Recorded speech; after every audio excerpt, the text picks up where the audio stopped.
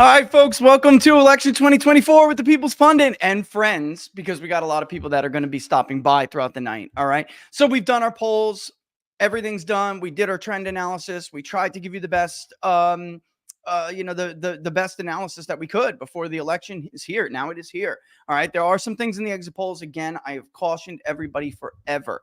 Exit polls will be revised. How much, how little? We don't know yet, but I just tell people, whether they're good or bad for you, that you should just wait to see some votes. We do have some votes now. I'm just going to jump right into this, guys. Oh, but before I do, I just want to thank you all for funding the Public Polling Project and funding us and supporting our work and buying from our advertisers and doing everything that you guys have done to make this show successful. Without you, we really could not do this. All right. All right. So immediately, first and foremost, everyone's going to be looking, of course, at North Carolina and Georgia. I don't know about the predictive value of Florida this year. We will see. The exit polls seem to suggest that it probably is predictive of something. All right. There are, as ABC put it, there are what appear to be serious cracks in the Democratic coalition. Okay. Donald Trump's favorability rating has increased significantly among non-whites, all right, in the teens among African Americans. By the way, Pennsylvania, if that exit poll holds, it means that Black voters will be less of a share of the electorate than they were for Hillary Clinton in Pennsylvania. I told you, don't listen to the anecdotes. Oh, turnout's high up here, it's down over here. I know where turnout is high in Pennsylvania. I know where if you're not talking directly to officials, you don't know. There is definitely, Democrats did get their voters to the polls, but there are some contradictory stuff in there. But really quick, let's go and look at some results real fast. I'm not doing this. I'll drop a link for you guys in the chat. But right off the bat, as I told you, we had this idea that there would be some cracks in Donald Trump's, or we didn't have this idea, but other people were arguing that there would be some cracks in Donald Trump's base, and there will be some cracks in Kamala Harris's Democratic base. Immediately, we know from prior elections, you have counties like Pike and Vigo in Indiana that will tell you whether or not there is a shift among certain groups. One of them, of course, the white working class. It is very industrial Midwest. We get Pike right off the bat. And Pike, Donald Trump is at 74%. The 53% that you see is early vote. It is expected to get more Trumpy, and Donald Trump is about a point beneath right now where he performed in this county in 2020. So if it gets more Trumpy, it is a good sign for him. It will get more Trumpy. I'm just going to tell you that right off the bat. I don't expect he will do better in the early mail-in vote, even with Republicans voting early. I don't think his margin is going to be bigger in the mail-in vote than it is in the election day vote. So maybe it's not that big of a difference this year, but it is almost certainly to pull him up to around 75% of the vote. The DDHQ forecast, which I will give you in a second, is forecasting that Trump will run roughly 1.4% stronger. That will be adjusted as we get more counties. Let's see if it already is. Nope, it hasn't. He is maintaining 58.4%, which would be almost exactly 1.4% stronger. This is a white state. You know, there's not, there's really, if you go to their website, they have some really cool stuff about each state. 10% Black, 8% Hispanic. While I'm on the topic of vote shares, it looks like if the exit polls are right, and AP Votecast, as I told Solomon on War Room, has done a better job than Edison Research. If they are correct, it means that our final national poll forecasted this electorate almost perfectly. And I say almost because I do expect it to change a little bit. It is a historical first if these numbers hold, folks. It is, in fact, the first election ever where Hispanics will have casted a higher share of the overall vote than Black voters. Where we heard a lot of this is historic. This is huge. So anyone who was with me who forecasted that Hispanics would slightly, not a lot, but slightly outvote Black voters, congratulations. You have a brass pair of you know what, because to make a forecast like that, believe me, takes some gumption. All right. Takes some guts. And it does appear that that is the case, which is big, because if Black voters are a lower share of the electorate, it's going to help us explain what we're seeing here, which is this talk of the gender gap, how much women have voted versus men, et cetera, et cetera.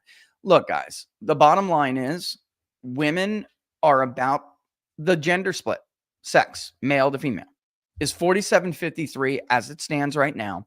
And people are like, well, it was less in it was more male in 2020, but it wasn't in 2016. The US electorate has been roughly 47-53, 48-52 for a long time. All right. So it got more male in 2020, and Trump actually lost in a more male heavy electorate than the one he won in dating back to 2016. And by the way, North Carolina looks like it's going to be about female plus 10. If that is true, it doesn't matter. Donald Trump carried North Carolina by a larger margin when it was, I think it was what, 8?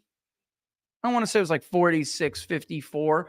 He carried it by 4 points, the state roughly.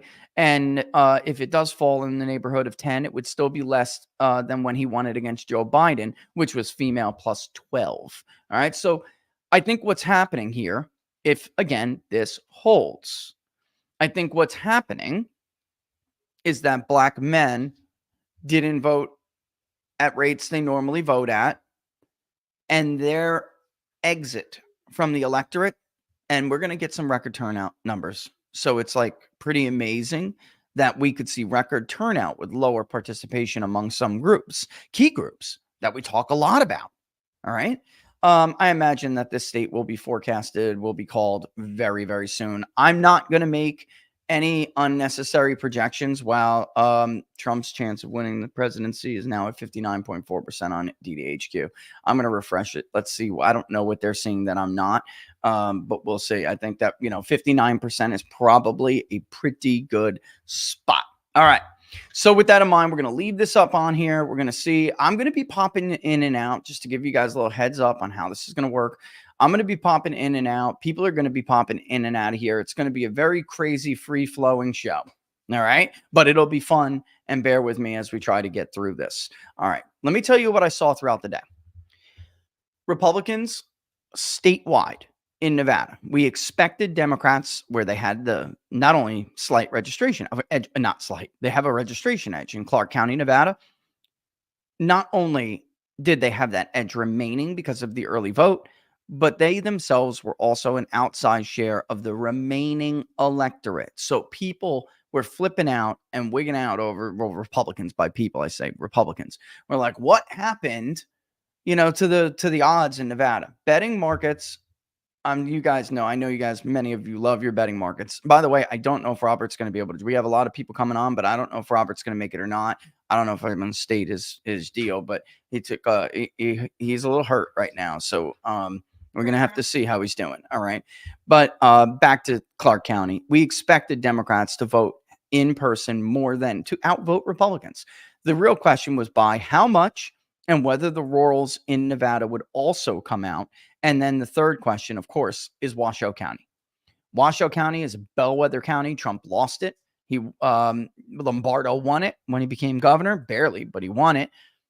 If this is the case and these exit polls are right, then we might have some rethinking that we need to do about simply looking at party data in a realignment election. That can be difficult. There could be some like white Republicans that end up voting for the Democratic nominee, and there almost assuredly will be Black and Hispanic Democratic voters who are registered Democrats who are going to vote for Donald Trump. Okay. Or did. Not going to. They did if they're not still voting. All right. So Washoe County comes in. Republicans start the day with a early vote lead in Washoe County. And as I checked, they have since maintained that lead. Okay. That is a big deal. We've talked about the difference in turnout and when your side is excited, how you drag out your leaning independents with you. All right. So in Clark, most of the time, Democrats are going to win those independents. They're younger, they're less white, they're more diverse, of course, but the typical, voters that we consider to be part of the Democratic coalition, but they're not registered Democrats. And then there's Washoe, which can go either way. And those independents, we don't know how they're going yet, but signs do seem to point that Washoe's independents are probably going to Trump. The rural's independents are going to heavily go for Trump. So then when we put that all together, bake a nice little pie, we see what the statewide margin is for independents. All right. Right now, it doesn't look like Democrats have voted enough to catch up. They're going to need a bunch of late arriving mail-in ballots. Incredibly, Republicans have been able to hold basically their statewide lead, and in some points, they expanded on it. Yeah, it's historic. It's historic. We would have expected them to drop off significantly. I was saying if Democrats can cut their lead below this, if Democrats can get within here, because they're going to have ballots come, but they're just not meeting those. And well, the bigger question here is how many of those independents go for Harris versus how much of the Democratic base is fractured and goes to Trump, because I cannot see the exit polls can be wrong, and they can be wrong all the time. And I caution you about that. But there's some contradictory stuff in the exit polls. But it looks like it would be very, very wrong to not see Hispanic registered Democrats in Nevada voting for Donald Trump, and pretty sizable like not insignificant shares, folks. All right. That would mean Kamala needs white voters, white independents, and even a bunch of Republicans to defect and vote for her. There's a decline in the Edison research poll in Trump's favorability from 20 to now, which basically goes against everything that we've heard among whites, even though his white vote share appears not to have budged all that much, at least as of right now. That's weird to me. And to be honest, the AP Votecast has done a better job gauging the electorate and surveying people who have voted. They just did during the primary. And Edison, for people who don't know, Edison conducts exit polls for CNN, NBC News, CBS. I think even the New York Times uses them still, right? After 2016, when they had their really big miss because it forecasted Clinton was going to win every single battleground state, North Carolina, Florida, everything. After that, the AP and Fox News signed on, said, we're going to do something different. We're going a different way. And they tested it out during the 2018 election. There's been, of course, issues. Nothing's perfect. 2020, I think when you look at the voter validated surveys, they got it a little bit better on some stuff. They didn't on others, but Edison was like way out there, far too non-white, etc. Right? And then came the primaries. And in the primaries, AP Votecast did a better job finding Trump's vote. In the exit polls, for instance, New Hampshire, it looked like New Hampshire was going to be razor thin with him and Nikki Haley, and it wasn't. It was 11 points. But they had it basically within the margin of error, and they revised it throughout the night to reflect the true reality. Speaking of New Hampshire, it does appear, we'll get some votes here real soon, but it does appear that both sides think New Hampshire is much closer than any of these polls suggested that it would be. We got some results from Kentucky rolling in, by the way. It's Trump 69, Harris 30. We can go and check them out if you want. I just want to know if Vigo came in yet and Pike came in. Well, Vigo, I already know. It's not quite. All right, so we'll wait. But looking at this, look at Allen. Yeah, I'm looking for an example of where maybe we got some more election day vote, and we don't have any examples yet, so we're gonna have to wait. Republicans did a really good job getting this vote out early, man. Yeah, they did. They really did. I'm like stunned at how well these guys did at getting their vote out early. This is something else. Now, Democrats are gonna argue we got enough of our vote out, and we're going to take we're going to take a huge margin of the independent vote. We'll have to see. I'm not quite sure that there's an argument for that to be made, but we'll find out. All right. Let me go to statewide again. I'm just keeping an eye on what the shares are in these counties, because statewide results 57, that's versus, so it's right about now at 1.3. And I think if we do see more come in Pike and he hits or exceeds 75%, you're going to see that projected vote share go up. All right, let's go check out Kentucky. Let's go. Okay. Very small amounts of vote are in. That is why you're not seeing races called yet. Oh, did you send this link to my brother? I got to send this link to my brother. Hold on. What should I send him? Rumble or Locals? YouTube, probably. He watches on YouTube, right? Let me ask him. It looked like YouTube in the background. And when do we have Jason coming on, actually? Because I'm very curious to hear. He's running some models right now, Jason, which is awesome. Because the more I'm here talking to you guys alone, the less I am doing my own. And I want to run some stuff. So it's very cool when other people come on and they're going to be shooting it with each other back and forth. And then I'm not going to be gone. But it's good to have other people. Okay. One of the focus groups, yeah. So one of these undecided women that we had been tracking, I see you watching, bro.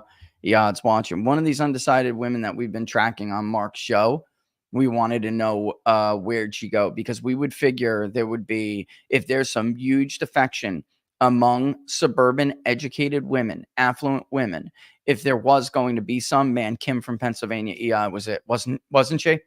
She was like the textbook, right? And she voted for Trump. So she reported today that she in fact voted for Trump.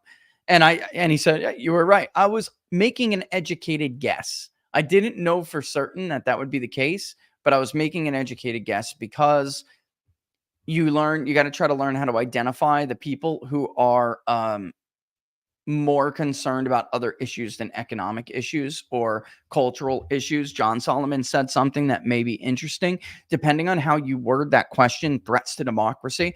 Because when you look at Harris's versus Trump, who do you trust more to handle these issues? They were crushing it 2 years ago. 20-point margins, 30-point margins. They don't have that anymore. So I think there are a lot of Republicans who are also worried about democracy and threats to democracy. So that's a wrap. Let me ask him if you watch on YouTube. Oh, you already asked him? Okay. Don't do my turn. Yeah, I'm talking about my bro. Oh, Yeah, I got that. stay in your lane, Interesting. Rich. Interesting. And people are saying stay in my lane. I will happily stay in my lane. I have way too much to do not to stay in my lane this time. Okay. Hold on. I don't want this thing to blast in a. Oh, that's me saying stay in the lane. I'm just gonna share a link. That's why I did that. YouTube. I'll just give them both. That's YouTube. Share the links far and wide, folks. Share them far and wide. Okay. I'm curious to see how this Pennsylvania poll, demographics in Pennsylvania shake up. I still think that it's probably an easier shot for Trump to get Wisconsin. All right, because if Trump is going to win the Sun Belt states with a lot of what we call the Black Belt. Where's my book? If you're on book club, you know exactly what I'm talking about. Kevin Phillips, the emerging Republican majority. If he's doing better in these Black Belt counties or not, that obviously will tell you how it is in the Sun Belt. All right, so all we have is Indiana and Kentucky. Polls are going to close in 10 minutes in Virginia. And in Virginia, we're going to look to see a couple of things. One, what? Okay. One, is Trump getting at or around the turnout level, especially in rurals, that he was getting in 2020? I'm telling you, I think Georgia's going to exceed 2020, excuse me, duh. I think Georgia's going to have a higher turnout than in 2020. There's actually several states that look like that could be the case. Some of the granular data that I know from talking with officials in parts of Pennsylvania look like that's the case. And it looks to me, and I mean, Harris could make an argument this is good for her. Trump can make an argument that it's good for him, but it looks to me like there are a lot of these normals and low propensity voters that came out, and we'll have to see how they impact the electorate if there's other changes. Because look, building a coalition is like this equation, and it doesn't happen in a vacuum. You could pull from one group and lose from another. Just the way it works. Democrats turned the white working class off, going full woke and trying to be the party of the elites. All right. And then, that Trump was there in the right time to suck them up. All right. So one we're going to be looking at is turnout levels in rural Virginia, especially the Appalachian, the Shenandoah Valley, or the mountain region. Okay. The mountain vote. Also, is there good turnout in less white areas for Democrats or not? Because the exit polls seem to suggest there isn't, but that doesn't mean there. We'll see. We'll see how it goes. And then if Trump is really going to make a go at the state of Virginia, okay, Chesterfield, he's got to either flip it or run very, very, very close in the Richmond suburbs. Very close. Why? Because that's what Youngkin did. And at the end of the day, Youngkin had carried it for most of the night. It did flip back, but Youngkin was still able to hold on to his margin because the turnout in the mountain region of the state, the Shenandoah Valley, the turnout was so high, it pushed it to 19%, and he could afford to lose like Chesterfield and some of those Richmond burbs. He still ran very strong, basically tied it up. All right. Oh, looks we got Jason Corley from Qantas waiting. All right, let's bring him on in. Let's see what his if he's ready to rock. Let me know and I'll bring him in because I'm ready to go. All right. Looks like yeah, there it is. You ready to rock? How you doing, brother? Oh, well, we're running on vapors, but we got plenty of fuel left in the tank for about a 3 a.m.er, so we're good to go, man. You know what I said when I turned on the camera and I was getting ready, lights, camera, action? I was like, there's a lot more gray in that hair than there was 4 years ago. And there was a lot more gray than there was 8 years ago. Unbelievable. I have definitely aged just in the last couple of months, so I can tell you, it's I wouldn't trade for anything though. This is a great time. This is a Super Bowl. This is bigger than the Super Bowl. It's like the moon landing, so we're good. For sure, it's bigger than the Super Bowl. I totally agree. Look, just looking at some of the early, I know you were running some modeling, looking at some of the early returns that we're seeing, and those were early votes in places like Pike County, Indiana, right? I'm looking at some of this. I'm watching the forecast tick higher and higher. I'm wondering what your thoughts are on what you're seeing, and then the exit polls take with a grain, but seeing some votes now. What do you think? So the good news is the electorate model that I use is almost dead on to what the exit poll is showing. There's a little more. It really is. Yes. So that means the margins are going to be pretty close. The Hispanic vote's a little higher than what I had. I had the Hispanic vote and the black vote within like 11 to 12. They were fighting over that 12%, but I had 71% white vote.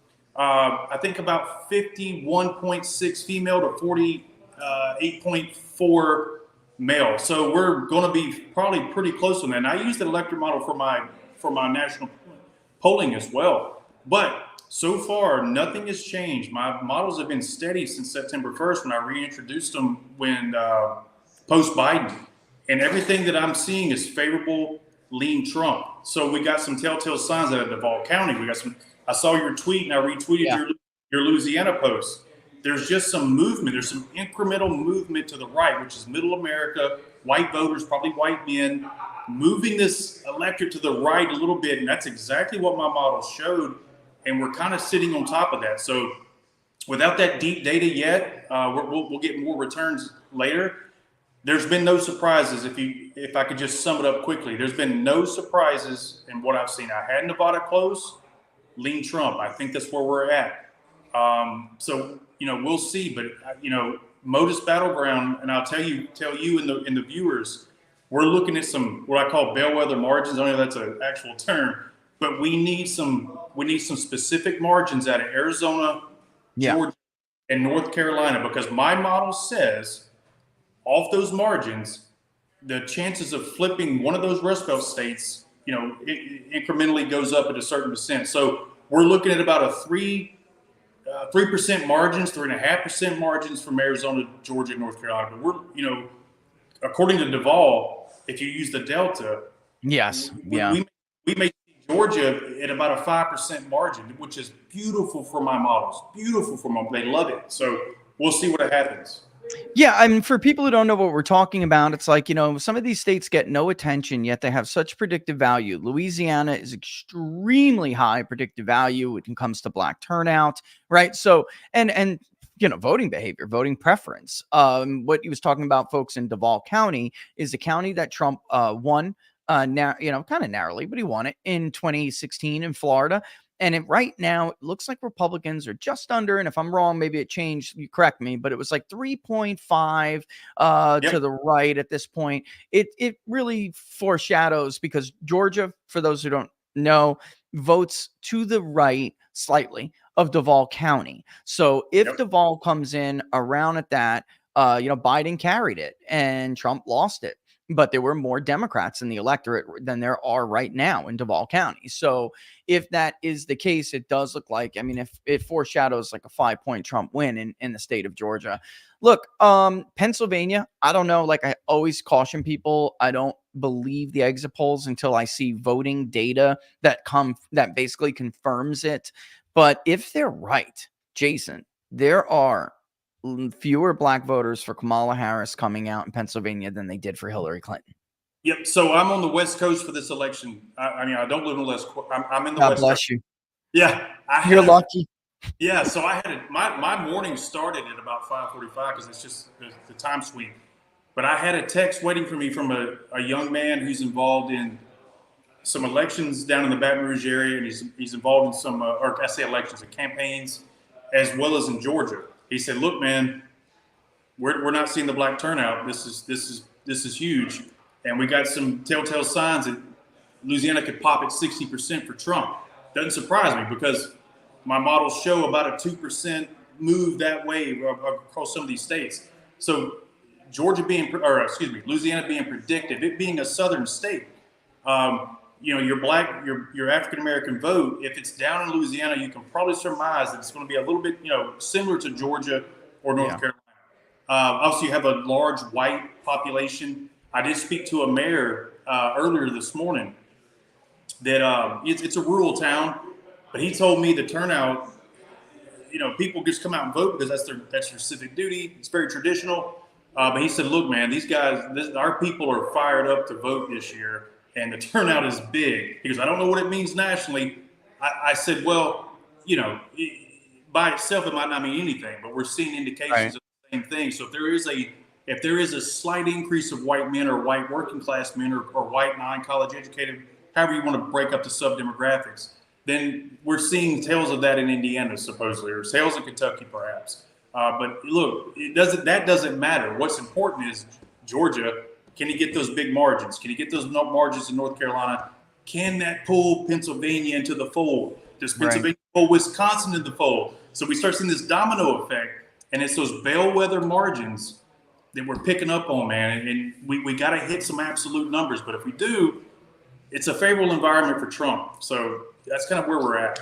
Speaking of the environment, Chris Wallace threw a tantrum on CNN, and for those who didn't see, and he basically said Kamala Harris needs a miracle if these numbers are correct. And what he's talking about is that, Trump's Biden's approval rating, which doesn't surprise me because Biden's approval rating was slightly higher among likely voters in our polling than it was among the entire electorate, right? There's just more Democrats who are likely to vote now. This is a total flip of the way it used to be. But still 41%. Dissatisfaction is sky high. Right track, wrong track is 70-30 negative. Yeah.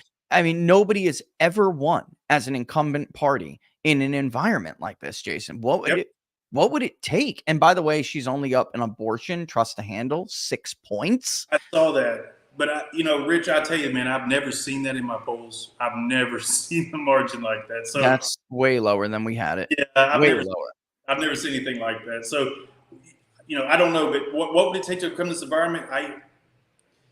I don't think you can overcome this environment. I think it's stacked against her. I don't want to get into the sensationalism here, but look, man, it's looking favorable. Nothing's changed since September 1st when we reintroduced the models. It's a favorable, lean Trump environment. And not to get down in the weeds and get nerdy here, but my consensus model, it has a change election index. I don't really advertise it that much because I don't want to get down into it, but it's a threshold. Biden was like -1, -2 on the change election index. Harris is right on that line, perhaps a little bit over.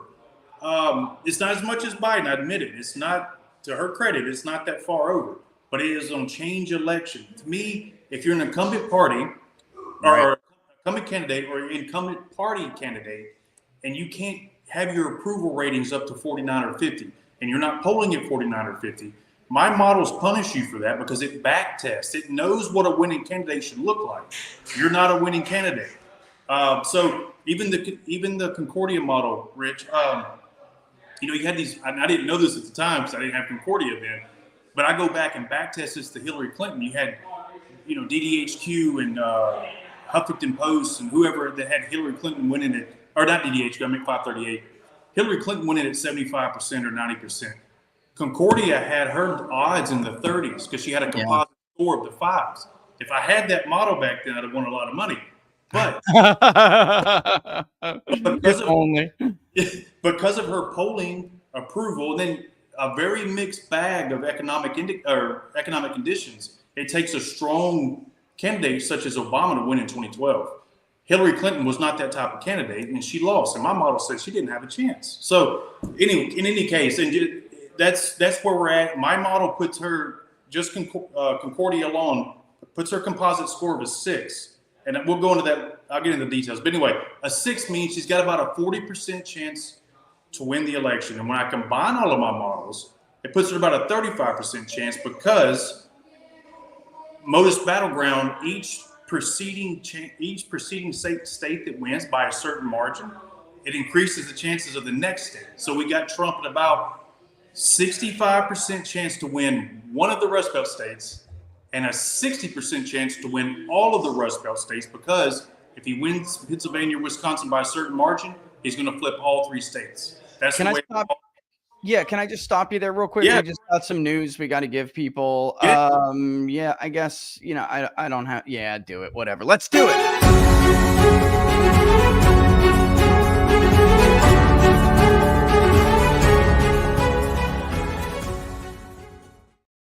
Truth is, I was just dying to do that. So we obviously, while we were talking, Indiana, Kentucky called for Trump, Vermont called for Harris. No surprises there. I will just say this. Are you surprised? Speaking of surprises, I used to love, it really reminds me of when I was younger and there wasn't this much gray. I used to love the New Hampshire politics of the presidential race. And I used to watch Dixville Notch and all these others come in, Jason, and they used to be fairly predictive of at least something. Once upon a time, they were predictive of who would win the state. They had a cool little track record, It's really not now, but it does, I think, just get added as a data point with everything else. Trump got slaughtered in Dixville Notch in 2020. He didn't get a single vote. Biden took every single one of them. Bloomberg got one. You remember that? And then Haley, what it tells me is that those people who voted for Haley in the primary voted for Trump in the general election. We literally know that happened. Same people, no survey. These are people, so I was a little bit surprised by that. Did that shock you? Because I was not expecting a tie there. What I posted last night, I said, look, this is a little unexpected. I expected 1 vote, best scenario 2. Best scenario, yeah. Did not expect 3 votes out of that little. So is it? I went back and looked. You can probably relate to this. You probably know a lot of details that if you don't think about it, you kind of forget. I used to not spit that stuff out, whatnot. But so a tie in New Hampshire, that looks good. I bet if you run a regression or did some historical analysis of what that would look like, it'd probably give you pretty favorable odds for Trump, because New Hampshire's an underdog state. But look, man, there's been some polling come out of New Hampshire. We tried to poll it, and I wish we could have finished it. Me too, because both campaigns right now think it's very, very close. They do. And by the way, South Carolina's called. Mike Braun is the new governor of Indiana. What else am I missing here? Jim Banks has won the Senate race, of course. These were people that were almost certain to win. We know that. But North Carolina is done. South Carolina, excuse me. Wow, that would have been a huge call. That's done. I'm just trying to rattle off some of the stuff people need to know. But yeah, go ahead. I wish I would have pulled it too. Finish your thoughts. I really do. Response is in quick enough, honestly. And that was it. I wanted to move on to some more states. I didn't know if New Hampshire was going to be that competitive, and I wanted to move on to some other states. Yeah, I polled it in 2016, and it looked like it was very, very close. It was basically an even race when other people, the University of New Hampshire was like Clinton plus 13. I'm like, wow, I'm going to look really bad here. Really. By the way, Trump is inching closer and closer to 60% on the DDHQ model. it's like right in line with your model. Right in line Oh. that he's, yeah. I mean, it's unbelievable how close that is, isn't it? Using different Yeah. metrics, folks. This is like important that Jason and I explain this to you guys. Like he's using different metrics, different models. I think you use Modus too, right? Right? You do, right? Yeah. Yeah. I mean, this is really incredible how close these are. You know, it's just very, very close, and they're all almost a consensus, right? I mean, it's weird. And there's you could see the call for South Carolina come through on the API right there. So again, in 16 we pulled it. It was close. When we pulled it in 20, it was like pre-COVID complete bomb.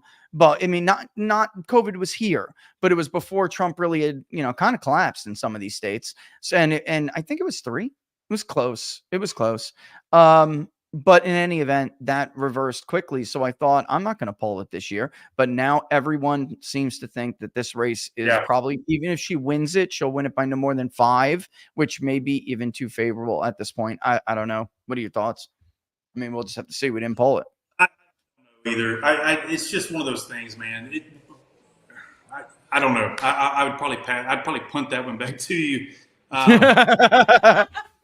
There's some things. I don't know, man. Virginia's. If I was to jump ahead here, Virginia's very. On it. Yeah, go ahead. I'm gonna let you run this. You no. I'm just saying that I think that New Hampshire, everyone's eyes were on Virginia, and I understand why the Trump campaign went to Virginia, because they went to Salem, which is an overlapping media market with North Carolina. So I understand why they did that. However, I just think that if you're serious and you have time to allocate as a campaign, the Republican candidate should look at the history of the states. Minnesota and New Hampshire have voted to the right in recent elections, especially in the Trump era at the presidential level. They have voted to the right of Virginia. So if this race in Virginia is close, and I really always expected Harris to win it by ballpark 5 to 7 points.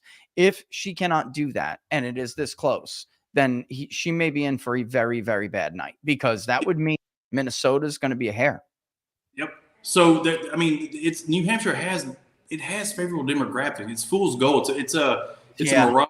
It's a mirage, because you have white working class. You have a lot of white people that live in New Hampshire. Yep. But the problem is there's a lot of educated white people. Then maybe there were some people moving from, I don't know, there's always if you meet native New Hampshires, they'll tell you about this influx of people moving into their state from whatever, and they'll dog it. But in polling it, you're going to get these big demographic centers, which we've struggled with in Wisconsin as well. You're going to get these big urban centers where these people live, and you got to do some weighting and some assumptions. And there's some things here that, you got to be on top of your game to get it accurate. So I can understand why New Hampshire could be close, demographically speaking, because it's very favorable in a favorable year. And I can understand why it's fool's gold. So I'm not sold on New Hampshire. Yep. But if this was a change election year, which I go back to some of the models, then New Hampshire should swing. And I'd like to make a point there about swing states, about New Hampshire.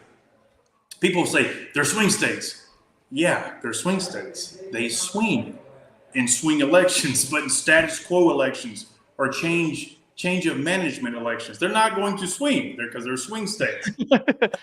If this is a change election and there's some things going on here, then New Hampshire would swing. Will it swing enough? We don't know. But I do think New Hampshire's, I will take a step back and disagree with myself earlier, about a month ago, that New Hampshire probably will be closer than what I anticipated.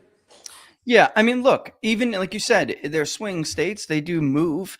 And let's say the nation overall moves about 4 points. We would probably expect New Hampshire to be somewhere in the ballpark of about 3 or 4 points, Yeah. So same thing with Virginia. And that's why I'm saying, like, if Virginia comes in, guys, and this thing is really close, they count quick, which is cool. Polls have been closed for 10 minutes in Virginia when the map, and I'll send people the map of what I'm looking at. Unfortunately, I'd rather just use theirs for right now. We do have some results in Florida coming in, and it looks, let's just show you. Oh, my Lord. Yeah, I see that. Oh my! This is early vote. Okay. It's about 26% reporting. There's the vol and the early vote with 72% in. It's about a what 5-point swing. Let me see what the vol was in 2020 just to make sure I get exactly what I'm looking at here. Deval was Biden +4. So right now it's with 72 in. The election day vote will be Trumpier with 72% in. It's about a 3-point swing. So Harris is down 1 from Biden's margin and Trump is up 2. So if this keeps coming in Trumpy, this is very good for Donald Trump in Georgia. Very, very good. And that's early voting, though, right, Rich? That's This is mail and in person being counted first, and then the election day vote will be counted after. Sometimes there's a little bit of early vote that comes trickling in at the end here, but for the most part, that looks close to it. I'm very curious to see what Miami-Dade does here, and of course, Pinellas and the Tampa area. We basically have nothing in for right now. He's doing well with early votes with 69%. It's 59-39 in Pasco. That's about what it was in 2020 when all the votes were counted. The early vote came in. Biden was, I think it was like 50-50 or something, if I remember correctly. So we'll just have to see how this comes in. There are a lot of Republican votes to be counted on election day, and maybe it's a little bit different. I suppose it's going to be, because the reason why I would expect this is because first election day votes still do appear to be a little bit more Trumpy. That's number one. Even though maybe that Republicans did a better job getting their vote out, the election day vote is still more Trumpy than the mail-in vote regardless, which doesn't surprise me. It doesn't. You got the most hardcore right-wingers, Jason, and men, and they don't want to vote early. As much as they try to do, as much as Republicans try to get them to, they did at a higher rate, but nothing like, it's just easier to get women. We'll get some more blue stuff in here. I imagine we just got a big Broward dump. We did. That's what's making it pretty close. But right now it's about a Trump +6. And I'm really just all eyes on Deval right now. And Miami-Dade, because if there's a big Hispanic swing, we'll see it in Miami-Dade, folks. What's your take on the map so far? Looks like we have some Virginia stuff coming in as well. That's interesting. Okay. All right. I'll take a look at it, actually. I'd like to look at it. Small little dumps, like 1,000 votes, it looks like. Okay. What do we got here? Virginia Beach, Republican area. We'll see what happens. Yep. That's a Republican area. I mean, look, Virginia took a very long time to count, a very long time to count. And they count quick.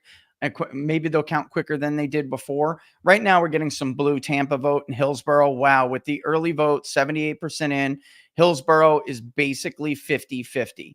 That is just for people who want to know. Joe Biden won Hillsborough by 7 points in 2020. So we're looking like this is going to be almost a 7-point swing in Florida, if Hillsborough is the bellwether that it once always was. And we'll see, because it was once a bellwether, and if you carried Hillsborough, you were going to carry the state.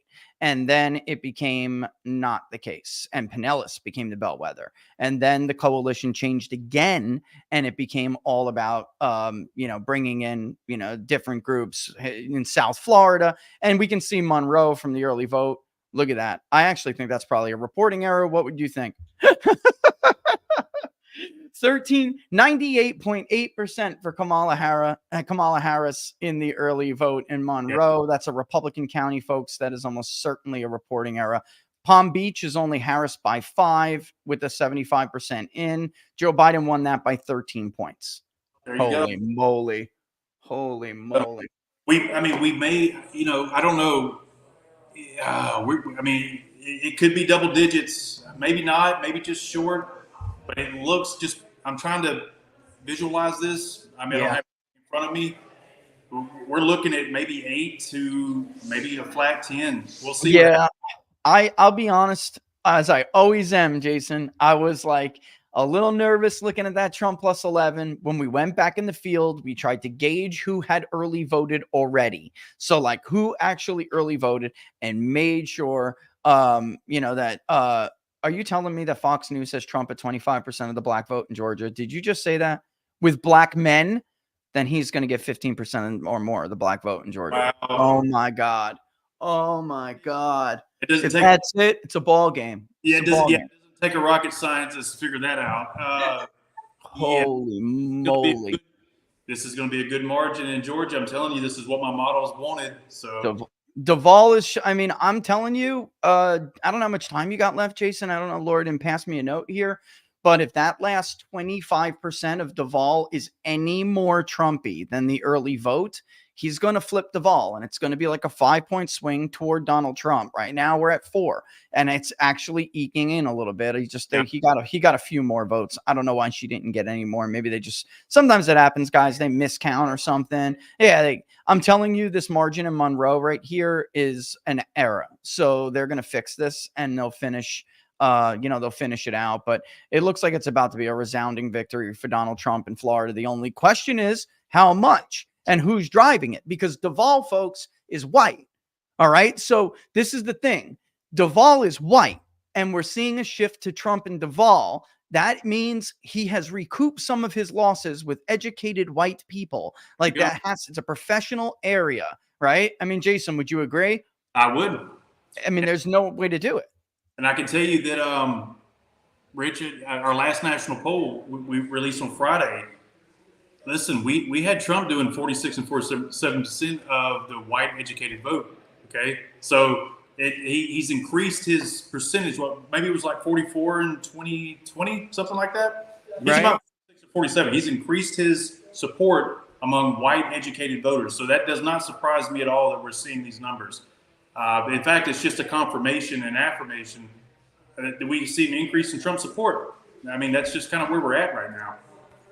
Yeah, right now, Harris is ahead in Georgia. We got some results coming in from New Hampshire. It's not much. It is only from a little Lee. It's Lee. It's 95% counted. It went for Harris 65 to 36. It's a suburb outside of Boston, like part of the Boston suburbs that are bleeding in. Georgia is, and just to show people what I'm talking about here, let me go to it. Apparently, somebody told me Fox is making the case that for Harris to win in Georgia. I mean, we have so little of the vote left. I mean, we have so little of what's in. I think that that's wishful thinking. You need to absolutely wait. Look, if she does, if there was some kind of like crazy thing and she was to figure out some way to carry Georgia, I mean, that's a serious dent in Trump's plan. It's just, I don't know how that would happen at this point. Nothing's pointing to that, Rich. I mean, again, I don't want to get into sensationalism here, but nothing's pointing to that right now, especially if you go look at Duvall. But I don't know, man. It may be a little tighter, and it may be because it may be. Yeah, it may be tighter than what we would expect. But Georgia's been drifting to the left, so we'll see what happens here. But it did flip red in my little updater here, so we will see what this looks like. But Rich, you have some more. You have some more results. Journal. I don't know which one I'm hitting refresh here. And we got it's small though. We got like 3% of the vote in, and it just went to 51 to 48.5. Trump 51 to 48.5. You may have an update. What's Trump's vote total? Is it above 79,000? Yeah, it's 92,000. Oh, then he's going to take the lead. Okay, that's what I expected. It's just a lot. They got an early vote dump at a Burke, which is just very small, but Rockdale, which is the Atlanta, not metro area, it's like the Atlanta regional. Whatever I can't remember, but Douglas came in, and it was early vote for Douglas. She's doing very well there, 66 to 34. We'll see though. I guess I just got to give them an update here. There was some things called in Florida. I don't want to call that yet, although they're on the verge of that. Daniel Webster, he wins his district in the 11th. Nothing really surprising here, guys. Vernon Buchanan, he wins his election in the 16th district. Pat Kat Kamek, that election is the 3rd congressional district. That one is done. John Rutherford, the 5th congressional district. I mean, a lot of this stuff is absolutely expected when we'll see what the Florida 27 and all those other areas look like. And we'll go back to Florida. Well, I'll wait for this map to update. We'll go back to Florida here and see what's going on. There's some more votes coming in here, but none yet. They got to fix this issue. Miami is red with 76% in. Donald Trump has a 10-point lead in Miami. Wow. I said 6. I'm wrong. So there it is. Wow. He's ahead in Miami-Dade by a lot. Yeah, you want to see it here for folks who didn't see how quick I looked at that. I mean, Jason, it's 55.3% to 44.7%, and that's 76% in. Wow. So he exceeded. I just tell you right now, he exceeded my Me my too. little Florida model. He just exceeded my Florida model. Yeah, me too. But I had him at 6, and unless there were more Democrats on election day that I don't know about, I don't know how they're going to pull him down. I think he's going to go up a little bit in Miami. I really do. Nuts. So what do we look at? If I could put you on the spot here, of course we're not gonna bet on your number, but what are we talking about margin wise in Florida? We're looking at probably somewhere in the neighborhood of an 11-point margin, because look at the vol now, 49.6 to 49.4. So he's pushing the vol with this vote coming in. It was just a very small update, and he netted almost 3,000 votes out of it. And so I with 20 what? Let's be fair and say it's not a quarter. It's not 24. Let's say it's 20% of the vote outstanding. He'll take Duvall by about 5 points if this continues. If that margin continues from that update, he'll take it by about 3 to 5 points, which again is good for him in Georgia. Really good. Very good for him in Georgia. Puts him at least at 5% or more, maybe 5. Yeah, I'm going to puts him at 5 to 7. Puts him to 5 to 7 points in Georgia. They have just to let you guys know, he ticked. I mean, this stuff's going to fluctuate up and down all night, but Trump is at a 60.5% chance now of winning the presidency. Harris fell from 40.2, 40 point whatever, to 39.5. Now, this stuff flies back and forth all night, folks. I remember when the New York Times had Hillary Clinton at like 80% on the dial, and then it just plummeted because one data point came in that took a wrong turn, and that was it. Yeah, this is right now a Trump +8 in Florida. One more point, he's going to exceed our high Democratic turnout model. So, I think this gets more Trumpy as we go. And again, they also have to fix this reporting error in Monroe. I'm telling you guys, this is wrong. When you're doing this as long as I have been, when there's a reporting error. It says not 31% of the early vote in Monroe is not Harris 98.8%. Monroe is getting a little bit more Democratic. Trump only won it by about 7 points in 2020. It's as Miami goes to the right, Monroe goes to the left. It's something going on with seniors, Jason. You want to talk about that a little bit? Like this idea of the senior vote.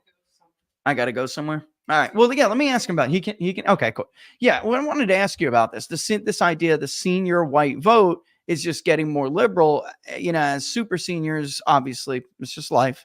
People die off, and more liberal middle-aged people become the seniors. What do you think of that? What do you make of that? Some of the polls that did show some of that, and it's a little troubling. And as a pollster, you're like, man, that doesn't match benchmarks. That doesn't look like the exit polls. But it is showing some of that. But if you do, you're right though. Is people, the natural evolution of life. If you're 77 in 2008 or 2012, chances are you're not voting anymore. And then you get this, the boomer, right? The boomer generation is filling in those 60s and 70s. Doesn't surprise me that it's 65 and plus, 68-year-olds are maybe moving back towards the, back to the left a little bit, or at least even. So I admit I didn't see some of the big margins at 65 and plus, but I will tell you though, 30 to 44, which is like 36% of the electorate, depending on your models, I saw Trump increasing his margins over 2020. So it's a trade-off, right? But yeah, maybe the older generation is moving to the left a couple of percentage points.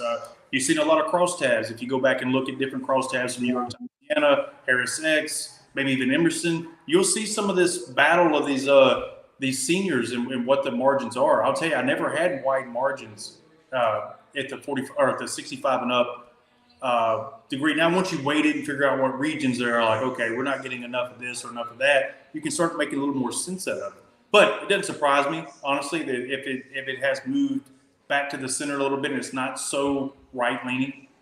Things change, right, Jason? Nothing stays the same.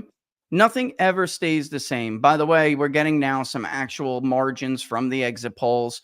Georgia, independents, Trump plus 11. Well, And that's a wrap.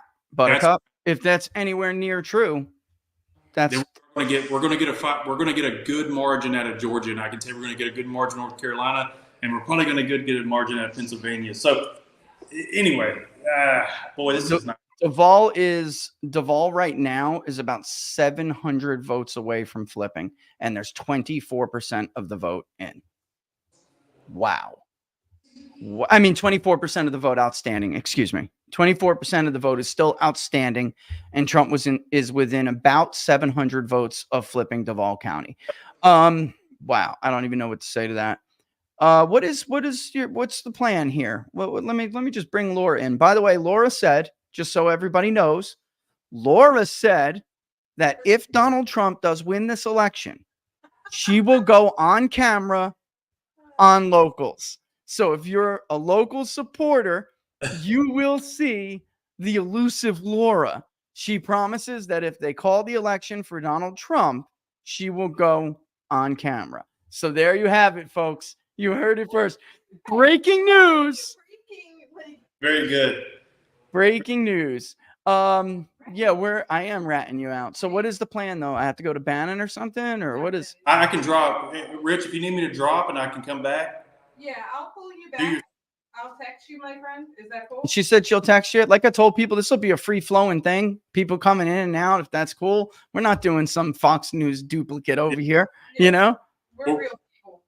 Rich, before we close out, though, I do want to say that the Modus Battleground simulations, for your readers, it's on my pinned tweet, but we have Arizona at 68% Trump. This is all 25,000 simulations. 68%. Wow. Georgia, 66% Trump, but each preceding state increases the odds of the next. Does that make sense? Yeah. So if states fall, North Carolina's at 72%. 72% based on those margins. So then we're looking at 57 or 60% for Wisconsin, 55, 56 for Pennsylvania. So anyway, short story, the models are projecting exactly what we're seeing. They really are right in line. It's unbelievable. Be okay. I think it looks pretty favorable. So there we are. Yeah, looks like we'll have you back in a little bit, revisit that Duval, just to let you know once that did happen in Georgia and we started to get some updates.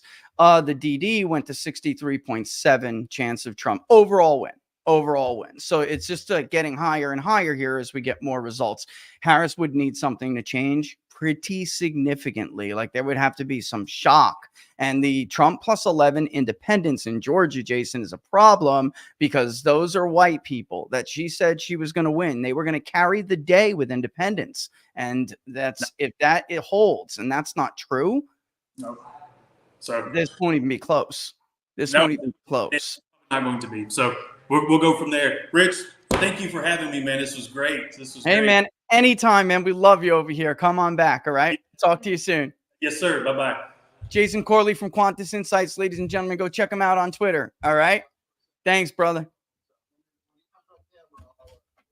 Oh, I got to am I like literally doing it in here? You're doing it right here. I have the video up. You're ready. Oh, look at this. Look at this. Do you want camera? I got to do, for people who want to know, I'm about to just go and visit Eric Hunley. I think I probably could use their StreamYard. Here, put it up here. Put it up here. You guys want to go check out, what is it? Eric Hunley's show. All right, just let me know when it's coming.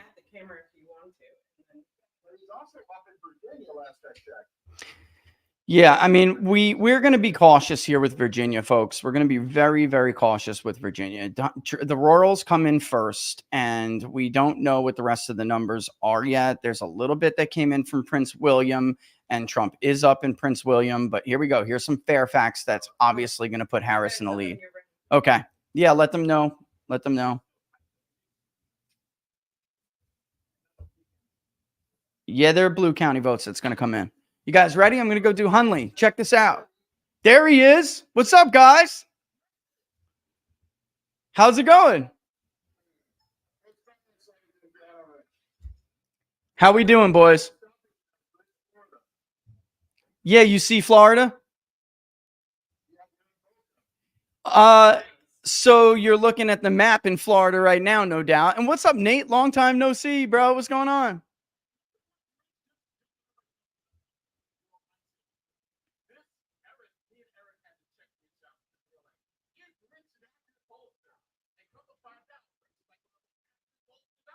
I try to tell you.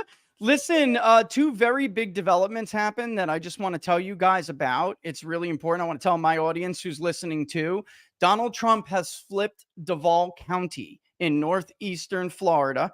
Okay, Joe Biden won this county by a little bit over 4 points. He won it 51.3 to 47.4. All right, so about 4 points, let's call it. And why I'm watching this is for a few reasons. There are a lot of educated white voters in Duval. He won it in 16, but he lost it in 20 to Biden. And even though he won Florida by a larger margin, but if he wanted to win Georgia, right, and he wants to make sure there's no problems in North Carolina, okay, that's why this got so tight with Biden in 2020. He cannot lose with college educated whites as badly as he did in 2020, okay, and that's actually what cost him independence in places like Georgia. We know he's going to do better with Hispanics in South Florida. He's carrying Miami-Dade 4 points by a margin 4 points larger than my poll suggested.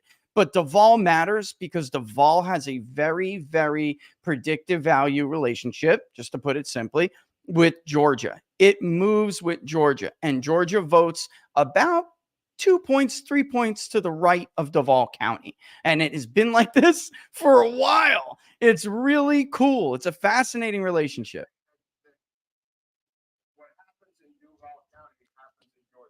Yes, that is exactly what I'm saying. And right now, CNN, you guys, if you've been following me for a while, you all know I absolutely hate exit polls. I think the release of exit polls should be outlawed until voting ends in a particular state. I think that's third world stuff. You don't do that. Mexican cartels use exit polls to influence elections. We're supposed to be the United States of America. But if this exit poll is correct in Georgia, Donald Trump is at 20 something percent. What was it? 24% among black men. Which is unbelievable. And he is also up 11 points among independents. Right now, by the way, I'm giving this all to you. Trump is about a 61% chance of winning this election when all said and done. That's where he's at right now in the DD model. So, we'll see how this goes. But again, these are pretty big developments. The Harris campaign was arguing it doesn't matter if the electorate is too Republican. We're going to win independence by such a big margin. We're going to overcome that. And Biden was able to do that in 2020 in some of these states. But she's losing independence by 11 points in a state that is R plus 5. I mean, it's not good.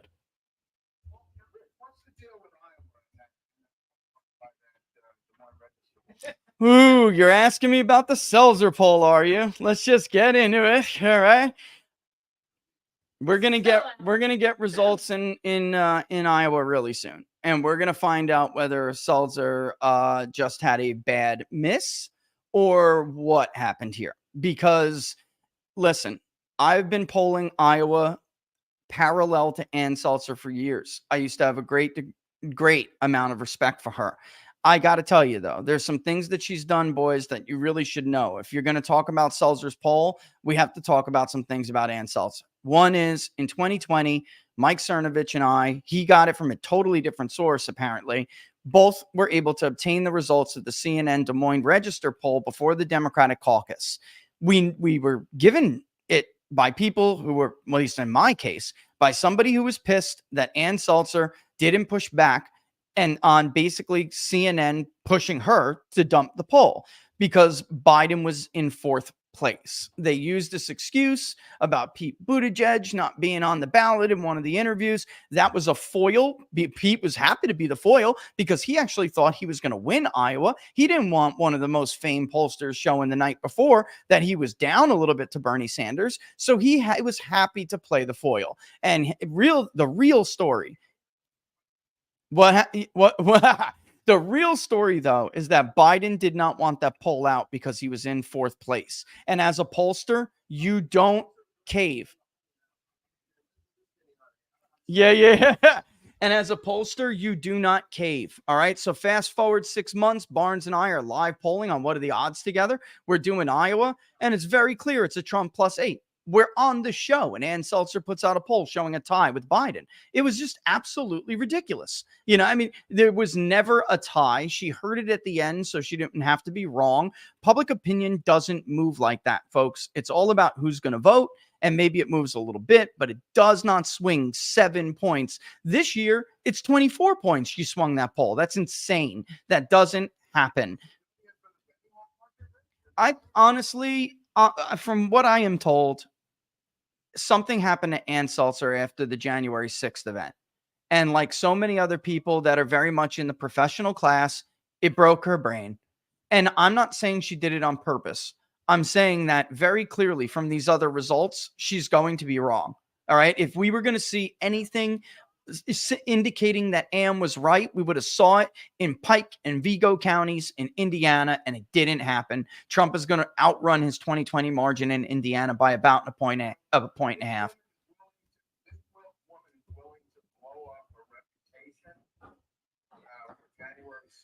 I think what happens to any pollster, like it could happen to so many other people, is you start to see things you want to see, boys. Like it's a confirmation bias or an affirmation bias, right?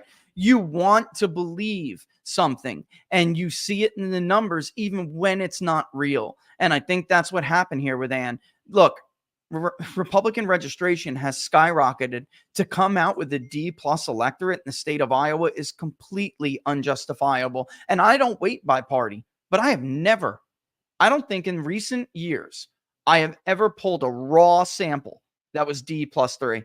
I don't think it's ever happened. Even with the most extreme response biases, the closest we ever got was R+3, R+4. That's it. That's it.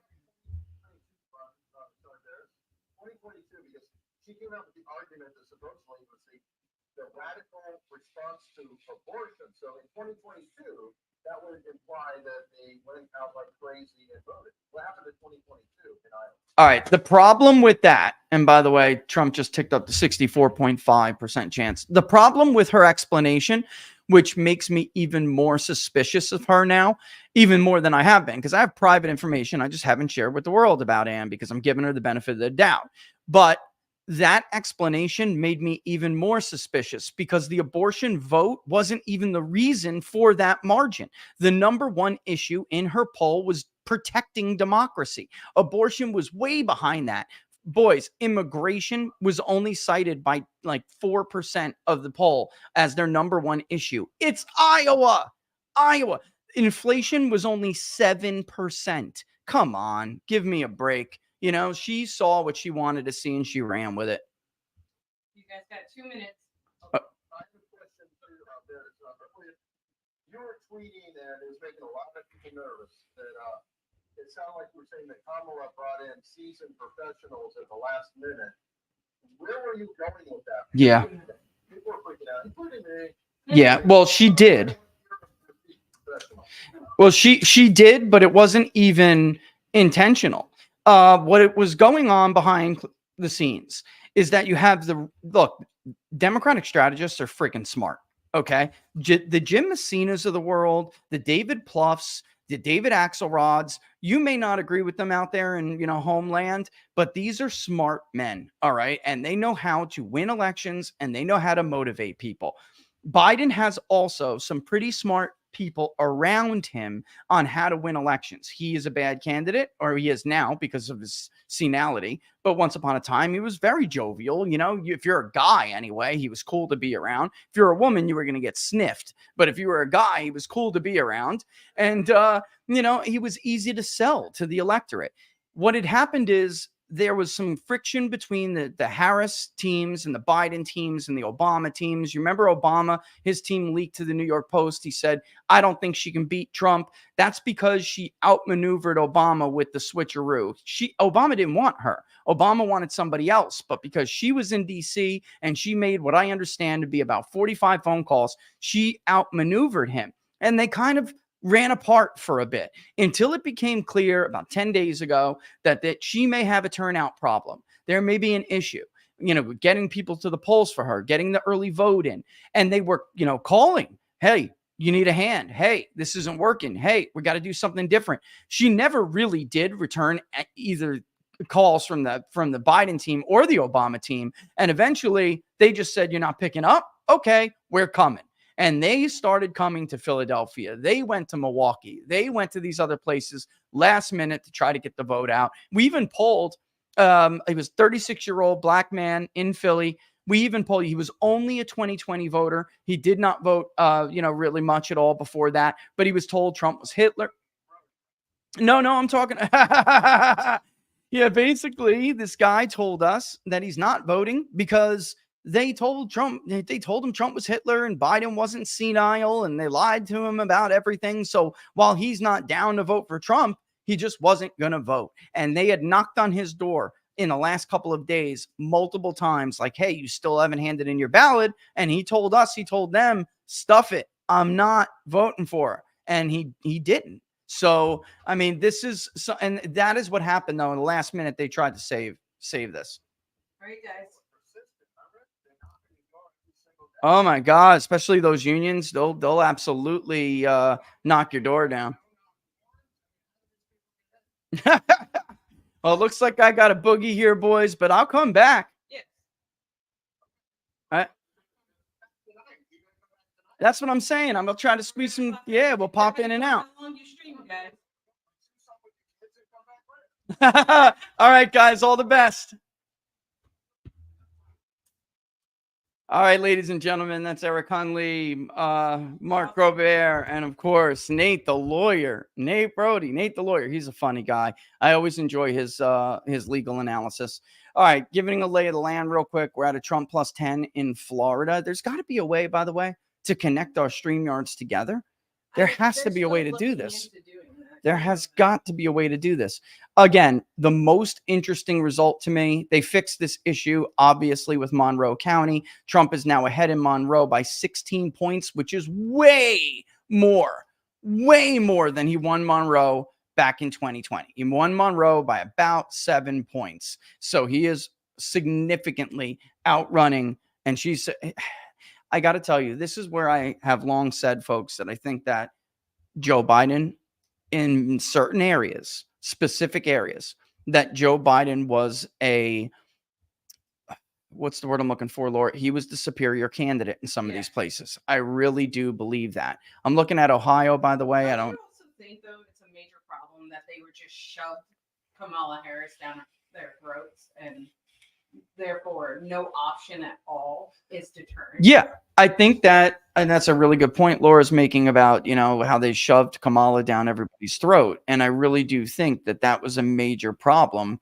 We'll see. Again, she has not lost this election.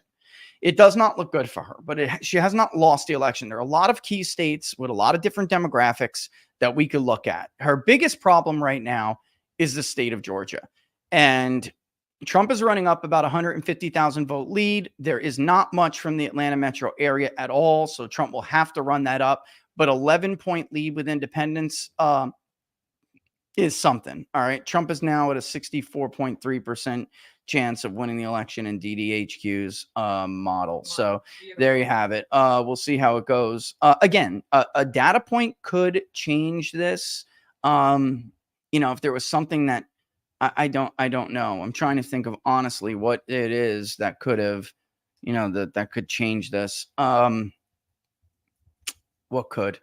Him running significantly worse with white voters in the Rust Belt than he is running in the Sun Belt. But I'm telling you, the reason why DDHQ's got their model where it is because we do have Indiana and Kentucky. And it's like right on the line. If we go back and check, and I'll check it right now. Let's go to Indiana, for instance. We don't have the full vote in Pike. We do. And Trump is now at 77%, 76.7% with all the votes reported. Just so people remember the margin, I told you in Pike, he won it with 75.4%. So in Pike County, let me show that to you guys real quick. Okay. This is a big deal. Glitching here. You kidding me? All right. I glitched for a second. All right. In Indiana, here's Pike County. All the votes are in now. Trump is at 76.7%. Pike is one of those counties where nerds, data nerds like me, will go and look and say, is there an erosion of support within his core base of support? There is not. Okay. In Pike County, we would see him suffer. Why is it cool? Because there's college educated voters in some parts of Pike, but it's largely your core working class, industrial Midwest. And this is not good news that she's running 2 points below Biden, almost 2 full points below Joe Biden. All right. So she will catch up when Marion and parts of Indianapolis come in. He's actually, let's see, compare his Fort Wayne. It's only 44% reported, but he's up about 3-4 points in Allen, which is where Fort Wayne is. He won it by 11 in 2020. Let's keep an eye on that margin to see, because again, there appears to be a lot of non-white votes for Donald Trump in some of these counties, and I don't see any erosion support in the whiter areas where it's battleground areas. So, I mean, again, Florida is a great example. In Duval now, we're looking at a full-blown 4-point swing, and it's going to keep going up. We're at 86. I imagine Trump will inch further ahead. There may be some late dump. Maybe she can pull with some late arriving absentee ballots. Maybe she could pull a margin in Duval, but there's 14% of the vote left. He's got a tiny little edge. And either way, we're looking at roughly a 4-point swing, which would mean for Georgia, I mean, if we give some resistance, you could say 2 in Georgia. You can make the case for a Trump +2 to a Trump +6. All right. That's what you could do in the state of Georgia. All right. All right. Trump is now up to 62.8%. Keep an eye on that. If he starts to cross the 66, I'm going to wonder what data points they're looking at for that. I'm getting blown up like crazy. You have Benny at 8:15. Okay. And is there no way to bring Benny in? Because I got to do Benny here. Give me a link, a StreamYard link for Benny, and then let me see if it lets me do both. Okay. Let me see if it lets me. I mean, I would like to try it. Unless you want to keep our stream on my computer and then go to Benny with yours. I don't know. I don't think that's. I don't know. Let's keep this here. Let's keep this here. Yeah. Let's look at, where's Mark, by the way? Mark, you watching? Get your butt on. Did I not send him? I may not have sent him the thing. Mark Mitchell? Yeah, I may not have. Let's get him on. Because I'm dying to ask Mark some stuff. It looks like he's going to be right in a lot of these states. His early vote was good. Do you have his number, Mark, or just me? I think. Smart. Yeah, see if he's on it. I mean, I can give it to him too if he wants, but I got to get Mark on here and talk about some of this, guys. Not Oh, you got Halpern. Okay. Now let's do this. Give it to him. There we go. I already sent it to him. I already sent you the link, but I just sent it to him, and I'm gonna give him your number so you guys can coordinate how you want to do it. Okay. That makes life so much simple. I love removing Rich from the process and let him just focus on numbers. I don't want to blurt your number out again. I was about to do it to see if I could confirm it. I got it. I just had a brain fart, Well, we're dealing with a lot of numbers. I had a brain fart, a lot of numbers. It's going to get worse. There's going to be a lot more. I'm trying to think of a way Kamala can do better here. Well, there's only one. Okay. I have some numbers from Pennsylvania. Okay. And I need to talk to you guys about them. But before I do, I want to bring up oh, wow. Okay. So there are a few areas in Bucks County where I'm going to be looking, because Trump can lose Bucks County and carry Pennsylvania. He did it in 2020. And I'm looking at some of these bellwether counties.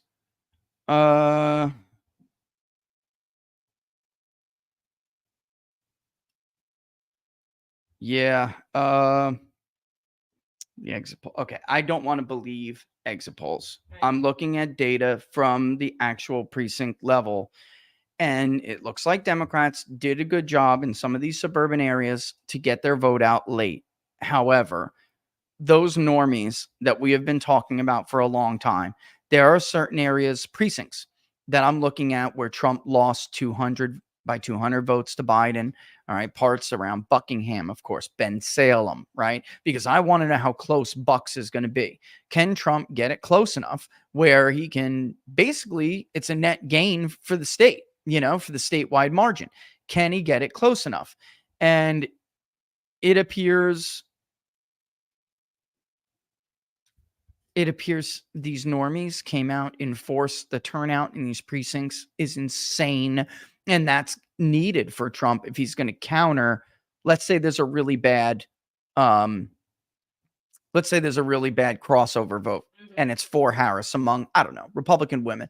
Actually, that's less of a fetch because it's not happening anywhere else. So let's pretend there's a really big margin for Indies, even though she's losing them in Georgia. Doesn't mean she's going to lose them in Pennsylvania. All right. So if somebody has that exit poll data by party in Pennsylvania, you can shoot it on over to me. But I'm telling you right now, Edison Research, they have Trump up in North Carolina, Georgia, Arizona, and Pennsylvania. The exit polls. Now, Hillary Clinton was up in the Edison Research, and she didn't win the election. But we have some data here to suggest that they're not that far off. All right. And why? What's going on? There is a decline in black men for Harris. Black men who are in the electorate are voting for Trump in larger shares. And so it's making the margin not what it needs to be right now for Harris. All right. I'm very curious to see where Duvall ends up because we're 87% of the way in. Trump leads by 350 votes. It's a very good sign for him. It's not over, but it's a very good sign for him. And we'll just have to see. We'll have to just wait and see. Okay. Sorry, I'm just like 7 minutes before polls are closing, so. Yeah, we got some Our poll reviews closing are soon. about to- We got our polls closing here. There's no doubt. I think it might be called already, but just looking at what the exit polls say, looks like Josh Stein will defeat Mark Robinson in North Carolina. It does look like that's the case. I'm sticking with the presidential guys. I'll go to some Senate races here pretty soon. Actually, I won't go here with you guys. Okay, Donald Trump has won. Oh, never mind. That's the wrong state. Oh boy, don't want to do that yet. Let's go down and take a look at the Senate. Oh, I thought it was on the same page this year. It's not. Okay, let's go down. Take a look at. No, it isn't. I could have swore it would be. All right, now Republicans are. There it is. Okay, Rick Scott is also ahead by 10. He's also carrying Miami, and he's actually running a little bit ahead of Donald Trump in Duvall. Let's see, though, if there's just an update here. That may have been an update. How many votes we got in Duvall? 209. No, Trump's running a little bit behind Rick Scott in Duvall, which doesn't. No, it's more in Rick Scott's race. 209, 209. 205, 205, 416,000 compared to 423. Okay, so there's actually Rick Scott's running a little bit ahead of Donald Trump and Duvall, which, listen, Rick Scott's going to win this election. Nobody's calling it yet. I'm just going to go ahead and call it. Florida Senator, incumbent Senator Rick Scott, Republican, blah, blah, blah, former governor of the state, it will defeat Debbie McChrystal-Powell. All right, this is not going to be close. That's it. It's a wrap. So my only question is, that's 6.6%, right?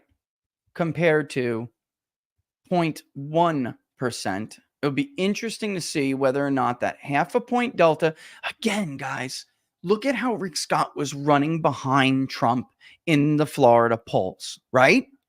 Trump was up by 11 or 10 in this. Actually, he wasn't. He was up like 4 and 6 in the polls. And Rick Scott was up like 2. Let's say Trump got a good poll and he was up by 8. All right. And Rick Scott was up by like 3 or 4.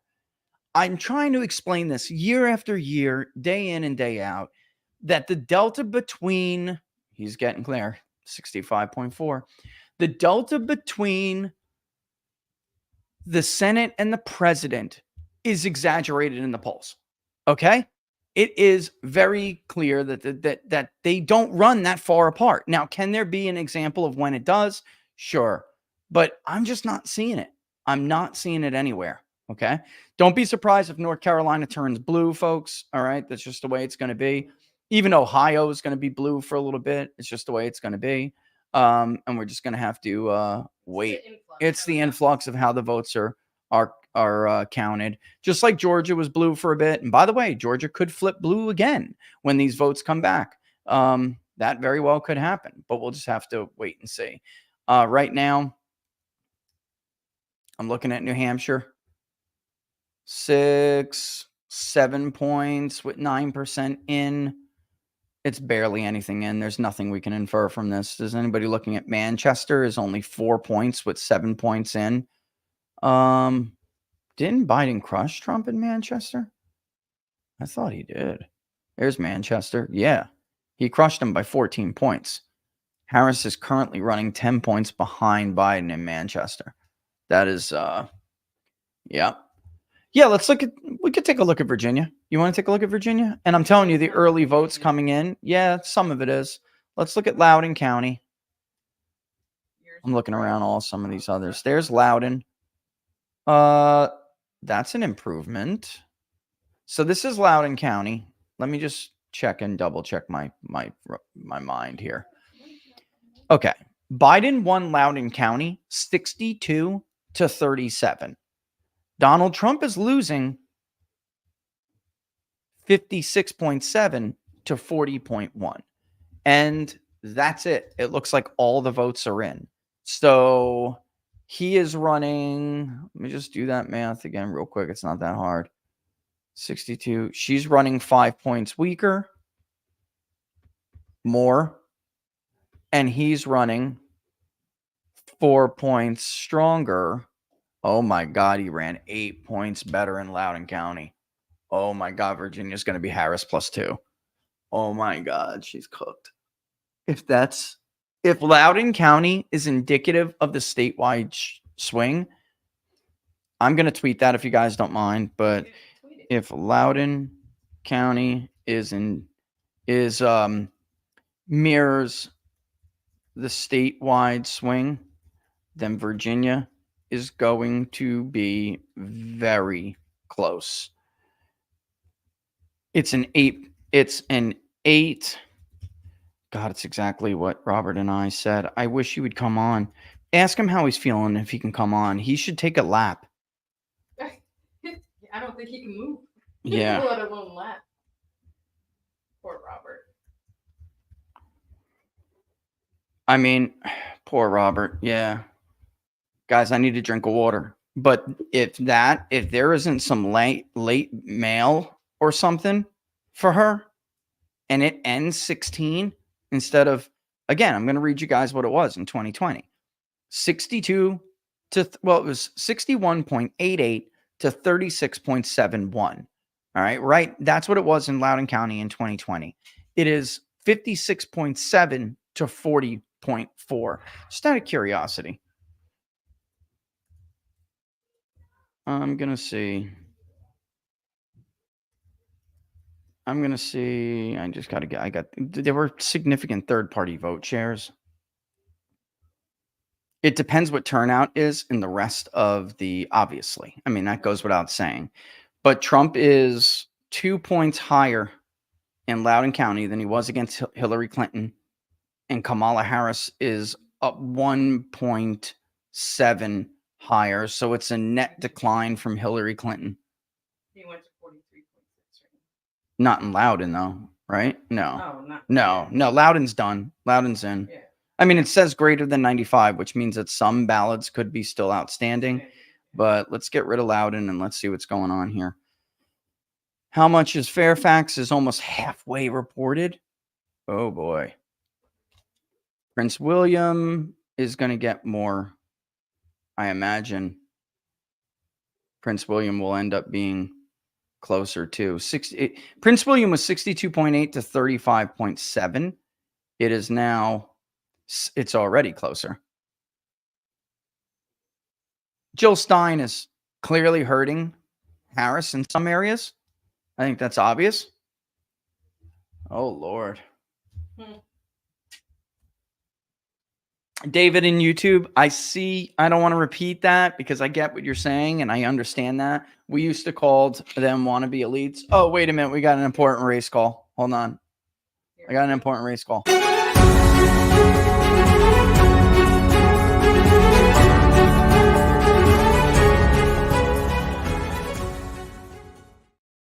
All right, we can now project the state of Florida will go to Donald Trump. It's not even going to be. Donald Trump's chances of winning the presidential election have now exceeded 70%. No, 66. He blew past with this because it's 71.5% chance to win. Hang on one second, guys.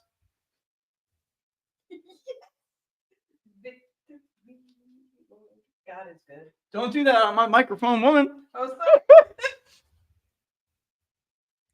I need a minute. Okay. This job It's stressful. is very frustrating. Okay. I'm just telling you.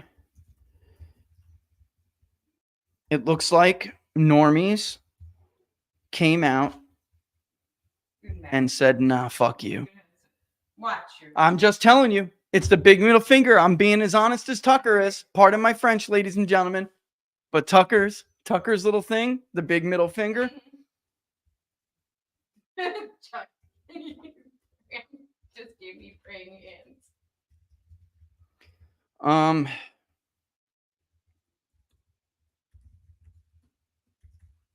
The job is really hard. It's very, very difficult because nobody remembers what happens. Nobody remembers what, nobody remembers. Nobody said, hey, this guy, Rich, he knows how to poll Florida. If he's telling us it's 11 points, it's 11 points. He's going to beat my projection, this SOB. Mr. President, you cannot go over 11. All right. Actually, go ahead. Go ahead. Go. I don't care where you go. Go ahead. I'm still not turning off of this because I'm telling you, this is very, it's very important as far as who's going to look. He almost took Palm Beach. He came within. What is going on here? I'm looking at. He came within 10,000 votes of flipping Palm Beach. That's crazy. They're going to have nothing left. Nothing. He's going to beat my poll. Donald Trump has now exceeded the margin in my poll that I never thought was possible. I'm going to tweet that. Donald Trump has now exceeded our polling margin in Florida, which I already could not believe to be possible. I published because the numbers are the numbers. Amen. Numbers don't lie. People do. But it was a difficult one to drop because it's insane.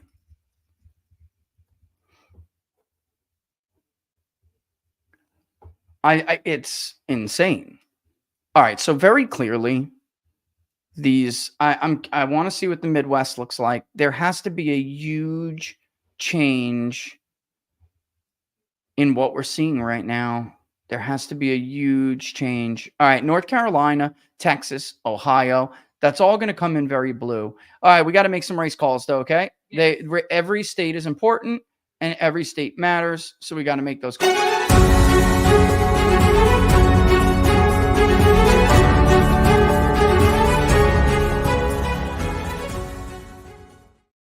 All right, we can now project that Kamala Harris, no surprise here, will win the state of Maryland, and Kamala Harris will win the state of Massachusetts, and Kamala Harris will win the state of Rhode Island. We don't have any votes from them yet, but these are not shockers.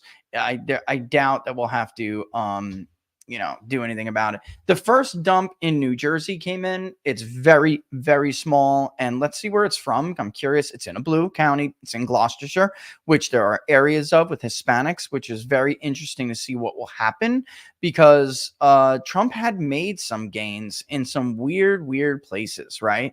And there's a district in Gloucestershire where he did.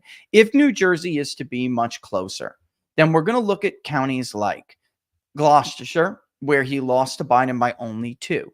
We're going to look at counties like even Somerset, based on what I'm seeing in Virginia, but Morris County, all right? Is Monmouth more than 3 points?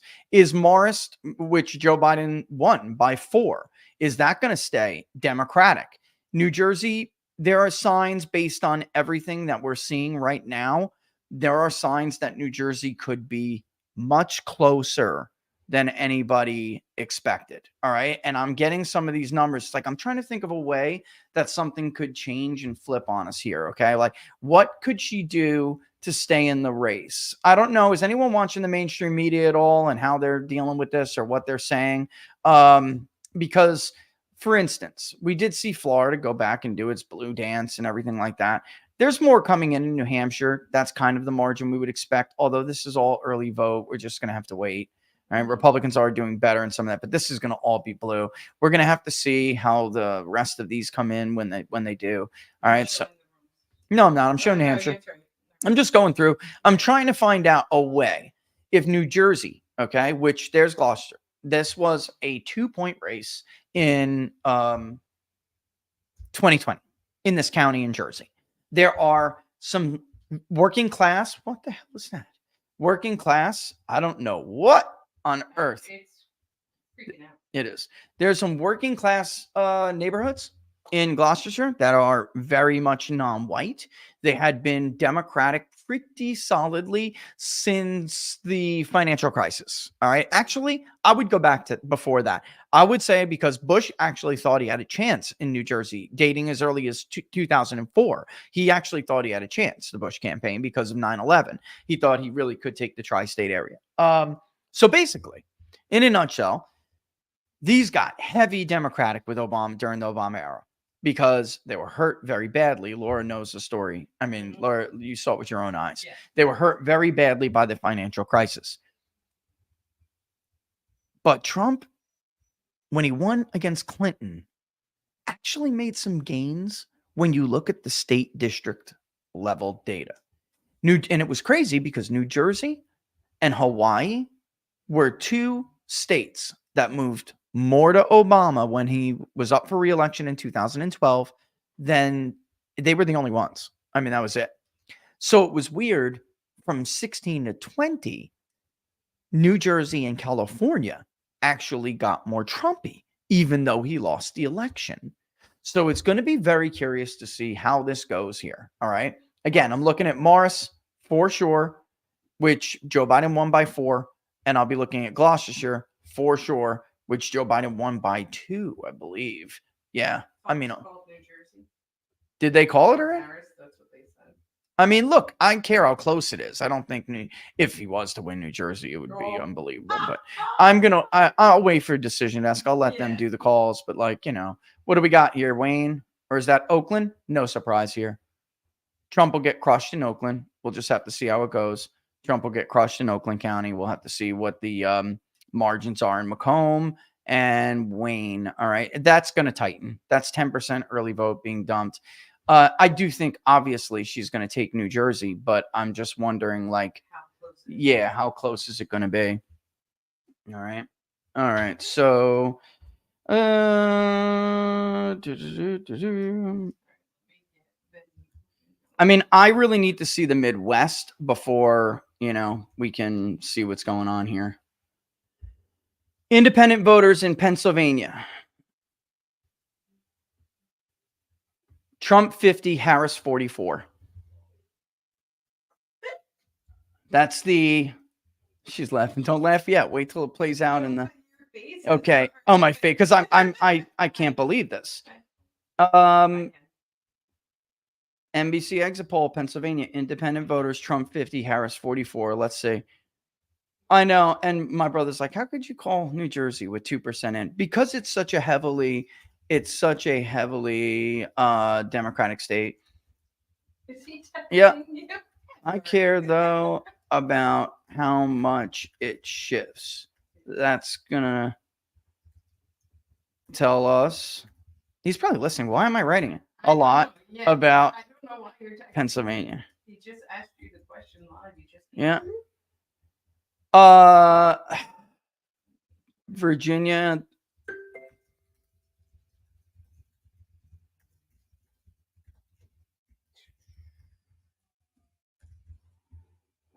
Where's the stream?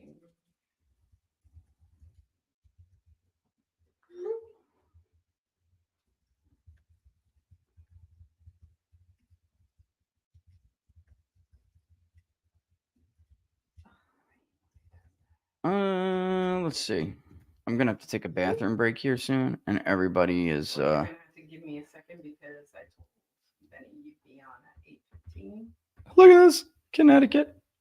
What is this, Tallinn? Yeah, with three on it. Benny can't keep me waiting, man. Benny's gonna have to. You won't. It's 8:11.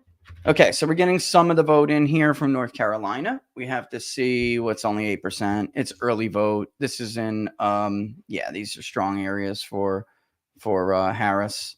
I'm just curious around there's Craven is not in yet. Nothing is there. Carteret. There's a lot of affluent whites in Carteret. So I'm curious what's going on there. I mean, notice a lot of people are kind of some big margins for Trump in these counties. However, there it does look like there are some counties that are missing some turnout. I could be wrong by that. Yeah. Like Graham, for instance, Donald Trump got, I mean, this is what I'm talking about. Like we have to like here, wait, I'm on the wrong map. You guys can't see. If you go to North Carolina, Graham County, for instance, right? Oh, never mind. So this was an area that was thought to potentially hurt Trump's turnout. I thought it said 3,500 votes, which would have been lower than 2020. But Graham came in with 38 and change. That is higher than 2020 for Donald Trump. Okay, so that's a very good sign for Trump in North Carolina. All right, we need to wait for more vote in the Rust Belt. All right, I'm going to have to go on. This is such a bad, Listen. such it's bad what I got. audio. It's either that or we'll make the audio loud. All right. No, it sounds like, I don't know. I can hear Well, feedback the in your people thing. wanna hear What he's saying? Okay. Well, it might feedback on them. Well, we'll see. How do you do this on yours? I don't know, babe.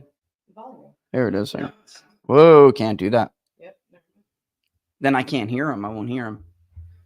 You're gonna have to give me that link. You're gonna have to give me that link, and I'm gonna have to try to do this. Can you exit out? Yeah. Well, you here? I'll give it to you. Just text me the link. I am. Oh, he's gonna I do don't it. Want to see me. I don't know that this is gonna work, buddy. Hang on, guys. Hey, buddy. Can you hear me? I don't know that this is gonna work because I can't turn my volume up. We're gonna try for me to join on mine that I have here that's hooked up to the camera, but I am doing my own stream, so I don't know how this is gonna work. I don't know if it's gonna crap out or not. But can you send me Benny's link and let me see if I can? Yeah. Let me see if I can do this differently here. All right. Let's see how much more of the vote we can get from Michigan. It's nothing. It's all Democratic vote. Trump's already rising a little bit in Oakland. He would need to. We need to wait and see. All right. See, Trump's chances are falling considerably now because of what looks to be underperformance in Michigan. I imagine that's what's doing it. Or Pennsylvania. Maybe it's the Pennsylvania vote. Let's see. Where did this come in? So early vote in Bucks is below what I think some people wanted to see it at, but I don't know. We'll have to see. All right, let me redo this.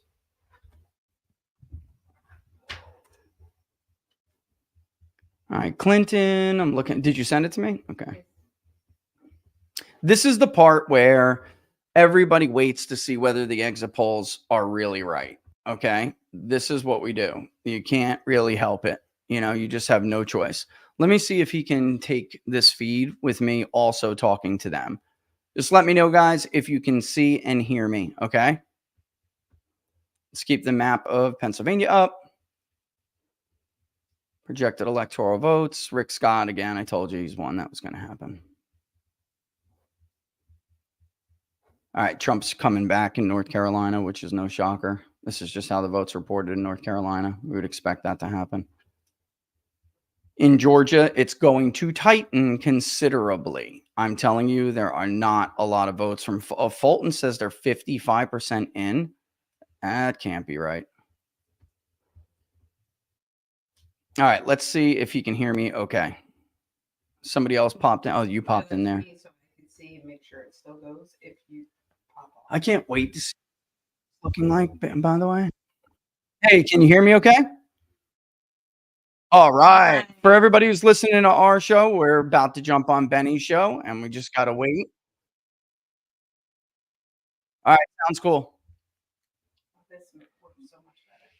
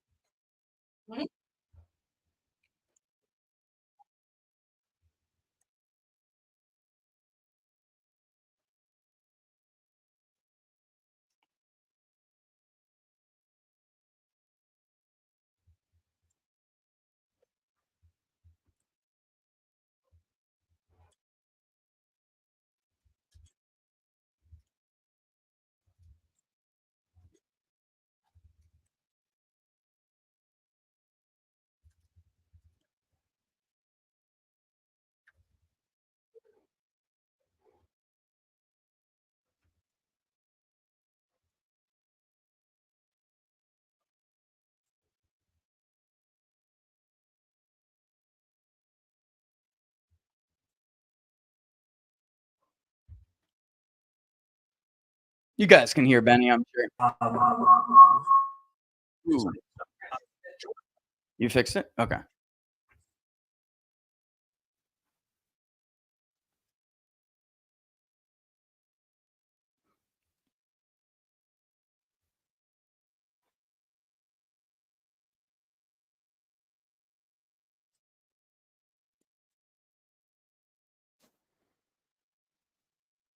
But I'm muted, right? Yeah. Living the dream, buddy. How you doing? At some point, I'll wind up throwing on like something like a t-shirt or something, but not yet. Not yet. Yeah, yeah.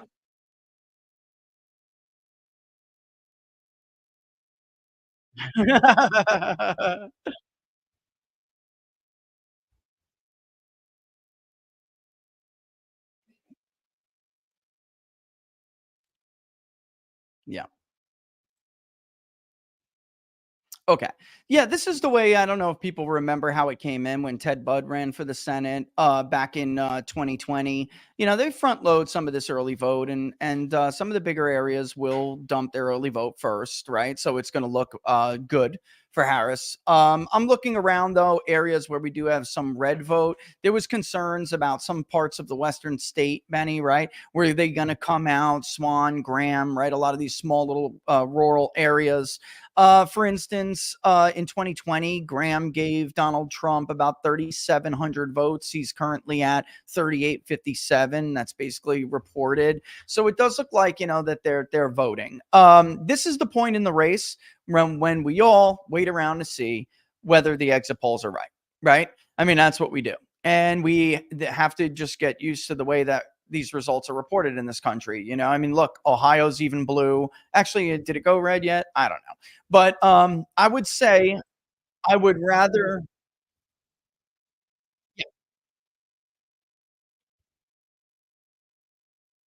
Yeah, and I would rather, obviously I would rather be Trump. There's going to dump those early votes. Actually, Republicans did much better this time, it looks like, getting their early vote in, even in Ohio.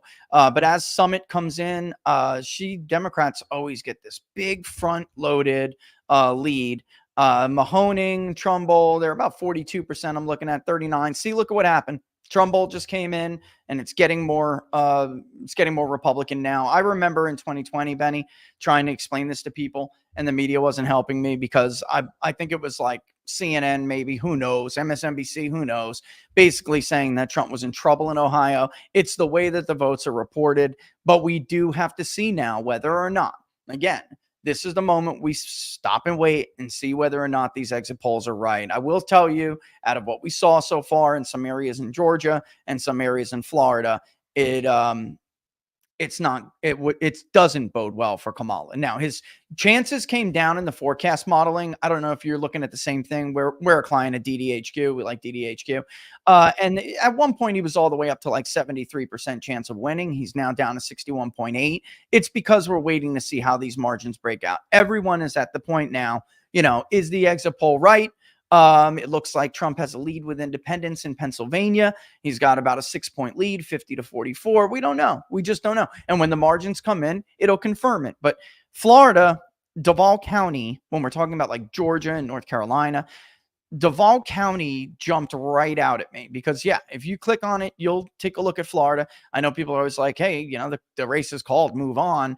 But it's more than that. It's 88% reporting. Rick Scott is 0.6 of a percentage point outperforming Donald Trump. Duval is a county that Trump carried against Clinton, but he lost it against Biden. And it swung. Georgia and Duval have this relationship where they swing together. And typically Georgia is actually a few points more to the right than Duval. So it's interesting to see where that county ends up. But there's no doubt. Yep, there you go. Yeah, 88%.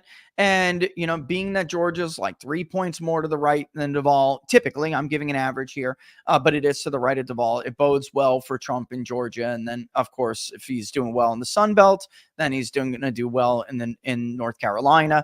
It's just that I think why people are a little uncertain right now as to what's going on, even though it looks very good for Donald Trump, is because this is a different coalition. Everything that we've been talking about for how long on your show, Benny, I would come on and I would talk to you about Black men. I would talk to you about Hispanic voters. And we're not just talking about Miami-Dade here. Okay. Like, by the way, Trump outperformed my poll in Miami-Dade. I said he would win Miami-Dade, which everyone made fun of me for. I said he would win it, and he would win it by 6 points. Well, I'm wrong. He's going to win it by more than 6 points. So, yeah. And yep, he outperformed me. He outperformed me. And it's going to keep going because there will be a little bit. They have, for people who don't know the law in Florida, by 7:30 p.m. Eastern Standard Time, you got to tell everybody. You got to tell the board. They're not Board of Elections. Different. Oh my goodness, it's been so long since I've been in Florida. I don't have the appropriate thing for it, but it doesn't matter. The local election officials have got to report over to the Secretary of State. What do they have for election day votes? What do they have for mail-in votes? What do they have for in-person votes? I mean, this is a law. And there does always have some absentees that get counted a little bit later in the process. And that will maybe help Harris a little bit in some of these areas. But obviously, you can see the state is called. It's done. So the question now is only like, how big is this swing? And also, why is Duval important? Because Duval has obviously some non-whites, but it has a professional class of white college educated voters. And we saw that swing away from Trump from 16 to 20. Biden carried Duval by 4, 51-47. And Trump can't do this on the backs of like his swing with the non-white vote. Not alone. He has to do it with increasing a share of the white college vote as well, which is obviously what he did here, right? So how much is that going to translate to other states? And now everybody's kind of waiting with bated breath to see how this goes. That's it. I am. Yep. Gonna be a nail biter. I do. I mean, it's possible it's not either way, but I expected this to be a nail biter. Our poll was always within 2 points. But look, she's not going to carry Washington. All right. These are votes that are favorable to Kamala Harris right now. Joe Biden did better. All right. In the early vote break in Bucks County, which is in the southeastern part of the state, I think Republicans probably were a little rosy on their projections. It's not all in yet from Bucks, so we don't know how much he ends up losing the early vote county-wide in Bucks.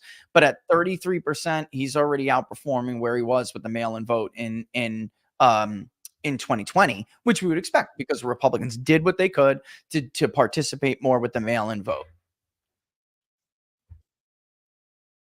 Yeah, that's what I'm talking about. I mean, this is gonna be favorable to Harris in the beginning. They'll count the early votes first, and then they'll count the election day votes. There will be some provisionals too, so if this thing gets really close, those provisional ballots may matter. Why? And this is something I want everybody to understand. Republicans were new to early vote.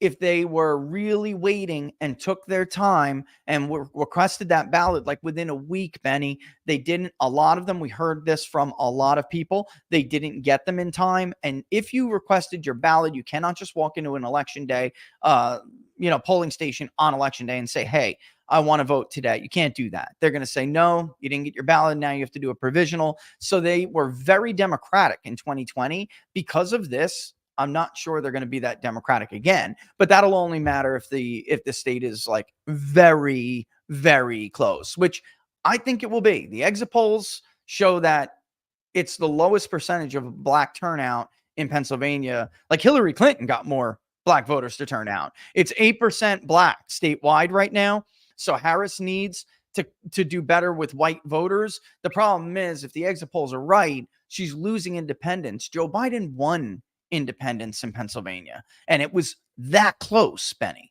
So we wait for the numbers to come in.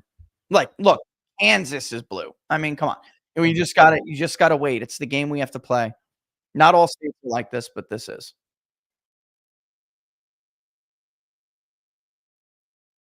So I know this is nuts. I'm looking at places, and I know it's been called, but well, some places have been called. I'm looking at areas in New Jersey.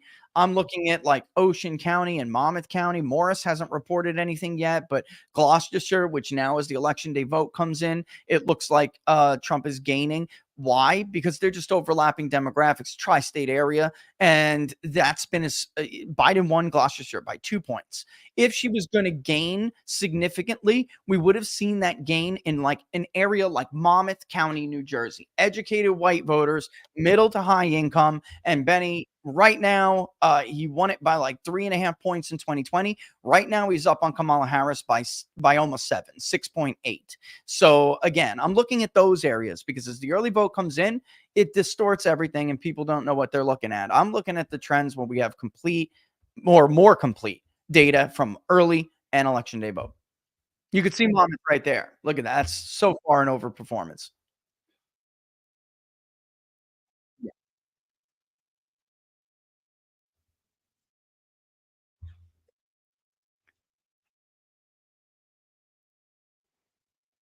Shot up.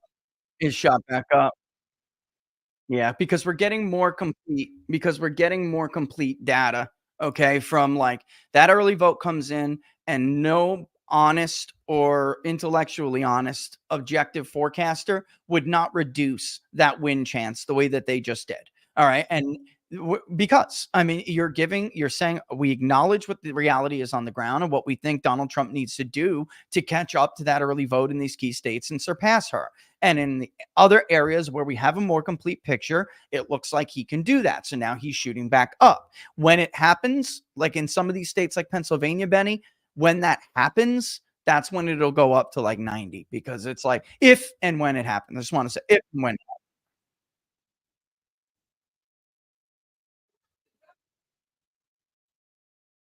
Yeah. You'd have to be you'd have to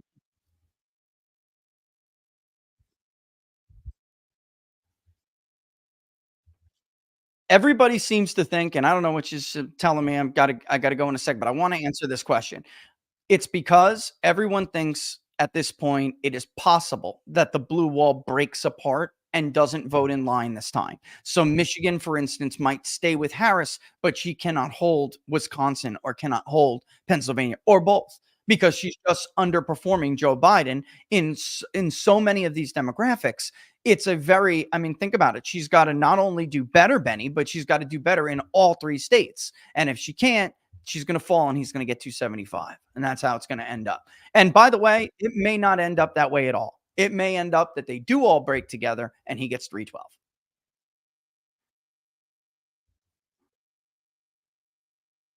I'll see you in a little bit, brother. I will.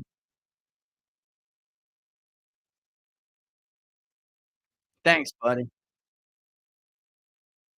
Anytime, brother. See you soon. I don't know who's worse, you or him.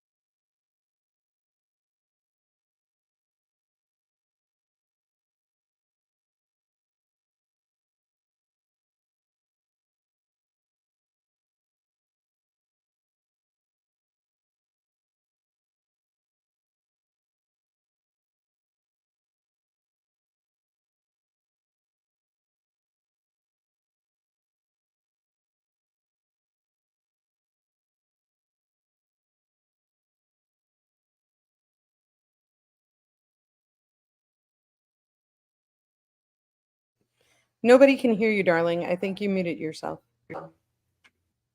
Myself, every time I go from camera to camera, you can hear me now, right? Every time I go from camera to camera, it swaps my microphone, takes my microphone. Um, all right. So what I was trying to say is that he had fallen in the odds from 70% to 61 because no honest election observer, and by the way, he's about to overcome her in North Carolina, and he will not give back that lead. No, like you have to acknowledge that the early vote she has in some areas is significant to surmount, to, you know, it's not insurmountable. They're not, but you have to acknowledge that it's possible with some of the margins we saw in Bucks. It's possible, you know, not even likely, but possible that she can do better in some isolated area that gives her a path. All right. I don't know what that is. I'm looking around right now and I don't know where that's going to be because New Jersey looked very ugly too in some places that I knew Trump was either going to do better or carry. So I'm not sure where that's going to be. But like, for instance, Dave Wasserman was like, you're going to look at places like Monmouth County, New Jersey. And he's right. And if Harris is going to outperform with college educated whites, you're going to see it right there. Well, Trump is overperforming in Monmouth with 46% of the vote in. He's overperforming his 2020 vote by about 4 points. So why does that matter? It's a tri-state area, right? Educated whites. Laura, you know Monmouth very well. Howell Township, Freehold Township, Marlboro, right? These are places where white people got money. Are there non-whites too and working class? Sure there is. And I come from that side of the working class, that side of the track, right? But there are people who have a lot of money. And Biden came within 4 points of winning Monmouth last time. Now, Gloucestershire is a little, like I was talking about before, it's got a little less white. Now we're at to 42% of the vote. And Trump has crept all the way from 20% when they first dumped that initial early vote. He was at like 24, 22. He's crept all the way up with 42% in to 44. And it's now 55.3 actually to 43.5. So 44, I'm rounding. So it does look like, and Monmouth, he was underperforming in Monmouth until they crossed that 40% threshold. And that early vote, she was leading in Monmouth County. She was leading in Ocean County when that early vote came in. But from like, you know, I don't know. It's different. It's going to be different in different places. But in this case, it was like 20% to 40%. You can see him skyrocketing back. Ocean County, 65-34 right now, and there's still half of the vote out.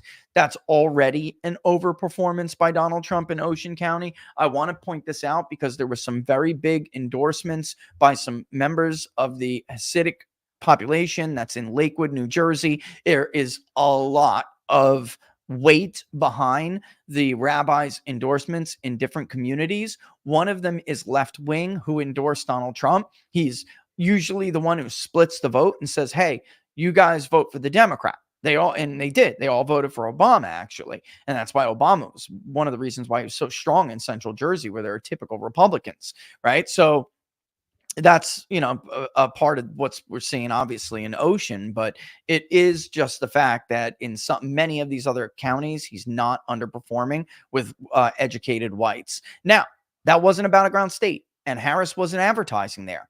So maybe, I am not ready to go out on a limb and say he 100% has this in the bag. He doesn't. He's got to win Wisconsin, Pennsylvania, or Michigan, one of them. She needs to run the table. I'm telling you right now, the exit polls are saying that Pennsylvania is going to change. It's going to change dramatically, and he's going to win. All right. I'm not telling you the exit polls are right. We don't know that they're right, but he has a lead with independents, and the electorate is about even. So it's going to be close, but the exit polls suggest, and I hate exit polls, but they suggest that, that he's going to eke it out, and it's going to be very close.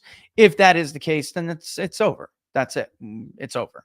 All right. So if it doesn't, and she holds on to it somehow, then he needs Wisconsin or Michigan, right? But you're asking them to run. The reason why she's a 70-30, I would even say 60-40. Maybe it is more than 60 at this point. They're running the numbers. I'm not here like looking at the model. I'm just always more cautious than other people. So I'm thinking in my head, that North Carolina is about to flip to Trump. There you go. I'm showing it to you right now. In my head, I'm thinking I need to see one of those states. All right. In the states he's about to take the lead in North Carolina. I'm thinking that's what we'd expect. That's absolutely what we would expect. So we'll just have to see. And there's some more bluer areas coming in New Jersey right now. So we'll see how that goes. But I want to see, before we talk about what happened here for sure, I want to see Pennsylvania, Michigan, or Wisconsin, just one of the two. I want to see them do something that makes me say, okay. And by the way, when Decision Desk sees it, you're going to see his odds go much higher. Until then, he's going to probably fall in this. All right. And we can look at Virginia too. I mean, Virginia is a little bit of a surprise. This is turning out to be extremely close. How much is still remaining? There's a lot of votes still outstanding in Fairfax. Loudoun is done. That is an 8-point swing to Donald Trump in Loudoun.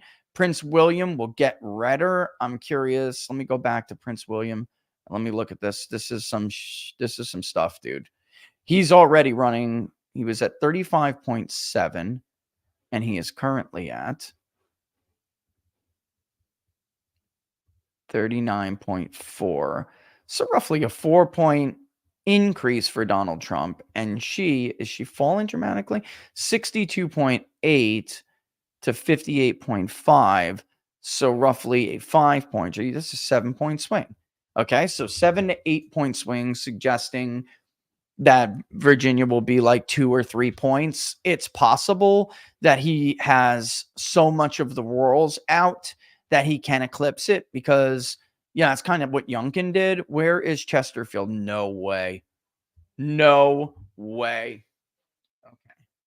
Youngkin took Chesterfield early in, like the early vote came in, then 10, 15% election day came in because the early vote was so close, and Youngkin was able to take a tiny lead like we're seeing now. He was able to buffer it a little bit more, but then there was some last minute reporting. It wasn't even like late arriving mail that wasn't counted. It was like Democratic areas that weren't counted. And then McAuliffe took the lead back from Youngkin in Chesterfield. And I believe Youngkin lost Chesterfield by, I don't want to say comfortable, but it was closer. This is kind of like what's playing out. The difference is that Youngkin had the mountain vote, the Shenandoah Valley region of the state. It's the western part of the state. He had that share of the vote driven all the way up to 19%. All right. So We're just going to have to wait and see. Okay, so there's the lead change in North Carolina, and Donald Trump has now taken a pretty 52.5 to 46.6. All right, and I'm going to show you what's outstanding. I think North Carolina, we are not going to be needing to wait for a couple of days for North Carolina to get absentee ballots in the mail. It's possible it will tighten. Maybe there's some votes outstanding that I don't know about over in Mecklen. But right now, Mecklenburg is 6% in. We kind of know what's outstanding. It wouldn't be enough at this point. Where's Wake? We don't have anything, however, right? It's just that some people were telling me, like, yeah, that Wake vote, he's got to get to 35. So the early vote, first reporting, has Trump at 27% in Wake County. That's the early vote. He's got to get to 35 in order to make sure that that margin doesn't just crush. And there's some, like Halifax is already 70% in. Martin will change. Like, these are early votes. I'm looking, where's Beaufort? That's about the margin he needs. All right. Beaufort is again, there's a bit of a split. Craven is a little closer, but that's early vote. If he gets around 15 points in Craven, he's looking good. We got nothing in Carteret right now. Let me go back to my other reference map. Hyde was about 14 points in 2020. We'll be looking to see. He's going to really net some nice chunks out of Carteret. I'm kind of waiting for that to happen right now. Right now, it looks like he's already overperforming in Beaufort. Yeah, he is by about 4 points. So, and there's still vote outstanding. And considering it's election day vote, it will get more Trumpy. All right. I'm going to leave this map up there, let you guys chomp on it, and I'm going to go to the potty.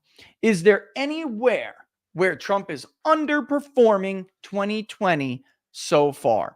That is a great question. And the truth is, I haven't seen it yet because the early vote is not representative, obviously, of all of the vote. If there was a county that was like fully reported in Michigan or something like that, then I'll know. I'll tell you one thing though, something's jumping right out at me immediately. There was one county in Michigan that swung pretty hard to Joe Biden. He didn't carry it, but it swung pretty hard to him. And Joe Biden almost took it from Donald Trump. It was 49.5 to 48.7. And that is in the south central part of Michigan. It is Eaton County. And right now, Trump is leading 57.2 to 41%. And that's with 47% of the vote in. So I don't know. We got to keep an eye on that. I will look to see if there is anywhere where Trump is underperforming. But right now, I'm not seeing it. That early vote dump in Chippewa is also an over performance, but it's such a small chunk of the early vote. We don't know. I'll leave you with North Carolina. Don't be surprised when it tightens again. There are going to be blue areas that are going to chunk in. They have not chunked in yet. And I'm going to go to the bathroom, take a little break. I'll leave you with some music. Don't go anywhere. Now is the important part of the night where we see whether or not the exit polls were right. All right. So stay tuned and do not leave. All right. I'm going to play some music and I'll be back in a bit. You're That's watching right. We're going to see. Inside the Numbers. Do not go anywhere.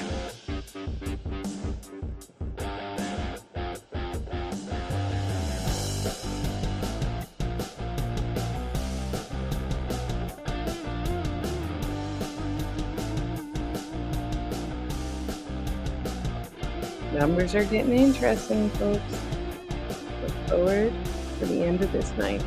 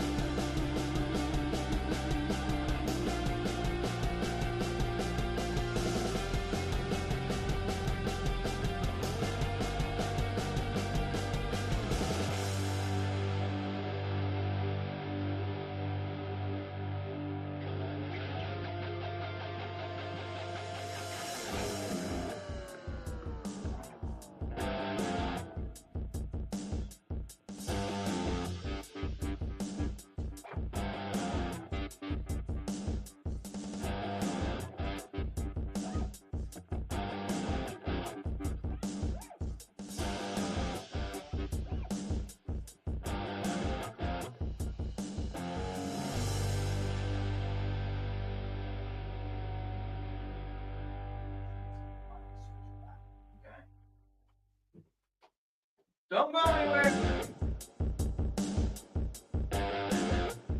Don't go anywhere.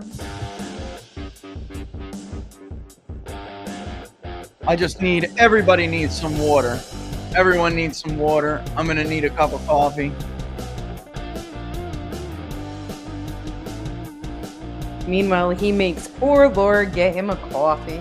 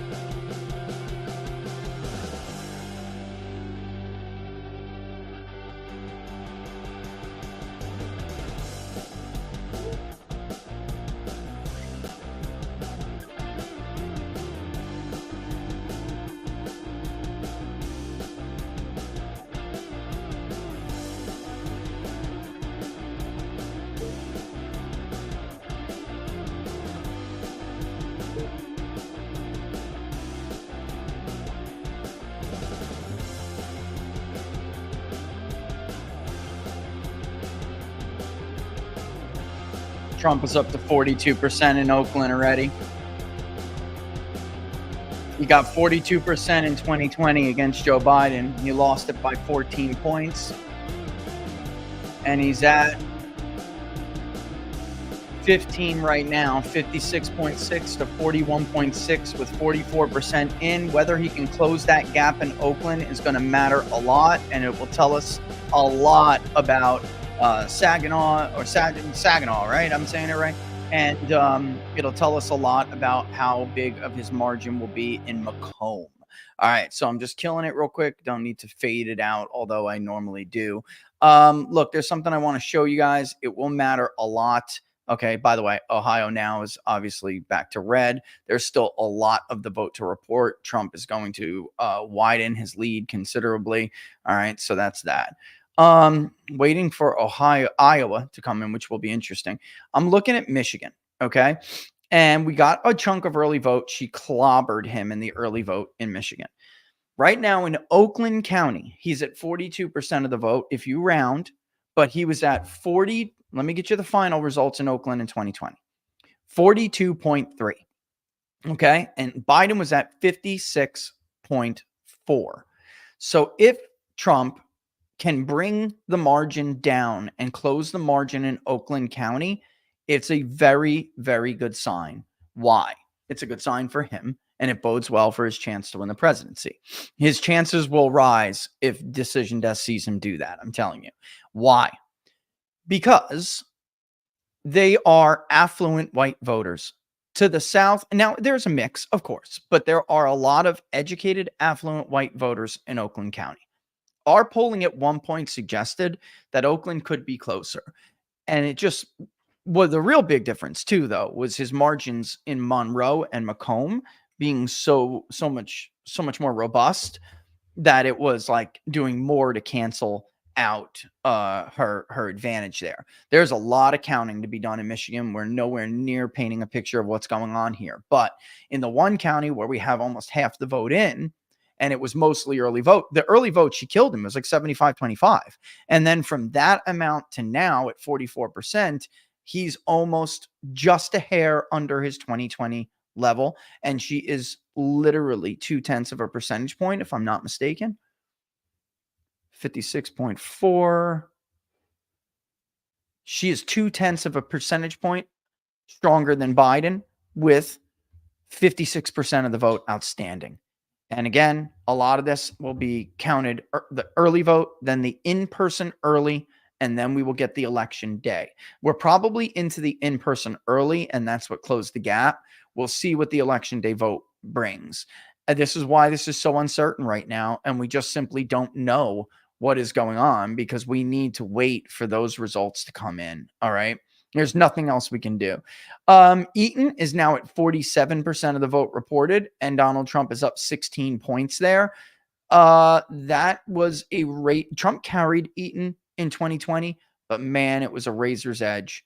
It was a razor's edge. All eyes on Oakland County. I'm telling you, if that gets any closer, it's a polling miss of epic proportions. All right, we got 63% of the vote in Georgia. We'll see how that goes, but 63% of the vote in. Trump leads 51.9 to 47.5. Hold on one second.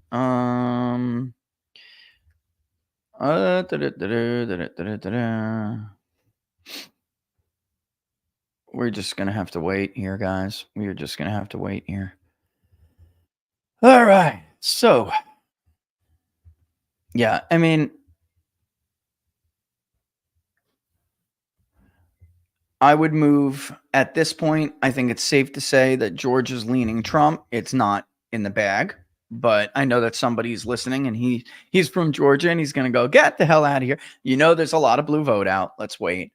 North Carolina, I think, is soon. They'll probably start to lean that as well. But I think, we'll just have to see. We will just have to wait and see, my friends. We're at, like I said, everyone's at the point now when we're wondering whether or not the exit polls were right, which means, again, I'm all eyes on Oakland. Look, there could be some Democratic areas in Oakland that come in that help her, and that's why I'm not drawing too many conclusions yet. We just have to wait and see. We will just have to wait and see. Yeah, notice nobody ever says, wait, concern yourself about the blue mirage, the red mirage, the blue mirage. Everybody always says, wait. Looking at some of these Rio Grandes, we got Jim Ha. We got nothing almost from the South. No, nothing from Zavala. I'm just looking at some of these counties to see how Trump might be running. Valverde, Zapata, there's just nothing in there. Is he going to duplicate what he did in Star, Hidalgo, Zapata? It's going to come in early vote first, so we won't really know all that much. But I'll tell you, 2/3 of the vote is in Dallas right now. I knew I was getting a message from you, brother. He's in Georgia. And refresh it. Okay, let's go back. Virginia has been called for Kamala Harris. Okay. I think that's probably right, guys. The question is, how close is it going to be in Virginia? Why are they calling it? Because Loudoun's in. Fairfax still has a ton more votes. They do. They have a ton of more votes. Yes, I know that people get frustrated at that stuff, but looking around the map, Chesterfield's 39% in. I wonder if he'll hold it. We'll see. But I do think that it's tough for a Republican to carry that state. There's still so many votes out in William. Yeah, it's not like a ton in Williamstown, but in Prince William. But Fairfax still has 40% in. Accomack, he's crushing it. Virginia Beach. He'll probably expand that lead too in Virginia Beach. That's probably the right call. And I always thought that Virginia was not there for Republicans. Close, but not quite. Looks like they called New Hampshire for Harris. Yeah, New Hampshire is probably going to close a little bit. But again, I understand that. We just have to wait for some of these Rust Belt states at this point to see how it goes. I think Trump's probably going to win Ohio, but 8. Maybe a little bit more, 8 or 9 points. We'll see, which is roughly in line. But that's why people are so uncertain right now. Trump is, I think it's fair to say he's the favorite. It's just he's going to have to pluck one off. And I think I don't want to say that yet. Let's just wait. I'm very interested to see what happens in Nevada. Extremely interested to see what happens in Nevada. Arizona, look, I was thinking, well, the independents in Arizona are going to be like the independents in Georgia. But if they're not for Harris in a significant way. And the same thing goes with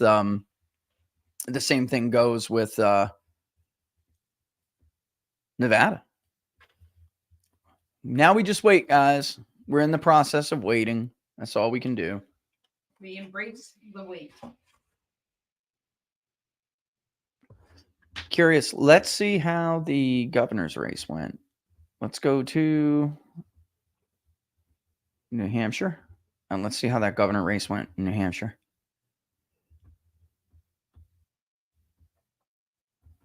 Look at the projected vote share once all these votes are in. That is a 51 to 48. That's a 3-point margin. That's a 4-point swing to Donald Trump in New Hampshire. Yep. That I think is the right call. I do. I know it's frustrating to people, but I think it's the right call. Now, something like Arizona's call, it is close, but it's just a matter of what's outstanding and what's not. Now, look, the fact that it is that close, those are, folks, those are never Trump headquarters. You know what I mean? I guess is a good way to put it. Never Trump headquarters. Chris Pappas, where's the governor's race? That's what I'm looking for. Let me see. Well, let's go back. But that's interesting. Curious what the governor's race was. Yeah, I mean, they should do it by races, don't you think? We just got to wait. Let's see if I got anything. Well, Nah, it's Virginia. He's not going to, he's not going to win Virginia. But it's close, and it shouldn't be. Like, Biden won Virginia by 10 points, and yet he only squeaked out at what?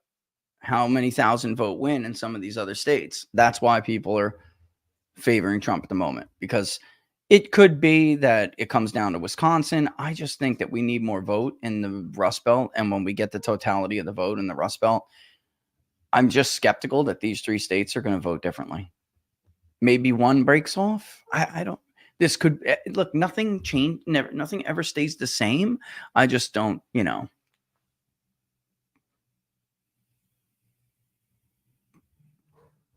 wonder what happened. Trying to look and see what happened with Ayotte.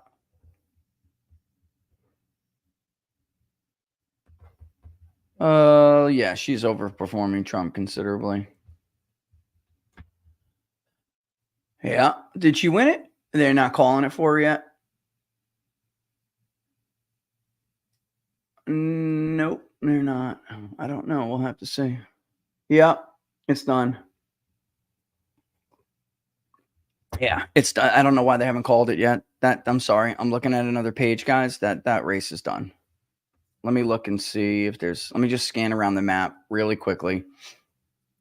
I don't know why they haven't called it yet. I mean, there's still a lot of votes outstanding, I guess, but she's at 41% in Concord. That's totally in, and she's winning Manchester by 3. I think Ayotte's got this. I'm going to go ahead and say that she's going to win this.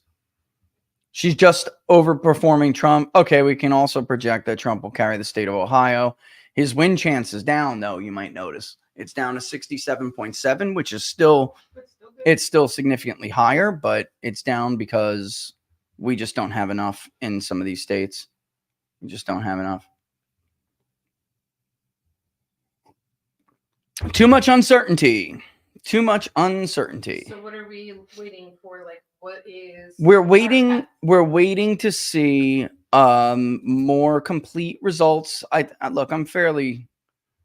I know that North Carolina and Georgia look like they're close. I get that. I mean, we'll see. We'll just have to see. Let me just peek real quick at a couple of things in Georgia. Yeah. Oh, he lost. I told you right off the bat. I called it right away. DeKalb is about 70% in.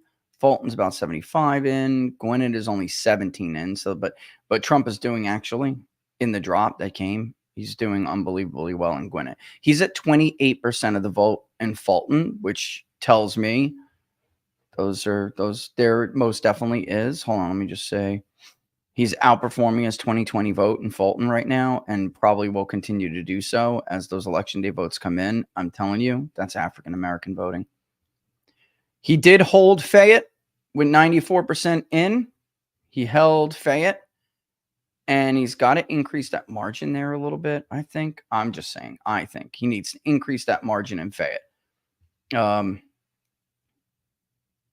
do think that Georgia is right now leaning to Trump. All right. I think everyone's just being a little bit extra cautious on North Carolina, but I think it's probably the case that it's leaning to Trump. I'm looking at, I know you guys are probably bored looking at this stuff, but I am looking to see just around some of these counties to see how they fill in as we get closer to the night. Trump's already up by 5, a little over 5. And in 2020, he won it by 10. He usually gets a big election day vote there, and that happened twice. Ashtabula, he's up in Ashtabula. He did take Lake. Gauga, yeah. And he probably, well, not probably, he's going to take Lorraine once that's done. I'm looking at margins, guys. I want to know by how big and what's the difference in the shift in the vote. Wood is now to him with 47%. Little tidbit. It took, I think, well, there was maybe more Democratic early vote, but it took him to about 2/3 of the vote to take over the lead in Wood in 2020. And he's about to do it right now. I think it was like 67% or 68% when he took over in Wood. So that's 3-5 right now. You're looking at like, I mean, it just changed. Something changed, and I didn't see it. I wish I did. Come on, Iowa. Iowa will come in blue too, by the way. It'll come in blue too. In the beginning. We have some slowness in Pennsylvania. I'm looking to see here. All right. See, in Oakland, he's ticking up, and she's now 56.3. Give me a second, guys. There's just some data points I got to hit. All right. So she is now officially below Joe Biden's vote share in Oakland County, Michigan. That is a very good sign for Donald Trump. A very good sign. Kent County with less than, look at that. She won the early vote in Kent County by less than a point. Look, I mean, less than, it's 1/10. She won it by 4 votes. Kent County is another county that we absolutely have to watch. Joe Biden won it, and he won it by over 6 points, almost a little over 6 points. Trump carried it against Clinton, but barely. If he carries Kent County, and I imagine there's a lot more blue votes, this is nothing. There's a lot more blue early vote. It'll be a deficit for him, or at least I expect it to be a deficit. But if he does, look at that, with 68% of the votes in, he's winning Eaton with that kind of margin. There was some indication in our polling that Michigan was better. Like he was sometimes, not every month, but sometimes he was polling stronger in Michigan. And if that happens, I will not be surprised because we saw it on and off here and there.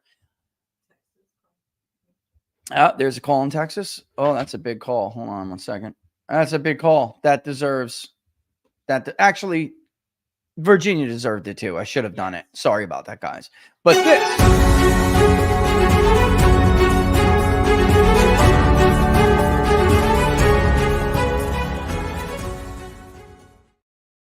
all right. Texas has been called for Donald Trump. Right now, he is running about 2.8% stronger than he ran in 2020 in the state of Texas. That is a big deal. I don't see any, unfortunately, not any, but there are some counties that I was very much looking forward to looking at, and we're just not seeing them yet, which really stinks. However, one very big one again, Tarrant County. Remember our good friend John O'Shea. He is from Tarrant County.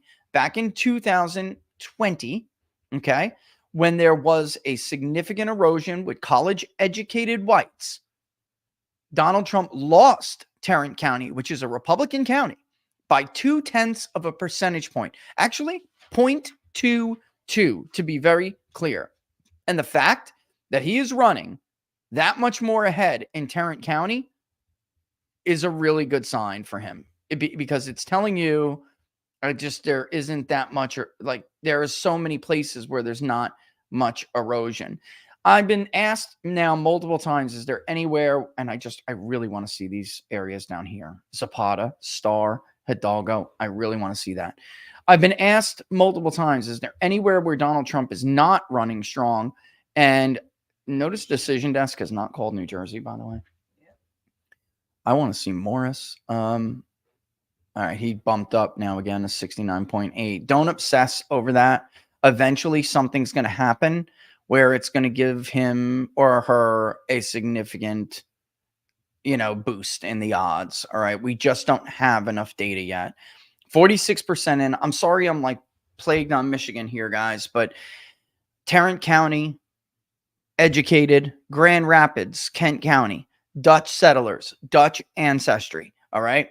Pretty much like the never Trump kind of persuasion.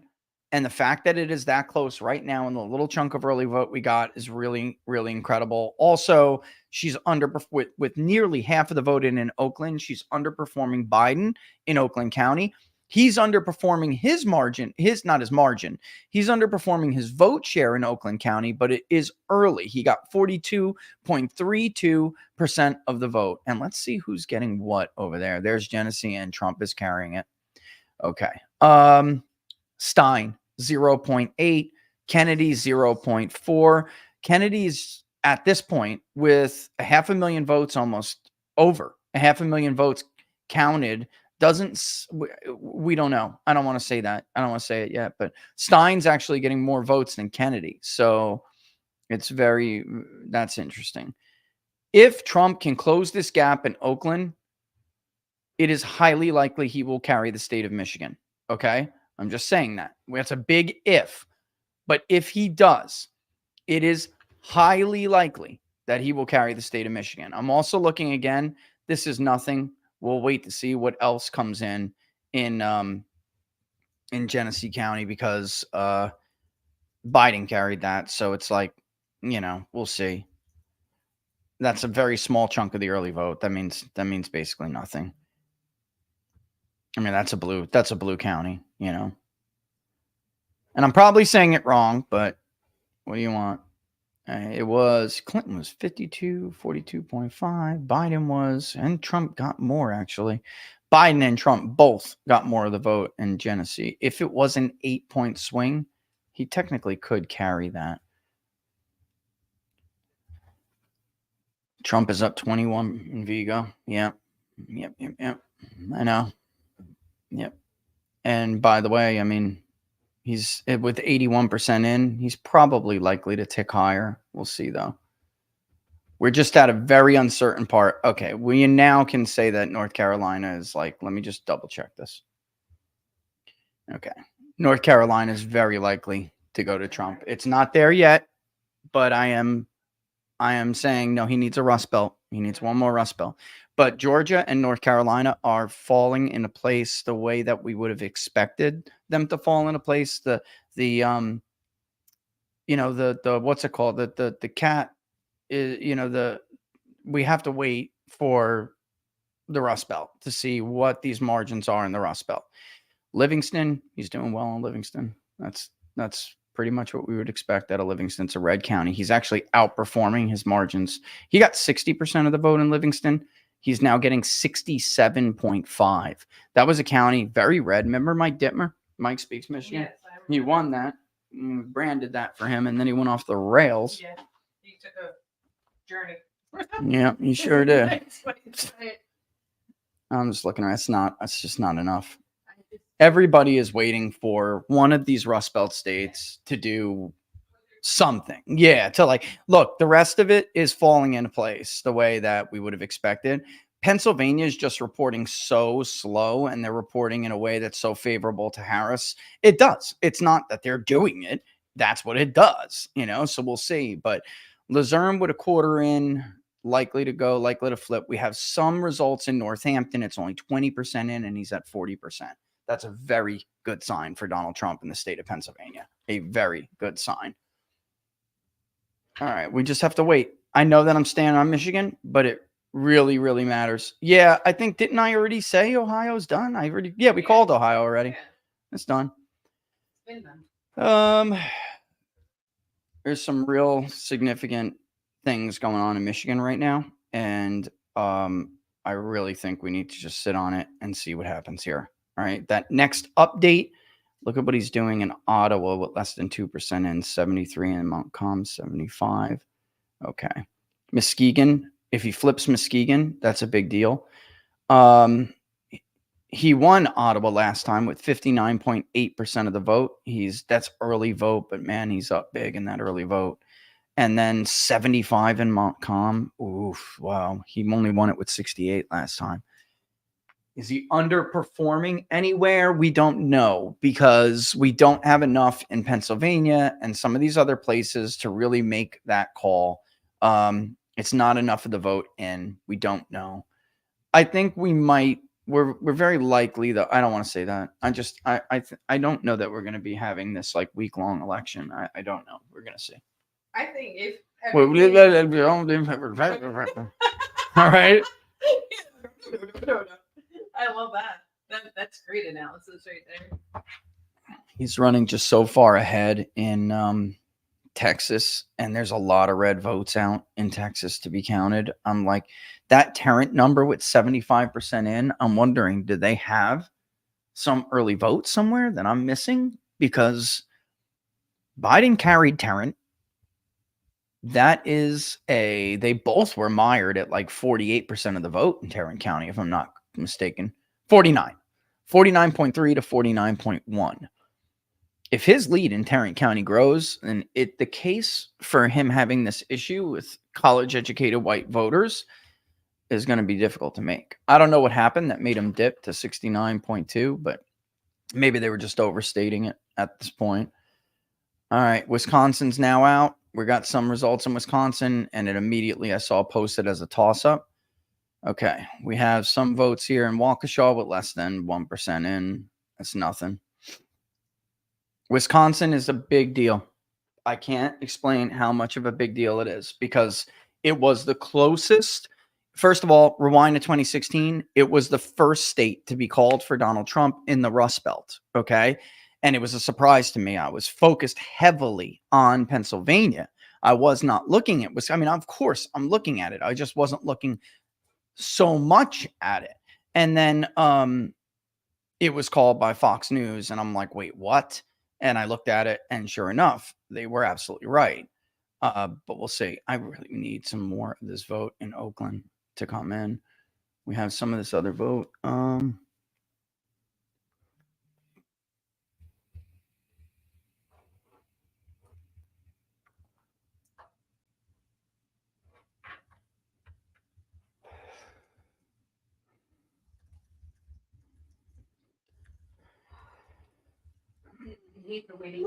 Oh, we got Dave Galuch that he could come on. Yeah, he's from PA. Let's bring him on. Let me give him a link. I don't know what you have set up. When do we? Cameron didn't get back to me yet.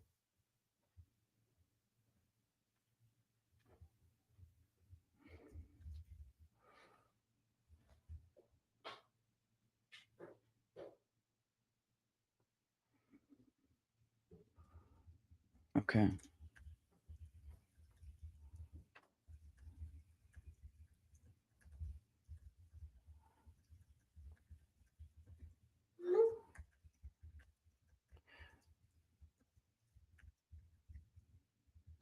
Okay, I'm starting to get some very granular data from Pennsylvania, and I am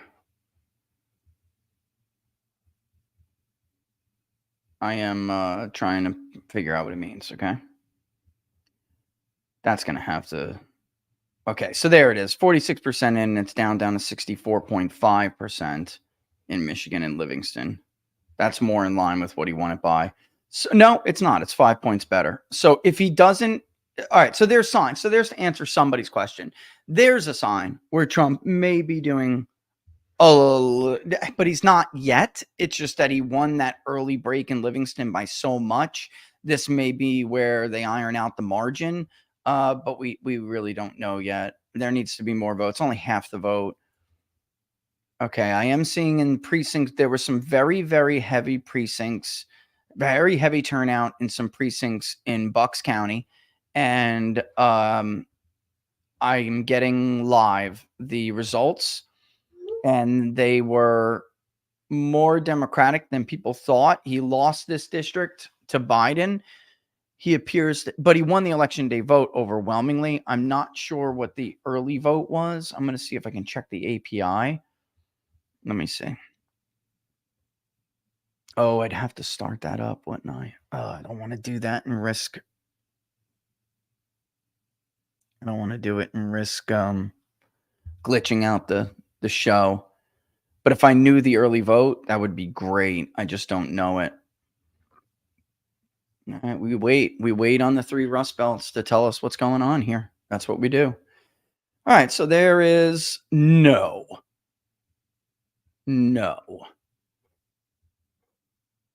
Yeah, that's such a small amount. Let's wait. Such a small amount of the vote in. We really don't. I'm like, you guys are looking at Wisconsin while we wait, and that's cool. I mean, there's going to be some big blue vote dumps that come in here. Dane and Milwaukee, obviously. Where Harris is hoping to get her vote share from.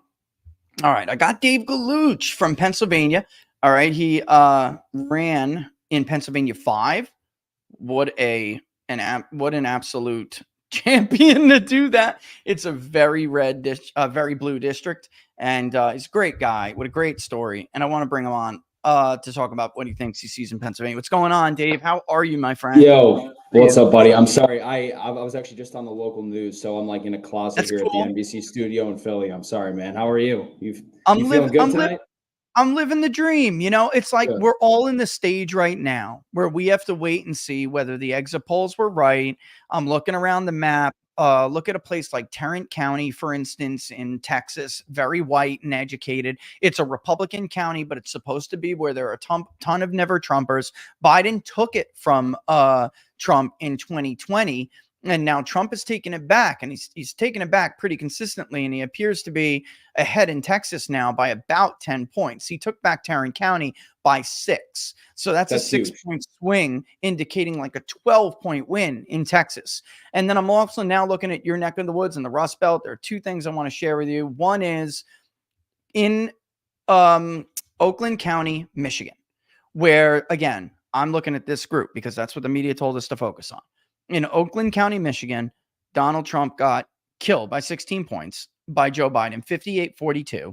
And it's very upper class, very educated. Right now, Kamala Harris is underperforming Biden. There is, how much of the vote is now in Oakland? 46%. She is officially, let me just make sure I get the numbers right. She's officially 1/10 of a point down because it's been the trajectory. She won the early vote 75-25, and now it's starting to close. She's officially 1/10 of a percentage point below Biden, and Trump is officially, I think, 2/10 above his 2020. Well, he's 41.9, so he's got to creep up himself. He did get to 42.3. Okay, so she's below, but so is he. She's on the way down. He's on the way up because he's going to win Macomb. And he's going to win Monroe. And it's always been the game. You got to use those to kill the loss that you took in Oakland and make it a wash. And then use the rest of the state to overcome Wayne County.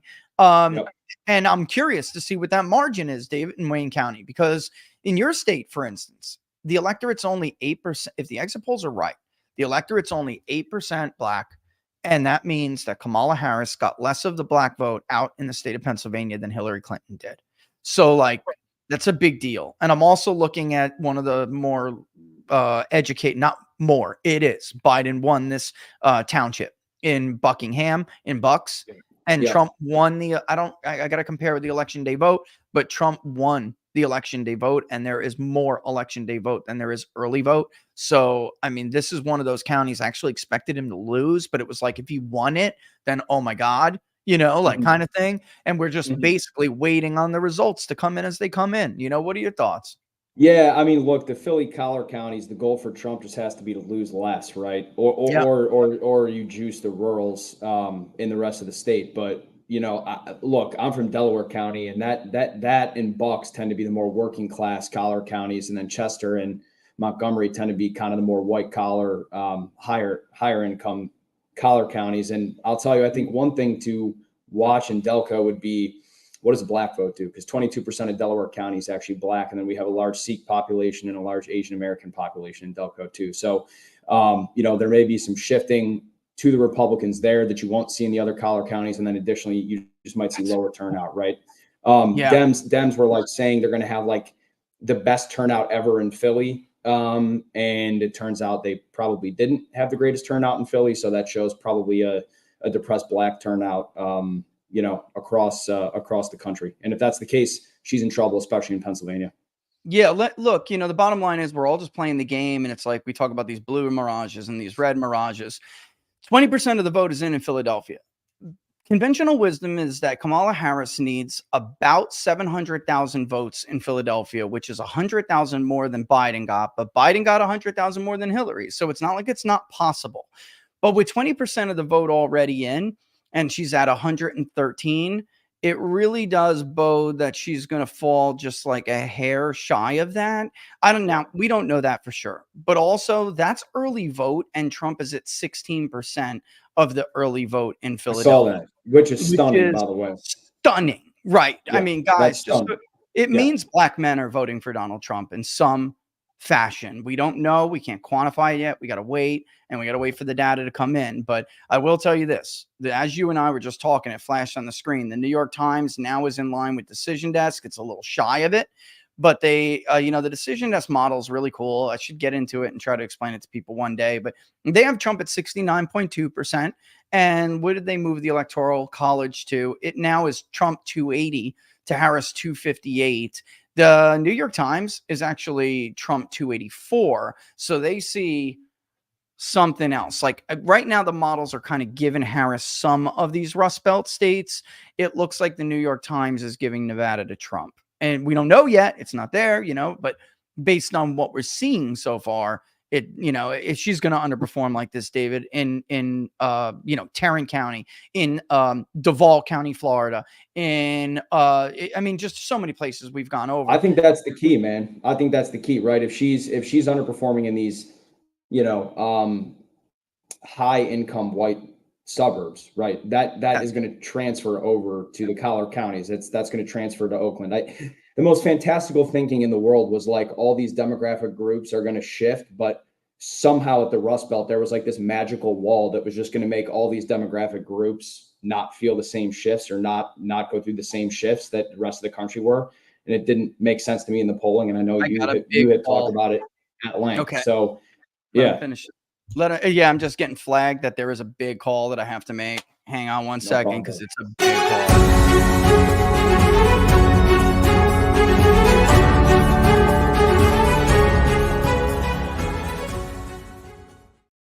All right, the People's Pundit can now project that Donald Trump will carry North Carolina and the Tar Heel State. All right, and it looks like by the time this margin is all said and done, I'm going to nail it. Donald Trump +4. And now a lot of people are making the case that it's probably going to be closer to 2.5. But man, I had his vote share at 51.1 to 47.1. She may outperform our polling a little. I just got a ton of people blasting me from North Carolina going, yeah, because of course they have. A lot of people have not called Virginia yet. So we'll see. What do you make of those exit polls? I wanted to ask you, absolutely. The exit polls say that Trump carried independents in Pennsylvania, which is going to what you were just saying. So Biden carried them, and he carried them by doing better with whites, college and non-college. And it doesn't look like that's wrong, because I'm looking at the pace in which Trump is catching up when this other vote comes in. So the Sun Belt is almost done. And I imagine soon that, maybe Georgia's going to come next. I don't know yet. There's a lot of the metro area still out. DeKalb is 70% reported. Fulton is 80%. Actually, a lot of them are in 80% in Cobb. Gwinnett is only 17, but Trump is at 38.7%. Folks, you can't do that without black votes. You cannot do that without black votes. And also, there was a small batch that came in Wayne County, Detroit, and you guys are going to, your pants when I show you. I asked if this was an error. It's not an error, Dave. Look at Wayne County. He won the early vote chunk that they first reported. 61.2 to 37.5. Folks, that's Detroit. That is Detroit. I was like, wait a minute, is this I'm an era? speechless. I'm speechless. I'm totally speechless. I'm like, is this an era? It's got to be an era. It's not an era. I mean, just absolutely unbelievable. She's obviously going to take the lead, but it's like, what precinct was that? You know, Yeah. Where did that come from? And if he Well, gets, we had him at like yeah. 34% in Detroit. If he ends up around there, he's looking good. Absolutely, man. Yeah, it'll be interesting. I think a lot of the trends you saw in the polling are going to come to fruition, and once again, you are going to look really smart, and a lot of other pollsters aren't, man. So I'm happy for you. Man, when I know you got to go. I just want to say, like, when I dropped that Florida plus, I'm like, Florida's 11 points. It took so much of me to say that and drop it because I had been pulling Florida for almost 2 decades. It's never 11 points, and it looks like he's going to outperform our poll, which is just insane. Trust the data, folks. Trust the data. Don't put your finger on it. Trust the data. Come back and visit us if you can. She's yelling at me. You got to go, but come. Go ahead. Yeah. Go get your spot, brother. And thanks for coming by, man. Dave Galuch, as always, tell people where to follow you. All good, man. I really appreciate it, guys. Thank you, Laura, for having me on too. You can follow me at Dave Galuch PA on Twitter. I'm always retweeting Rich's stuff. So thanks, buddy. I'll be watching. One of the good ones, Dave. Take care, buddy. Thanks, bro. See ya. See ya. Great guy. Dave Galuch is a great guy. All right. Now we got Mark Mitchell. Sorry, wrong guess. We got Mark Mitchell, the head pollster of Rasmussen Reports, who, like me, takes, you know what, on a daily basis, and he just tries to do the best job that he can. These things look like they're so close, and they are, and they'll fall one way or the other, but like, we do the best job we can, and we take nothing but crap for it. Sorry, Laura, I don't mess with your production. Sorry, I won't touch your production. How you doing, Mark? Man, thanks for joining us, brother. How are you? Yeah, great to be here. I think already starting to lose my voice, and man, I'm just trying to catch up with all this stuff because I keep going on to these places, and it's like, oh, what are the issues? I'm like, they're dropping all this data. It's wild out there. I think we're doing pretty good so far. I think we definitely picked up the massive shift to the right that's holding up in both really strong Republican states and states like New Jersey. New I'll Jersey's tell you what. Yeah, go ahead. No, New Jersey looks like it's on track for upper single digits. We did an analysis on that a month ago, and that's exactly what we found. So, I think my popular vote call might actually hold up. And it looks like we nailed the Rust Belt or the Sun Belt, but I don't know. The Rust Belt looks closer by a point than maybe what we had. So we'll just have to see, but I don't think there's enough data yet. That's the way I see it. There's not enough data. I'm looking at states, and I'll show it up. Like, as Mark was just talking, I was looking at some updates to make sure that there was no change in our thinking and what we thought. Like, Duval County moves with Georgia, or has, very consistently. It's really incredible to see it. And Duval County has moved 4.5 points to Donald Trump. And Georgia, is right along in that ballpark right there. Yeah. Now, I don't know why others have not called North Carolina. We have, but interestingly, our forecast still is a little less bullish on Trump's not popular vote, Trump's potential electoral vote margin. I guess at some point, a little bit cautious on some of the Rust Belts. It looks more promising for him in Pennsylvania than the other states, but I am always of the mind that you will see these things go together. By the way, Morris hasn't reported at all, and Gloucestershire is going to flip to Trump. It hasn't reported all of its election day results. So it's like, you are going to get what did you have New Jersey at, man? Because it looks like you're going to get very close in New Jersey. Well, I didn't poll New Jersey. I took all of my overnight datas and, basically weighted it to 2020. And I had it go from Biden plus 16 to basically Harris plus 8 or 9. Looks like I might be pretty close. Like, that was some good analysis right there. But again, like, holding up like New Jersey and Florida, all of that, if those states move 8 points to the right, and Biden won by 4, then knock on wood, the national number is going to move to the right too. And I guess it's a matter of how much. And, this is all looking really positive for Trump, except for the Rust Belts. I think a lot of people might be looking, though, at the odds of winning. And now Donald Trump's up to 75% in the betting markets. You just wonder how many, like, inner city Californians are really going to show up. How many people in Washington and Oregon? I don't know. That's part of what our call depends on, right? Yeah, I mean, for sure. And I got to tell you already, I don't know if this is going to hold, Mark, but this is like this what do you want to call it? This narrative about the educated white vote, and would that be the case? But you look at counties like Duval, you look at counties like Tarrant County, Texas. This is where we saw him bleed. And there was an early vote update. I'll put it up on the screen, which put Kent more into her column because it must have come from a very Democratic area of Grand Rapids because it was very lopsided. Yeah. But we've seen this. This is about what we saw in Oakland, the entire county. So that tells me this was a very lopsided Democratic thing. It will get much, much closer. But we did get some more vote from 44 to 53 in Oakland. And now Harris is winning. Look, Biden carried Oakland by 16 points. And he carried it. Let me just give everybody a reference point.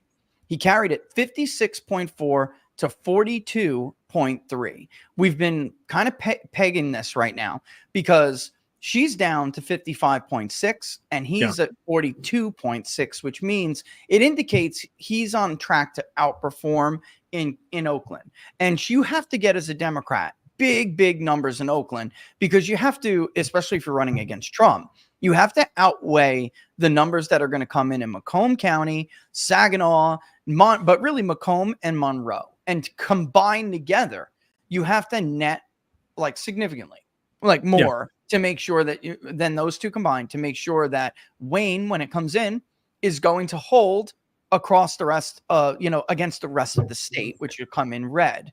And it does look like at this point, he's at least on track to close that gap. She's only winning it right now if we round for her, right? We don't even have to. She's winning it by a flat 13 points, which is 3 points less than Biden. Trump won a drop in Wayne County, an early vote drop. It must be in some like Republican area.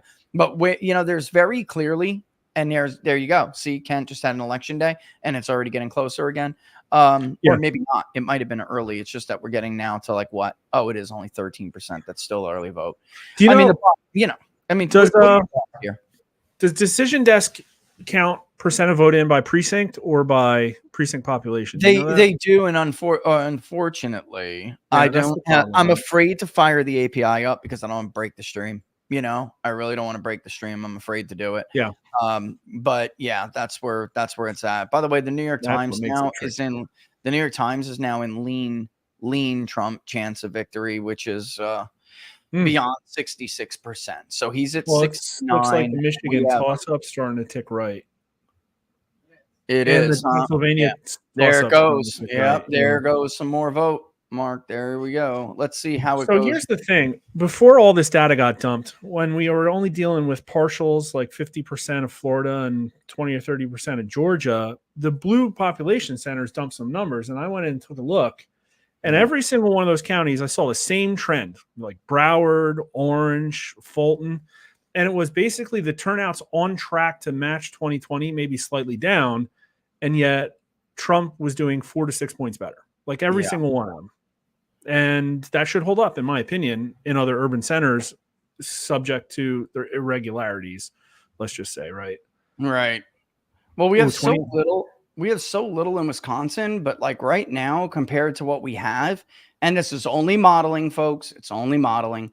It looks like Wisconsin in the modeling is actually the closest of the three. Trump has the likelihood to win all three states. That's why it makes him such a favorite, because let's say something goes wrong for him in one, he still has the other two where he is ever so slightly favored. And to give you guys numbers, I mean, I'll give them to you, although I don't like to do this, Mark, because it's so small and the error rate for these projections are so big. I don't like to do it. But I'm going to do it for people. Did any schmucks actually call anything Rust Belt? No. They're still just waiting. So Michigan, Virginia, though, right? Did somebody call Virginia? Yeah, we did too. It's very close, but they just have more votes out. But actually, it just changed. Pennsylvania just inched slightly ahead of Michigan to Trump by about 0.5 point, where Michigan is like Trump by like 3. It's Trump by 0.35. Wisconsin is Trump by 0.09. But that is because we have such incomplete data. When it comes in, it will get more clear as time goes on. But we're getting some blue vote in from Wisconsin. and it's going to move. Everything's going to go back and forth. You're going to see stuff go back and forth, and we'll just have to see. But I know the New York Times does not appear to call. Yet. It doesn't look like it. It's because things are so close. But it doesn't look like the New York Times has called North Carolina yet, or other people at the AP. They use the AP, but we have in fact called North Carolina, and it's like Trump. We're going to be really close here, Mark. We had Trump by 4 flat. It looks like he's going to win by about 3.5 points, maybe North a little Carolina. less. Yeah, in our model, I had +5 and +3. Yeah, how close is that? I mean, that's really, really close, Mark. Really close. Also, I had Georgia +6 too. I'm not doing too shabby there. It may be that Georgia ends up a little bit closer, but I don't know, man. We'll see. It's at +5 right now, with 77% in. What are they waiting on? on? They're waiting on Gwinnett, but he's doing so good in these urban areas, man. This is what's incredible. Like, he really is. He's at 17% in Philadelphia right now. Yeah, I just said this on another stream. If somehow she ekes out a win, right, and this stuff flips. We don't talk about polling misses on our side over here, buddy. Just kidding. What are you saying? No, I'm just saying it's like she's going to take the record from Biden as being the person who won with every single bellwether in the least counties, right? That's what's going to happen. Yeah. Look, did you look at the shift map? I was just going to ask. I didn't look at the shift map yet, but look, we have Jim Robb, who is here to talk about the non-white vote. I was just going to ask you about it, right? But I'd like to bring him on with us, if that's cool. Where's the shift map? Are you talking about the New York Times? Yeah, the New York Times shift map. It's like massively red. It's like, let me see where you're talking. Oh, the shift. Like Atlanta moved left. Lord. Yeah. Yeah, let me introduce. This hasn't even filled in. Much of this hasn't even been filled in yet. In truth, yeah. Well, I think they wait till you get 95% until the arrow shows up. But okay, live forecast. Michigan, PA, and Wisconsin is just so overwhelmingly like there's just no. We just don't have enough here. We simply don't have enough to know. But again, I don't know why that PA has not called North Carolina. It tells me that they may be a little bit behind on us. But yeah, let's bring in Jim Robb. I'm curious because there's no way we can look at this map and say that Donald Trump did not win more non-whites. And the question is whether or not he won enough whites to win the Rust Belt. I mean, that's where we're at right now. That's the situation we're in. So welcome to the show, Jim. I appreciate you being here. Hey, Jim. Appreciate being asked. Love it. Look, what do you make of what we're seeing overall tonight? What are your observations overall? Well, I'm seeing Hispanic vote is high for Trump in what we've been able to see so far. So far, I'm not seeing enough numbers to know about Black turnout for Trump, but I am seeing some depressed turnout in certain places, right? For Black turnout. So it may be that Trump doesn't get the high numbers of votes for Blacks, but that they don't vote for Harris either. Okay. A little bit of both. Yeah. A little bit of both. But the CNN exit poll what do they have right now, can't talk about that. Yeah. Is showing 45% Hispanic vote for Trump nationally. 45%. Holy moly. So last time it was what, 37 to 38, depending on which exit poll you're looking at. Right. And at 45, if that were to hold, wow, it's earth-shattering. In fact, it's unsustainable for the Democratic Party. They can't stay the same Democratic Party and win nationally if 45% are already Republican. Because in my theory, the way I look at this is it's a game of working classes. First, the white working class went Republican. Now the Hispanic working class is going Republican. And the beginning, the leading edge of the Black working class is going Republican. We'll see how far it gets tonight. But it's inevitable because this is a class struggle, not a race struggle in politics in America. That's what I'm saying. Wow, what a great way to put it. And it really was, right? Like inevitable. And the thing is, politics is a game of, you're giving and taking. You're trying to put together a coalition where you add people without costing yourself a lot, right? So a lot of times when you appeal to one group, you wind up losing with another. And the question was whether or not Trump would lose so much of the white vote appealing to non-whites. And in our last poll, our final poll, just to tell people, we had him winning 43% of the Hispanic vote, but we still had him at 56% of the white vote. And I think that's the difference here. If that is more accurate, I don't know what the exit polls have him at with whites. Do you guys know what they have him at? Both the APs and the CNNs. Does anybody know? I'm curious because I think that's the hesitancy with the Rust Belt right now. And with the idea of like giving Trump much better odds, right? I think that's what we're all waiting on.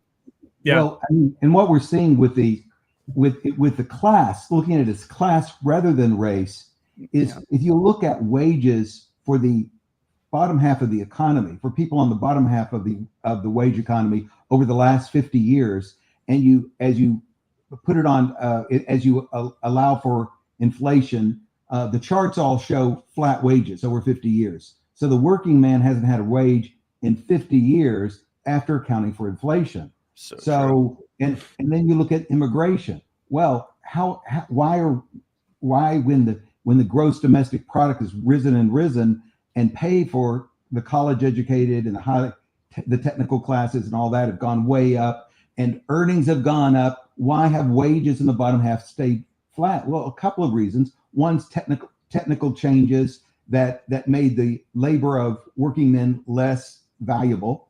But the other thing is so much new labor being introduced into the country. And so the wages, with more supply comes less demand, and then price falls. So it's the immigration, low end immigration that we've had over the last half century has been a game that has helped the affluent to become much more affluent, but the working man has not gotten anything from it and has really lost ground. What a great way to put it. And what's the prescription here if a party doesn't want to listen? Like, so what does the future of this all look like? Let's say Trump wins this thing, all right, which he clearly has more paths to do. And he does it with, if he wins this thing as DDHQ's forecast, and again, things can change, folks. I'm just saying. The betting market just picked something up too. I don't know what it is. What? The betting market just surged for Wisconsin and Michigan for Trump. For Trump? Okay. Yeah, just in the last 10 minutes. They must have been a drop. I was just about to tweet something about Michigan. I'm watching that Oakland number, man. I am watching it like crazy. Also, Pennsylvania and the model's about to hit a point. If this keeps up, it's going to be Trump by a point. Another one. Yes. Whoa. Wisconsin, Trump's about to take the lead. Trump's about to take the lead in Wisconsin. That's what's going on. He's up to almost 80% to win on polling market. Yeah. Yeah. So let's say this happens, Jim. Yeah. It's going to be, if he wins it the way it looks like the forecasts are showing. And guys, not just I'm sorry. Oh, go ahead. I got to bounce. Mind if I hop back in a little bit? Absolutely. We said this is All free right. flowing, man. You got to leave, come back whenever you want, brother. See you All soon. right. Later, okay? Jim. Bye. We're doing good. We're doing good. Doing great. All right. He's doing great. So because he's got you got great insight here, Jim. Pop back on whenever you want, Mark. Bye. So, Jim, let's say this becomes what the models are showing, which I was trying to say. Maybe he did slip a hair with whites, but he's still going to win them. And then he puts together this coalition that includes everybody. How does the media ignore this? Because they are not good at introspection, my friend. They are not good at it. He's going to have a mandate. No, it's not going to be the media that puts the spotlight on it. It's going to be independent. It's going to be the Clinton Democrats making a comeback. Because remember, Clinton in his State of the Union, I'm talking about Bill Clinton, of course, State of the Union, 1995. Remember that? He says we're going to up security at the border. I'm hiring more border guards. We're going to deport people because the working man needs a break. So that was their line then. But when Bill Clinton left the White House, they took a turn. The Republicans went completely corporate. The Democrats under Obama went completely corporate. And I got to tell you, under Trump is not free and clear on this, because he's saying we're going to get rid of the illegal immigrants. You know, we're gonna do whatever it takes. We're going to massively deport. I don't know if he's really got a plan to do that, but he's planning to do it somehow. But he says we need more legal immigration. So, but the real problem here is it's not the legality or illegality from the point of view of the effect on the working guy. The point is how many there are competing for the exact same jobs, the exact same housing, the exact same medical care. Have you gone to an emergency room lately and seen the line? I mean, you can't be seen in less than 4 or 5 hours in a city, right? Right. People show up. They're so poor. These immigrants, they're so poor that they don't have insurance. And so when they get a cold, they go to the emergency room. So, you know, you've broken your arm. You got to wait for the guy who's got a cold because the system's so screwed up. Why? So we've had this situation for decades where if cheap employers or cheap labor employers, they want these people to come, they pay them rock bottom, but you know, they pay them $10 an hour, but nobody can live on $10 an hour, right? You pay $10, but then the state has to match it with $10 of benefits. And so we call that the privatization of profits and the socialization of costs, right? I think people have had enough of it. Vance knows the score. I'm not sure. I think Trump he only knows part of the score.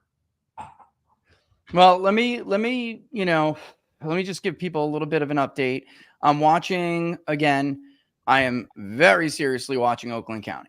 Right now, Kamala Harris is running about 2 points behind Joe Biden. Donald Trump is running about a point. He's now at about a point. He was about 2 points before, but he's about a point higher than where he was. I'm telling you, folks, it really is all about the margins when we talk about races being decided this close. And there is 57% reported. She has been falling. He has been rising. All right. She started a little bit above Biden, but she crushed the early votes. So like as more and more of this comes in, it's very, very negative. It's a negative trend for Harris. I want to see more in Kent. Of course, we're looking at Kent, but Livingston, where Trump is holding his own, he is. This will change. Genesee County will change. We have absolutely nothing yet from Monroe. We have absolutely nothing from neighboring Macomb because we do now. We're talking about 69 votes. It's nothing. But if he's doing that much, if he's doing better in Oakland, and he is now, it's back up now. She's at 54.6. That is again below 56.4 that Biden. So she's now running. It's getting worse. And he's at, he was at 42.3 in 2020. He is now at 43.6. When you go back and look, Jim, and you look at how he beat Hillary Clinton, it really was in the margins. A little bit here, a little bit there, And that's right. He's not sliding with white college educated voters as much as people thought. He's not sliding at all. Actually, he's regrouped some of them. And the question is, when did they make a policy change, Jim? Like, when did they acknowledge, that, when did they acknowledge? Look at Lackawanna in Pennsylvania. Somebody just texted me that. Thank you for bringing that up. Let's show Jim Lackawanna. Biden won Lackawanna by 8. He clawed back a bunch of support that Hillary Clinton lost. It's 94% reported, and Trump is losing it by 3. That's a 5-point shift to Donald Trump in Lackawanna. That is Scranton, Joetown, folks. So, I want to see the country heal at some point. They can't keep doing this, Jim. They can't. Yeah. And it's like, if he wins this thing the way people expect him to win this thing, the way the models are forecasting, I gotta hope we go into the holidays and they try to heal it, but they won't, right? Rich, I wish I could show you a slide. I have a slide deck on my laptop right now, and I've got a slide that Marco at Rasmussen ran a question for us on one of our co-sponsored surveys, that I can tell you about it. And it's kind of important. We asked this revolutionary question. Recent federal policies have added about 1 million new legal permanent immigrants to the U.S. each year, which is the closest to the number of new legal immigrants the government should be adding each year. And the possible choices are 0, 500,000, 1 million, 1.5 million, 2 million, or not sure. Okay, so let's just go to the white, black, and Hispanic answers, okay? Whites, 24% said 0. The number should be 0 annually. And a further 29% said 500,000. So that means that well over 50% of white likely voters want to cut immigration by half or to cut it out. Black voters, slightly less down on it. 16% said 0, and 29% said cut it by half to 500,000. So that's 45% of them want to cut it by half at least. But Hispanics, this is the amazing thing. Wish you could see this slide. Hispanics, 20% of Hispanic likely voters want to cut immigration to 0. Not illegal, all immigration to 0. And 31% additional want to cut it in half. That's 51% want to cut it by half or cut it out altogether. So here's the problem. Here's the problem with Democrats sort of waking up. They think Hispanics, they've got this sort of racialist idea about Hispanics, right? That the main thing a Hispanic voter wants is more Hispanics. Well, that's crazy. That's like saying the main thing a white voter wants is more whites. It's ludicrous. What voters want is good jobs. Yeah, it's racist to assume that. Yeah. Right. Go ahead. Totally. My wife is Hispanic and she hates it. She's like, I don't understand why you think I want this. Right. Exactly. This is what they've been trying to tell us year after year after year in our Rasmussen co-sponsored surveys. It's just like, no, we hate illegal immigration. We hate it worse than anything. We hate it worse than any group. And yet the Democrats won't listen to them. But here's who's going to straighten them out. To answer your earlier question, it won't be the media, but it will be people like Rui Teixeira, who wrote the book, Where Have All the Democrats Gone? And he was an old, it'll be Mark Penn, an old strategist for Bill Clinton, who runs the Harvard-Harris poll, which is usually pretty good, right? Yep. And these are old line Democrats who they thought what the Democratic Party was about was helping the working man. When did the Democrats give that up? Well, when they went in for the elites, went in for the Ivy League, went for the globalists, corporations, right? So the wokeness, the gender, there's really no room on the Democratic psyche for working Americans, and Republicans have just picked it up. Now, whether Republicans will deserve it, we'll see. I hope so. Well, look, I got some stuff I got to share with people, which is interesting. Again, Democrats were just kind of assuming this would go their way. John Ralston in Nevada was also talking about how independents were going to put Harris over. And we're like, listen, you can't assume that independents are going to go your way. Arizona exit poll. And again, they're exit polls. I always caution people, but it definitely jives with everything we've been seeing tonight. Arizona independents went for Trump by 4 points. Oh my God, if that's true, oh my Lord. And by the way, Trump is gearing up to take the lead in Pennsylvania. Bucks County is only 21% reported, and he's at 41 already.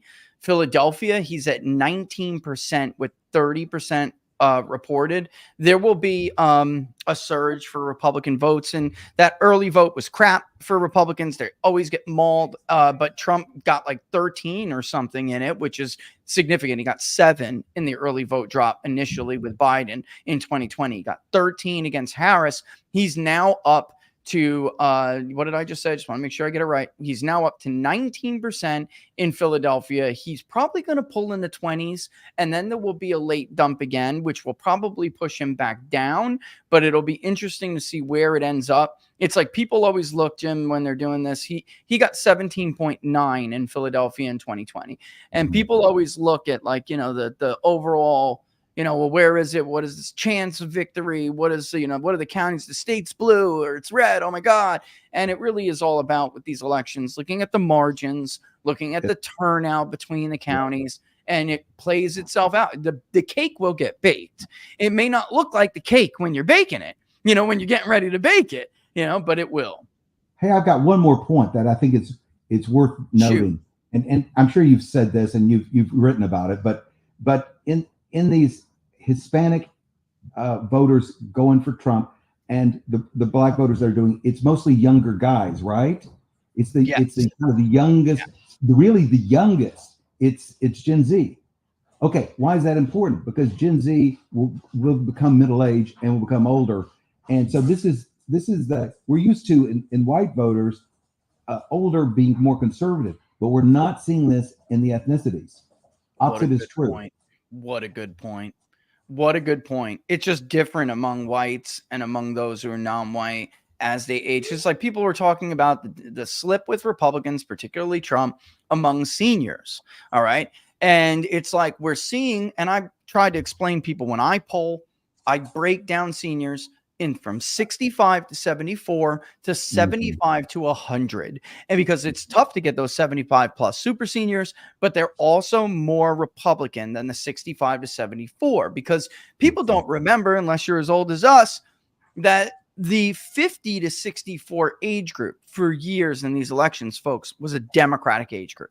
And they're getting older if they're white, and they're turning the senior margin more Democratic. But if you just fill your sample with your 65 plus overall, if it's more weighted or just the way it came in, if it's more weighted to the younger, not super senior, you will miss the margin with seniors. And that has been obviously what's going on here again. I got to look at it, but I'm curious about what the exit poll showed with seniors in Pennsylvania. I'll go to the CNN ones, and then I'll go to the AP Votecast to compare it. Fox exit polls, I'll just write and let's see. I mean, they're out now. Before I had stuff that people were like throwing at me. Now I might as well just look. I don't see the AP Votecast. I see it for 2020. I guess I should probably say Fox voter analysis, Fox News voter analysis, or the AP one itself is probably there. It is. Is this a change election? Let's see. Nevada is going to close in 1 minute. That will be very interesting to see too. The Pennsylvania is starting to turn to Trump. It's reported differently this time. It was totally reported differently. I'll check Georgia in a second. Let me just see. Here's 2024 in Pennsylvania. It was, and this is interesting. Okay, Trump carried seniors 50 to 48. Harris is winning younger voters by only 10 points. Wow. Right. The 45 to 64 is Trump by 7, and they're the largest demographics. So 18 to 29 was only 13%, which is pretty much what we projected. It's Harris plus 10. Guess what? I think we were 54-44? That's very close. It's 53-43. Wow. 30 to 44. Oh my God, I can't believe how, and you know what, you know, to talk about the change in the non-white vote shift, I really wanted to have you on because something historic happened today. Hispanics for the first time outvoted black voters as a share of the overall electorate. We made that projection. It's a ballsy projection, to say it nicely, because it's a first in American history. So, you know, it's a sea change. So, and I wrote this book 2 years ago called Political Migrants, Hispanic Voters on the Move. You can get it on Amazon. And it's the first book that used polling data from our friend Mark at Rasmussen to show that Hispanics are systematically shifting to the Republican Party, and why. And a lot of it has to do with immigration, but a lot of it it's other stuff, working class issues. And I think, but here's one thing I learned when I was researching my book. That of the 62 million Hispanics that were in America in the census of 2020, right? Of course, there are a lot more now because of the illegal immigration from Biden. But anyway, 62 million. Of those, 2/3 were born in this country, and 8 million of the others were immigrated but have become citizens. So we're really talking about a citizen population.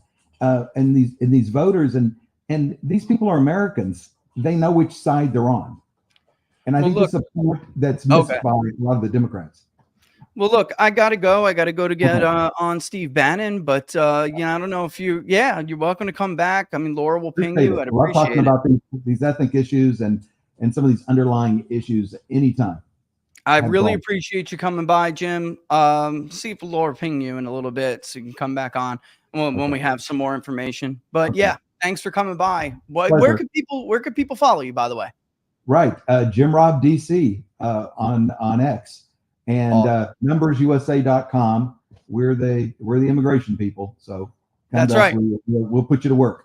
Yeah, that's right. Yeah. For those of you who don't know, they do a lot of polling at Numbers USA. It's a very valuable information. Thanks, Jim. All the best. I'll see you soon.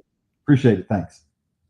Jim Robb, everybody from Numbers USA. What a fascinating conversation. It's like he said something there that had been ignored for so many years. And I don't know, just tell me when you're ready for Bannon. I'll skip over to Skype. Hey guys, if this happens, okay, the mic may cut off. It probably will. I'm going to throw up a map and let you guys see like Pennsylvania or something. Let's do that. I'll throw up a map. Trump has taken the lead in Pennsylvania. We will see how this holds.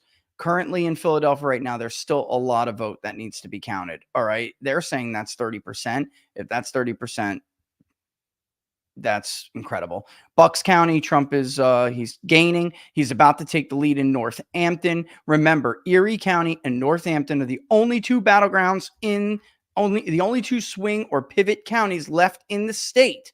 So whoever wins them, it's a very good sign that they're going to win the state. Joe Biden won them in 20. Trump won them in 16. The latest forecast, just to give you guys what we have for Pennsylvania, we're getting more data. It looks like it's Trump plus 1.5. Okay, that's what it looks like he's going to carry the state of Pennsylvania by if he wins, and there's no surprises. But it still is a toss-up. There's no clearly or something can change. So we'll see. There is a lot of vote remaining, and we don't exactly know everything. So just hang tight. All right, let's see if we got. Tell Steve to let me know I'm gold and I'm ready for him. I'm gonna have to swap my mic though. Virginia's gonna hang with Harris. It's such a heavy lift. There's so much more of the vote out in blue Virginia than there is in 10 more minutes. 10 more minutes? Okay. Good. Then I'm gonna leave you guys with some music while I take a break and go to the bathroom again and do my thing, chicken wing. Do not go anywhere. Don't go anywhere.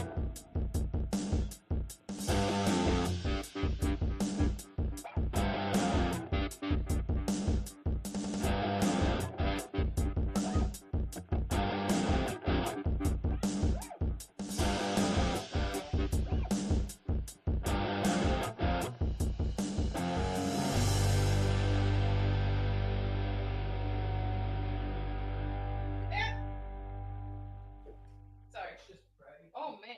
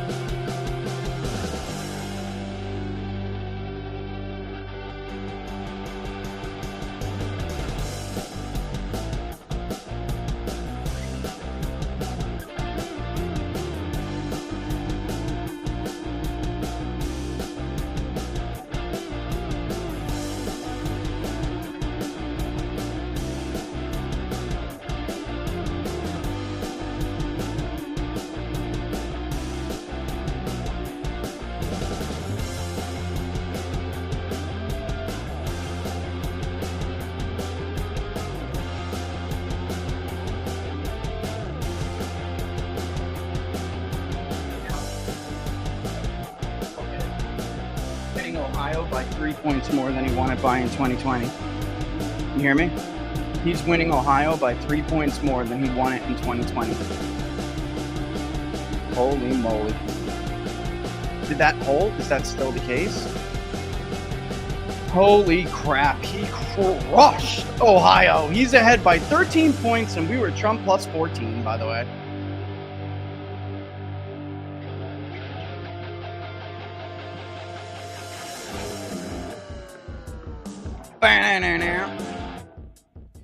All right. Now you see Pennsylvania. We got the update. Trump has taken the lead in Pennsylvania. He will need to build up this lead by flipping these other counties if he is going to hold it when Philadelphia comes in. With 66% reporting in Allegheny, he's at 37% of the vote. He will need to inch higher in Allegheny. He got 39.5 when he beat Hillary Clinton. And in 2020, he got 39.2. So, I mean, you got to get a little bit up there. And I suspect that will be the case considering what we have been seeing. I will point this out. Bucks is getting closer with 27% reporting. It is 55.8 to 43.3. Northampton is probably about to flip any minute. This is a huge development. And it has been the case where Republicans have won either Erie or Northampton, but turnout was so high in some other areas that they lost it, but the statewide, but not in a presidential election. And you might remember that there were issues during the statewide Supreme Court race, and Republican Caroline Carluccio carried Erie, and they vote identical, almost identical to each other. Northampton and Erie County vote almost identical. And for some reason, Northampton went for the Democratic candidate for the state Supreme Court by like 16 points, I believe, 13 or 16 points, which was really weird because they always vote almost identical, while she carried Erie and the Democrat was able to eke it out by a few points. However, again, we're going to have to keep an eye on this. York will almost certainly, of course, flip. Donald Trump carried York overwhelmingly. It was 61 to 37. And I imagine we're going to see that too. We're going to see Berks flip. The only question is by how much are we going to see some of these? 54 to 45. Berks is 72% in. It's 54 to 45. That is what it was against Joe Biden. It's almost identical to it right now when 100% was reported. So it can be expected that Donald Trump will outperform his prior margin in Berks. All right. So that's where we at. We just have to look and see what's going on. It does look like Lackawanna has closed a little bit. Let's see. I mean, yeah. So it's only 3 points. So Donald Trump actually did a little better. Joe Biden won Lackawanna by 8, and Kamala Harris is only winning it by 3 now. I would love, I didn't see his text messages. I would love to get an update from somebody in PA. Let me ask him if he can talk live. Otherwise, I don't want to get him in trouble. No, it's not Sean, but Sean is hoping for an appearance. I have Bannon coming up in a little bit, so I don't want to like take it away. You know what I mean? But let's take a look at some of these other states. We got Nevada closing here. Arizona came in. Harris only won the early vote by 2. It's not even. That's just the early vote in Maricopa. And we're going to see how the rest of this plays out here. It's going to be, that is nowhere near what, wow, this is really, the model just updated in Pennsylvania. It's moving closer to lean. It's not there yet, but it's look very close. Lean is 66%. Okay. Lean is a 66% likelihood. And we're not quite, the election is leaning. It's beyond leaning. We're now at I know that it's, what is it only showing? 67%, 69%. Why isn't that updating? I'm showing a higher likelihood of Trump victory on my end. Why is it not updating on their website? We have 74. I'm looking at on my end where, our stuff they give us. I'm looking at it says 74%, but on the front facing website it says 69.4. I wonder why that is. Maybe it's taking time to bounce back. Yeah. And look at this. The New York Times says 79%. I mean, look, if you're a Trump supporter, you're not going to be happy until you see that thing go to 90. Yeah, I mean 90. You'll be happy when it goes to 90. This is a little shocking to me, Maricopa, that it's like 1.8% for Harris. But Trump can win Maricopa. He can win Arizona without Maricopa. And in fact, it did look like that that's the early vote, and the most liberal indies will be in the early vote. All right. It says right in the exit polls that is the case. They went for Harris, but later voting groups did not, and it overall went to Trump +4. Yeah, we'll see. When do we have Bannon here? I just want to. Let me check with Cameron, Iowa. If they can give me some time, I'd love to make a phone call to somebody so I can give people some info. Hey guys, you would not mind if I stepped away for a second to try to get some insider information, right? You would not mind if I tried to get in the right track here and find out what's going on. Holy moly. What's Kenosha? That's not going to stay the same. Wow. 77% of the vote reporting, and Trump is up 8 in Kenosha. And there probably is some late arriving mail that will tighten. But I have to tell you, there's nothing in Sauk. Trump is ahead in Sauk with half. Sauk is definitely a bellwether county in Wisconsin. By the way, Juneau used to be, but then Trump started carrying it with like 60% of the vote. So I don't know what happened. It was when he won it, but I don't understand what exactly happened here. Why isn't Trump swapped over? Yeah. Somebody said, let's talk about how Trump's winning popular vote. What can somebody tell me what the popular vote is right now? Said it was like 5 million. It is. It's 4,400,000, something like that. So, I mean, you know how it goes, though. Wait for California. That's going to come in. There it goes. It's ticking up now. You see it? 68%. Actually, I mean, isn't that a tick down? I don't know what it's doing. We'll see. I'm not going to leave you, though, sitting on a thing here. I'll leave you with Wisconsin. We'll see how it goes. He is doing with half of the vote in. He's at 26% in Dane. That's kind of on par with where it always is, isn't it? Let me just, before I make a call, let me just make sure. No, he got 22.9% in Dane. She's at 75.7. She's at 72.4. Oh boy. I'm curious. Let me look at the state to see what the odds are in the state. I don't know why some of these people have not called North Carolina for Trump yet. It seems a little bit ridiculous to me, to be honest. It seems a little bit ridiculous. They're now showing Georgia as likely Trump. Let me run this real quick. Okay. We're getting more votes from Arizona now, so let me go back to that and show that to you, because this is about to change, and it's about to change with the quickness. There is some more votes. Why we're lagging. We may have a little bit of an issue here, but we have Mojave where Trump is at 76%. Navajo, Trump is winning 60-40 basically. Yavapai 65-35. Again, this is early vote. He's not going to do as well there. Pinal by 17. He's at 37% in Pima already. That means he may crack 40. It's possible. But it looks like in Arizona, Trump is going to win by about 4 points. All right. All right. Okay. Wait a minute.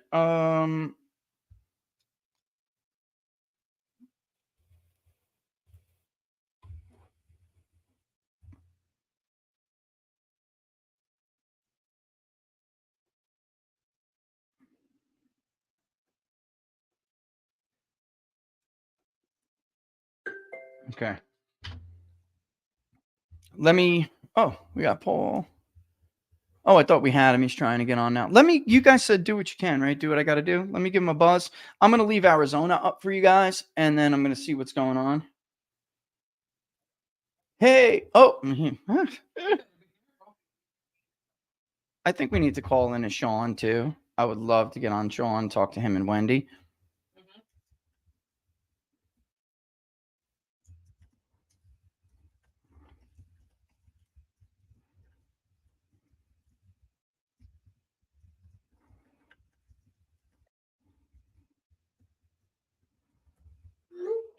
All right, there he is. All right, listen, guys, he's running around doing these things, so it's like a lot for him to come on and do this for us. So let's welcome Paul Caldareo. He is, for those of you who are on locals, you know Paul. He's a good friend of the show, good friend of us personally, the family personally. He also happens to be the supervisor in Buckingham. How you doing, brother? How you doing? Oh, your audio's dead. No audio. No audio. Hey, we expect technical issues. He's on the fly here. Oh, it's his phone. It's not you. It's his phone. Here, let me call you. Let me just call you instead. All right. Yeah. I'm just going to call him instead and put him on speaker. It's tough. It's tough when you're doing this stuff. I know it's tough when you're doing this stuff. I have you on speaker. Is that cool? Like, That's fine. That's totally cool. okay. I'm looking at what do you got for me? I can give you what my little take here, but you're the one with the hot information. Trump's taking the lead. Yeah, and I can tell you this, that the results are coming in very slow. I just talked to someone who they're actually doing the counting when people are in the polls and they're getting the election day counting, that is coming in very slow. Okay. So I was trying to get a handle. How does it look in the bellwether, some of the bellwether precincts? But right now it's coming in very slow. But I will tell you that election day was crazy. I had some explain this to people that were close to 95% of the vote, of the registered voters voting. Wow. Did you guys hear what he just said? He had polls that were close to 90% turnout of the registered voter. Now, there's some mixed bags in there, right? For Donald Trump, right? There's some that are more educated, college, professional class. And then there are some in like lower bucks. They differ. By the way, I got a call I got to make here. Hold on 1 second. Can you hang on 1 second, buddy? I got an election call I've got to make. Okay.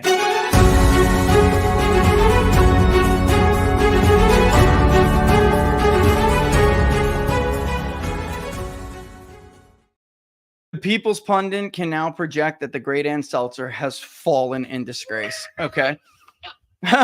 This is not going to be close. Iowa is done. It's Donald Trump's, and Ann Seltzer had Harris up. And what I can only expect was either an incompetent handling of a massive response bias, or somebody who's been TDS'd from January 6th and allowed herself to be what the worst of us can do. Also in Ohio, you guys might notice that Trump is up over 12 points in the state of Ohio right now, which is what he needs to do in the Rust Belt in order to win these other states. I cannot stress to you enough how important it is to see for Pennsylvania, right, Paul? Like for him to be outperforming by 4 points in Ohio, for Michigan and for Pennsylvania, this is a big deal. Yep. And Rich, can I give you a couple anecdotal stories? Yes, please do. Anecdotal can be important. So down in the lower end of the county, where it is very blue collar. Matter of fact, I made the statement earlier that lower bucks might say fuck because it's blue collar Democrat. Yeah. But now it's that realignment you always talk about. And so there was an elected official who was down in one of the most Democrat municipalities down there, and walking the line with all the people, and many D's were saying, we're voting for Trump. We're voting for Trump. Yeah. So it's just things like that you hear that you're like, when the vote comes in, it just makes you think, is it going to swing more? Because remember, we lost Bucks by 20,000 votes last time. Yeah. 4 points, ladies and gentlemen, 4 points.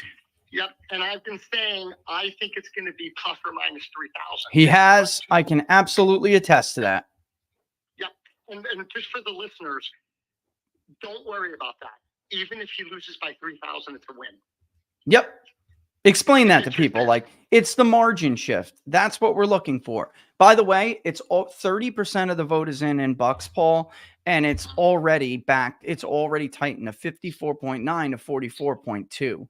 It's only 12. It's less than 12,000 votes already.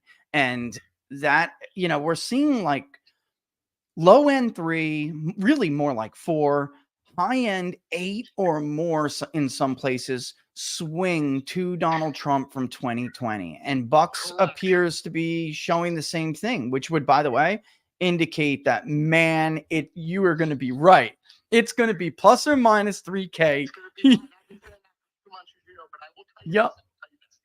Me and you were going over Bellwether in Buckingham, and Trump, a Republican precinct, Trump lost by 200 votes. Okay, and of course Brian Fitzpatrick just slams it.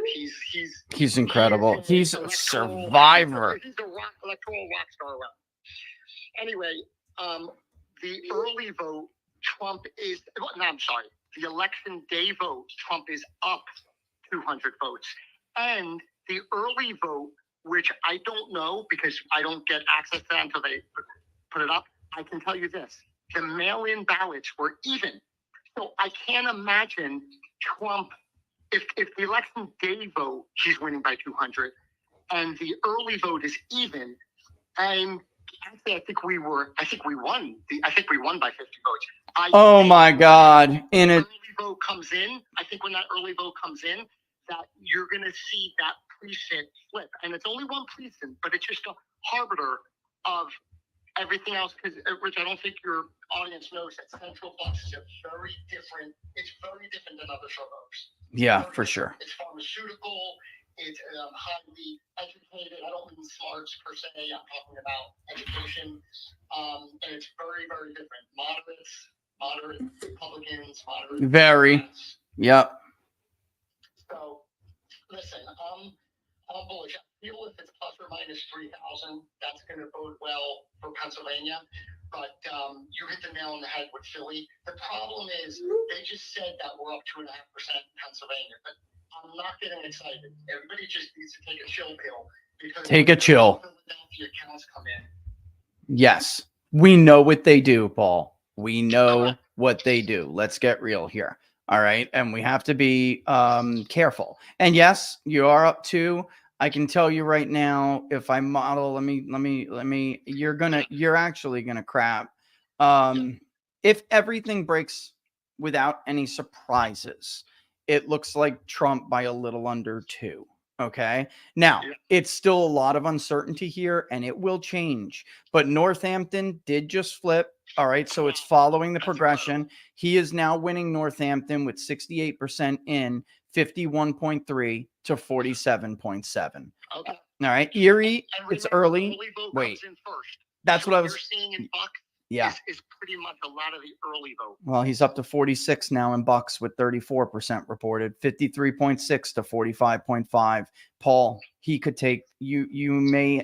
I think your forecast is going to be so dead on, and I am going to tell everybody and their mother that Paul Caldarello has been saying this for months. This is what's going to happen. The work on the ground matters. This is what happened to us in 20. This is what we knew we had to address. Paul, you even knew the issues, like you were like, this is what people care about. This is who they are. And by the way, with 46% of the vote in Philadelphia, Trump is just over 20% of the vote. Oh, that's incredible. I can't believe what I'm looking at. That's insane. I can't believe what I'm looking at. Like, I think everyone's kind of waiting for the other shoe to drop, which is why I think it's important that you. All right, we're now up to a 72% chance of a Trump victory. I am wondering what's going on in Allegheny. With 75% in, he did tick up now to 38.1. When he beat Hillary Clinton, he got 39.48. When he lost to Joe Biden, he got 39.2. Like, it was a drop of 0.3 of a percentage point. So you don't want to see any drop in Allegheny at all. If you're Donald Trump and you want to see like at least a little improvement. And I don't know how. What's happening is that Republicans did better in the early vote, but there is a big disparity in the election day vote compared to 2020. He would come in 65-35. And right, we were talking about this earlier. We didn't really expect that this time, correct? I mean, we were like, no, it's gonna be more like a 14-point. Rich, did you see that? This isn't a statement. This is more of a question. That the suburban vote around the Collier counties around Philly They got motivated at the end, the Democrats, I think. Oh, yes. I don't think we were expecting that. Yes, I absolutely agree. They pumped up at the last minute, Paul. They pumped up at the last minute. By the way, you remember when we talked about a while ago that like in areas like Lackawanna and Monroe, Joe Biden won them by, he won Monroe by 6. He won Lackawanna by 8, like a little bit over 8. Right now, Monroe still has 30% of the vote out, and Trump has already got her to right around that margin Biden won by. And then with Lackawanna, she only won 51 to 48. It's a 5-point swing to Donald Trump in Lackawanna. It was just 4 points a little bit ago. Now that's what I'm saying. Like the 4-point swing, and now it's 5 because and they're 95% reported in Lackawanna. Looks like I got another big call to make. Hold on 1 second. Okay. And Laura's over here feeding me stuff. This is another very big.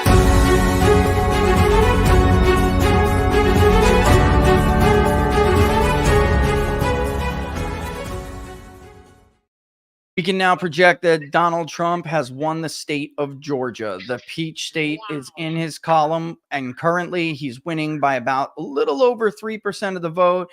Let me go to the forecast here, guys, and see what we think it's going to end up at. About 3 points, 2.8, 2.8, 2.9, maybe a little less. You know, these things are imperfect, which is why we tell you when you see the forecast ticking between like Harris plus 0.2 and Trump plus 0.5, it's not enough. You need to start to get confidence outside those eras. Right. Pennsylvania, because of those breaks in the votes that I just told you about, the model officially went up from 1.8 to 2 flat. Let me go and call Bannon here. I got to call Bannon, but I want to check back in with your brother in a little bit, if that's cool. Golden info. And Paul, great job. Great job. Thanks, brother. Tell Paul, people if they want to hear you to join in on Bannon's stream. Yeah, if you want to hear what I got to say, guys, to join in on Bannon's stream. Am I calling in, or is that what's going on? From Skype? Yeah, the Denver. Sorry. That's cool. Doesn't matter. It's all right. He says it out loud. Where I don't have it. Where did you put it? Text or email? If it was emailed, I don't get it, baby. I'm gonna get it again. Have them call me. They can't. They can't. It keeps messing up. Okay.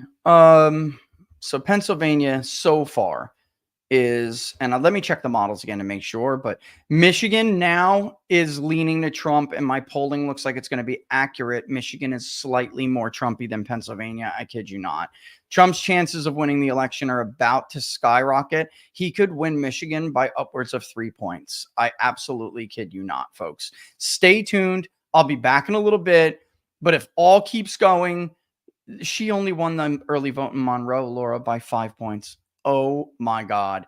Oakland is now only 10 points, a 6-point decline from 2020. All right, let's do this. And we're gonna have to look at Wisconsin when we get back. All right, we will look at Wisconsin when we get back. Right now, it's just that we have more information on Michigan and Pennsylvania, but I told you guys these 3 states vote together. Georgia now is, Arizona, we can say, is now Michigan, and we're getting a higher degree of certainty. It's not quite, it is likely now. It is, okay. It's now 66% chance for Michigan, the state of Michigan. They vote together, polling be damned, almost always. Eventually that will end, ladies and gentlemen, but I just don't think this is going to be the year. I think it's most likely the case that he's going to take all 3, okay? But let's say, how do I make a call on this thing, baby? I never make calls. Here we go. Calls. New call. Let's do that. Denver. Here we go. Video, right?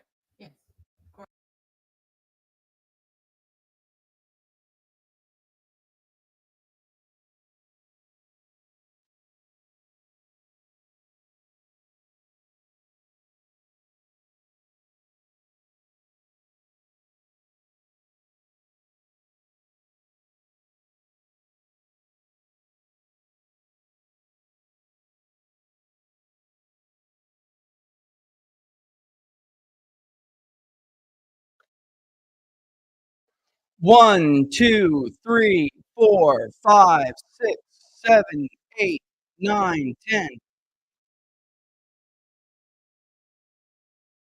1, 2, 3, 4, 5.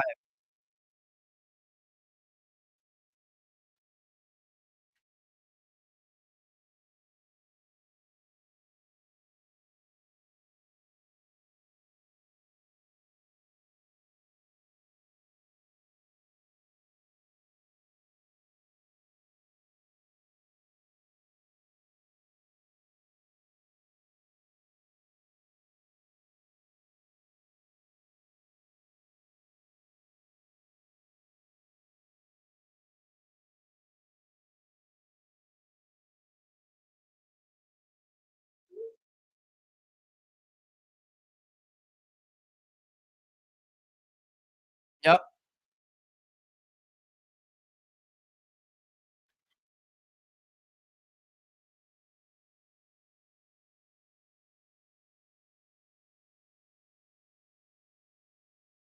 You guys, can they still hear me? Can you ask? Oh, that's okay. I was actually talking about the audience that I got on my stream. I just wanted to make sure they could still hear. Gonna have to have Steve and John say hello to them if they can hear me. Can they hear me?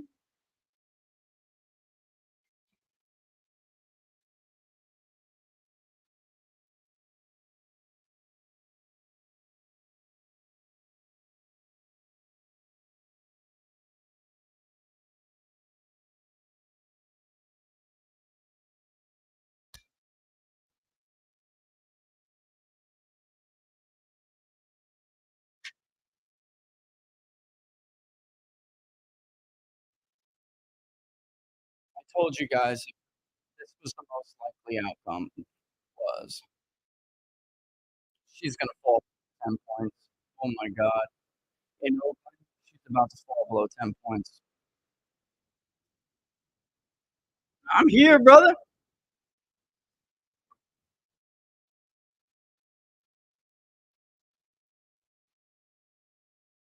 I, I love Monica Crowley. Laura knows. Okay, she's trying to put her finger in her ear.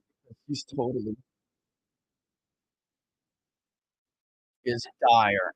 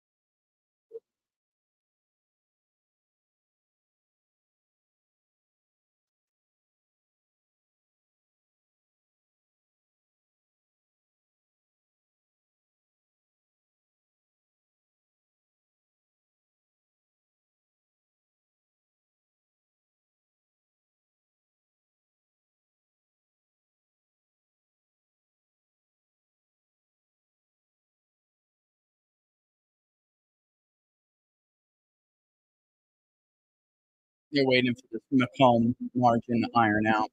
That's what they're doing. And Kent, she's doing much better in Wayne. That's why the forecast is lowered a little, but it is early, early vote. Wait,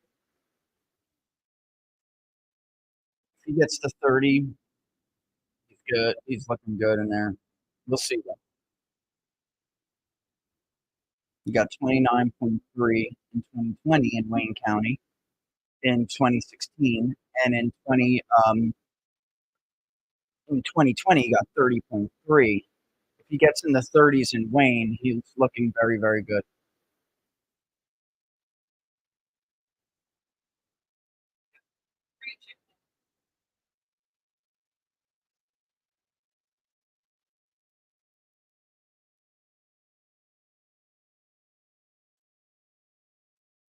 He's outperforming Milwaukee by 2 points. See if that holds. And he's outperforming in Dane by 3 points.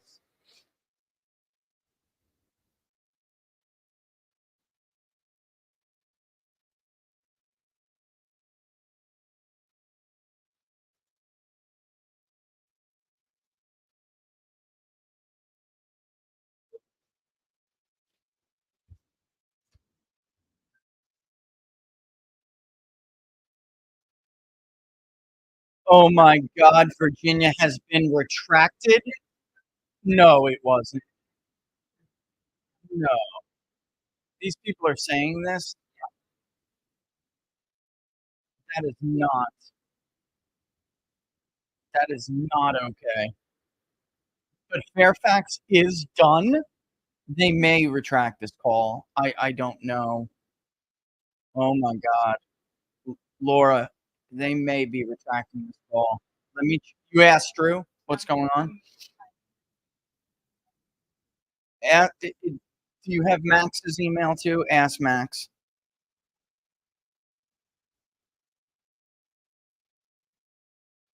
Yep, there we go.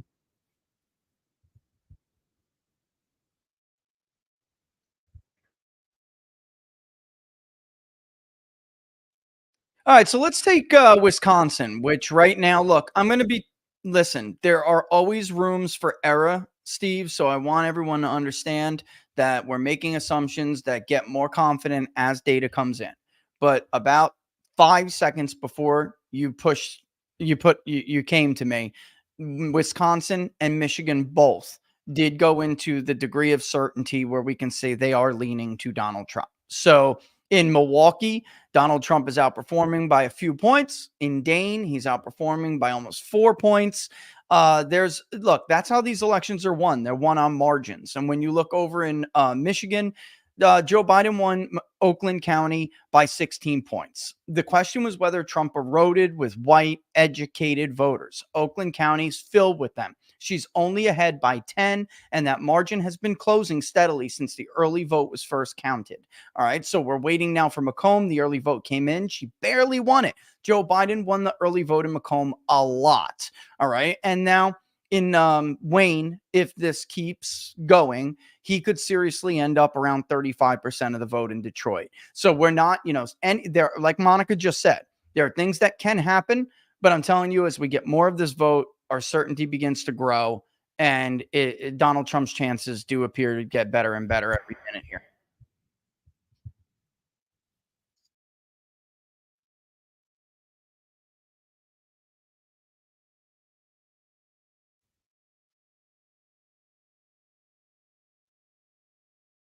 She needs all three. All right, this is why his chances now in our forecast of winning this election are approaching 80% because she's running quickly out of, yeah.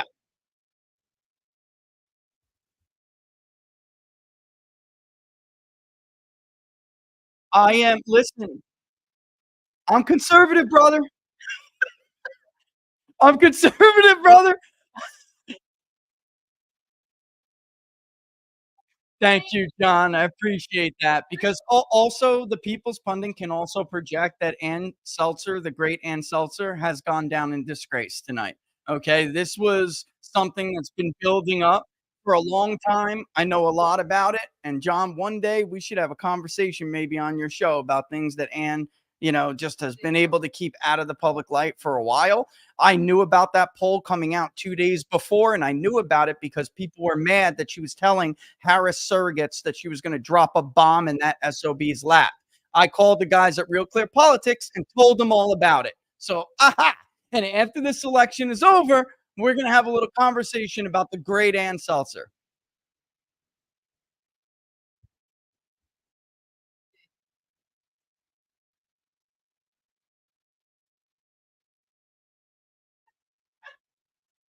Well, Steve, they've already done it. She withheld the Trump plus 18 or 19 when she knew that he was crushing Biden. She withheld it for a month when I publicly accused her of holding on to that poll. For what reason? Why would you hold on to it? She only drops it when they pull the switcheroo so she can show that Harris is doing so much better against Donald Trump in Iowa than Joe Biden. If you can't see what's going on there, then I don't know what truck you just fell off of. I got a piece of the Brooklyn Bridge. You want to buy it? $1 million. Dirty, dirty cheap. Come get it. I mean, obviously she held that poll because she knew they were going to try the switcheroo. Obviously. Come on. Very frustrating. Oh, I'm lower than the New York Times, but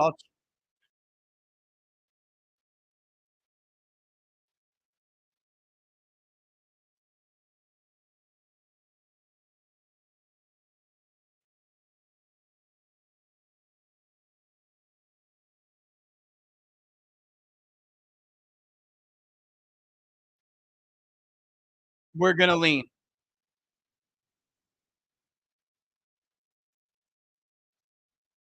Yep.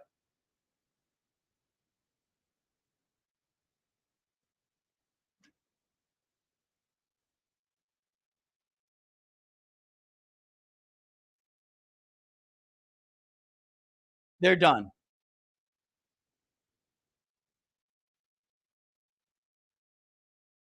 Trump now up in PA big.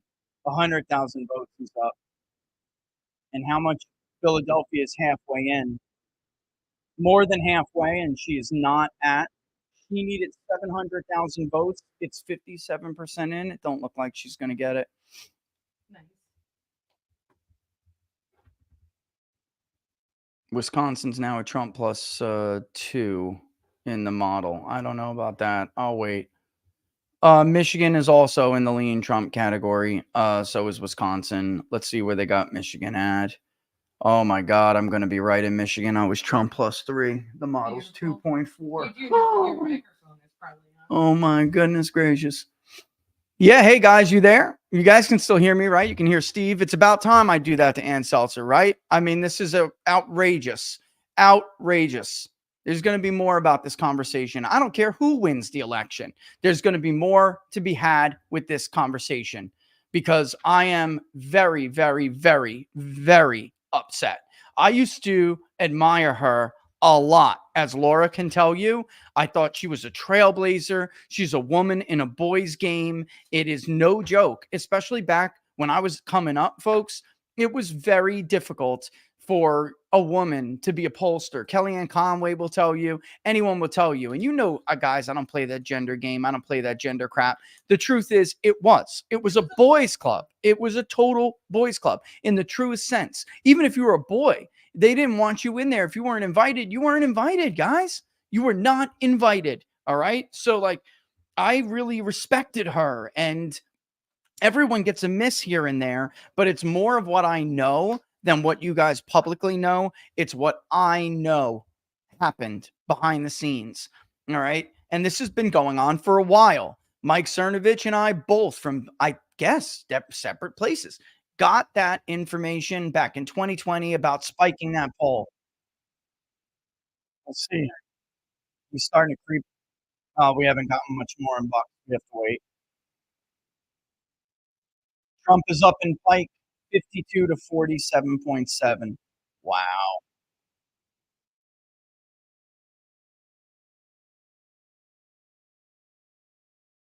He's going to win at 61. 61, 39. Much.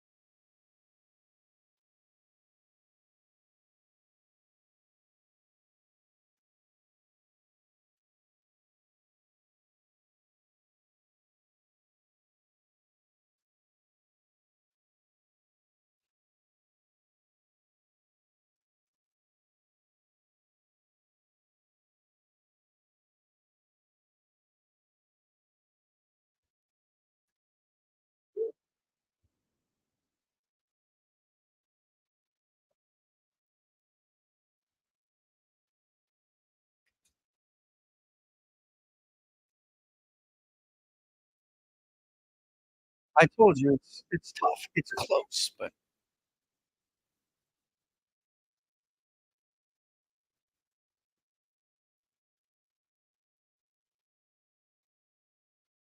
yep.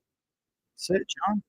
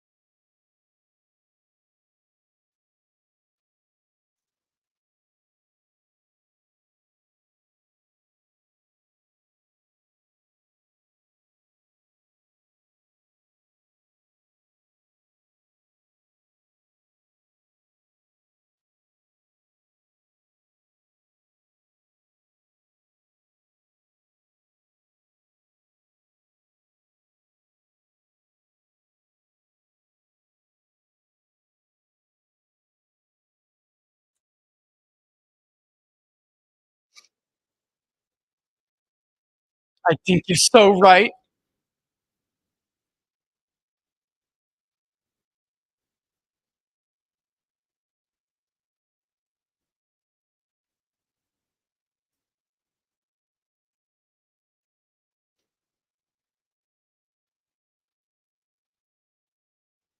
Outperforming Philadelphia by 4 points.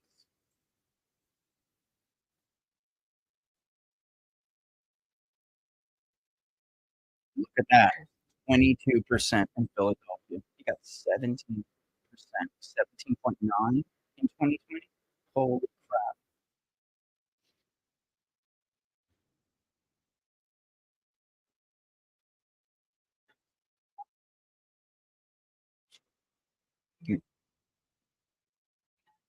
Yeah, he's going to.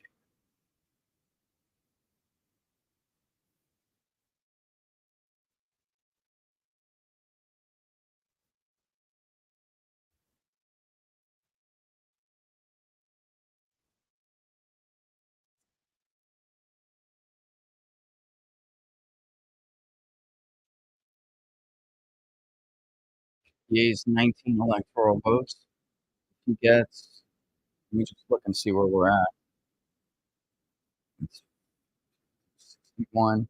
He needs 2 more states, baby. He's ahead in the state of Maine. Oh my God, he's ahead in the state of Maine. It's only a little bit in, but he's ahead.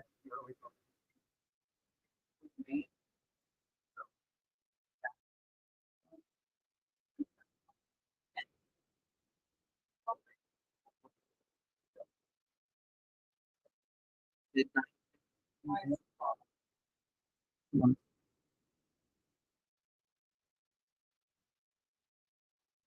Folks, Donald Trump is ahead in the state of Maine in the early vote. 6% reported. She's not going to be able to. Philadelphia is 260. She's the, I don't know, with 62% of the vote in. Let's say that's 2/3. She needs to get 700K in Philadelphia to even have a chance. I don't see it. I don't see it.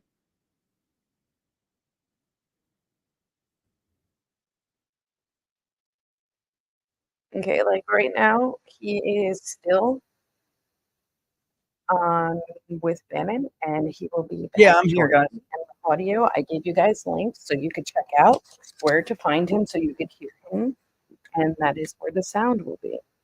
Listen When to this. he is Listen on to 2 this. shows, you cannot hear his mic.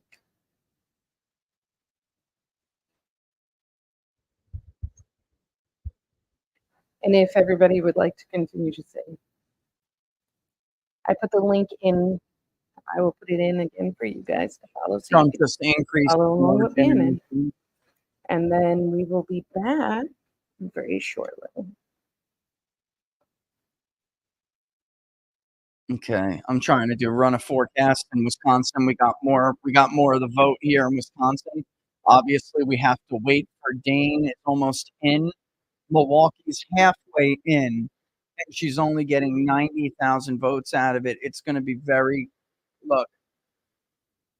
We need Milwaukee, but it looks like Trump by 2 in Wisconsin. It looks like Trump by 2 basically everywhere. We just have to wait. It leans though. It's not likely yet.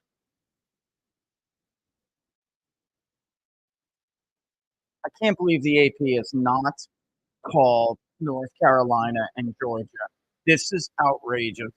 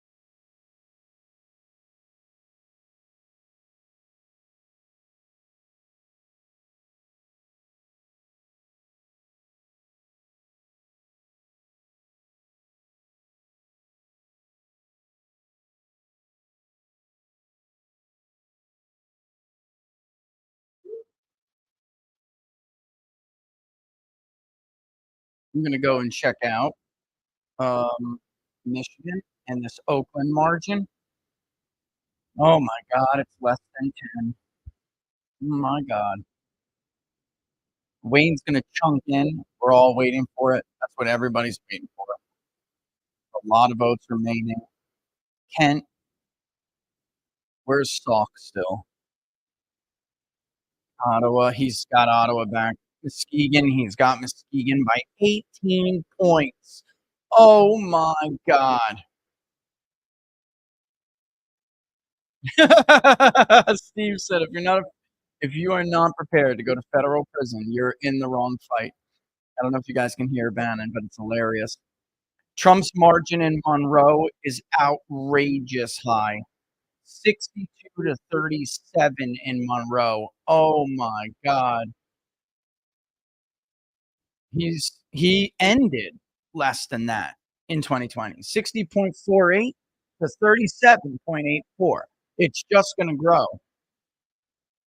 It's just gonna grow. Holy crap. Pennsylvania has now been moved. I just spoke with Decision Desk. They said that they are keeping their decision for Virginia, that Harris did indeed take the lead again, so they are staying with the Pennsylvania has decision now for been moved to lean Trump. We can lean Pennsylvania now. Okay. Just gonna show you why. All right. In Erie, we still are waiting on that. But obviously in Northampton, he's expanded his lead. And in Bucks County with 40% in, he is only down 3 points.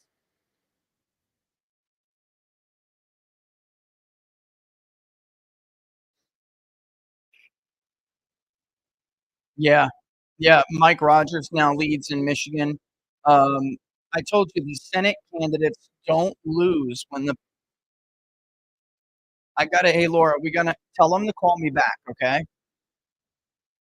Tell them to call me back. All right. I wish there was a way to mute him. I can't. It's okay. Just hang up. I'll tell Cameron we'll call back later.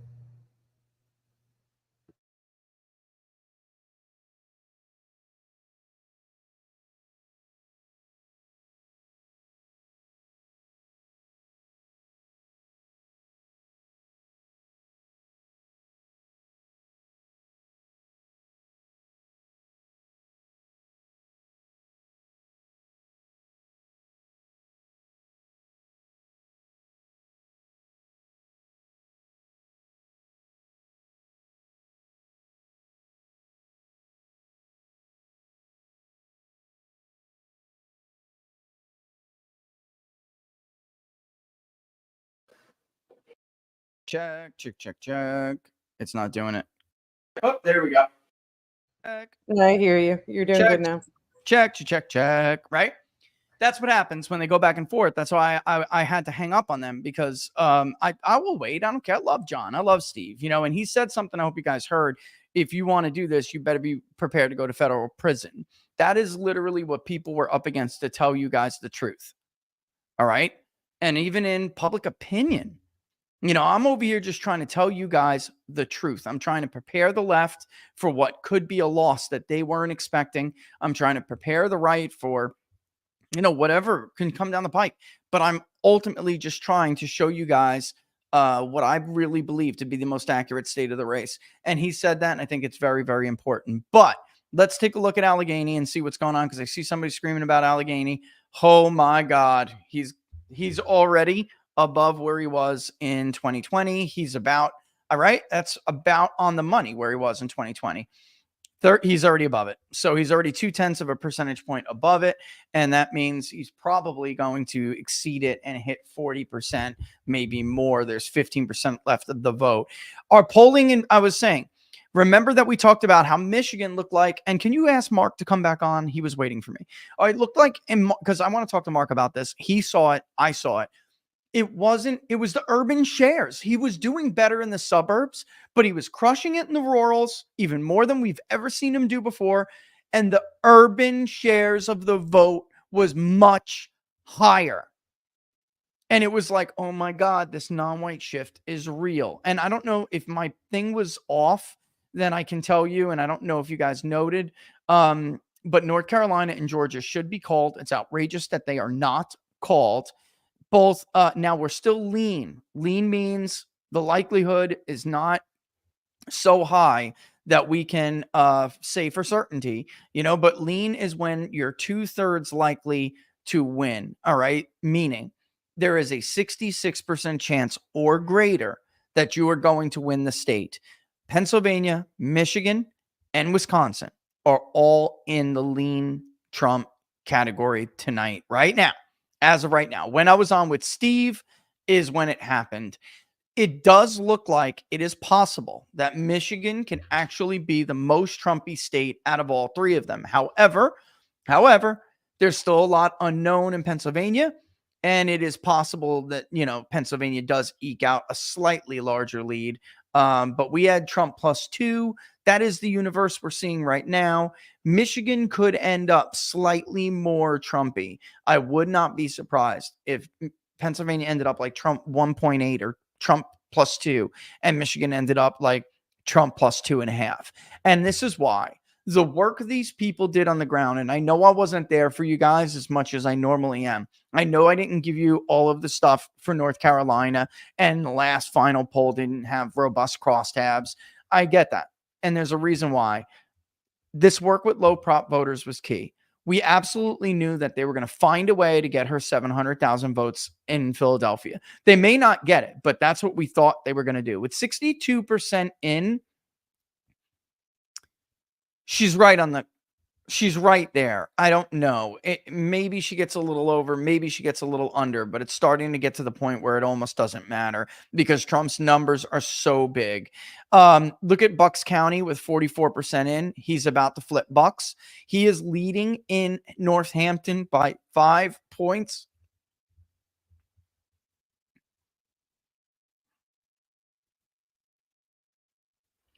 These people were always out there. They don't ever have a say. They don't think that they can say anything or do anything to affect the future of their country, to affect the outcome of elections.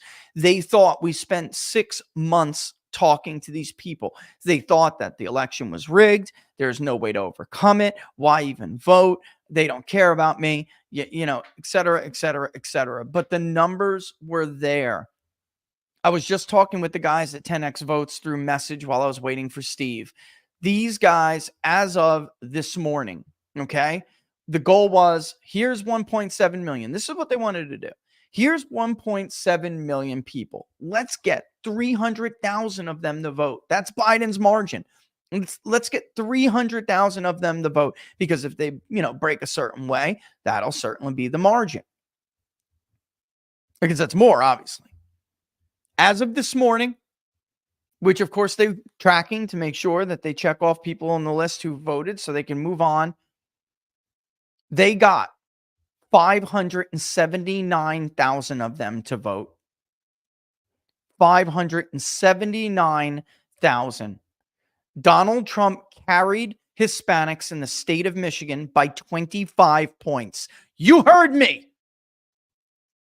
Donald Trump won the Latino vote in the state of Michigan 60-35.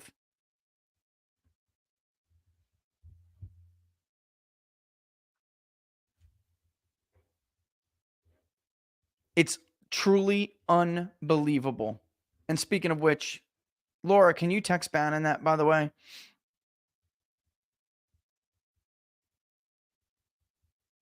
Can you text him what I just told you? He won Hispanics. Trump carried Hispanics in Michigan. Why? And you guys should know from the show. We identified them immediately. They only voted for Biden by 9 points. Pennsylvania Latinos, with a growing population of Latinos in Pennsylvania, there was a lot more work to do. Biden won them like 65-35 ballpark, okay? But immediately I saw, whoa, wait. The growing population of Hispanics in Michigan barely voted for Joe Biden in an election that Donald Trump was basically everything rigged against the guy. And I said, there are more of them too. Go get them.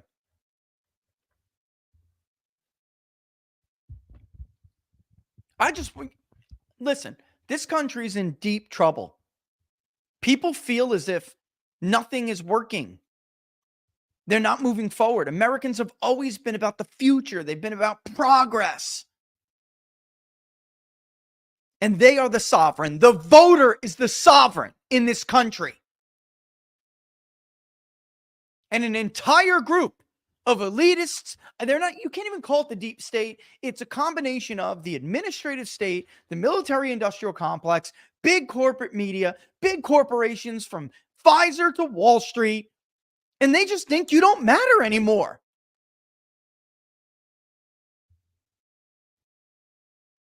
And I was here this year to tell them they do. They outnumber them. Just vote. We have to heal as a country.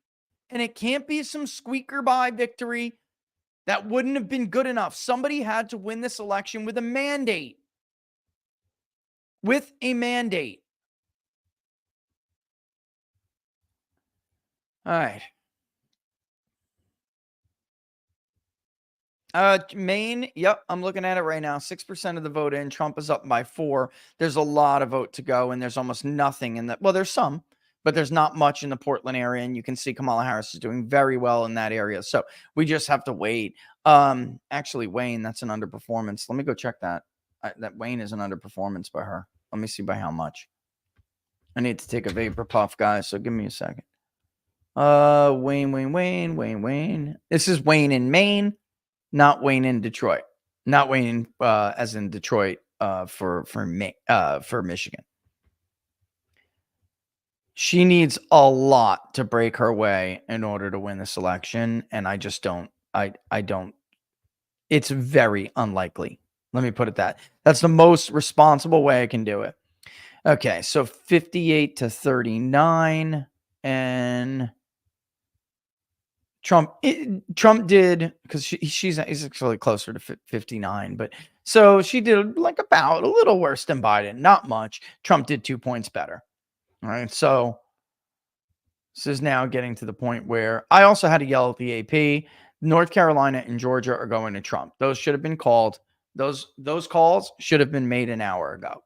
It's like ridiculous that they're pulling this nonsense. It's unbelievable. All right. A lot of vote remains in Arizona. We have to see what's going on here. It looks still like it's close, but what's outstanding, Trump could win it by about 4. He could win it by maybe 5. That's going to determine whether or not Kerry Lake can come over the finish line or not. We have nothing yet in Nevada. We just have to wait. Yeah, so we just have to wait. All right. the electoral vote count. Have we increased what we think the electoral vote is? 280. They really haven't moved it. That's interesting. I mean, because they're just, something could go differently. I mean, we just don't know. We just have to see. McCormick now leads in Pennsylvania. She's significantly behind Donald Trump in Arizona. That's a lot of vote to be made up, guys. I don't know. Eric Hovda is now in the lead, but we're all waiting on that drop. I think this is, well, maybe something changed. Rogers was in the lead before. Bernie Moreno has won. He's won rather easily, by the way. Republicans now have 50. They need one more. And interestingly enough, that's still so much less. Angus King is going to romp. It's up to Sheehy to get Republicans to 51 for sure. McCormick and Hovda actually could pull this off. They're running a little bit behind Trump. They are. But I think McCormick actually probably has the better shot. I don't know yet, though. I'd have to look. I'd have to look at the modeling here. All right. Michigan, just the way that it reports, it's just taking, a while. There's some messed up stuff here in Kent. We just have to wait. But she's going to get a little bit more out of the vote, I understand, in Oakland, but we'll have to see. There's a lot of vote in Wayne. There's actually quite a bit of Republican vote in Wayne. Grand Traverse, 54 to 44. We need to see some kind of a Kalamazoo. That's, geez. I mean, that Eaton swing is big. That's a 4-point swing in Eaton. And Eaton is very, it'll just tell you whether or not a candidate is, that's about what Trump won it over Hillary. He won Eaton 48.8 to 44.1. So about 4.7%. Right now, you're looking at 4 points flat. Oh, did I do that math right? Yeah, you're looking at about 4 points flat. Much closer to what he needs to win the election. All right. So we wait. Let's see how we're looking in Erie. 52% of the vote in. She's shrinking. All right. So he's catching up. This is what happened in Northampton. There's always going to be a little bit of vote remaining, guys. At the end of the day, there will be a little bit of vote remaining, and we just have to wait to see how much of that vote pushes back over. All right.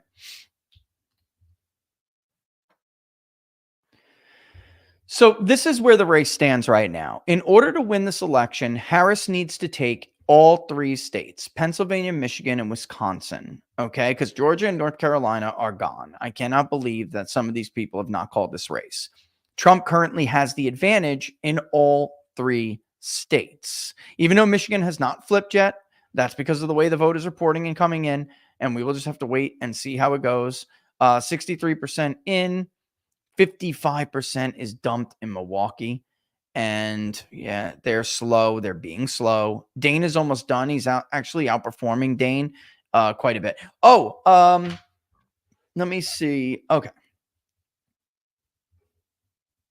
I think Sean wants to come on. Wait a minute. You coming on here, or are we just calling, or what? I mean, things can, like I said, we're in the waiting period. We're in the waiting period. It stinks, but that's just where we're at. It's just, this is the problem I think she's always had. Okay. And that problem has been that she always needed a clean sweep. And that is so difficult to do. So difficult to do. Let me see if I can go on. Can we just call? I can't. The problem is they want me to use StreamYard. Last time I did that, was it a problem or no? No, it was good when I did it with Benny. No, it's consistently a problem. It's consistently a problem. Oh, man. All right.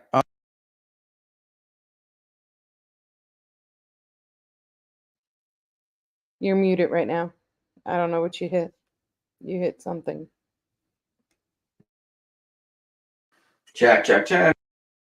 check, check, check, check, check, There check. you are.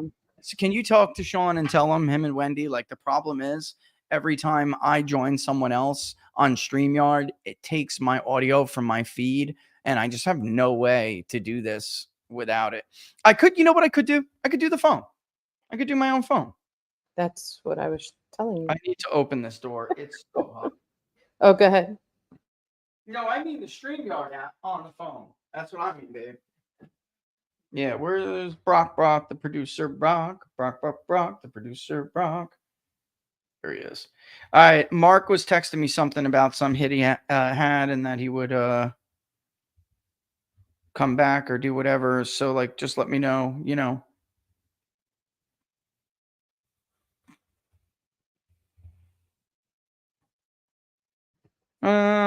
Oh, no. Charger. It's right there to the left of you. Running out of juice, babe. And Russell Flowers, I agree with you 100%. What's that? Laura, you need a switchboard for yourself and don't let Rich touch it. We got it. Yes, but we need to utilize it. Well, we should. Yes. Wait a second. Rich Bears is in his house. It's in the hizzy. Rich is in the hizzy. Make it louder so people could hear Sean. Oh, all right, Rich. Hi, baby. Of Let's course, go. you know Wendy. I just have to say, Wendy, I'm not dooming. I am not dooming. You laughing. I'm just saying, I know what it's like to have the rug pulled out from underneath you Sure. when you're running. So I'm looking at the numbers. You got PTSD, Sean. Why? And who could blame you? Wendy just said the same thing. Who could blame you? I'm not seeing anything in the numbers that concerns me. I'm looking at the outstanding vote count in Philly, about 500,000 votes counted in Philly. They're probably going to be close to between 706 and 730 votes in Philly, right? Yep. 30,000 votes. So there's still a couple 100,000 votes left there. And also the surrounding suburbs. Sean, stop talking. Rich, is Trump going to pull out Pennsylvania? Right now, the problem she has, Wendy, is that she needs a clean sweep of the Rust Belt, and she is disadvantaged in all three of them by a significant amount. So his likelihood of winning Pennsylvania, I can give it to you right now. Don't let my brain do it. I'll give it to you the way we have machines for this, buddy. They calculate this stuff. Yeah, actually, it went higher since I jumped on with you. It was at 66%, which means it's leaning, like the 2/3 likelihood. It leans to Trump. It actually is up now. It's just below 70%. So it's very difficult. And what is it telling me? Ballpark 2 points. That's what it's saying. So that's with, by the way, assuming that she gets her 700K in Philadelphia. The reason is that he's doing better in urban areas. Allegheny now, because I was looking at the Allegheny number until somebody in my chat was like, there it is. Because I said he's got to get at least 39% in Allegheny. He's got to. And with 89% of the vote in, he's just about to crack 40. He may end up around 41, and that is historic, Sean. You know what it is? Some black men couldn't vote for her. I mean, that's really what we're just seeing. The numbers don't make sense any other way. Then look at his numbers in Philadelphia. 21.5% in Philly. There will be some late arriving ballots. You know how this works, guys. You got till 8 p.m. to get those ballots in the drop boxes. They'll go around. They'll grab them up. It just doesn't look like it's going to be enough. I mean, some things have to break her way, and they got to break her way real soon. Let me just look real quick again. Okay, so Bucks is going to go to Trump. It's very likely to go to Trump. Right now, she's got a 700 vote lead, and I know the numbers. I'm talking to some of the officials on the ground there. We just spoke to one who counts votes, and Trump won the early vote in Buckingham Lower 1, which was insane. He won it by like 19 votes, which we thought he would lose because he got crushed last time in the early vote. Yes, Republicans did better, but I just didn't expect it. It's a bellwether township in Buckingham, and he won the early vote by like 16 votes, I think he said. And then in the election day vote, he won by about 200 and change. And that was with Democrats pumping out at the last minute. I think, do you remember you and I had a conversation in the polling? Everyone was talking about the Republican woman that was going to abandon Trump in droves. That was the running thesis of the Kamala campaign, and the media ran with it, totally unchallenged, right? And what we actually saw, Sean, was that 12.5%, 13% of Democratic men were crossing over to vote for Trump. And when you're looking at subsamples like that, 7 to 9% is not much at all. And that's what we were getting out of Republican women. Over in the teens, mid to low teens, now you're starting to get significant for a subgroup sampling era. And it was telling us that I think there were just some men who were like, hell with it. I'm not going to change my registration, but I'm not voting for her, and it's the only way this works. This math works. Also, look at some of these more educated areas. I wouldn't be surprised if Bucks goes to Trump by a couple of points and swings back. One of the supervisors I talked to over there, him, Paul, great guy. He's been saying Bucks is going to be plus or minus 3,000 votes. He's been saying that for weeks. Even if it was minus 3,000 votes, Trump was still in good shape. And months. He's literally been saying this since the beginning of, summer, late spring. He's like, this is the work we did on the ground. This is what we did. This is the groundwork we laid. We heard those voters who said, I went for Biden. I don't like some of this stuff. We heard them. We figured out what other issues they cared about more than Trump's attitude, So you guys remember the signs. You probably got them all over. Vote policy, not personality. You think that's an accident? It wasn't an accident, So also, that group, 10x votes, I was just going through some of the numbers. They targeted 1.7 million low propensity voters. I just ran this morning, the last list of here's what you got to vote, guys. Let me give you this number. In Michigan, they got 579,000. The goal was 300. All right. So these are low to no propensity votes that you and I had these conversations. I don't think I can pick these people up in the polls. I'm going to try, but I don't think I can do it. And most people like Marist, right? And all these other pollsters, they'll see that they have no vote history and they don't give a damn what the person tells them. You're certain to vote. They're just going to screen them out, brother. They're just going to screen them out. Meanwhile, they're going to keep every voter who voted in 2020. That's the only mark they have on their voter file for vote history. Because why? Because they voted for Biden. And it'll make their poll look better. It's obviously that's what they did. It's obvious at this point, So yeah, that's where we're at. So would you rather be Trump or Kamala Harris? Trump is very likely to carry Arizona, probably in the neighborhood of 4 points. Georgia and North Carolina are gone. I don't know why the AP hasn't called them. They're gone. That leaves her only path through the Rust Belt, and she's got to sweep all three, but she is not favored in any of them. So you tell me, who would you rather be? It's not even a question. Not even a question. And honestly, our forecast is creeping up here a little bit. But it was just Steve Bannon was just yelling at me you are below the New York Times, man. Because he's like, what kind of chance you giving Trump, giving Trump here? And I, at the time, I think it was in the 70s, but it was looking really good for Trump. But I guess now, the New York Times is way ahead of me. So I don't know what they're at now. Let's see. Oh my God. Yeah, they're at 80%. Ours probably is somewhere around there now, 83.1. So yeah, well, there's a lot that has to break her way here. And she can't lose one, not one. What's the one thing you were not expecting? You were not expecting that is happening or that is about to happen that is surprising? I did not think. I knew Trump was doing better with college whites. And I'm like, these people are just full of crap. Their data collection mode is bad or something. But take a county, for instance, Oakland County in Michigan. Okay. I expect that she'll pick some of that margin back up. I watched Biden do it in 2020. It looked like it was getting a little closer, then it blew back up. But Oakland County is almost 80% in.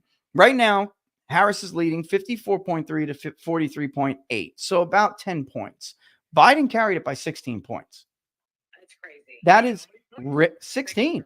He carried it by 16. That is rich, educated, very, It is not Macomb County, Michigan. It's not Saginaw even. It's Oakland. They got money. They got degrees. They're professionals. They're like dentists and lawyers and, so he did better, but I didn't think it would. The polling did show that. It did, but I didn't want to, I don't know. I guess I didn't want to believe it. I mean, you and I talked about it when I did the poll. You people, what is up with you people? Cautious. You want me to Cautious. come kick some Probably Wendy. By the way, guys, if you don't listen to Wendy Bell,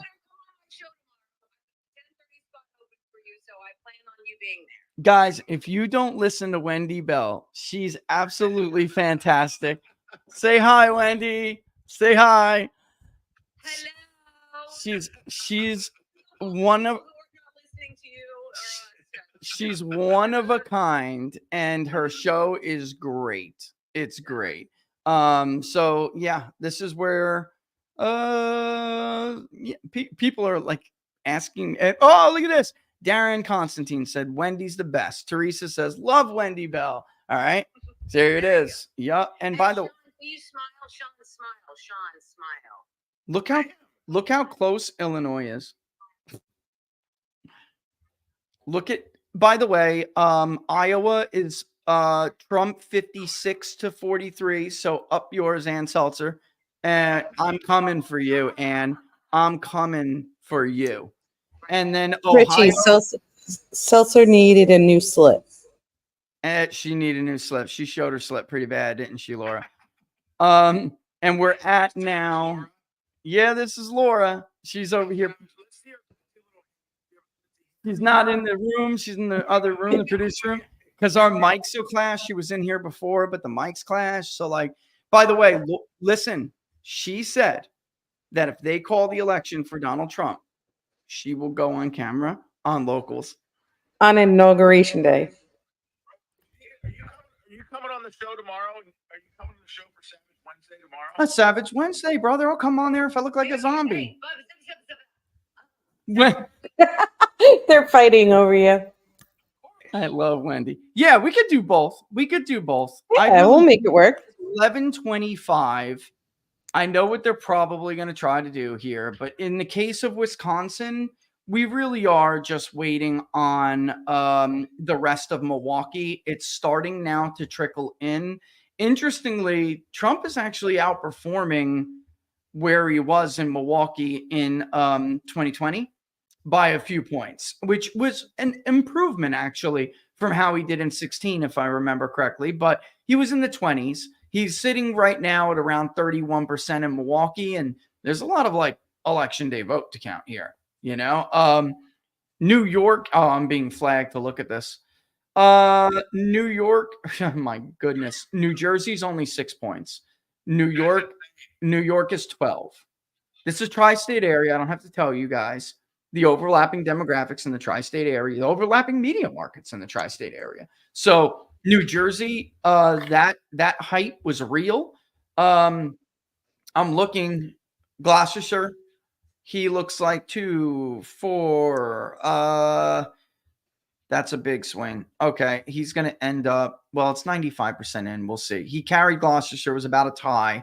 Monmouth was only 4 points in 2020. Where Freehold is, Howell Township, and then south of that is Ocean, where Lakewood is, huge Hasidic Jew population. And the left-wing rabbi put out the endorsement for Trump the other day, which went gangbuster. The line was huge. I saw that. It was nutty. He's winning 68%. 68%. By the way, Trump carried Hispanics in Michigan 60-35. What do you see about? She's running. I mean, there's a disparity in the vote that's being reported for the presidency versus the Senate. She's got to pick it up real quick. We expect Trump to do about 4 points better than what he's doing in Arizona right now with that's outstanding. That would, if everyone voted the same, that would put her within 1 point. I mean, it's looking really. That far behind Trump, Rich? This is interesting because McSally was polling 7 points behind Trump in Arizona in my 2020 polling, and then that didn't happen. It was very close, and I kind of expected that again. But she is running like what it looks like 5 points behind Trump. So if he wins Arizona by 4, she would lose it by a hair.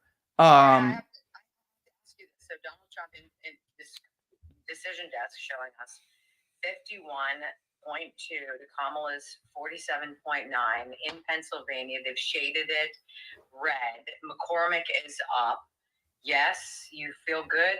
Yes, this is going to continue, or Sean should still have that look on his face. Listen, I'm looking at an update right now. Let me just look at Philly again real quick, just to make sure what I'm being told is true here. Oh, God, it is true. So now she's up to 418,000 votes in Philly. Let's call it 419 in Philly. Okay. Trump is actually still at 22% of the vote. So that's a little over 70% that's reported. All right. If there were 175,000 left, that's ballpark what it is. Because New York Times showing more than us, we're not. And I listen to us. I don't know. Do you trust the New York Times? I don't. But so let's ballpark this. You on my show and not the New York Times. Exactly. If let's ballpark this and say there's 175,000 votes outstanding. If she was to win all of them, everyone, 100%, she would only be ahead by 11,000 votes statewide. That's with nothing else coming in. Rich, you understand what I'm saying? Okay. So Philadelphia is about 3/4 of. Yep, somebody's calling me. Hang on one second. I'm killing that. Sorry about that. Somebody was calling me from Yonkers. Oh, am I? Oh, that's an interview I'm supposed to take. Oops. Can I join you guys back in a bit? Let me just say it again real quick, and I'll call back Yonkers. Oh, no audio. They killed my audio. How about now? No? No? I'll call back. After you do this. All right. Who was that? Frank. Oh, it's Frank. We all love our friend, quite frankly, don't we? I guess, what could I say? Catch it. Well, Rich Barris, how are you? Hey, Frank, living the dream, buddy. How you doing? Say hello to everybody at the People's Pundit headquarters. Hey, who is it? Is it Laura and you and who else? No, and then like the 50,000 people listening. Oh, you guys are live. We're simulcasting. Of course we're live. People know you. They said, Frankie, baby. Put the speaker to the microphone. Yep. This is fantastic. Okay, so then I guess we'll be serving the greater good to ask you some questions here. The first thing we want to know is, with everything that is now confirmed, decision desk, we've been following that at your recommendation, but how safe do you believe the trends are at this point? People are very nervous about Wisconsin. We don't know what's going to go on with Pennsylvania, but there is a discernible difference between 2020 and tonight that seems like we have a little bit more reason to be optimistic. All right, listen, there is still a lot of vote in the 3 centers everyone's talking about in the Rust Belt. That's Democrat, Milwaukee, Detroit, and Philadelphia. But in order for Harris to win any of those states with those 3 urban centers, she needs to outperform Biden's numbers in 2020. Right now, she's been underperforming Biden, not only in the urban areas, but everywhere in the country, including urban. The urban is one of the biggest shockers yet. Like Trump is about to crack 40% in Allegheny. He's at 22% in Philadelphia. I'm showing 71. And the New York Times is showing 75. Let's say it's 71% of the vote is in already in Philadelphia. That would mean there's about 175,000+ votes that remain in Philadelphia. Even if she won 100% of those votes, it would mean that she would only take a statewide lead of 11,000 without anything else being counted. Every vote that's going into the bank right now, Frank, is a Trump vote. The margins are breaking for Trump.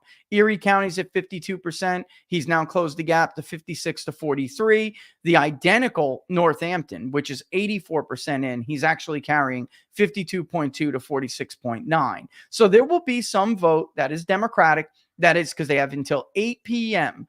To drop. By the way, Donald Trump's even leading in Center County, which is the last stronghold for Democrats in central Pennsylvania. All right. And by the way, remember, Cambria will be open, was open late. And we're just starting to get Cambria's votes now. And it's only 21% reported. It will go 60 something to Trump when it's done. In 2020, let me get the margin. He carried Cambria County. Where are you? 68 to 31. All right. So we have the early vote that's in. It's favorable to Harris right now, but it's going to flip. It's only 50.3 to 49. That's 20% early vote. It's done. So again, if Harris won every single vote of the estimated vote that's outstanding in Philadelphia, if she won 100% of the votes, she would only take about 11,000 vote lead nationwide. And that simply would not be, statewide. And that simply would not be enough with all of the vote that is still outstanding in Pennsylvania. I mean, you have Adams 57% in. There's just a lot of Trump. I mean, some of this stuff is basically, we're getting very close here, Frank. And I'm just saying, like, the point I just want to make about the ballots, they had until 8 o'clock to collect the drop box ballots. I still don't think statewide those will be more Trumpy than they were in 2020 because Republicans are actually winning. They're going to probably win the provisionals because of how they did this year. The hour is getting late for Kamala Harris. That's all I have to say. I understand people have. I was talking to my buddy Adel earlier on in the broadcast, and I was asking, because he lives in Pittsburgh, and I from a Pennsylvanian standpoint, what are you looking at as far as your state tonight? How it's going to swing? And he even brought up Allegheny County. I think what he said was that if Trump gets anywhere near 35% of the vote, it's going to look good for the rest of it. Why is that? Why was 35% and higher the magic number for Allegheny County? I would actually say it's 39, which he is doing. And it looks like he's going to outperform that. Let me just go back and see if there's been any more dumps there. He's at 39.9, and what's remaining 7% is going to be a little bit more Trumpy. So let's say he beat Hillary Clinton, he got 39.48%. Right now, he's outperforming that. Okay. And why is it? It's because Allegheny County is home to Pittsburgh, and there are all sorts of different people there that are part of, or once were a huge part of, the Democratic coalition. You have working class suburbs that are outside Pittsburgh that look nothing like metro suburbs that are more professional class and educated. So if Trump is not getting, look, this has been the thing of the night. Is Trump bleeding support among college whites the way he was bleeding support in 2020? And by the way, Bucks is basically tied, and Trump is probably going to take the lead there in a second. All right. So, which is not expected. We were expecting very close race in Bucks. He lost it by 4 in 2020, and he barely lost the state. If there's a 4-point shift in Bucks alone, that would suggest the victory statewide. But again, there's, these narratives, dueling narratives. And when you look at a state, look at a place like Milwaukee, Trump is actually outperforming in Milwaukee. What's in Milwaukee? Just like Allegheny, there are burbs, even more so, with professional class people that, are supposed to be Trump's demise. Right now, he's doing 32% in Milwaukee. He did 29.4 in Allegheny. Same story. If you go to Michigan, in Oakland County, Joe Biden won by I think it was 16 points. I got to go back and check. 15, something like that. Yeah, let's go to it now. Let's take a look at where she is. She was ticking a little bit higher, not enough. So she's ahead by 10, basically 10.3. So everything we're seeing is showing like a 4-point shift, at least, to Donald Trump. And it's everywhere. And Allegheny's a great, great gauge. You were on in 2020. I guess this is going to address people's anxieties head on. Because especially Michigan, Wisconsin, I mean, right now they're trending toward Trump. This is the first time I saw Michigan trending toward Trump all night. This was the area of the country where we went to bed and we saw the trends for Joe Biden was underneath. This is where the meme, the graph, the vote jump meme came from, where Donald Trump is trending upward, and of course Joe Biden is just failing and flopping away. Right. And then at 2 a.m, he got a right angle up and over, and this is where everybody's. They got PTSD, Frank. Right now. Hold on. Laura came in here with a microphone and it blew everything up. But go ahead. I hear where you're going with this. Go ahead. Okay, so everybody, I think most people's anxiety is born from that right now, that we're going to go to sleep, and that what seems to be trending in a way that cannot be reversed at this time, will have some kind of Deus ex machina moment, and there's going to be something to break the momentum. Okay. Is there anything left out there? Is there anything that you see can intervene on this right now? Okay, so there are a few things. First and foremost, which I think is the most important for everybody to understand. In 2020, there were absolutely votes outstanding. We didn't know how much there was. The vote by mail was collected differently. It is different this time. So in Pennsylvania, we're not talking about, first of all, they can't take ballots that aren't dated. So there's not like a number in Philadelphia, for instance, that's outstanding absentee that we don't know. We know roughly what is still outstanding in Philadelphia. That's number one. Things are just reported differently this time, guys. All right, front loaded. Hold on one second. Okay, yeah, North Carolina. We know North Carolina, Georgia. Just so everybody understands, North Carolina and Georgia are gone. All right. So I know there's some news outlets playing games out there. North Carolina and Georgia are over. Donald Trump will carry these states. All right. And I'm not BSing you guys. They are done. By the time all is said and done in Arizona, it's looking like Trump will probably take it by about 4 points, which really puts Kerry Lake in an ominous position. But getting back to your point, honestly, this is not the same election as in like, where are the votes? When did they get counted? And also, Republicans, and I cannot stress this enough, Republicans did a really incredible an incredible job of getting their vote in early. So there aren't these ridiculous deficits that they have to overcome. PA is being reported in a manner that more closely resembles 2016. The only difference is we counted the early vote first and there was more of it. All right. So in 2020, there was a lot more mail. First, it got counted. Then actually in PA, Trump was up 800,000 votes because it was all counted first. His vote was counted first. The vast majority of it was. And then the mail-in votes were added after, Frank. That is not the case this time. All right. And there's a lot of different rules in place. They cannot count those ballots. Mark Elias lost that case. The Pennsylvania Supreme Court said if you do not have an appropriate date on the ballot, it cannot be counted. The only place where there still is that situation, and there are states where there will be ballots that are counted after Election Day, that is just true. But the only in North Carolina, by the way, they can still count ballots for 3 days if they were received by Election Day. But because we know what remains and what is outstanding, we know she cannot catch up. So that race is called. In Arizona, they're going to count for 4 days. I'm just telling you right now, they're going to count for 4 days. It's going to be a pain in the butt, but that's the way it is. In Nevada, same thing. That's one where the Republicans did lose the lawsuit. They lost in court, and it's crap. There's no good reason for it. But the bottom line is, they are allowed to count ballots that arrive up until 5 p.m. 3 days after the election, even if they are not postmarked correctly. All right. So, yeah. And just to let people know, expect that there will be maybe a switch in the vote when Milwaukee and Michigan come in. Don't be surprised if like Harris takes a lead again in one or, several of these states. PA is different. I don't think she's going to retake the lead in PA.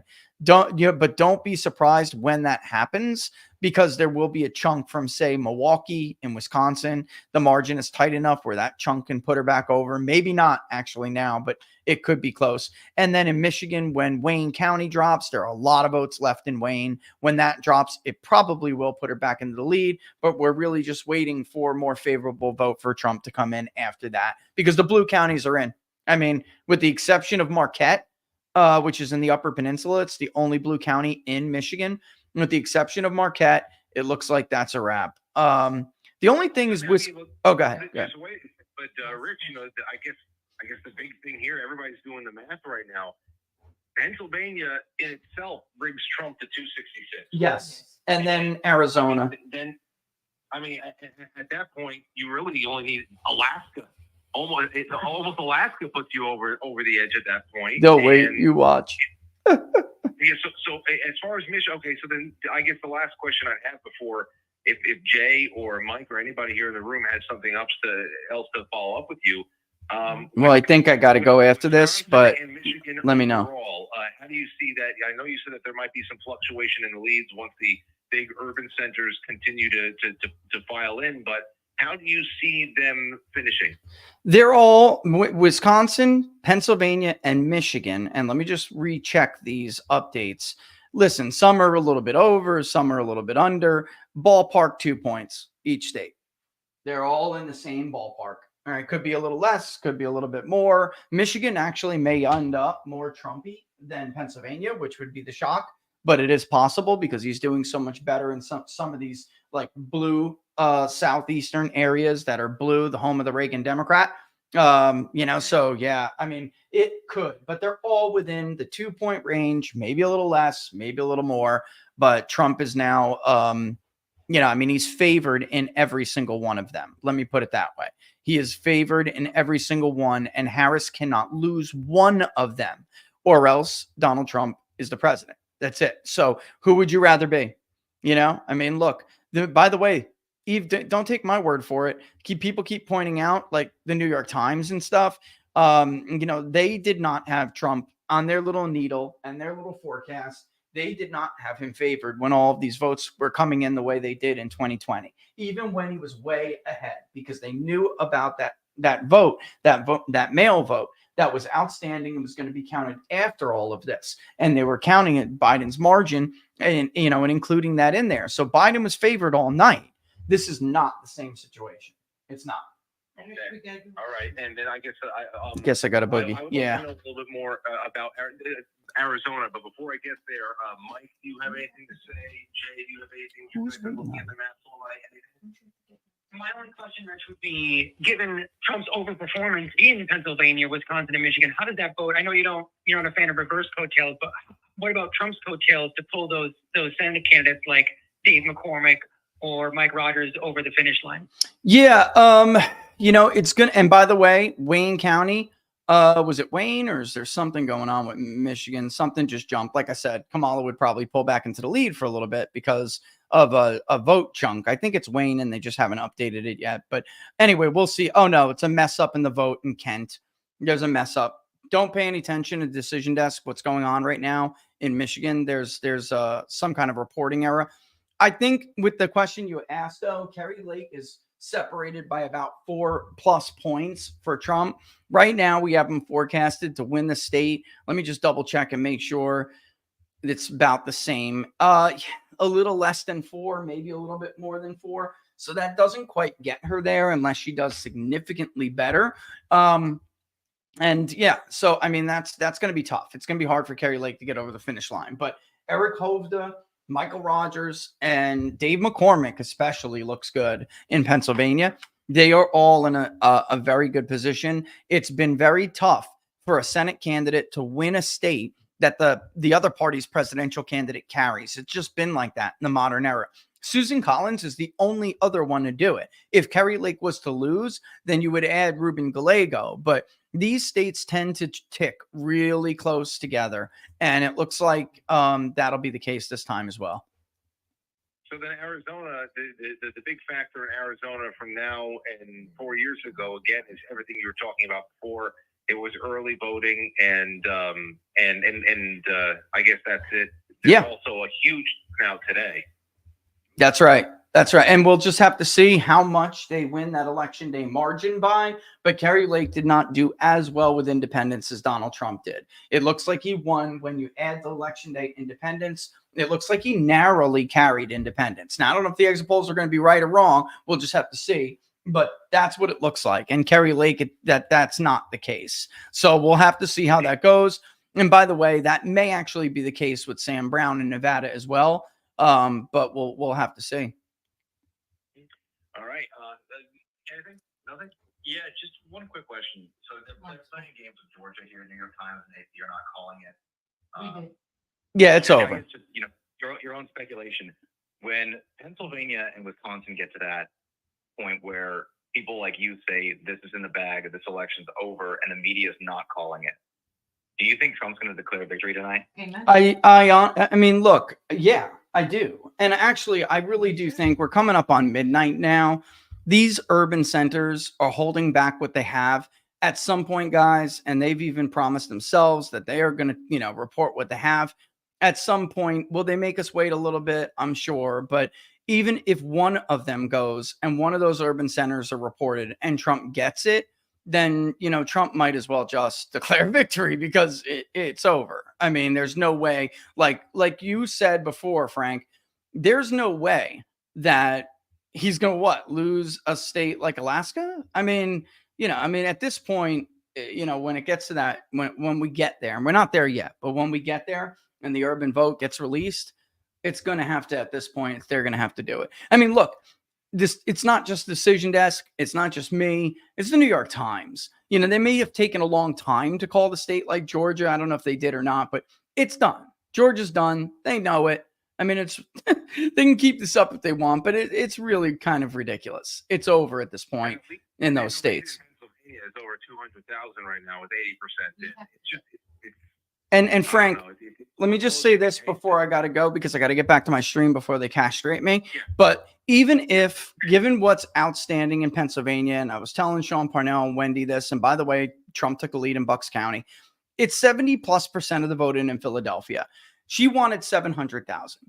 It doesn't look like she's going to get it, but let's say there are 175,000 ballpark votes still left in the county of Philadelphia. And there could be even more than that, but let's say there is, and she wins 100% of them. It would only put her in the lead. And actually now the math has changed. It's a little less than 10,000. That would only put her in the lead statewide by 10,000 votes. And you have all of these Trump votes that are still roaring in. Erie County now at 80%. She's all the way down to 51. He's at almost 48. This is what happened with Northampton. Northampton, by the way, and Erie are the only two swing bellwether counties left in the state of Pennsylvania, unless something changes tonight, which might, but they're the only two left. And Northampton's almost totally in. And Trump has a 5+ point lead with 86% of the vote in. So these bellwether counties are going, and there's more votes for Trump in them. He's even, like I said, he's even ahead in Center, which is a blue county. If he winds up taking that, it would be really something. It looks like Monroe is all the way in. It looks like he flipped Monroe. That and Lackawanna, where Biden counties, Biden carried it by 8 points. Right now, she's only ahead by 2.7, and 95% is in. It just shows you the swing that we're seeing. It's not enough. It's not enough, guys. I'm telling you, it's very, very difficult. Listen, I appreciate you. Everybody appreciates you. Anytime, brother. I'm so happy that you gave us a couple minutes this late in the game, and I don't know, we're gonna hang out for a few more minutes here, and then I don't know. It feels like we're so close. I almost don't want to go home. I'm not. Thank you for everything. I'm not. And thank you to your wonderful audience, because I do see on YouTube alone, you got 10,000 people watching. I know you're probably very well watched. I was watching you 4 years ago. 4 years ago, I was watching you until like 3 o'clock in the morning, going on all the Man, I shows appreciate on it. the internet. Raging.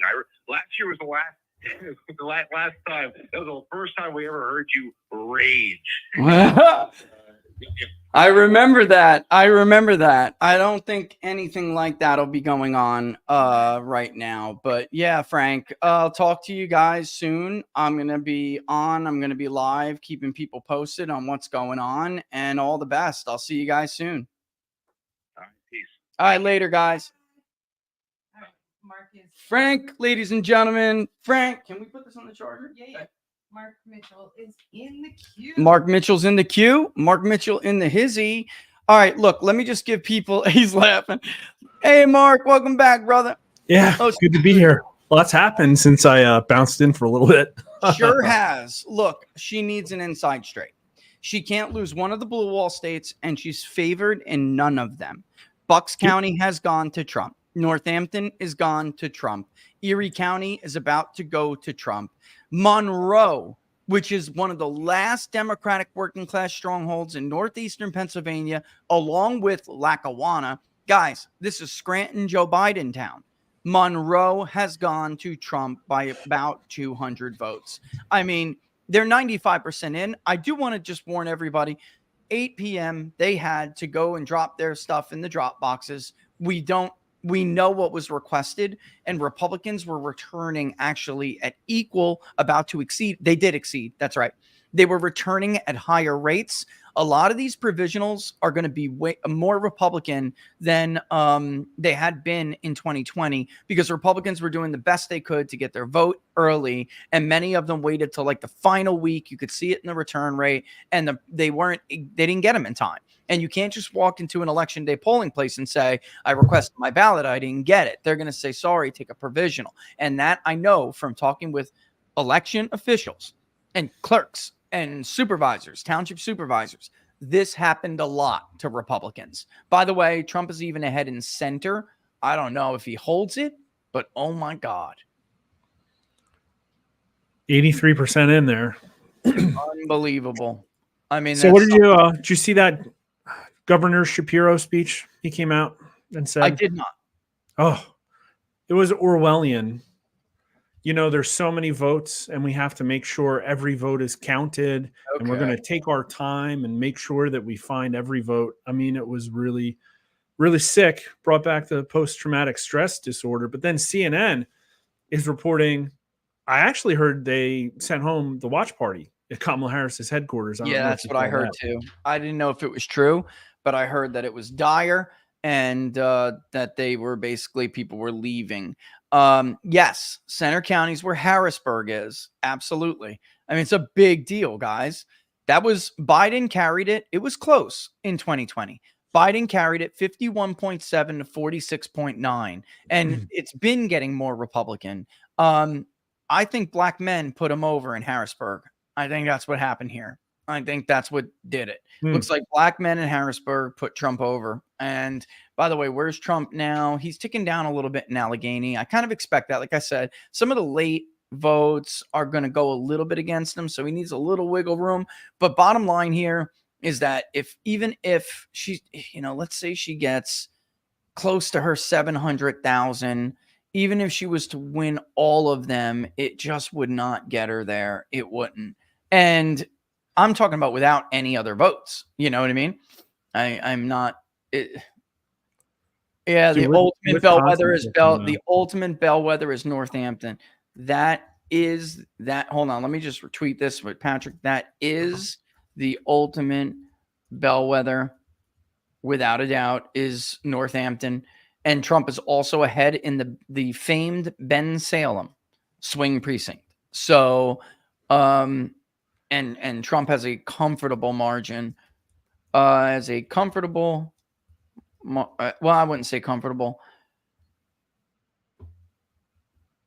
It just, I don't see it, Mark. I can see, like, when Wayne chunks in, I can see her taking a lead back again in Michigan when Wayne chunks in, like, because they have a lot of vote out, but Trump is actually likely to increase to at least 30% in Wayne. So it's not going to be the net that she's got there right now.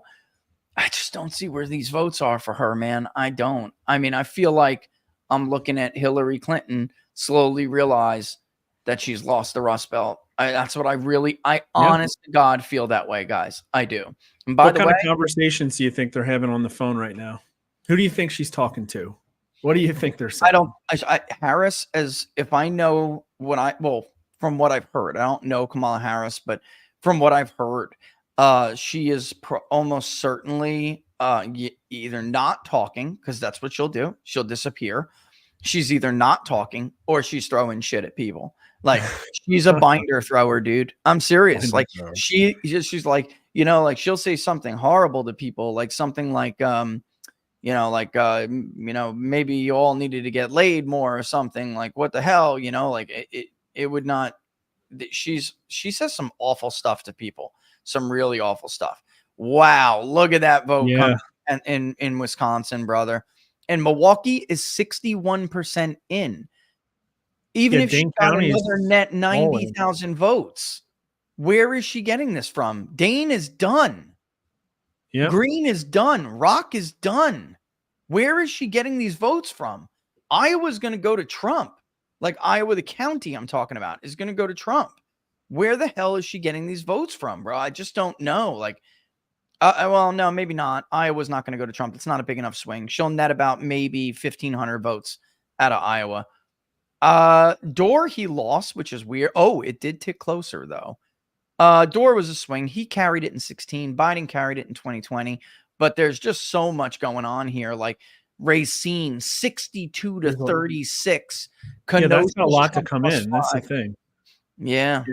Yeah. I mean, and Kenosha's almost in, and Trump is outperforming his 2020 margin. I just don't. Trump only won Kenosha by 2.9. Racine, he won 51 to 47. That's got to be vote. That's for Harris. He's not going to win Racine by those numbers. Must be the Democratic precincts that haven't reported yet. But damn, bro, that's a big lead. I mean, damn, that is a big lead. You know, I'm looking at these rolls, and it's like 78%, 63% in, 62% in. They're out. He's got vote. He's got vote. In. Yeah. He's got vote left, man. I mean, that's it. It's hard. I'm just looking at the forecast. Looks like a little less than 2 points, a little bit more than 2 points. You know, look, 2.2 now in Pennsylvania. It hasn't shifted enough to make me think that there's some big upset coming here. And it's like 2 points is not much in a forecast, guys. It's not. You know, but the fact is, it's like she needs. Look, even Nate Cohen admitted it. She needs to outperform Biden in what's outstanding, and she's underperforming him everywhere. She can't lose one of these states, Mark, not one, because Alaska is going to put him over. Well, I think this is the problem, right? Is that what happened in Madison? Why did they count 95% of their vote? They shouldn't have done that. They shouldn't have turned it all. Don't even say that shit. I know what you're saying, though. But why'd they do that? Wow, he's carrying Ashland. That can't be right. 52.3 to 46.6. It's only 26% of the vote in, but wow. Douglas, Bayfield, and Ashton are Democratic counties. And the thing about Trump is that he can get in the low to even mid 40s in these counties. Bayfield is the most liberal, and he got 42% in. Go back to Ashland. I know. Look at this. What's going on here? What percent of the vote does it show? It's only a little bit. It's 26%. So, like, I'm sure that New York Times has it 83% of the votes in Ashland. Yeah. Then I'm behind. I mean, you know, that works sometimes. Oh, but it's Democratic in the New York Times. Yeah. That makes sense. Okay. Let me see. I don't really look, you know, okay. So, why isn't it showing all? It doesn't want to show it. I don't know why, but it's not letting me see by county. Let me give it a second to load or something. Let me refresh it. Okay, there we go. If I click Alt, there we go. So Ashland is got nothing, correct? We have nothing. Or Douglas has nothing. Why do we not have? Why don't they have Ashland in there? Oh, because it's going by margin, I guess, or maybe it went by. There it is. Harris plus 12. Well, that ain't good for her. That's not good enough. She's got a net 1,500 votes out of Ashland. In 2020, it was only 1,000, so it's going to close even more. So she's ahead, but she's ahead. Because it's going to close. As the early vote gets dumped first. So that's why she's got the lead. And at 80%, it keeps tightening. Yeah. Pennsylvania is blown out again on New York Times. What is it? Go back to Pennsylvania. Is there an update on the stats there? What do you mean it's blown out? The odds keep increasing. It's up to 84% of the count in. And is that the overall chance at the bottom, or is that the individual? Where I am, the win chance in mind. Yeah, that's the forecast for the overall chance of winning the presidency. Yeah, got it. State by state. Yep. What did you say? Go back to Pennsylvania. I'm just saying New York Times is showing more of the count coming in, and their statistics odds for Pennsylvania are inexorably moving to the right. What do they got? 84. I'm at 82. Is that what you're saying? Okay. Yeah, 84% of the vote. It's leaning pretty solidly R almost. I look, and all again, all he needs is one. You know, that's the thing. All he needs is one.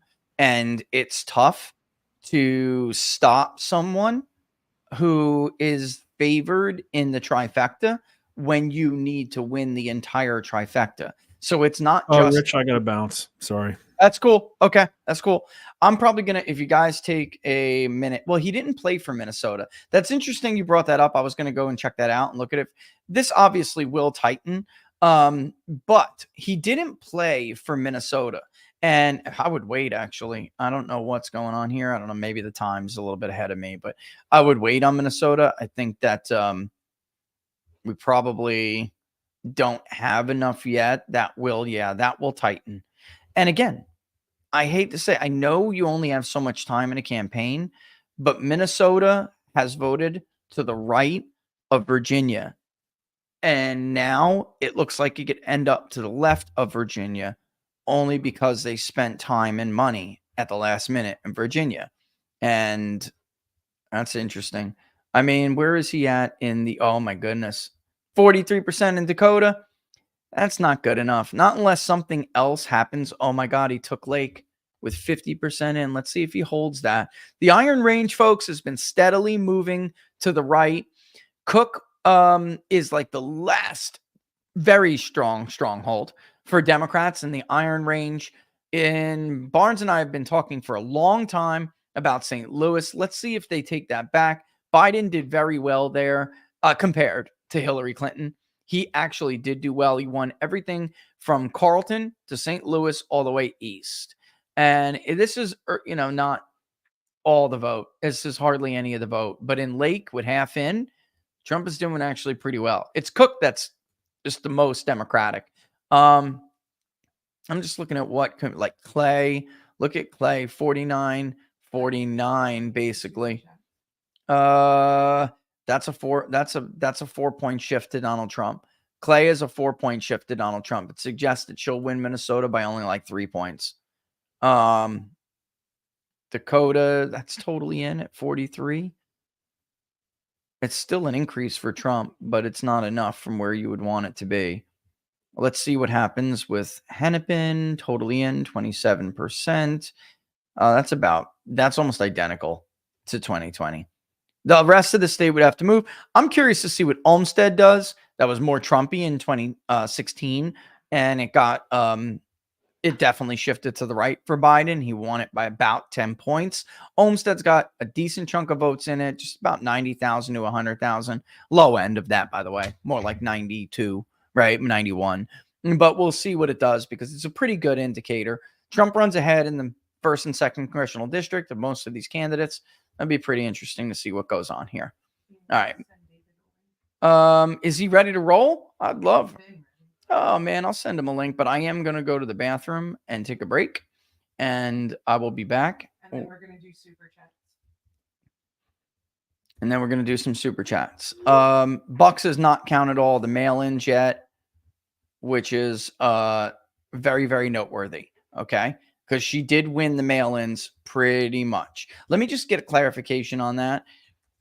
That's what I figured. Are we talking late arrival or Dropbox? That's because Bucks probably will swing back. I'm telling you, there's going to be that late trickle of ballots, and I don't want people to flip out when they see it, but they had till 8 p.m. to get ballots in the Dropbox. All right. And we still have mail-in vote in Bucks, which Kamala Harris won. All right. So you're looking at about 56% of the vote reported. I think Paul Caldareo was right on the money. You're talking about plus or minus 3,000. It's probably, he's right on the money. Totally right on the money. All right. So Trump in the DDHQ forecast before I go to the bathroom is at 85% chance on winning. Looks like now that's converged with the New York Times. They're both at 80% chance. Oh no, that's Arizona. I'm talking about the whole forecast here. What are they at? There, no, the New York Times is at 89. Looking at north of 312, 301. At least they always do this in New York Times. They will not give how many unless it's a higher degree of certainty. So very likely, I think it is not even likely, right? It's very likely, I think, that they start to add the Electoral College forecast. What is going on with the House? I mean, we'll talk about that when I come back, if you guys remind me, because we're going to hit the super chats up. Laura's right. I'm going to go to use the little boy's room and take a bite of my sandwich I never finished, and I'll be back. Don't go anywhere. Stay tuned. We'll talk about that. I have an idea. I think potentially people wanted a hedge, but also there were some really bad candidates like John Duarte. It's only at 55%. And when we come back, we're going to talk to David Giglio about that race. All right, hang tight, guys. We'll be right back. Nobody go anywhere. In fact, I'm going to leave this camera up. Don't you go anywhere. Don't you go anywhere.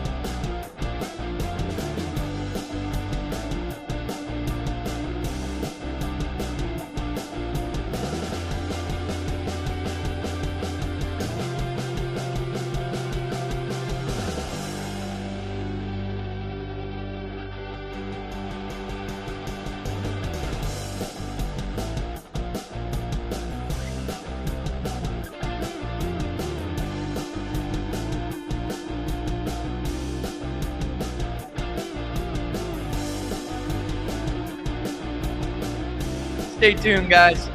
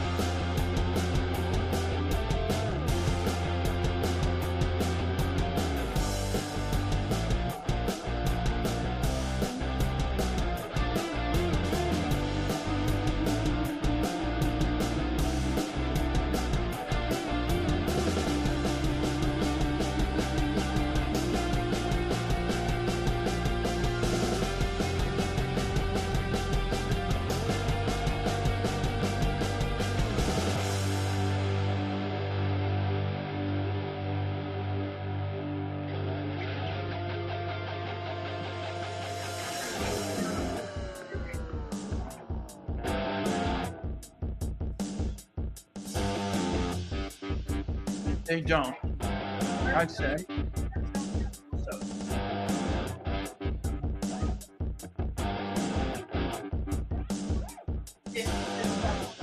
That's what I said.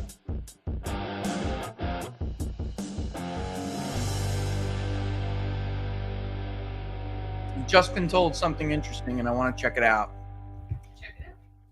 But I do want to do super chats whether you like. Yep. No. Hey, did you by any chance grab the tips from locals and put them in there? Because I only see three things. Okay. Okay, let's read the locals ones in a second. I'm going to bring David on in a bit. I'm going to pay the bills here, do a read. But somebody had texted me something I wanted to see. Webb, that's 69% in. Dimmitt, close. Maverick, okay. Zapata, whole romper, 89%. Star, Trump 1 star. For those of you who do not know, Starr County went basically 65-35 ballpark. Right, Robbie? Ballpark. 2-1 for Hillary Clinton over Donald Trump in 2016. 2-1. Then in 2020, because of this very real realignment with non-white voters that I've been talking about forever, he won Zapata barely. This time he's gonna carry it pretty easily by 21. He's ahead by 21 points, 22 points almost. And then in Starr County, again, Hillary won it 2-1. Biden barely won it. And now Trump is carrying it. He did carry it. It's done. He carried it by 16 points. I had to go and look at that because yet another thing that Robert and I have talked so much about. This margin in Tarrant County, I cannot overstate how important this was to noticing what was going on in this election.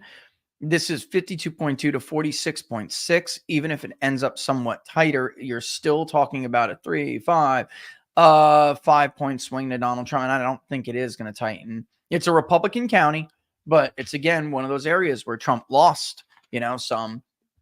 This is a romp. He's winning Texas by 14.7. Is Texas the red of Florida? Somebody asked that. Is it voting? That's a good question. Is Texas to the red of Florida? Florida is just a hair to the left of Texas. Wow. Trump's chances now are 92%. I think we're getting ready to hear a call here real soon. 92% is extremely high. I do not think. What? Somebody said that. Check. I'm not muted. I'm not muted. I can see the thing moving. Say something. Check, check. Nope. You can't hear me? Check, check, check. Check, check, check. You can hear me. Come on. Verify before you yell at me live, okay? I'm sorry, but you usually do. All right, so we're now getting to the point where we're surpassing 90% likelihood that Donald Trump will win this election, which means that we're probably getting close to a call here in the state of Pennsylvania. I'm going to go ahead and say that it's Pennsylvania because of where we are in the vote count. We're at a point where even if she was to carry every single vote that remains in Philadelphia, they're 80% in now. That's why they're getting very close to a call. This would put Trump to 294. It's got to be, because I'm just looking at the forecast. Pennsylvania 16. Am I correct? 19, excuse me. Pennsylvania's 19 electoral votes, right? That's why we're at 294 in the forecast now. Because it was 285, right? Right? So I'd have to look. I don't remember, but hold on one second. Let me just tell people.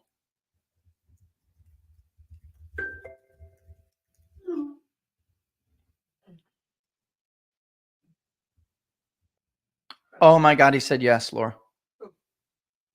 I don't want to say his name because I always talk to him in confidence. He said yes. Tell him I said it's about time from the wife.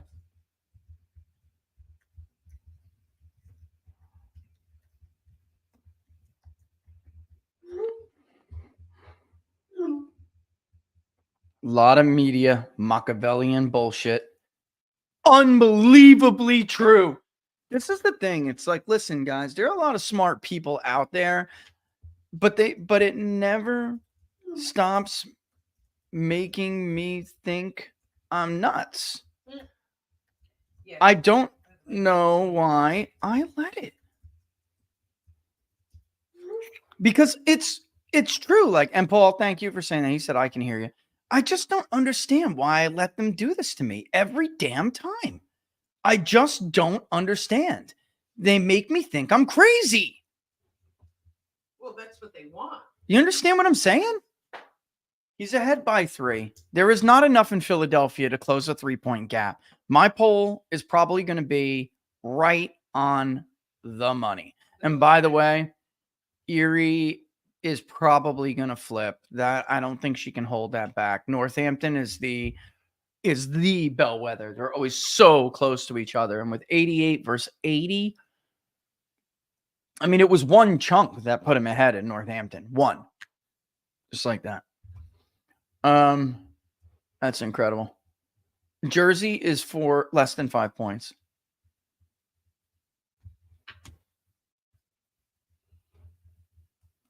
Oh my God. Tell Charlie I'm doing my own thing. I need to chill out for people.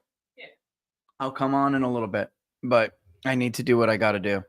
Hey, David, you walked away, buddy. I was just about to bring you on. Oh, he's getting the baby bottle. Let's just show David what he came to me. Look at his screen. He came to me a couple of months ago and he said, listen, you know, I trust you, you know, and I this something has to stop. Like, he's like, have you ever thought about this? And we did, of course. He wants to start something called Know the Pulse, where they track your accuracy, things you've done in the past. Like even me would say that, you know, whatever misses I might have had in the past, whatever it may be. But like, we're sick and tired of, and by the way, that's the dude I was just talking to, which I'm sure you guys will all hear about over this conversation. I just will tell you, I made it on 538. I made it on Decision Desk in the aggregate. I think in the future, the rest of those sites will have to take me now. All right. And the high quality pollster bullshit is finished. It's over. All right. Marist and their high quality polls, they're not even going to be right in a single state. Again, not one single state. And they're not going to be right in the popular vote. I'm going to be, I think, right on the money. Can we get a popular vote update? Can anybody give me an idea of a popular vote update? Where are we at here with actual? Let me go to Real Clear Politics. They do it. They actually do the percentage, Real Clear Politics. Trump is winning the popular vote by 4 points. Oh my God, Rasmussen, you bastard. You guys are going to beat me. But California hasn't come in yet. All right. It's just that she's not getting the margin in places like she's not getting the margin in places like New York and New Jersey that she normally gets. Look at New York. It's 10 points, man. It's 11 points. New Jersey has been called finally for Kamala Harris. It has. Trump did flip Morris County. New Jersey is going to be a Republican state soon. Hear me. Hear me. Mock me. Laura and I have this inside joke because of the old, what do they call him? The burial Prince Mary. What do they call him?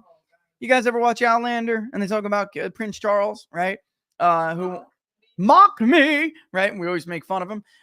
Because of automatic voter registration, New York is going to be a Republican state if it stays in the MAGA party. And by the way, after tonight, this party is MAGA. It's over for the other wing of that party, which wants me to bring in my boy David to talk about this. What's up, David? How you doing, buddy? God, you look good, man. You look good. Well, thank you. Yeah, can you hear me all right? I can hear you great, brother. Everybody, good. David Giglio. Everybody. Hey, yeah. This is it. Well, I've been sitting here on pins and needles because you know, you told me yesterday that I have PTSD, and I just got worried when I saw it was going to come down to those 4 states there, those 3 states, you know. Yeah. And then Josh Shapiro sounds like a crazy person. I didn't hear it. But Mark told me that like it doesn't matter what Josh Shapiro says. When the authorities call the race is over. You know what I'm saying? Yeah, I mean, well, I you know, it's just to go the pulling that stuff is copium for their crew too. And like Fox News is still not calling Georgia. I know they finally called North Carolina, but it's like, you know, they're just playing stupid games. Like they're trying to hold out hope that there's going to be this miraculous ballot dump like 2020 and they're going to be able to show a path for her. But like you said, it's different this time. They know how many ballots are really out there. And I don't know. I just don't see it. I'm a little disappointed Trump didn't flip Lackawanna County. I've been so close though. I know, but I've been thinking about it for, you know, since 2020. I thought, you know, that was a county. Look at how close he did flip Monroe though, David. It looks like that's gone. Yeah, and I mean Lackawanna, if you go back, I'd love to go back and look at how it did. You know, let's go back to Romney. I'm sure that was probably Romney, Obama plus 10. I'm sure that was probably an Obama plus 10 county. All right, we're gonna go to super chats here in a second, otherwise Laura will kill me. Let's look at No, what did I do? I did 2016. I meant 2020. I mean 2012. Let's take a look. Lackawanna was, holy crap! Are you ready? I mean, it's almost 30 points, bro. Is it that much? Okay, when I went to college in Scranton, that was 2012. I 2011 I graduated. So I mean, Republicans ran as Democrats in that area because you couldn't you couldn't win as a Republican. So that's why it's crazy that it's changed so much. And it just goes to show you that Trump did this, because this is Trump. I mean, it is the Trump. regular GOP would never have closed this gap, because they offered nothing to those people that live there. I mean, Scranton is it was a coal mining city. It's decimated. I mean, if the college wasn't there, there would be no Scranton at this point, because the college is pretty much giving all the economic life support to that place because of what happened with the coal mines and all this stuff. So those people are left behind. They've always been talked to by Democrats, told, oh, if you vote for us, we're going to keep your jobs, but there are no jobs. So before you go to super chats, so it looks like Democrats are going to take it's not done yet, but control of the House. Democrats now have a 62% chance to take the House. Listen, you know what happened here? Your buddy John Duarte. Also congratulations to Real Clear Politics. I do have fight acute comments about aggregators and their models. Andre from Atlas is just destroying everybody.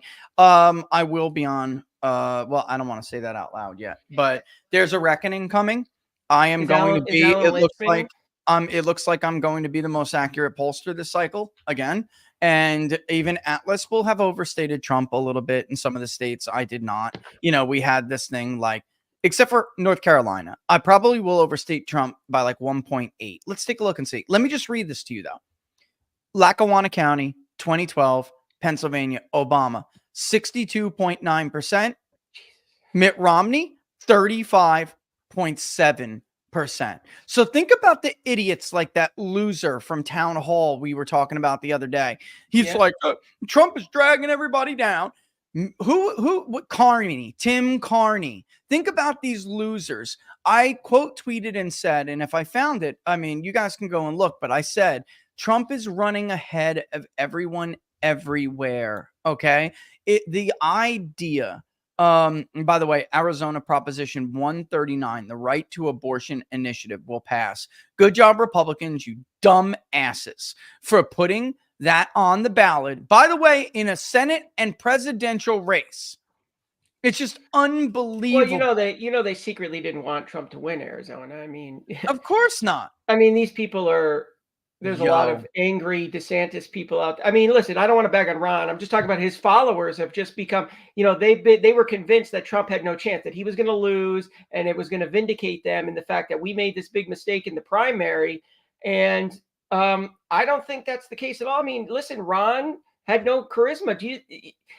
The media was going to be just as visceral to him as they were to Trump, but Trump is not afraid to go up against them. And when Trump does it in a way that I don't think Ron does as effectively. So you made a key point, though, going back to the House. I heard you talk in the last segment. You said you think I'm going to disagree with you a little on this, and I think you're probably going to agree with me after I tell you. But you said you think voters were kind of hedging a little. I don't think that's the case. I think voters probably wanted to give the Republicans the House, but we gave them shitty candidates. Sorry for my language. You cannot keep putting. Look at Trump is running. I put up the New York Times. If you go to their website, right, you could put the little arrows where it'll tell you the shift from 2020. The whole country is red. There's red arrows all across the country. So the American people are voting for Trump more than the Republican Party. And this is not new. The GOP has known this since 2020. They've had this polling. You and I both know we polled this back in 2020 throughout 2022. They have been behind Trump for years now, and they refuse to accept the fact that it's because it's their policies. The people that run the NRCC, that run the NRSC, they got to go. They have to clean house, because you're killing the party by continuing to dress up these phony candidates, right? You saw what they did to Duarte. They basically took all of our intel. They made Duarte into me, right? But just had more money. So they ran on it. But then he turns out to be the total opposite of that, right? He's not voting for secure borders. He's not doing any of the things he promised. And now he's in trouble. I'm looking at it. I texted you. He's below 55% in Madeira. He cannot be there. He has to be at 60%. He's losing Merced this time around. I think he's going to lose. I do. Yeah, and then you have some other guy. there's some other Republicans around the country that I'm looking at some of the seats. Those wishy-washy GOPers in New York are fighting for their lives, right? A lot of them have been critical of Trump. And they try and play the middle of the road kind of person, and they're fighting for their lives. So the GOP has to realize, Rich, what did you and I hammered CA13 before it was CA16, right? As a perfect district that Republicans could, we wanted it. And what did you and I say?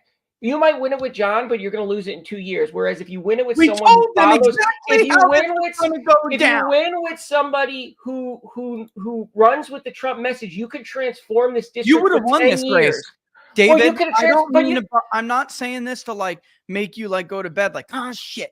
But you would have won this race because and it's you would have been running you, on a MAGA agenda, and you would have been in uniform support. By the way, did you see Erie County just flipped to Trump? You would have been in uniform support with Donald Trump, and they would have elected you. You would have gotten 45% of the Hispanic vote.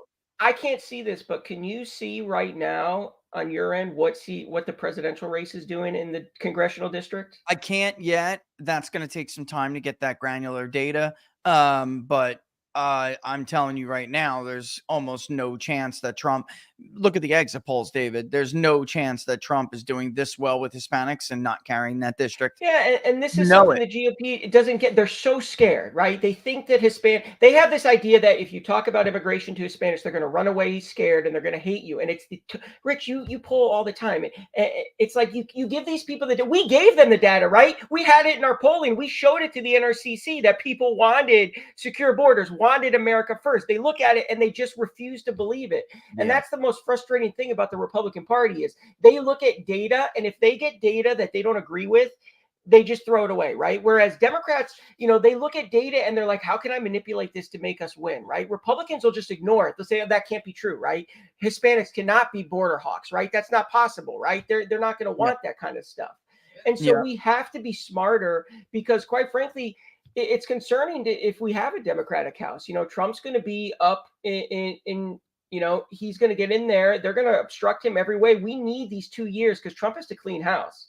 Rogers could listen, all of these guys who I'll go through some of it right now, but all of these guys who stuck with Donald Trump look like they're going to win their races. Rogers pretended he wasn't deep state, and it looks like Rogers is going to win this race. Look at it. I mean, he's close, but man, he's ahead. McCormick has got a 1.2% lead. Hovda is up 2.1 right now. I mean, and Trump is up 3. So I'm going to eat some crow on McCormick because I was pretty harsh on McCormick for a while. Because last time McCormick ran, let's be honest, he played the middle, right? He played the standard GOP card, right? That wasn't going to play well in Pennsylvania, but he's really reinvented himself down the stretch here. I've watched his ads. He's had some of the best ads of the cycle. And if he truly does believe this kind of stuff now, then I think he has a chance to be really special. So I'm going to eat a little crow on him because I was going off how he ran the last time because I thought he was going to come back, try and play that middle of the pack kind of guy. But he was smart enough to realize it. So he hired people that are outside somebody was telling him, hey, listen, man, don't be afraid to run with Trump. I mean, Bob Casey was running with Trump. So this is really exciting. I think, Pennsylvania is, God, man, it's 88%. They're just waiting. We have to wait for the big urban centers. We have to wait. But I just was about to tweet with 95% of the votes in, with 95 in, Donald Trump is now ahead in both perennial bellwethers of Erie County and Northampton. And the leads are big enough that he can sustain that last swing. In Bucks, he's got to widen out that lead in Bucks because there still is. He's ahead in Northampton by over 5 points, and he's ahead still now. 21 in Philadelphia. I mean, he's still got 21% in Philadelphia, man. Yeah, he's got with 81%. With 88. Well, New York Times has it at 88. That's what I was going to ask you. I'm getting confused. Well, then she's not doing it, brother. That's it. 92. Yeah. What are we at now? 92%, 92.2%. That is now in very likely territory. And New York Times is also at 92%. So they're close. I mean, I'm a little surprised. Waiting for these urban centers. We may be up till 2 a.m. waiting for them to do it, but we're going to keep eyeballs. Yeah, they're trying to hold out. They're trying to postpone the inevitable. I feel like this is just Democrats that are just let's hold on to this for a little bit longer. I'm a little surprised Georgia's only 2 points. I don't know if your thoughts on that. I really thought Georgia was going to be a lot more. Yeah. I really thought it was going to be like 4 or 5 this time around. Well, so I am surprised it's at 2 points. Well, consider this. There is actually still red vote out. It is. There is like, look, where is it? Yeah, Floyd. because I see Fulton County's 95% in. They're not pulling their game. Gwinnett actually is in 95%. Look at how Donald Trump did in Gwinnett County. 41% of the vote. You cannot do that without black voters. This man won, some last time, a better share than usual. But like Gwinnett is, of course, whiter than some of the other ones for sure. I was going to ask you, because how come he could go up, like Gwinnett, but then you go back to DeKalb and he's still down at like 17. So he helped. Well, Clayton is probably one of the most liberal, and I would say like, loyal, older black Democratic populations. And Trump got, what is he at, 15 there? Yeah, he's at 15. He's at 17 in DeKalb. That's got to come all from black voters, brother. I got to tell you, it has to. I mean, that's it. I mean, that's the only way it can go. 2.3 is a little bit surprising. It means it'll break it's still moved with Duvall, but it wasn't the way I expected it to be. Look, they have some votes still outstanding in Savannah, but that's actually going to be better vote for Donald Trump. It's election day vote. These rurals just came out in droves, boy. I've never seen anything like this. And I was like looking real hard at North Carolina. Okay. And I'm like, man, if this weather hits, we're going to see it. And I start to go around. I'm looking at these Western North Carolina counties and I'm like, oh my God, Graham has like hundreds of votes more than 2020. These guys came out in droves. By the way, I underpolled Donald Trump in Florida. I mean, yeah, that's, dude. Trump plus 11. I mean, the 13 was right from the beginning, David. And then can we finally put to bed this Texas is going blue stuff? I mean, dude, it's 57-42. I mean, just 3 days ago, I had people I was watching on Twitter. They were talking about, oh, we got to go to Texas, man. We're going to flip it. And it's like, no. Oh my God. Hold on 1 second. My local stream, they didn't increase the time. They killed me at 6 hours. Hold on, David. This is kind of important. Go ahead. Can we go through the locals super chats? Locals, let's go through your super chats. And are they coming on the other? Did they all jump on? Tell them, please post something on locals and tell them to come on Rumble or Getter or they did not get I said, you're going to have to give me more than 6 hours. And this was an accident and an oversight. And I apologize to anyone. Locals is done. I didn't even see it right there. It's saying we're having trouble with the destination. It's possible the stream ended or deleted on the destination. That's what happened. We timed out. We ran out of time. So let me just hit. Yeah, I'll leave it for now. All right, let's go to. Doesn't look like Joe Kent's going to make it, does it? Okay. Let's listen to some questions. Go ahead. And probably I've answered some since then, but let's go. Well, can you folks explain EV difference from 2020 to 2024 and why that may or may not be relevant? So you're going to have to come over here and talk because nobody can hear you from over there. So what she's asking is, can we explain the relevance? Now we're up to 94% likelihood. Can you explain the relevance or the difference between the electoral vote? I mean, the early vote disparity between 2020 and 24. I'm going to say something that's going to be very controversial, but I know what you're going to say, and I think you're going to be right. Those voters didn't exist. Those voters weren't real. They got caught this time. There was in Pennsylvania, in Wisconsin, in various of these states, they got caught. In Michigan, nobody got caught doing anything. They were running around. And by the way, I had Paul Caldareo on before. Somebody had called him. He was like, listen, I don't want to be a nutcase. This guy's a lawyer. He's a serious man. The Democrats were going around confirming that the person who was still registered to vote at a certain address was no longer there. Why would they do that? So they can take that person who has a change of address flag and cast an absentee ballot for them. All right. These people are cheaters. And it's time we call this bullshit out. They cheat and they cannot win an election without cheating. It's got to stop because you can't impugn the integrity of the system like this over and over. And the only reason why Trump is going to win Michigan, it would look like, let me get the likelihood real quick, an updated likelihood. 93.8 on here. That's the overall. The reason why he's 70% likely to win the state of Michigan right now is because of the work that 10X Votes did in the state of Michigan. Those guys are, they should better, if I was Trump, I'd invite them to the inaugural ball, because these guys registered they didn't register. These were low and no prop voters, and they got 587,000 of them to vote statewide. That's the number. I don't know how much they're going to be able to claim all on their own, but there's no doubt, because I tracked it to see if they were successful. I just didn't want to talk about this publicly that much, but I was tracking to see whether or not these guys were being successful based off of research that was conducted, that we had done, how Republicans behave, what is their objectivity to voting, what's their objectivity to voting early, you know, like what their objections are. I mean, and they did what the data told them to do, and they broke their butts. And it's unbelievable, but that's number one. So that's part, actually that answers the whole question. Why? Yeah, I mean, the first were new voters that Trump people went out and got, that are like super Trumpy if you get them to vote, and the other voters don't exist.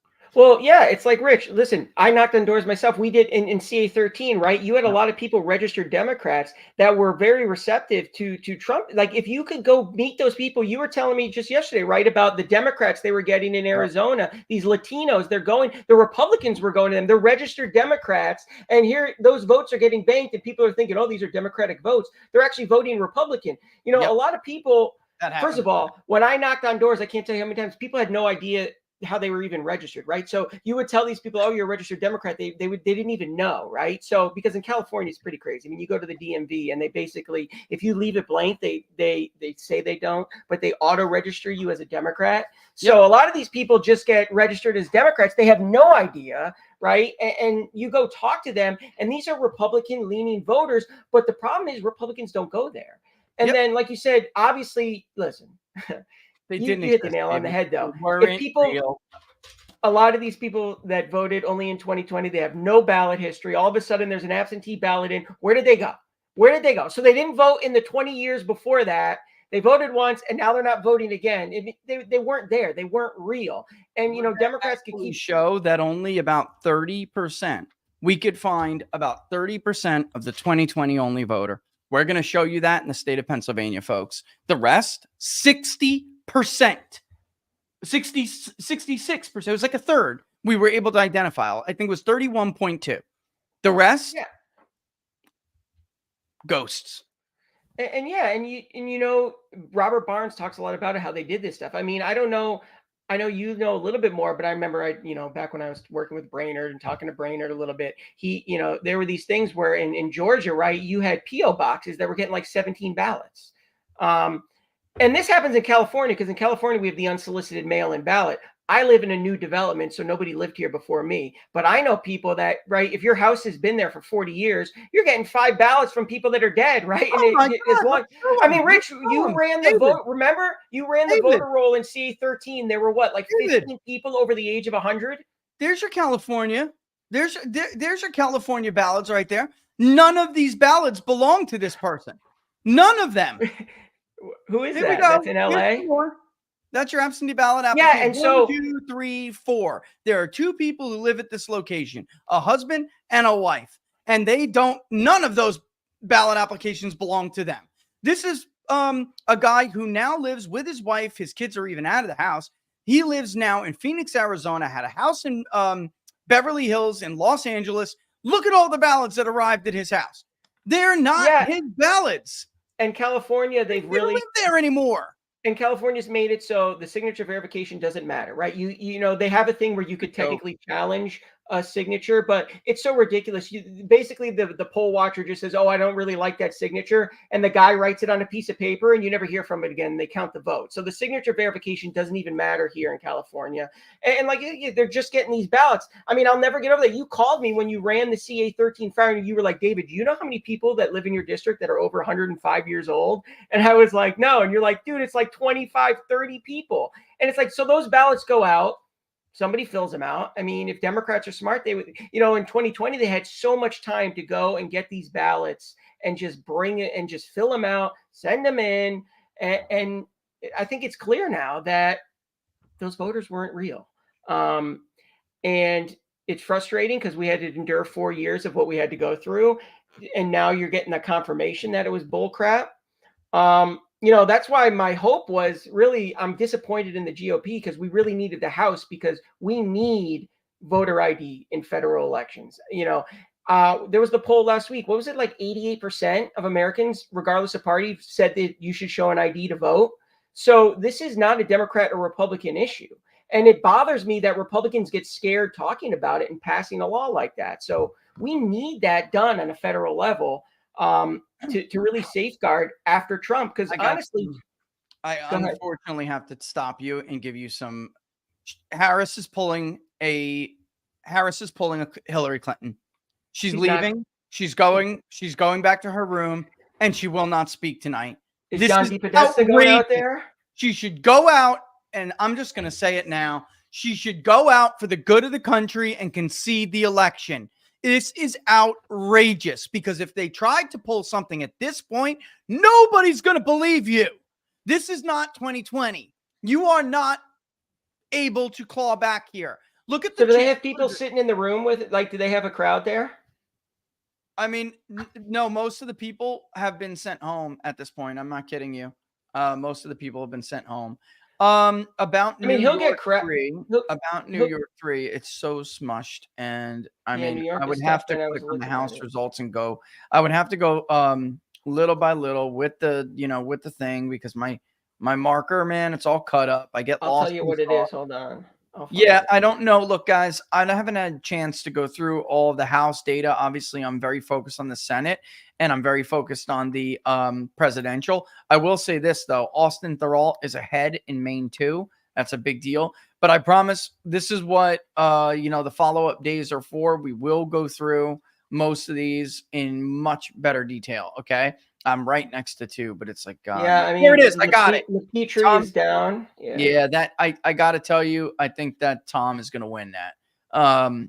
I don't think there are 9,000 more. Esposito looks like he's done. I mean, that's 95%. Is might as well just be a gangster. Gavin Wax is right about that. These people in the New York GOP have to go. They have to be replaced by Trumpers. Like, I mean, Molinaro's done it. Molinaro's done. It looks like he's down 4 points, 95% in. Yeah, no, it doesn't look good, guys. I'm just telling you right now. For the House, it does not look good. It looks like Trump is going to have to deal with the Democratic House because these people are the biggest idiots. Unbelievable. You know what's crazy? I'm looking at Connecticut 3, which is Rosa DeLauro. I lived it. That was my district, dude. She used to win by 30 point margin. She's only up by less than 10 points. That's the crazy. I've never seen this I know there's only New York Times only says 45% of the vote in, but she is a chronic like 30-40 point margin winner in that area. And that's like New Haven and those places. So that's really interesting that, I mean, I don't know this Michael Massey guy, but I mean, Tester is going down. And Massey that's interesting over there. Actually, I got to tell you, we'll have to have a conversation about. Oh no, we got Molinaro only down by a point now, 95% in. What do you have him at? 176,850 votes. Is the Times 190 to 177 on the Times? The Times is ahead on a lot of things. They're ahead of me. Yeah, they're ahead of me. Well, because I texted Laura, they were ahead on Connecticut all night because Connecticut still showed close in the presidential race. Yeah. They're not going to get it. I got to tell you, they're not going to get it. Look at that. Bucks is identical to the statewide margin in the Senate race. Philadelphia is in. Bob is 75% in, but he's at 20,000. I mean, this is This is absolutely ridiculous that we're still doing Looking at this. some of these other seats. I mean, Eli Crane's killing. Remember, they said Eli Crane wasn't going to win. He's freaking. He's up 12 points. Biggs is killing it. Yeah, what's his name? I can't say his last name. Juan Kisamani. He's down pretty bad here. I mean, Abraham Hamadeh is up. Paul Gozar is crushing it, of course. What about the first? The first is Schweiker is in a little. Yeah, it's 51-49, but it's only 63% of the vote. Yeah, but he's got a lot of vote to come in. He could pull this off. It's going to be close, though. I don't know, man. I don't know. Actually, I mean, Valadeo's actually he's ahead, 41% in. He's at 50. I felt like he was going to hold on. Garcia's really tight. I mean, 50.2 to 49.8. You know what, though? You know how this works in California. Republicans do know how to chase they don't chase the ballot. You know what I mean? Their ballots arrive later, and sometimes they do a little bit better. But they do curing. They're pretty good at curing here. So 5 points for Duarte. He can't cure 5 points. He's got to do better in the 60s in what hasn't been counted, brother, or else he's in deep trouble. I mean, Madera is not good. I mean, you got to be at 59. What's Madera? What's he at? Said it was at 55 last time I looked at it. I mean, that's not good. He has to, he's got to rep. Madera should be a 60. He's 55-45 in Madera. He's lost ground in Fresno from the last time. He's losing Merced this time around, which is Gray's home county. He's losing Stanislaus by 10. Oh, that's his own damn county. Yeah, so I mean, he's really far behind. But like I said, in Madera, you got to be at 60%, and he doesn't route. And Madera is a base county. I mean, this is a MAGA county. Look at Trump at Ashland, 44%. This is how Donald Trump wins Wisconsin that other Republicans can't do, except for Ron Johnson. Ashland County. Ron ties himself to. Hold on. MAGA. Hold up. Oh, yeah. This is lumberjack country, guys. We've talked about this a million times. It's the home of American populism and the progressive movement, the birthplace of progressive movement. And this is an old school kind of leftism, and Republicans get thrashed in these counties. They get in the 30s. Donald Trump gets in the 40s, and look at how close that is. Every vote's going to matter in Wisconsin. Eating away at these margins like this is a big deal, and everyone's like, oh, it's just a few thousand votes. It matters. Look, by the way, Donald Trump is ahead 55-40.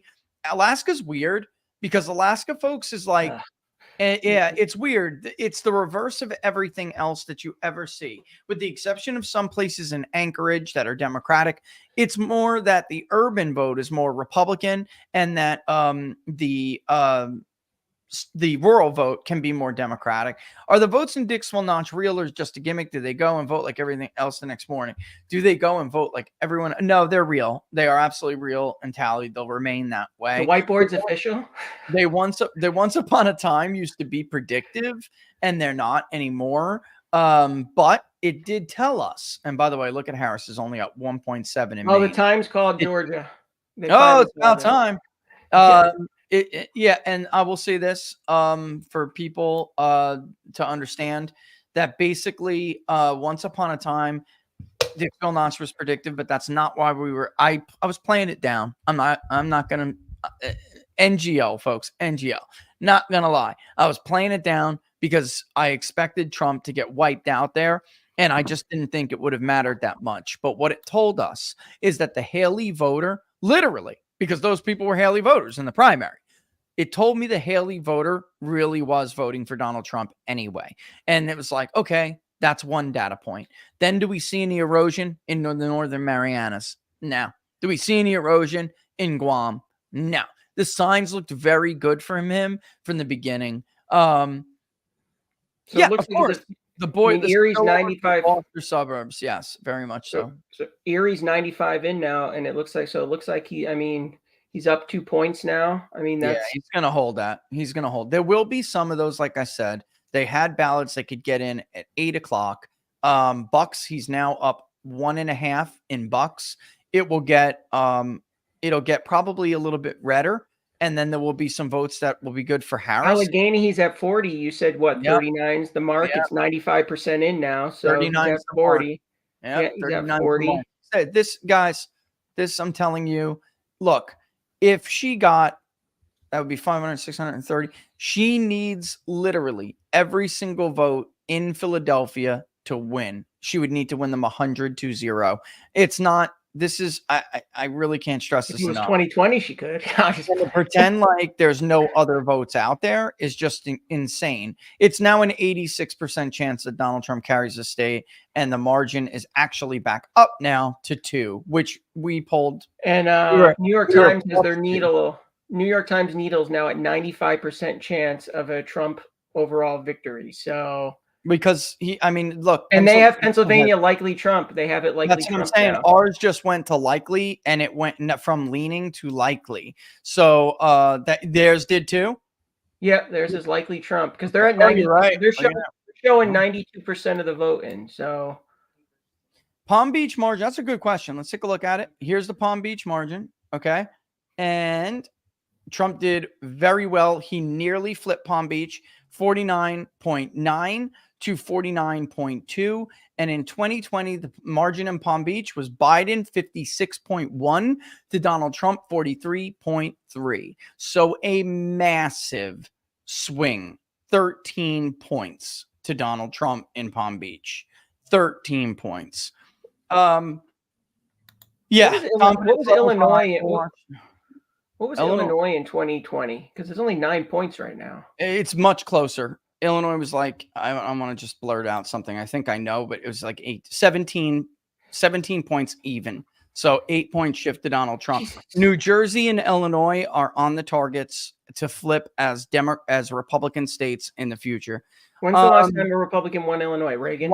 Watch Mania. What do you think? Yes. What do you, let me check on 1988. Herbert Walker may have won it. What do you make of Trump saying the police are on the way to Philly and Detroit on his Truth Social account? I think what he was doing was trying to keep people from being depressed, because Trump knows that cheating is a demotivator for Republicans. And then also, I think he was putting people on watch because Republicans really were all over the place. They really were. They were all over all the shenanigans this time. Not all of them. You're never going to be all over all the shenanigans.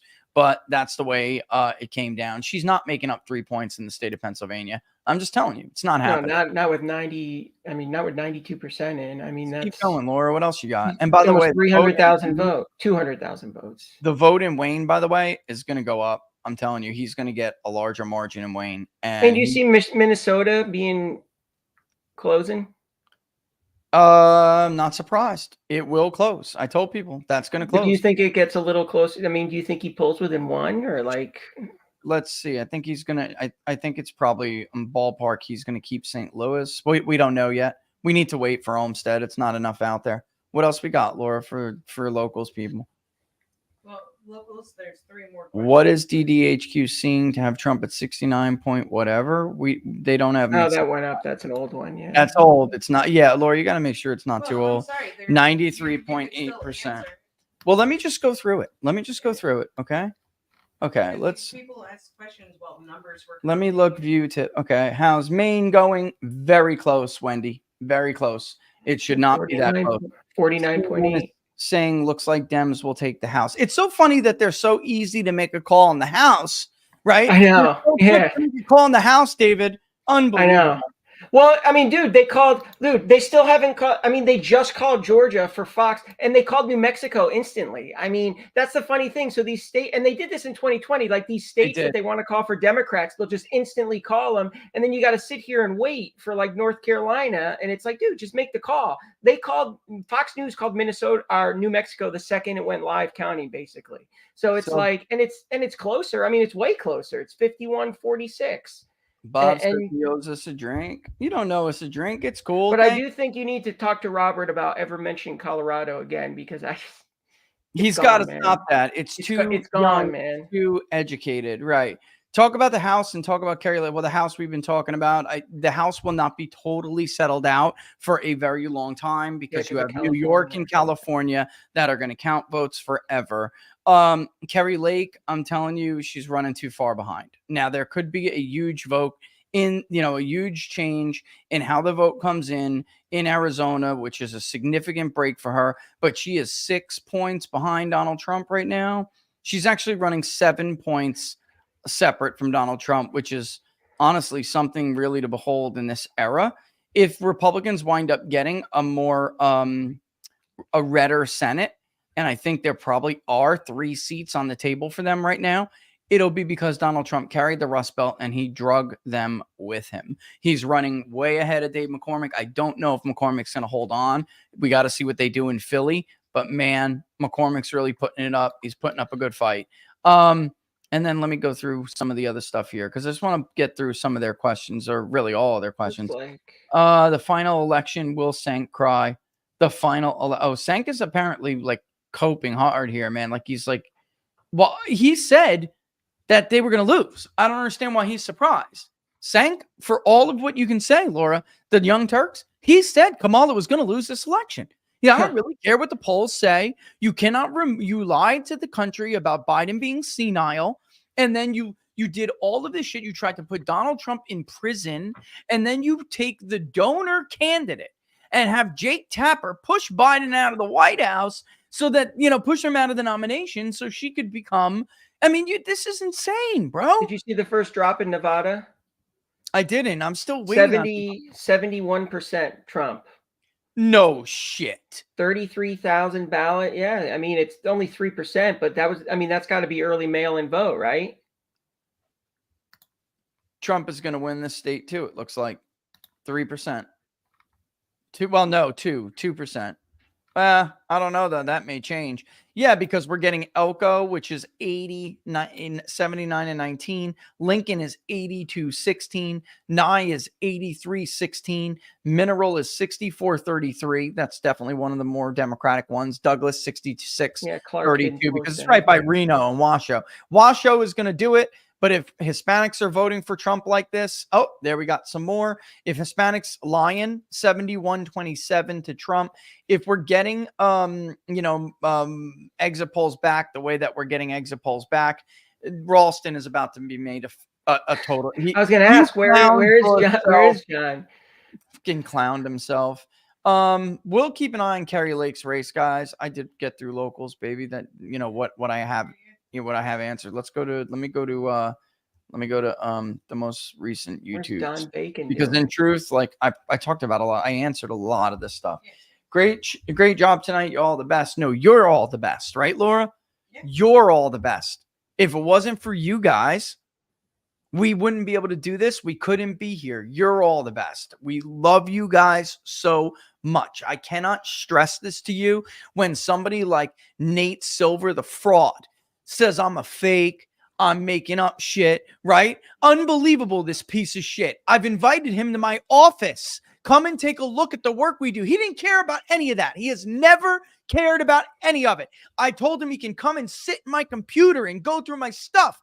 I gave him an open invitation to our office in Gainesville. Do you remember that? He ignored it. He's a smear merchant because he's not legitimate. He's not credible. To look at him as some kind of data guru is outrageous. He knows nothing about polling. He's not a pollster, right? And there's so many other people who will go to his stupid pollster scorecard and smear me. I deal with it all day long, every day. Every time we dump a poll, it's constant horrible things that are said about me, unbelievably outrageous. And you guys have stuck with me because the work is good. And I just cannot tell you from the bottom of my heart how much Laura and I love you guys and appreciate you. Americans are very good at looking through the bullshit and seeing the BS for what it is. You're very good at it. Just like you could look at a politician, know that so much of what they're throwing at him is a smear. You know what I mean? It's a smear. You're very good at that. And you know it. You know it when you see it. And I cannot tell you guys, what they did to me during the primary. I've been so open about my drug addiction. I've been so open about it. And they take that crap and throw that around. You pieces of crap. You should be celebrating me. I'm almost 2 decades sober. I'm a veteran. I should be able to talk about this stuff openly and freely. Disgusting. No, they don't, that's the thing though. Our side, for all because we have so many on our side that pretend to be so smart, like they're the smartest people in the room. And then they'll tell you all week, don't fall for the left's tricks. But then they'll bring Nate Silver on their shows and all this stuff. And they'll talk about Marist polls. They'll talk about Monmouth polls, New York Times polls. It's like, dude, Can I just stop? Yeah, go you right ahead. there? Go ahead. Yeah. This has been called, they have called us from the very beginning.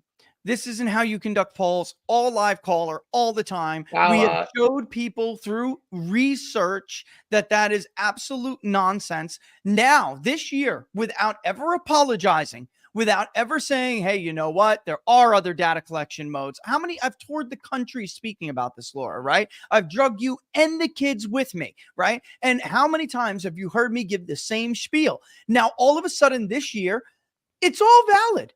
You know, text to online, SMS, peer-to-peer, different ways of online collecting. All of a sudden, David, without ever even changing or mentioning a peep about it, it's all not only valid, but now they're the experts at it. Maris, they have never conducted a poll through text to online in their careers. They changed their methodology this year without telling anybody that they did. And guess what, ladies and gentlemen? They sent out polls that were so easy to manipulate. You could take the link and you could send it to Laura. You could send it to your friends. If you're a liberal, you can send it to your 10 liberal friends, and they could take it because they didn't even know how to properly block survey forwarding.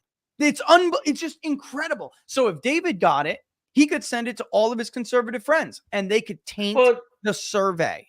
And it's so bad. I mean, they even go after Emerson, and like you said, Emerson, you know, they're not. Spencer's going to be the man tonight, dude. Yeah. He got by the way, right. the New York Times needle is now greater than 95% chance of a Trump victory. Nevada is going to Trump. I'm just going to tell you they still have their little needle, still has it as a toss up, but I mean, it looks. I mean, dude, he's up. The rurals are so big. 18 points in the first. He's winning Washoe, 64% of the vote in. He has a 300 vote lead in Washoe County, and it's not even, honestly, the later vote is probably going to be better. I'm very surprised. If he's at 71% of the votes are in Clark County, and she only has a 2-point lead in Clark County. I was just in Nevada. Was it last month? I was in Nevada last month. I got in an Uber. Can you hear me? Yeah. No, so I was in Nevada last month. Got in an Uber, and the driver is I didn't even know. He brought it up. You know, I don't like to. I'm not one of those guys who's going to sit in the back of the Uber and ask the guy who he's voting for. Right? I'm always thinking about it. But he started bringing it up. He's talking to me. He's like, "Oh, so what do you think about this election coming up?" And I kind of didn't want to get into it because I was worried. You know, like I say I'm a Trump guy, and this guy's going to be all like try and kill me here. But then he's like, "Oh man, I'm from Israel. You know, I can't believe what's coming to this country. I've been here for 25 years. I am so scared that if Trump doesn't win, you know, this country's like, I don't even recognize this country anymore." He's like, I came here to escape this kind of stuff, and now it's here. And I'm like, man, dude, I was like, people are just totally different. It's, you know, even in California, it's not the same. I mean, I know the results, and I mean, you got to LA and all that stuff, but you know, there's parts of California where it's people are fed up. I mean, Jersey's a good example. New York, I mean, that's pretty damn good to get it within 10 points in New York. I mean, oh my God. Because you got to figure too, a lot of the conservative people have left New York. So the ones left were more Democratic, and they've had enough. Ralston's going down with Seltzer tonight and Alan Lichtman both. The two of them are going down. Listen, I did see the Philly thing. They got 50,000 more ballots. That's not enough. That's what I'm trying to tell you guys. It's not enough. She can't, even if she wins 100% of them, it's not enough. His margins are too big in what remains in these votes. I imagine it will tighten. She'll shave a point or so off of it, and he's going to win the state of Pennsylvania by almost identical to the margin that we had in our poll. Yeah, I mean, it's still almost identical. On New York Times. It's Trump +2. It's Trump +2 though. And when you give her that vote that we know Philly has, all right, then our poll is going to be pretty much spot on. 50.5 to 49 to 48.5 That's the way Arizona. Arizona hasn't reported anything in like 2 hours. What's going on over there? They're going to do that, and it's like, that's Arizona. They're Arizona's being Arizona. Let me go through some of these other stuff real quick. But where's Mitchell Research? He just redid his poll because he wanted a herd with all the other. He heard it like a coward. Yeah, he comes out with a poll, and then all of a sudden, 2 days later, he's like, "Well, I decided to change my sample because I'm afraid." And now look, he's going to be wrong. Trump outperformed the party split in the Philly mail. Dems were 82% to 8% Republican. So that means, and Harris won them 87 to 12, D plus 75. So she got nothing out of independents. This is incredible. Trump is now at 80% chance to win Wisconsin too. That puts it in the likely category. Voter ID is winning handily. It's got 72. Whether or not it was state ballot question 7. Should the Nevada Constitution be amended to require voters to either present photo identification to verify their identity when voting in person, to provide certain personal information to verify their identity when voting by mail ballot? That is winning 72.1%. That's basically identical to the poll we did a while ago about, whether or not even in vote by mail, even in vote by mail, that's it. Yeah, I know. Poor JR. They screwed JR. Bro, Minnesota is going to be very close. Yes, Minnesota is going to be very close. Slotkin looks like she's going to win there. She's going to keep her seat. She is, but if they didn't get rid of JR, then bro, JR would have won Ohio. Yeah, I mean, they would have won it. It doesn't look good for Joe Kent. What do you think? I mean, he's down 4 points. I haven't looked. It's so hard to dig in. The House is just going to have to wait for tomorrow's show. I'm serious. I'm sorry, guys. 48. It's too much data at once in my head. I'm very much focused. I'm very much focused on the Pennsylvania race to make sure. I think that you guys are obviously a little bit more concerned about Pennsylvania, about the presidential race. We're at a point now where it looks to me, and I haven't dug deep into the House results, but it does look to me, David, that there's just no way. Well, I mean, she's not showing up. She knows she lost. She's probably drunk right now, throwing things at Doug. Oh, for sure. But what I'm talking about, I don't think Republicans can keep this House. I don't. No, I mean, I'm looking at Don Bacon. Looks like he's going down. I mean, Dan Newhouse is in deep trouble in Washington. Newhouse, I mean, the last Trump impeachment. I just saw Michelle Steele's running behind. I mean, California, it's going to take 30 days, but she's running behind. She's down 3 points right now with 50% of the vote in. So Joe Kent still got 40% out there, and he's only down 4. He has closed gaps like that in the past. It just was a much bigger gap once. We don't know how much better he did getting his vote out. I would have to literally go through this district map and break down not only, guys, the Senate races, but the House races by district. I would have to look in each individual county that represents that part of the district where they are. Let me just go ahead and look at Michigan. We got Michigan. Bro, Minnesota's going to be close. It is. That's my white whale, and nobody wants to listen. I know. I told you that's the one I wanted him to win it because Tim Walz is from there, so it would have been hilarious to lose Minnesota and then also lose Pennsylvania because people. I personally, I don't know. You probably will disagree but I don't know. Do you think if she picked Shapiro, she would have won PA? I just can't believe people aren't voting for the vice president. I'm telling you right now that 16% of people who voted for Josh Shapiro are voting for Donald Trump. Let's take a look here. You know what? That's a really good question. And somebody actually asked before about whether or not Josh Shapiro would have made a difference. Let me open up my last poll in Pennsylvania, and I'm going to create a crosstab with the last poll. Bear with me. Okay. I'm going to create a crosstab with the last poll. That's basically going to show, where is it? Where's my last Pennsylvania sample? Okay.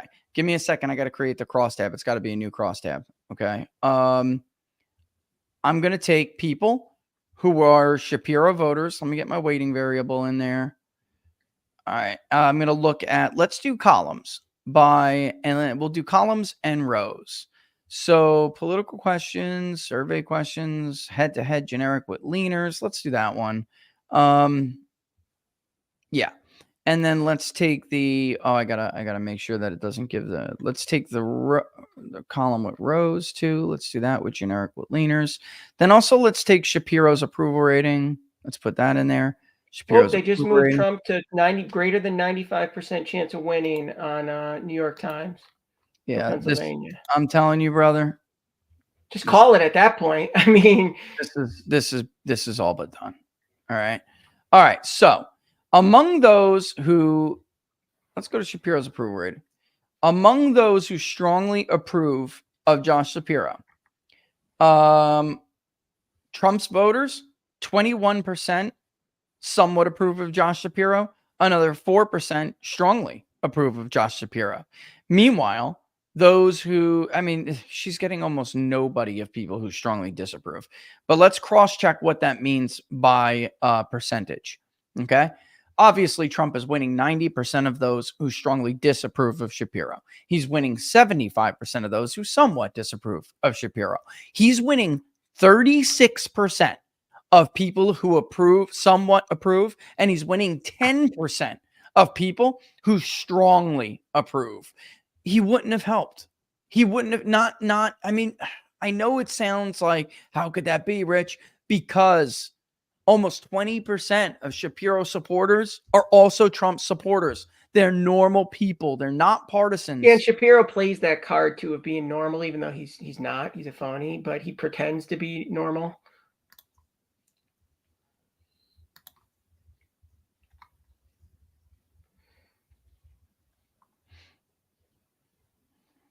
You know, I noticed that he's running pretty far behind Trump in Montana, though.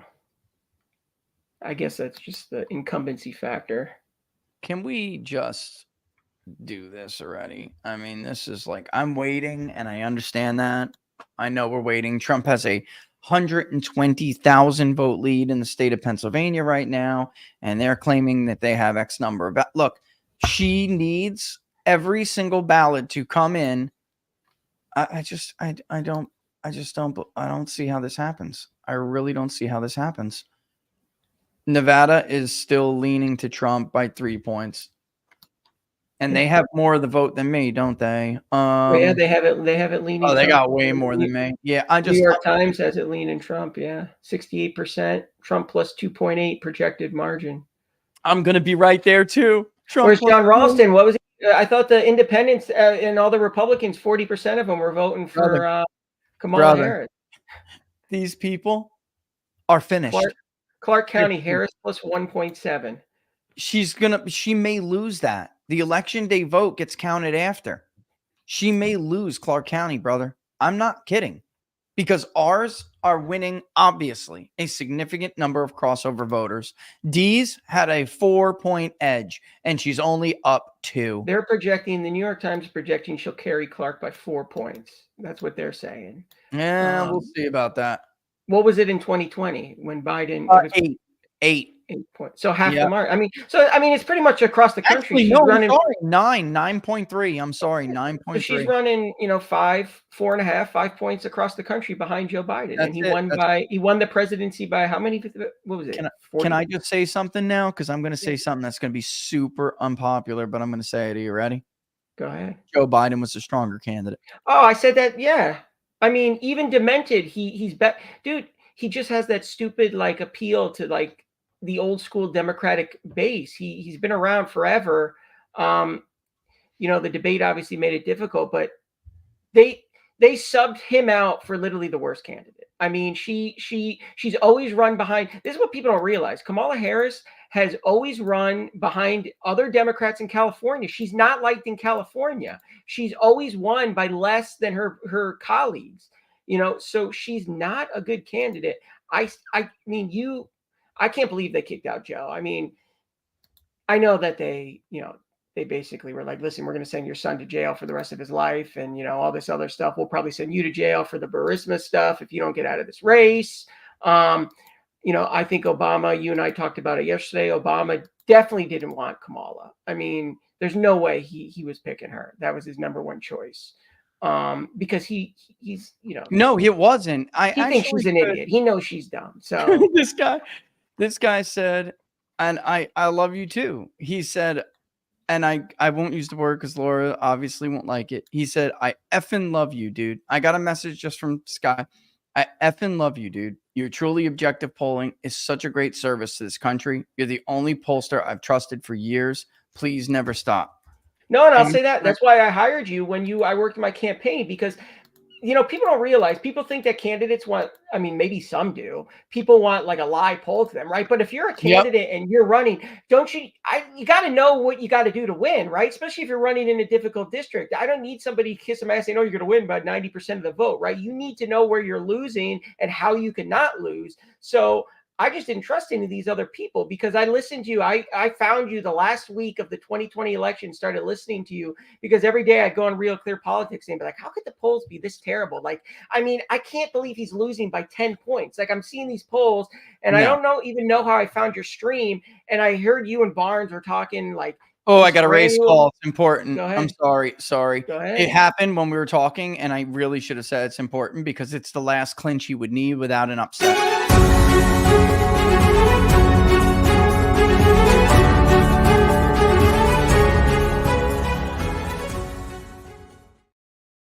All right. You might have seen it. We can now project that Donald Trump will win the state of Alaska. So much for that nonsense talk. David and I, a couple of weeks ago, had to like laugh in text messages. Oh, yeah, that one poll. Same poll that showed Biden within striking distance in 2020. It was 1 point, wasn't it? And they had a poll. 1 point, and they did it again. Also, and Nate ranked choice voting is going down in a blaze of glory. Oh, so Lisa Murkowski will not be running for re-election then? That's in no, that's in Nevada. I'm sorry, I meant to tell you they're trying to get it done. Yep, ranked choice voting is going down. It's currently down 57.3 to 42.7. I got to tell you, I really don't know. Oh, Mike Lawler did hang on in 17. That was a race. Do you remember the New York Times polled it? They had Lawler down. Yeah, they had him. I'm going to quote tweet that. Who had Lawler? Yeah, he's up by a huge margin, actually. He's up 55-43. So he's. Someone please remind me. Yeah, which pollster? They called New York 3, by the way. For no, Suozzi, yeah. I knew that was. I tried to tell you guys in the. Lawler was down 12 points in the New York Times poll. Man, they still haven't called Rosa DeLauro. Yeah, they still haven't called Rosa DeLauro, man. I can't believe this, dude. That's crazy. 53. I've never would have she wins by 40 points. That's crazy. Elon Musk retweeted a picture, said, let that sink in. It's him with a sink in the White House, in the Oval Office, taking out. He said, America is a nation of builders. Soon you will be free to build. Listen to this. Trump is crushing it in Arizona's 2 most Hispanic counties right now. Are you ready?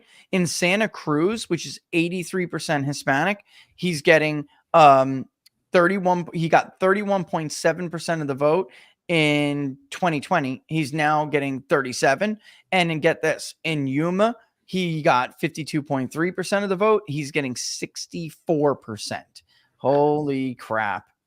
What do you think about Texas 34 with Myra Flores? I know you didn't want to go too much in the House, but looks like it's 88% in. She's 51-49. I think with Trump on the ballot, this is all but she's probably going to hold it because with Trump on the ballot. She's got to win it back. She's got to win it back, right? Oh, you're saying she's down? Oh, I thought she's down 51-49, so she's got to win it. I don't know, man. We'll see. I don't know the House break. I don't know the election day breaks in the House, so I really couldn't tell. And I don't know this. Begich, he's up, but I don't get I don't get ranked choice voting. So just call Pennsylvania, man. Let's get it over with. Pennsylvania is probably going to be the first one that they call. Maybe not. I don't want to say that. Maybe not. Because here's where we're at. Where are these things? Hold on.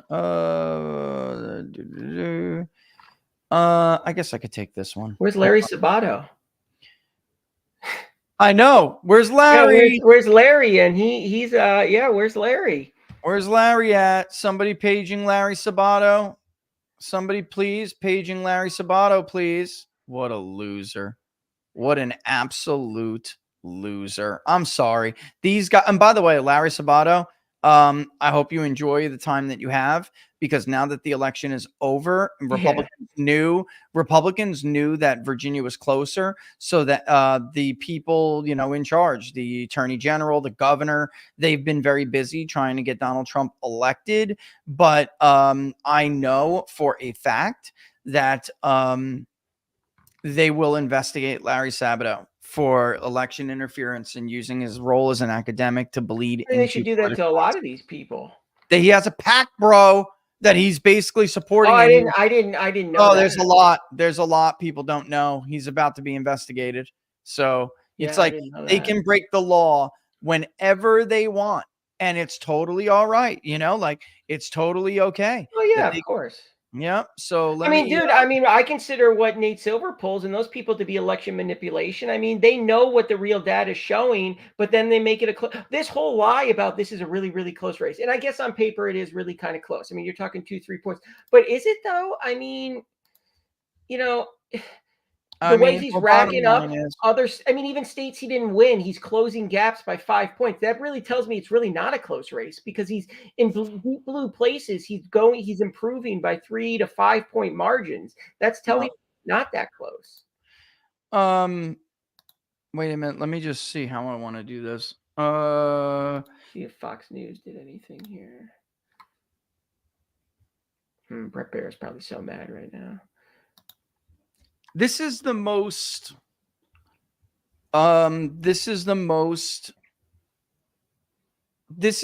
incredible political comeback ever in the history. I'm not talking about American history. Somebody call PA. My cousin's texting me, and he would only text me. So he's saying, "Let's go, PA." Did anybody call it anywhere? I'll look in a second, but I don't think so. But I will look in a second. I don't think so. It's just.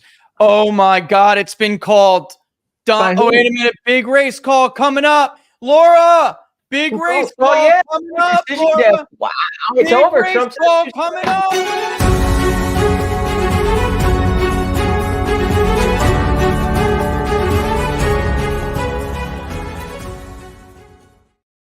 We can now project that Donald Trump has won the state of Pennsylvania. Donald Trump has won the state of Pennsylvania.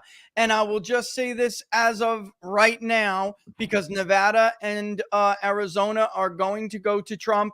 We can now project that Donald John Trump has been elected the 47th president of the United States. Oh my God, this is the greatest political comeback in history. It's over. It's over. That's right. It's over. I got to tweet this. Breaking. We can now project that Donald Trump has been elected the 47th president of the United States. Huge deal. Huge deal. Holy shit. Huge deal. You think Paul even speaks tomorrow? I think she's not even going to pull a Hillary and speak the next day. I think she's not even going to speak at all. Holy shit. It is over. Fox News calls Pennsylvania. Fox News calls Pennsylvania. It's over. Donald Trump has made the greatest political comeback in history. Donald Trump has made the greatest comeback in U.S. and in political history. I gotta call. Hold on one second. Where's my phone? Where's my phone? It's over. Dunsky done. Dunsky. Joe Biden, although he's sleeping right now. John Parnell said, "We just fucking won Pennsylvania and saved America." It is over. It is over. It is over.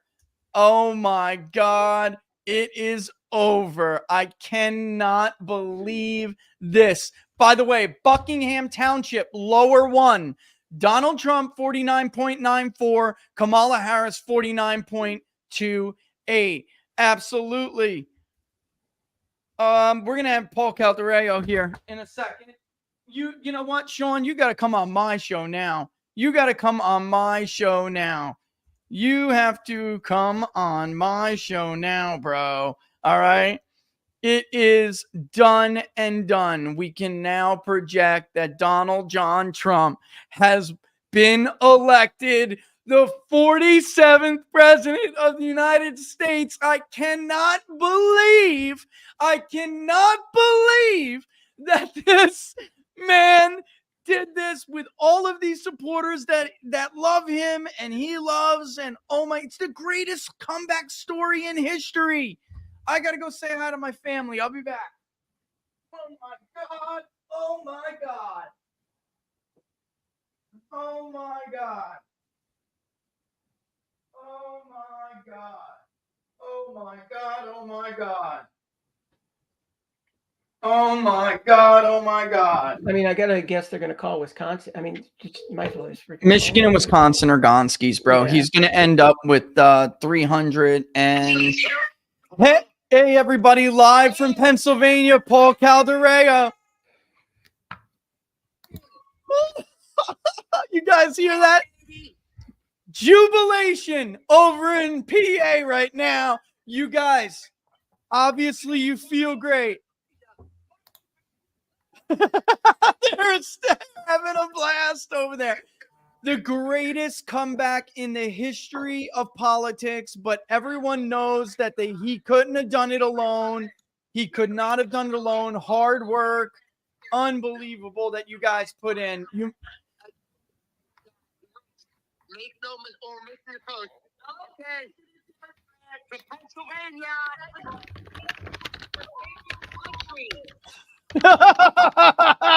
I'm so happy for you guys. You busted your butts. I'm so happy for you guys. You really did. You put the work in. You gave us another chance.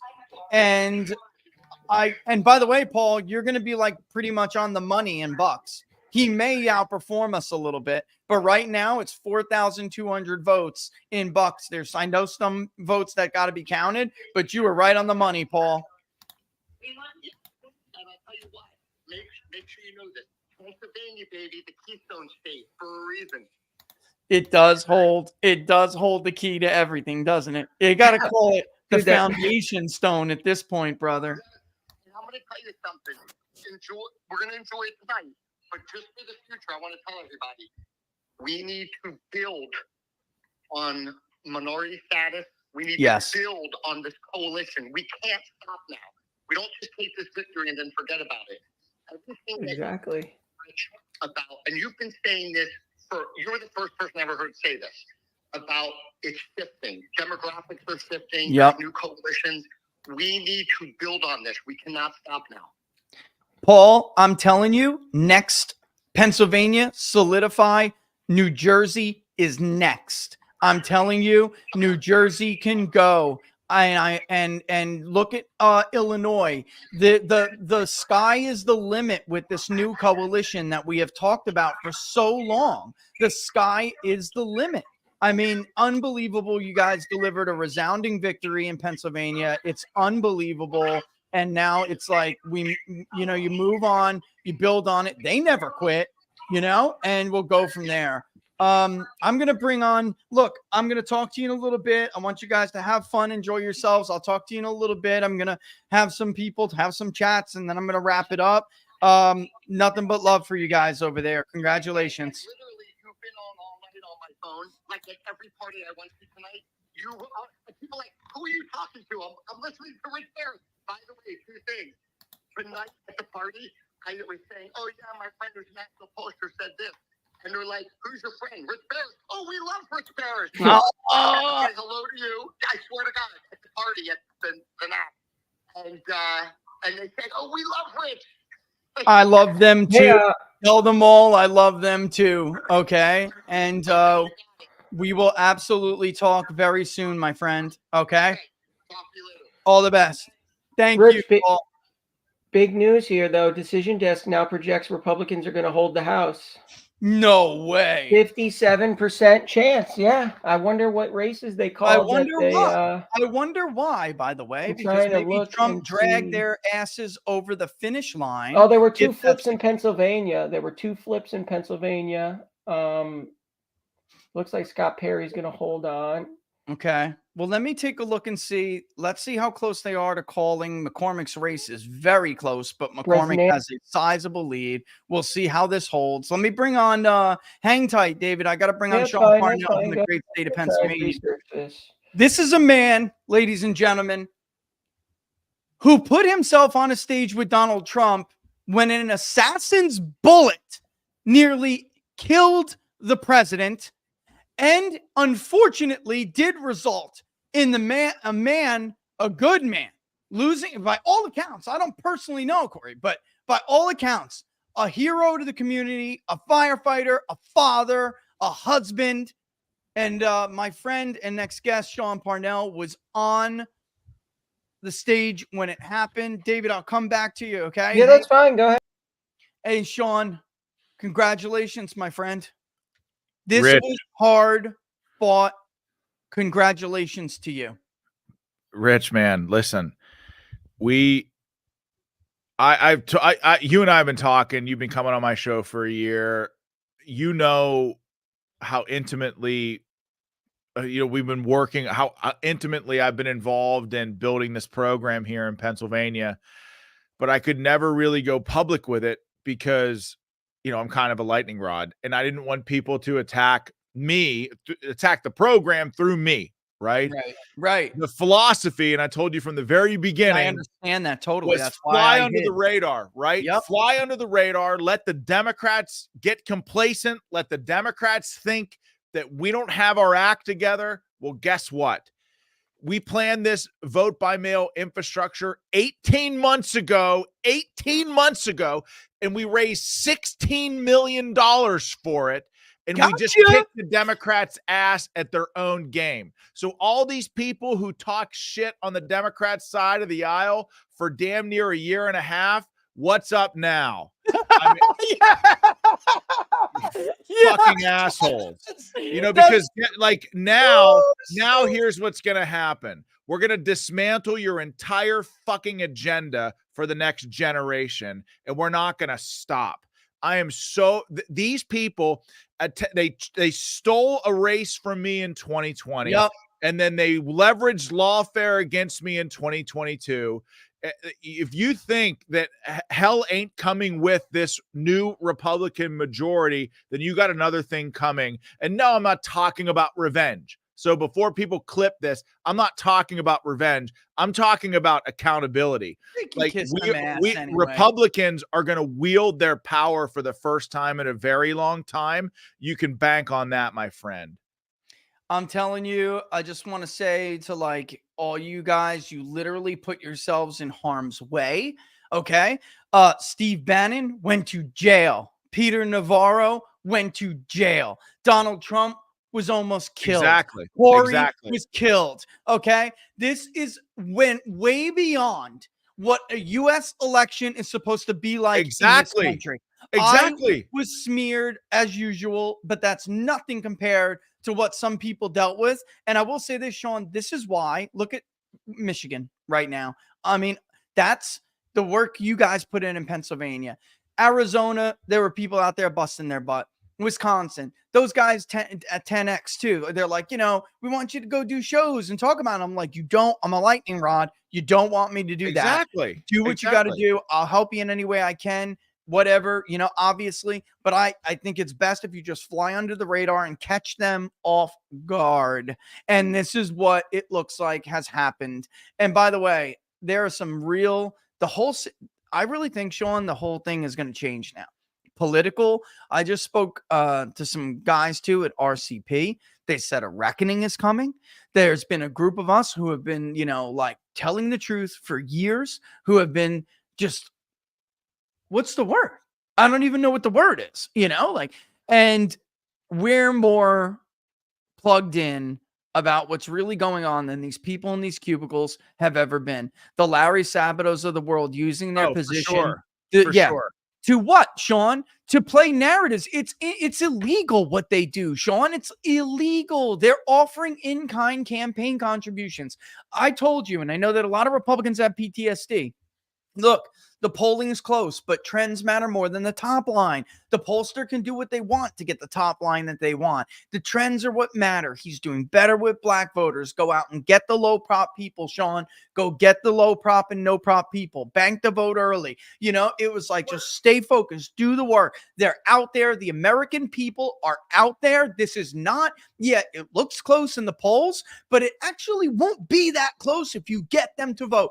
I got to read you some numbers. Listen, man, you were coming on my show for a year and saying the exact same thing. Much to the, I mean, seriously, we have been talking about this for a year. For a year. I mean, like the people that tune into your show and watch my show, it's not even about our shows, but it's about exactly what you just said. It's about discarding to the ash heap of history these spineless gentlemen losers Republicans who just don't understand what it takes to win. I'm sorry. This was the most important election of our lifetime. I don't know what's going to happen from now until January 21st. I think that's the most dangerous time, certainly in my lifetime in American history, where the Democrats still control all the levers of power. Who knows what they're capable of?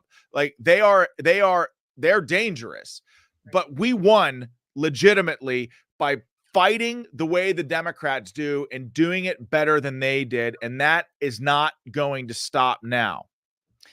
Sean, I mean, we're getting some more votes coming in. We're 91% in Wisconsin. They're playing, we're thinking of playing games, holding their Dane vote, holding Milwaukee. Dane's in. Milwaukee's coming in now at 67%. Trump is outperforming his 2020 in Milwaukee. We talked about this over and over again. We don't have to get murdered in urban areas. These votes are out there. If we go and get them, we can do much better in these urban centers. Donald Trump's putting up nearly 40% of the vote in Allegheny County. The guys in the 20s in Philadelphia, black men voted for him in droves. He's winning half of the Hispanic vote. He's going to take Nevada. All right. This is like the best precincts he's doing in Arizona are Hispanic areas. This isn't like 2016. Molly Hemingway just tweeted, and I got to read this to you. And she said, okay. And Molly, you're a warrior, and I think I speak for everybody in the audience. Yeah, she's great. When we say we love you, there are some people who are good apples in this game, good eggs, whatever you want to say. And Molly Hemingway is a good egg. She is. And she wrote, okay, this time the media and other Democrats, notice how she does what I did, lumps them together. They're the same thing. The media and other Democrats simply have to accept the result of this election. Unlike what happened in 2016, no more deep state info ops, no more anonymous sources peddling nonsense, no resistance. And in response to that, I quote tweeted and said, this will be a massive mandate. It is the most diverse coalition to elect a president in modern memory. Sean, the whites with a college degree came back. Look at Bucks County. Look at Berks. Look at the swing back in Berks. They almost lost Lackawanna. Monroe voted for Trump. Erie voted for Trump. Northampton voted for Trump. Exactly. This is ridiculous. This is everywhere. Miami-Dade voted for Trump. The whites with a college degree in right? The white Rich, all of these never Trump losers. Tim Carney, what a loser. Oh my God, who act like Trump's a danger to the Republican Party. Seriously, go away. I mean, you can be a part of the Republican Party. We want your vote, but you should never have a say as to strategy of the Republican Party. These people do not understand the political realignment that's happening in this country, and they are seriously, I am so tired after 4 years of hell, after getting in the political arena at the hands of the Democrats focused on my family. I am so tired of Republicans who run the opposite direction at the first hint of any difficulty. And every single one of those people needs to be moved out of the way. Because there is a political realignment happening in this country. What Trump did in this election cycle is, I mean, look, man, there's a potential that he brings along 6-7 Senate seats with him. He's taken the House majority back. I mean, Did you hear that? Actually, it does look like they will hold on to a slight majority. Looks like he's gonna pull, and we'll look at it now. By the way, I'm pointing to Duval County because there you have it, folks. White, rich, educated voters. Look at Miami-Dade, 12 points, bro. By the way, who said Donald Trump was going to carry Miami-Dade? What pollster? One pollster in this country that Donald Trump was going to carry Miami-Dade. I came on your show and I said it's Trump plus 11, bro, and you were like, "No, it's not." Only I didn't doubt you. I said, "Really, really?" And you said, "Yes." I even said, you know what, if we model it a little bit more favorable to the Democrats, okay, it's 9, but it was 11. It was. And like, you just got to trust the data. But the bottom line is what I'm saying here. And then let's go to Georgia, man. Let's go to Georgia. This is really something incredible. Look at Gwinnett County, 41.2%, DeKalb, 17%. These are black men. Henry, Fulton, 15.1 in Clayton, 27% in Fulton County, 27%. Insane numbers, brother. Come on. He won the early vote dump that initially happened in Detroit. And I was like, you got to peg this down for me. Where is this? A white suburb or something? It was not. It was a working class mixed neighborhood, and he won it by about 3,000 votes. I almost shit myself. I couldn't believe it. But I could believe it because it's like you have to trust it after a while, and you have to trust what you're seeing. By the way, there's no doubt that in Nevada, there's not enough Republicans in the electorate to explain that. White Republicans in the electorate to explain that, dude. He's winning on the backs of working class. Look at this, Washoe County. So here you have rich, white, educated people in Reno mixed with a mixed population, right? Here you have him trailing by only 2 points in Clark County, filled with Hispanics.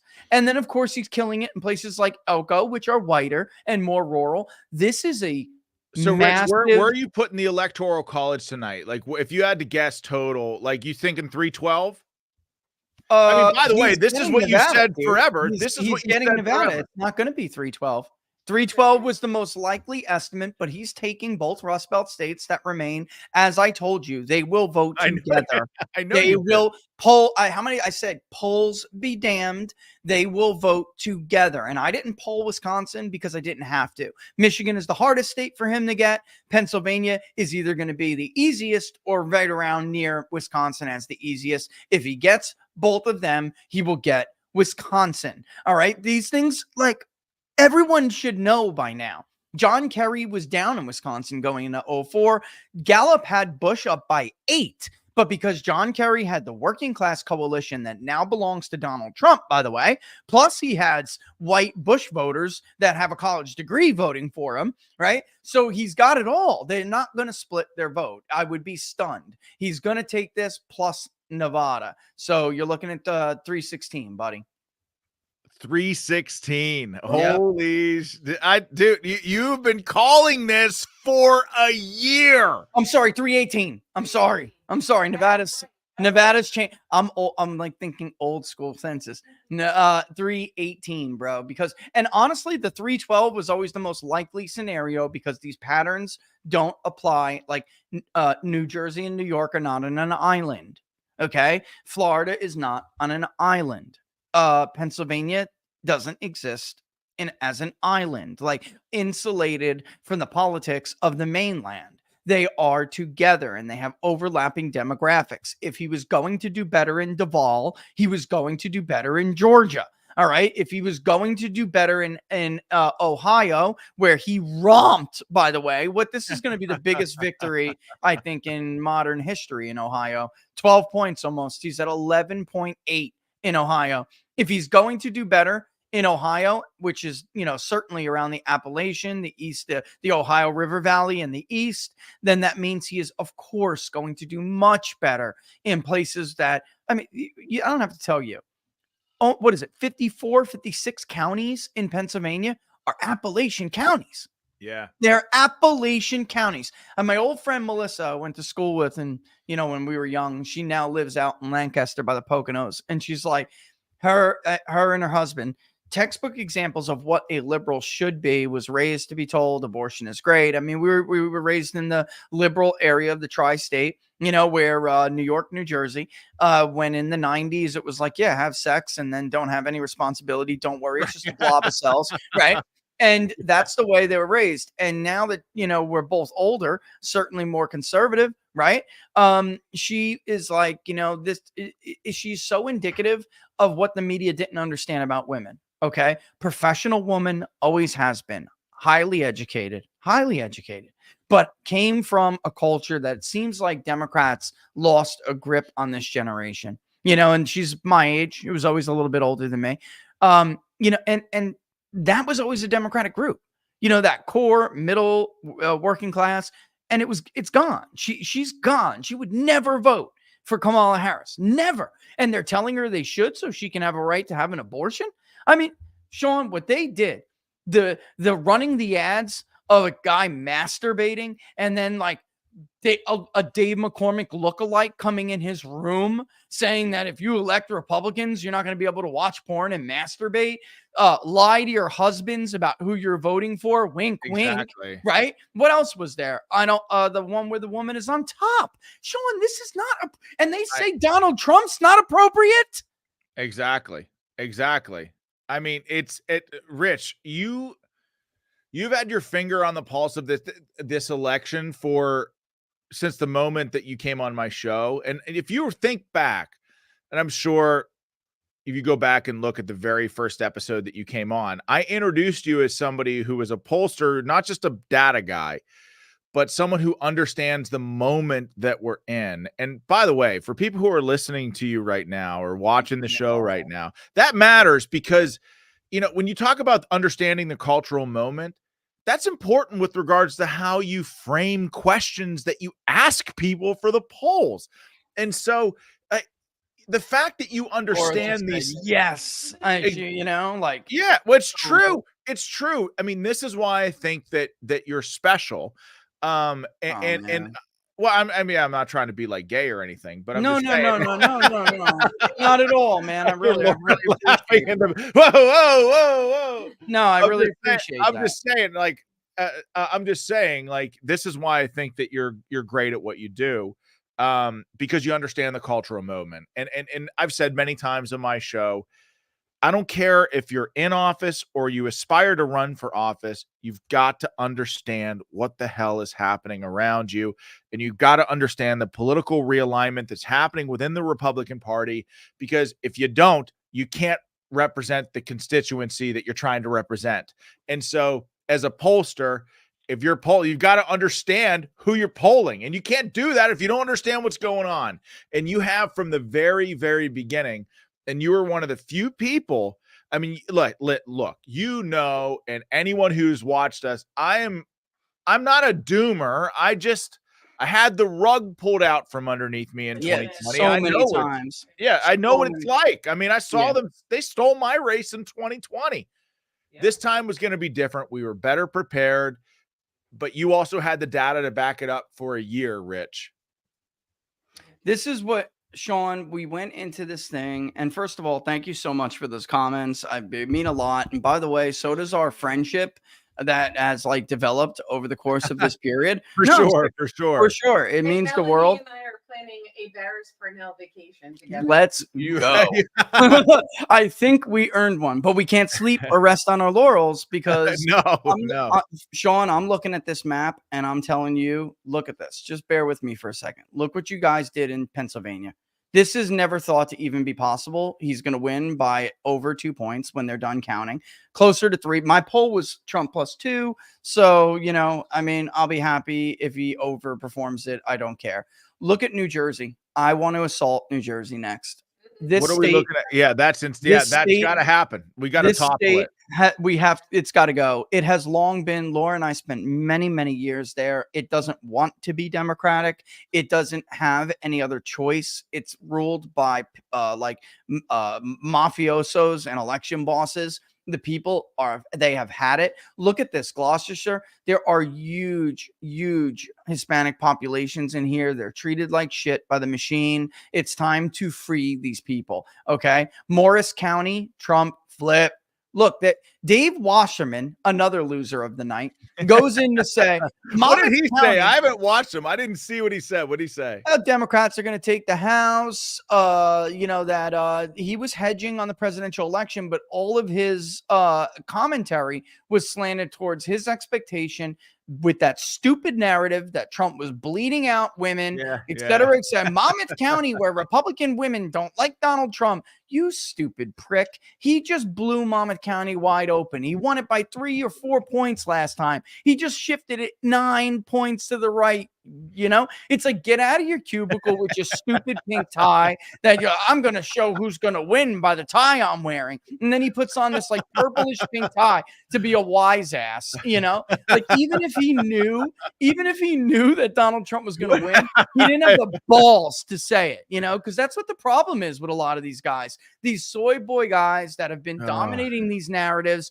I am over the beta bitch era. Are you? I'm over the beta boy bitch era. All right. Men have testosterone. Men protect their families. There's nothing wrong with that. Men mean what they say. Men stand up for other people. And guess what? Men stand up for themselves.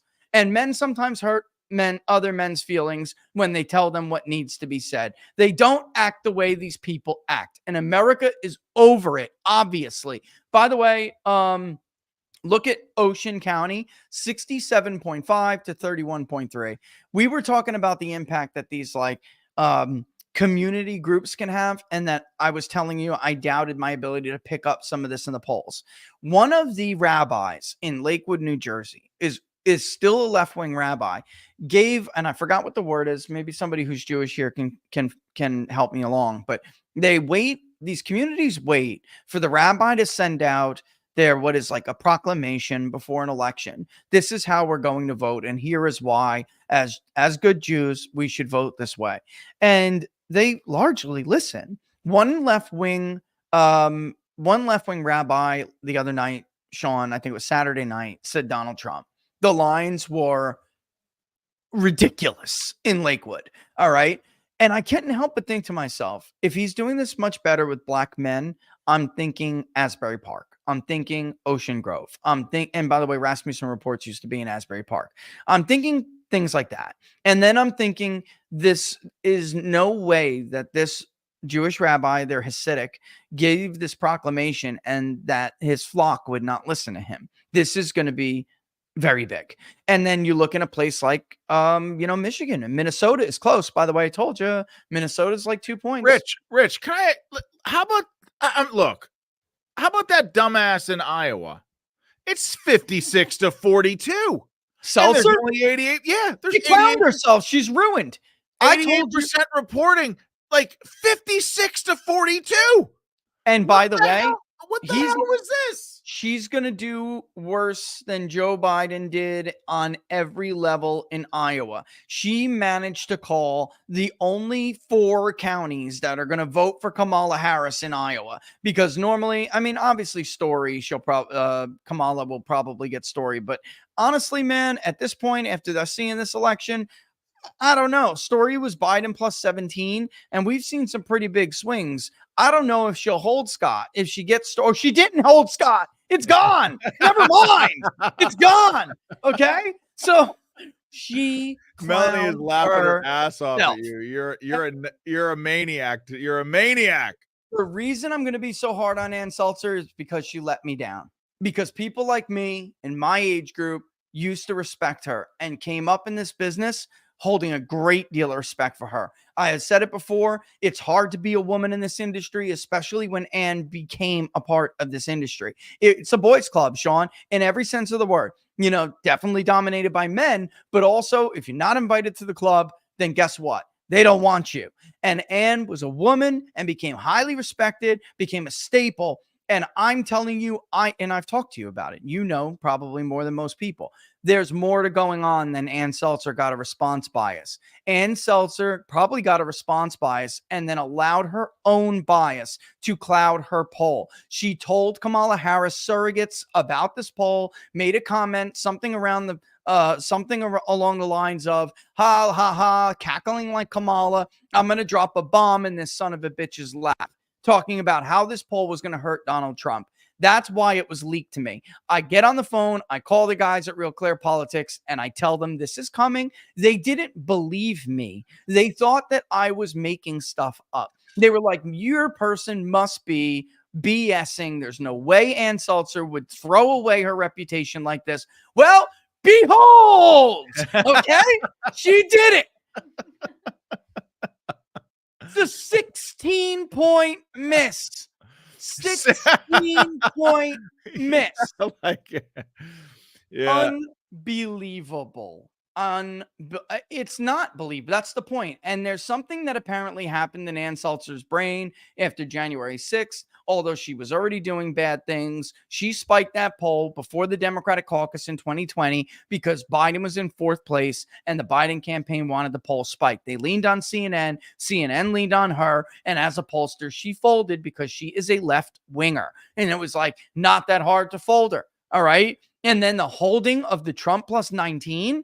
Sean, do you remember when I told you Ann Seltzer's holding a Trump plus 19? Yes. Do you remember that? Yes, of course I do. Yes, you come on every week. We talk. Well, first of all, we talk multiple times a week, but also you come on the show at least once a week. Actually, once a week for a year.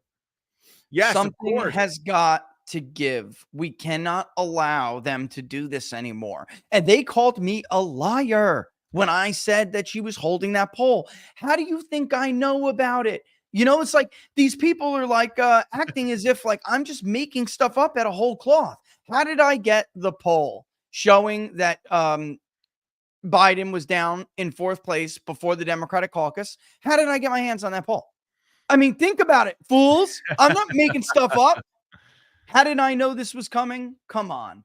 And by the way, what's worse is that just so people understand, even if you try to bring up concerns that Ann Seltzer may not have objectivity and has completely lost control of her ability to remain objective, your job may be on the chopping block because she's such a staple over there that you can't question the great Ann Seltzer. Well, look at you now. Look at you now. That's not a miss, Sean. That was a freaking psyop. That was a psyop. I completely agree. So, I mean, you're thinking what, 318? Yeah, Nevada's going to Trump. I'm telling you right now, Nevada's going to Trump. It's probably going to be not close either. I polled Trump at Trump plus 2, right? Trump plus 2. I think I did show you that, right? I just wasn't allowed to share it to everybody. I'm trying to look at the you think that's the right numbers, like 3. I think he's going to outperform me.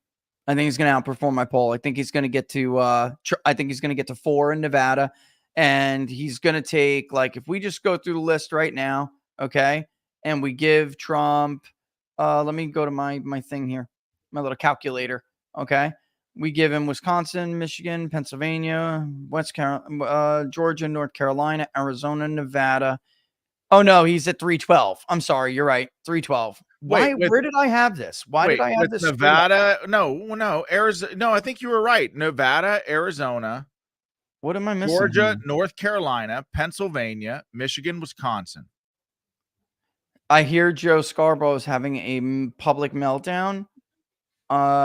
That's so funny. Yeah, why is this adding up the way this is adding up? Why is my brain? I know I've been looking at a lot of numbers tonight, but folks, am I wrong? 312 is the number. Arizona and Nevada. Why, when I take away Nevada, it goes to 306? I never had Nevada. No, I did. I'm sorry. It's 312. As I projected the entire time. I thought he was going to outperform that a little bit, but no, Nevada was part of that. I thought you were right with going over 312. I thought there was something. No, you know why? Because we had Nevada in, and then you know what happens? It's the power of narrative. Our brains immediately took Nevada off the table because Ralston declared that Harris was going to win.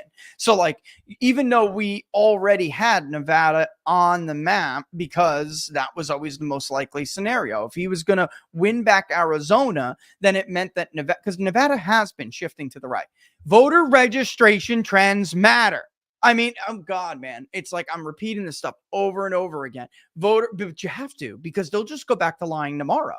I guarantee you by 2022, if we don't stop these people now again, after their third huge miss, if we don't stop them right here and bury them forever, By the time we get to 2026 and 2028, they will be pushing the same bullshit that they have been pushing. I as if agree. nothing ever happened. They will move on as if nothing ever happened. And I can't allow it. This cannot be allowed to stand. They're making a mockery, but it's worse.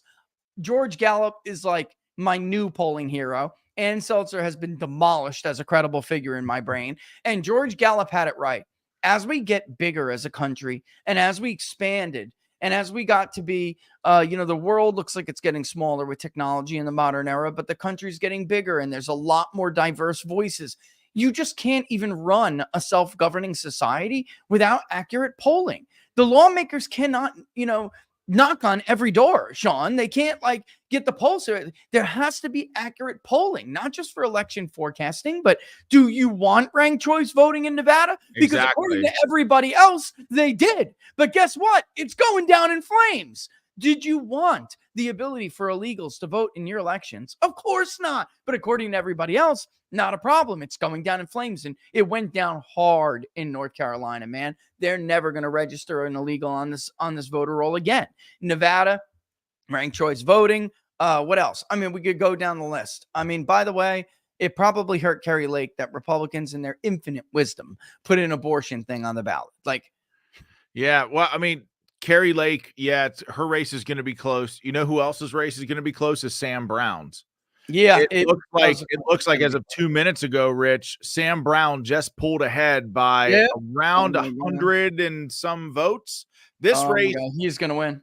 This race is, you think it's going down to the wire, man? There's definitely going to be a recount. Well, because Trump's coattails appear to be bigger than we expected, and Kerry Lake seems to have a unique issue there. I think she probably spent too much time attacking the McCain family and just I don't know. We'll have to dig into it and see. But Sam Brown was even further down than Kerry Lake was in the polling. And it looks like to me that if Sam Brown can widen his lead out to 2% before all is said and done, he'll probably withstand the last 3 days of early ballots that come in. And that's what's going to happen. Unfortunately, we're going to have to deal with 3 days of there. That's the one place, you guys won in PA. We won in North Carolina. Okay. But Republicans lost in Nevada and the court ruling was not, it was very adverse. And it basically allows ballots to come in by the mail without the correct postmark up until 5 p.m. 3 days after the election. It's outrageous. You won your victory in PA. It's outrageous. It is. If you guys did not challenge that in PA, you know damn well as I do, full well, they would be running around right now filling in absentee ballots and trying to overcome his margin and just keep stuffing them in the scanner. I mean, honestly, Rich, who the hell knows? They might still do that. No, PA's done. They're done. He's done. I mean, Trump's got it. It's too much, Sean. Yeah. I know. I mean, the math, the race is called, the math is what it is, but Biden, and they didn't have an honest mathematical path in 20, Yeah. I mean, well, look, this is something like Molly said, of course I am worried about. The fact of the matter is Kamala Harris pulled a Hillary Clinton again. These sons of bitches calling everybody election deniers, saying we're the insurrectionists. They don't accept the outcome of elections. Let me tell you something. Hillary Clinton became the first election night loser in history to go home and not concede the race. She didn't concede it for 48 hours, Sean. She backed Jill Stein's recount in Michigan until they started uncovering that there were votes for Hillary that didn't exist. So then she bailed on Jill Stein because Trump was actually gaining in the recount. I mean, it's just unbelievable. Now she does this again, knowing full well she's going to lose, They go home.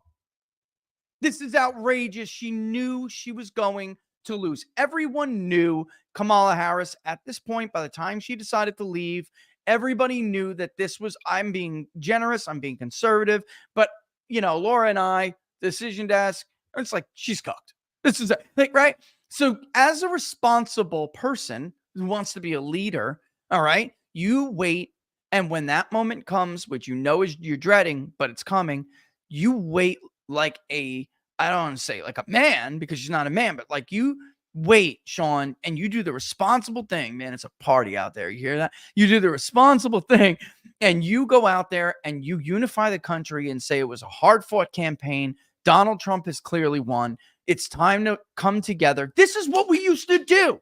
Democrats are the ones who never did this. I mean, Kamala should be out there tonight. It's over. She should be out there tonight conceding. It's done. Kamala Harris needs to come out and concede because this is ridiculous. Also, let me just say this. And like the audience is cut in half now. So like maybe Media Matters is still listening and we'll cut this. But I'm going to say this and I'm going to pardon everyone who's listening. I know Emperor Soft Turtle, you won't care. Oh, they called Wisconsin for Trump. There it is. Well, hold on one second. You know, I got to do my thing, chicken wing. Hold on one second. Okay.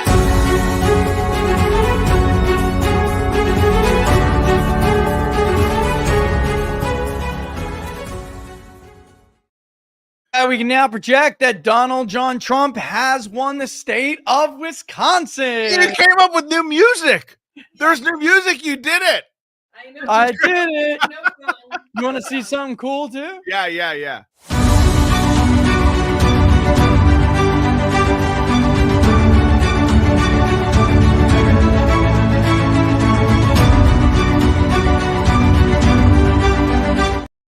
That's amazing. I could play that from now until 8 in.the morning and just be a happy man. I will go to sleep to that, Sean. Yeah. There will be sweet dreams. I just want to read something my brother had sent to me, and we don't speak to each other nearly enough. You know, you get older, you have your life happens, you know. And lately he's been watching because, like many other people, he voted today for the first time. He's my older brother, okay? And he voted. I'm so proud to say that. And he went and voted for Donald Trump today. And I just, you know, he just wrote me a message and he just said, "Great work, Richard." He's like the only one in the world who calls me Richard, right? Great work, Richard. You know my name's Richard too, right? You're joking. I'm not. That's my first name. I don't go by Richard, but that's why I said, that's why I heard the term Richard. What? But yeah. No. Yeah. See, we'll talk. We're both. Put a pin in that. Put a pin in that. We're coming back. Yeah, come back to that. Yeah. Great work, Richard. Never doubted your judgment for a second. I could always tell you knew your shit, man. Real good job. You know, so like, you know, because a lot of people, I'm telling you, man, like isn't that cool? A lot of people. It is. A lot of people, and I'll read that in a second, but a lot of people came to me this election cycle, first time engagement, like this cannot be our country. Something dawned on them, like we cannot lock up our political opponents. We can't put them in jail on fake crimes. We can't have women accuse them of rape. We can't have the FBI deciding who is and who isn't a credible president if they don't like this cannot be how our country goes. And not for nothing, I'm going to say this, and Laura and I talk about this often, but as parents, I'm not trying to be a prick here. And I know this is going to be taken the wrong way, and I really don't care. There is in no world, and you have a daughter, Sean. I want three. Three. You and I, I'm sure, maybe you do. I'll let you speak for yourself. But Laura and I never wanted our daughter to see the first female president, someone who basically got there on her knees. And I know that sounds crude. I'm looking at Melanie, and her response was vocally. She was nodding along. She was nodding along. Yes. I remember, and Melanie, I remember when they won in 2020 and she was all over like Nickelodeon. My daughter's older now, but like that was 4 years ago. She was still like not even a tween and she was all over Nickelodeon. And I'm like, she's not a good woman, honey. We'll talk about it when you get older. Like there's no way I wanted that to be the first female president when my daughter, you know, I want my daughter to look up to somebody who gets to where she is based on meritocracy, based on her hard work and her talents. I do not want her doing it on her back or on her knees. And Kamala Harris is a disgusting example for young women. And I cannot believe we went through a whole campaign even though they like put, hey Melanie, hey, I can't. What do you think? What do you think about our daughters? Yeah.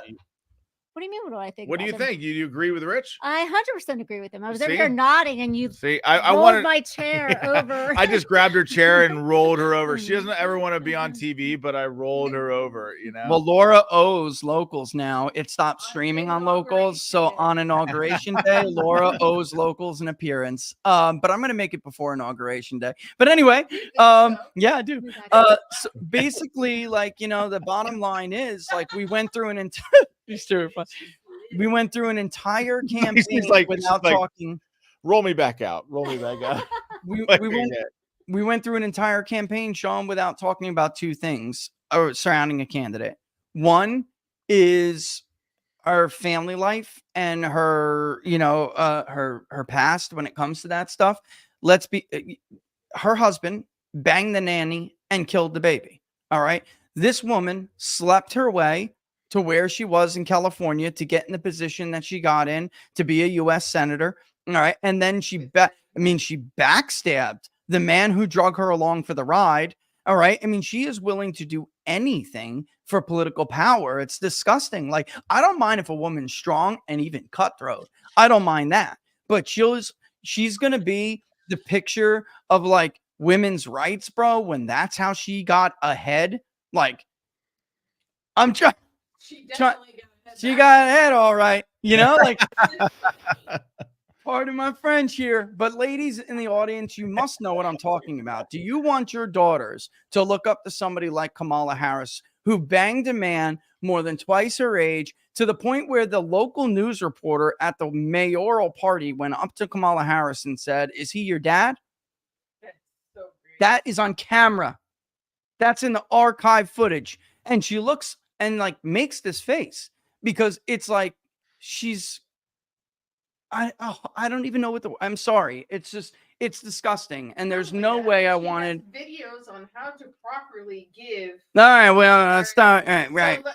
But I just that is not the epitome of what being a woman is. And I agree completely. So there we are. You know, so I didn't want to say anything like that before the election because I just didn't want to be that person, you know, but the fact of the matter is, I really hope that one day a woman who is elected president, it's somebody who is there because of like, I could probably name a few right now. That would be good. I mean, I'll tell you, like, way back in the day, I thought Carly Fiorina was really impressive. I mean, this was way back in the day. Things have changed, so don't judge me. Sure. But I thought she was I remember. I thought she was fantastic on the debate stage. Again, a different time, but are you kidding me? Like, I would it's about merit. It's about merit. It's about the issues. I refuse to play the Democrat game of dividing people among, you know, race, creed, religion, skin color, gender. I don't care. It's not about that. It's about who's the best. You know, that's what it's about. You know, it's so funny. And it's not funny. It's just so like fitting that you say that because this man was just elected with the most diverse coalition in modern memory, probably since Obama 08. You know, honestly, this is a mandate. This is such a mandate. And I'm sorry. No, he's got to win the popular vote. That would be amazing if he actually won the New York Times has it projected. We don't have a popular vote projection. I wish we would have, but we don't. New York Times is projecting him to win by 1.1%. That's and Sean, we're gonna be like right on the money. Right. I modeled like, this would be amazing. Because all these douchebags on MSNBC are already, the Electoral College needs to go. Oh my God, please can we win the popular vote? Oh, I think he's gonna do it, Sean. And it's like, here's the kicker too. Like, I think I've been a popular vote skeptic for a long time. We've talked about this, but like you had to build a coalition like this to win the popular vote. Oh, awesome. Thank you. I asked her to get me a regular shirt. I'm done. It's time to get out of this. But we had a hoodie for Christ's sake. Yeah, it's not cold enough here yet. I'm hot actually. It sucks. It is Antarctica up in this house because of Rich. It is 60. I don't go on camera unless it's in the 60s. It's 66 degrees. No wonder he's so pale. For good Lord. I just turned the lights off. Here we go again. So, I was just fine a second ago. I turned. Bring it on, baby. Bring it on. But like seriously, like this electorate, there's a lot of historic first here, and like in one of the calls that it looks like we're gonna be right about. It's not looks like I'm right. It happened. The electorate is modeled in my poll flawlessly. 71% white, 12% Hispanic, 11% black. For the first time in history, Hispanic voters have become a larger share of the electorate than black voters. And that has been like predicted. Oh, it's going to happen, but it never did. Hispanics were like, I have always said, Hispanics flex your political muscles. You have so much more say in this country. Flex your muscles. Do it already, because there's like they vote at such a low rate for their voting eligible population. And this time they were telling us, Sean, for like 6 months, they were telling us we will outvote blacks this year. We will outvote blacks this year. And I just listened to them, you know, and in that final poll, they were 12, black voters were 11, and it's dead on the money. It's Rich, listen to this. Like Trump is up by over 3 in Michigan. Yeah. That was supposed to be his tallest order. Yeah. And that's because, you know, look at this. Oakland, first of all, Genesee, I can't believe with 80%, 87% in, he's within 3 points. That's just unbelievable. Where is Oakland though? There it is. So Oakland is 10 points. Biden won Oakland by a lot more. This is like a 6-point swing to Donald Trump, and it's 95 in, so it's basically done. I saw you say something on X, and you and I have talked about this many times. Biden was 100% a stronger candidate. I mean, look, people just liked him more. Scranton Joe. Right. Yes. Yes. Right or wrong, by the way. Like, you know, Biden, I think, is a pretty dislikable, terrible human being. But people remember him as, you know, a guy's been in Washington for 50 years. Probably be great to have a drink with, right? Yeah. Scranton Joe. Not so with Kamala Harris. Scranton Joe, Canadian Kamala. That's what it was always about. How they thought. And let's take a look at I mean, this is good too. I'm curious to see. Okay, so he didn't win Kent County back. That's actually, I guess, just a reality that Republicans are going to have to deal with. There are some Dutch never Trumpers, but that's not what's happening here. I think that Grand Rapids is getting less white.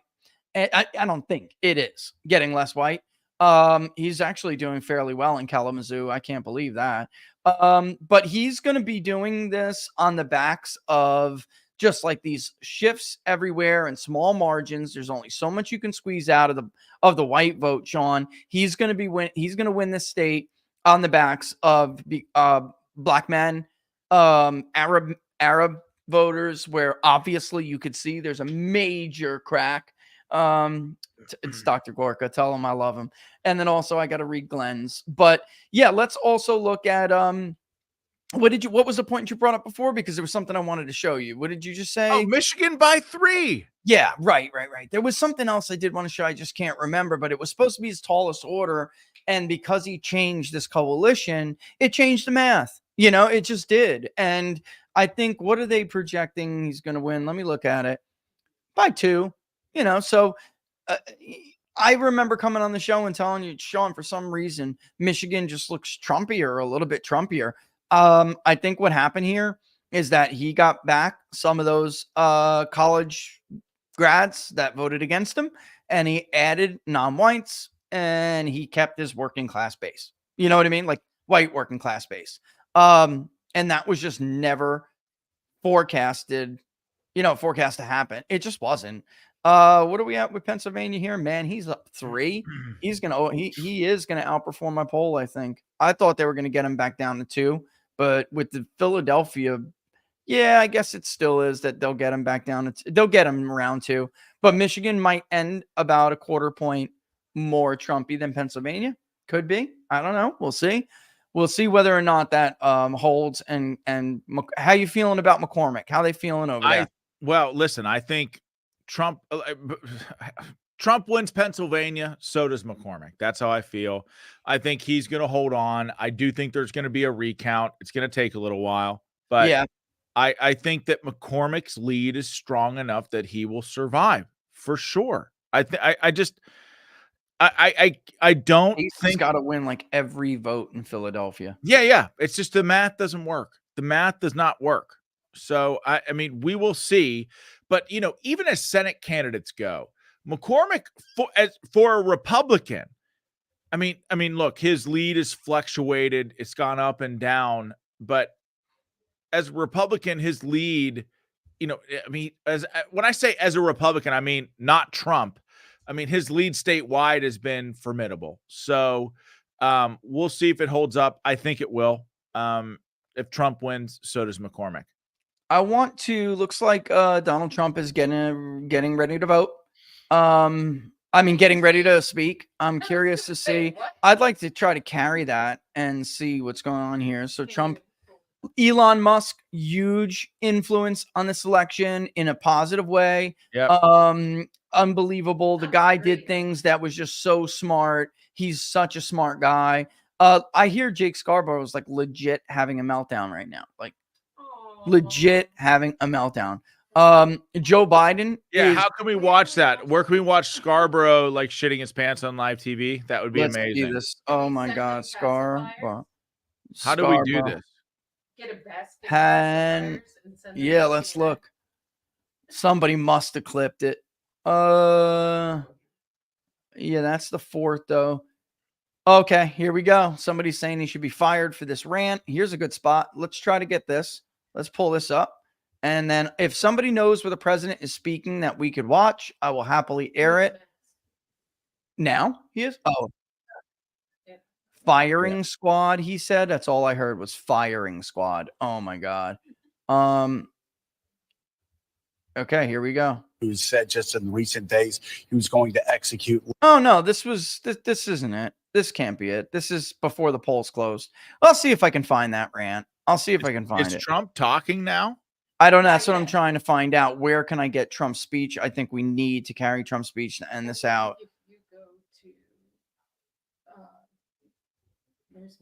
News. And what about Rumble or something? Yeah, Rumble. He does things on Rumble all the time, right?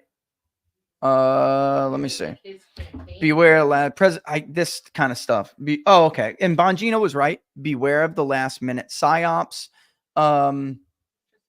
Yes, he was for sure. Right Side Broadcasting would probably have it, wouldn't they? Oh, they'll go live with it for sure. Yeah. Okay, here it is. So I'm just gonna do like we'll put it up and I'll mute it and we'll just kind of have like a Trump about to speak watch moment. You know what I mean? Let's make it big so we can see the whole screen. Bang. We'll just keep it up there. Let me bring in David Giglio too. Hey, this is David Giglio. He's run for Congress in California, just like you. Definitely anti-establishment guy. Awaiting remarks in West Palm Beach. You need to back out there, Sean. You should be senator right now. Telling you. Yeah, thank you. I appreciate you saying I went to college in Pennsylvania, so I went to University of Scranton. So I always talk to Rich about PA.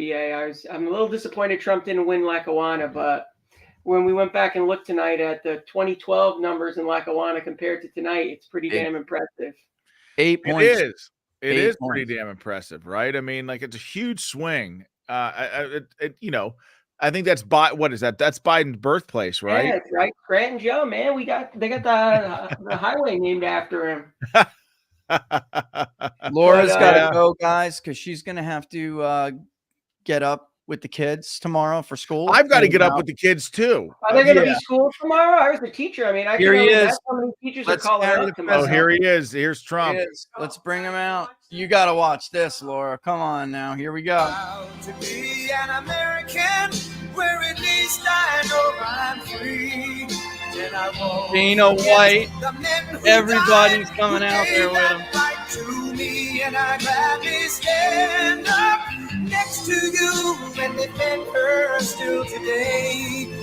'Cause there ain't no doubt I love this land. God bless the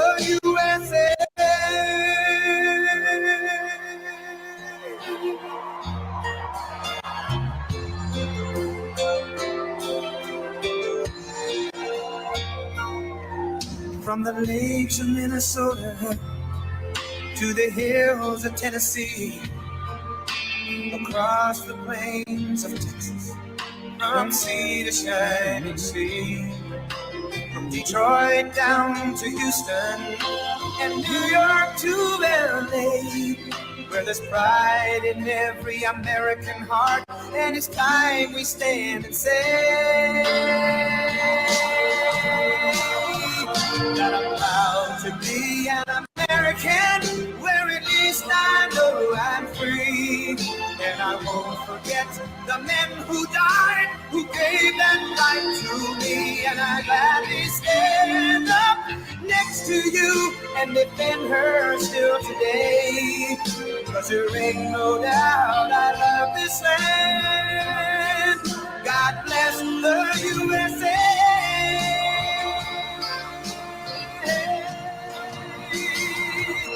And I'm proud to be an American, where at least I know I'm free. And I won't forget the men who died, who gave that right to me. And I gladly stand up next to you and defend her still today.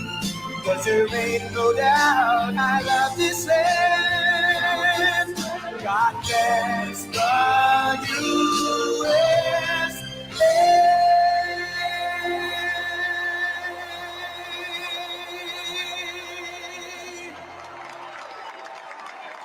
Thank you very much. Wow.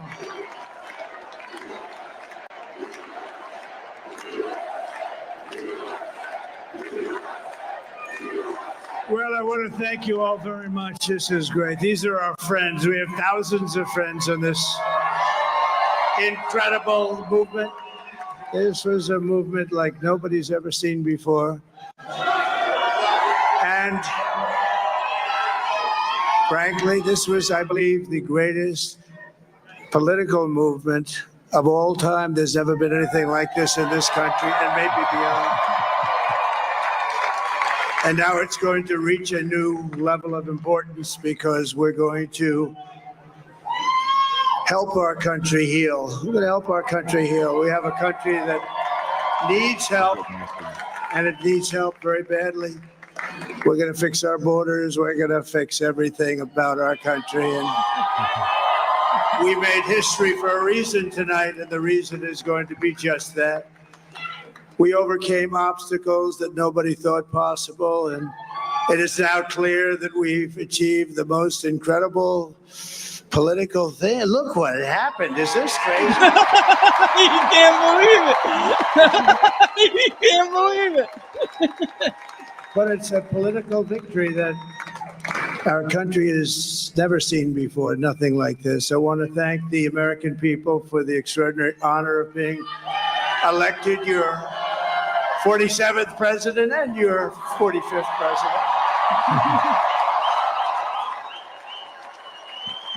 And every citizen, I will fight for you, for your family, and your future. Every single day, I will be fighting for you, and with every breath in my body, I will not rest until we have delivered the strong, safe, and prosperous America that our children deserve and that you deserve. This will truly be the golden age of America. That's what we have to know. This is a magnificent victory for the American people that will allow us to make America great again. And in addition to having won the battleground states of North Carolina, I love these places. Georgia, Pennsylvania, and Wisconsin. We are now winning in Michigan, Arizona, Nevada, and Alaska, which would result in us carrying at least 315 electoral votes. But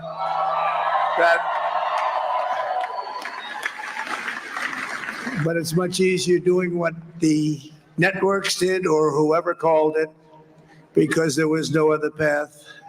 There was no other path to victory. We also have won the popular vote. That was great. Very proud of you. That's unbelievable. Sean. Thank you.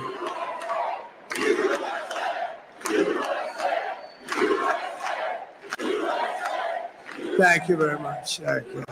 Now, winning the popular vote was very nice, very nice, I will tell you. It's a great feeling of love. We have a great feeling of love in this very large room with unbelievable people standing by my side. These people have been incredible. They've made the journey with me, and we're going to make you very happy. We're going to make you very proud of your vote. I hope that you're going to be looking back someday and say that was one of the truly important moments of my life when I voted for this group of people beyond the president, this group of great people.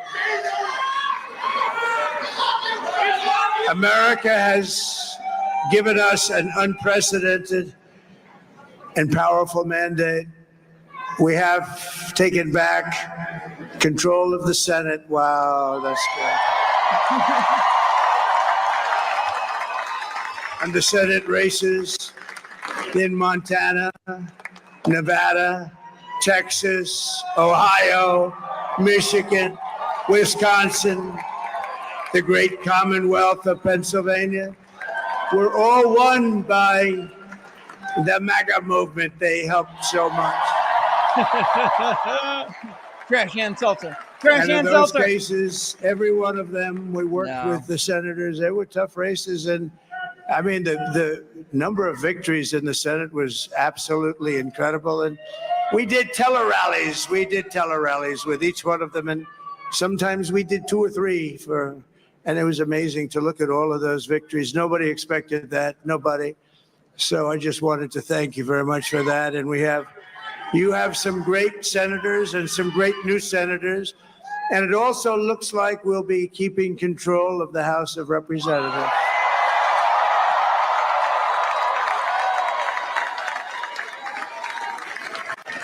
And I want to thank Mike Johnson. I think he's doing a terrific job. Terrific job. I want to also thank my beautiful wife, Melania, First Lady.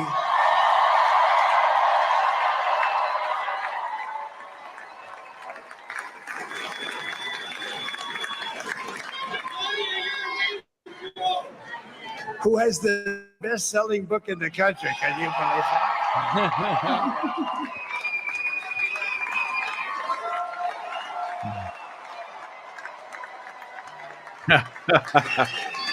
Oh, no, she's done a great job, works very hard to help people.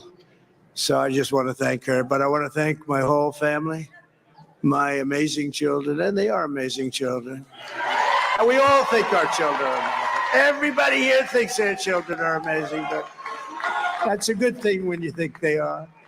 But Don, Eric, Ivanka, Tiffany, Barron, there's Laura, Jared, Kimberly, Michael, thank you all. What a help. What a great.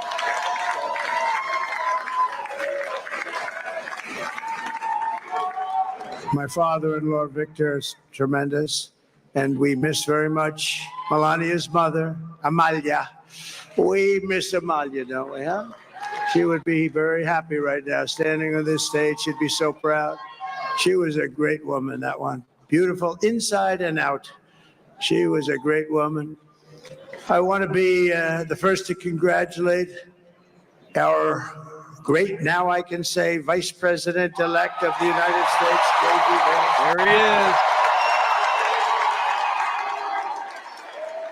Oh my God, I didn't congratulate him. Oh my God.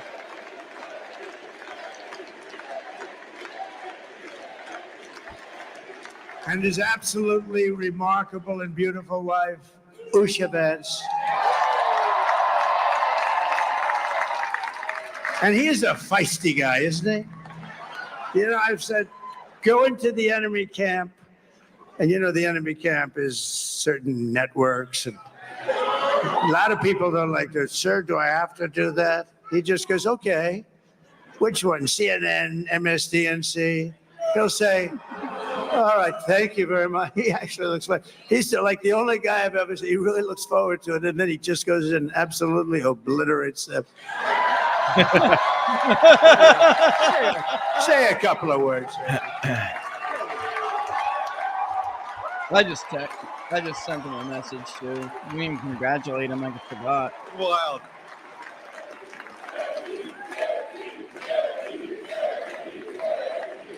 True American. Well, Mr. President, I appreciate you allowing me to join you on this incredible journey. I thank you for the trust that you placed in me. And I think that we just witnessed the greatest political comeback in the history of the United States of America.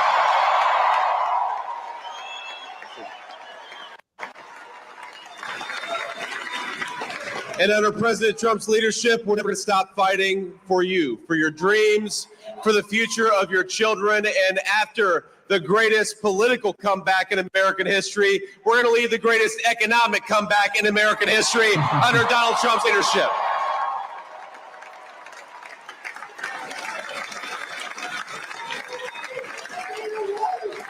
Thank you very much. He's turned out to be a good choice.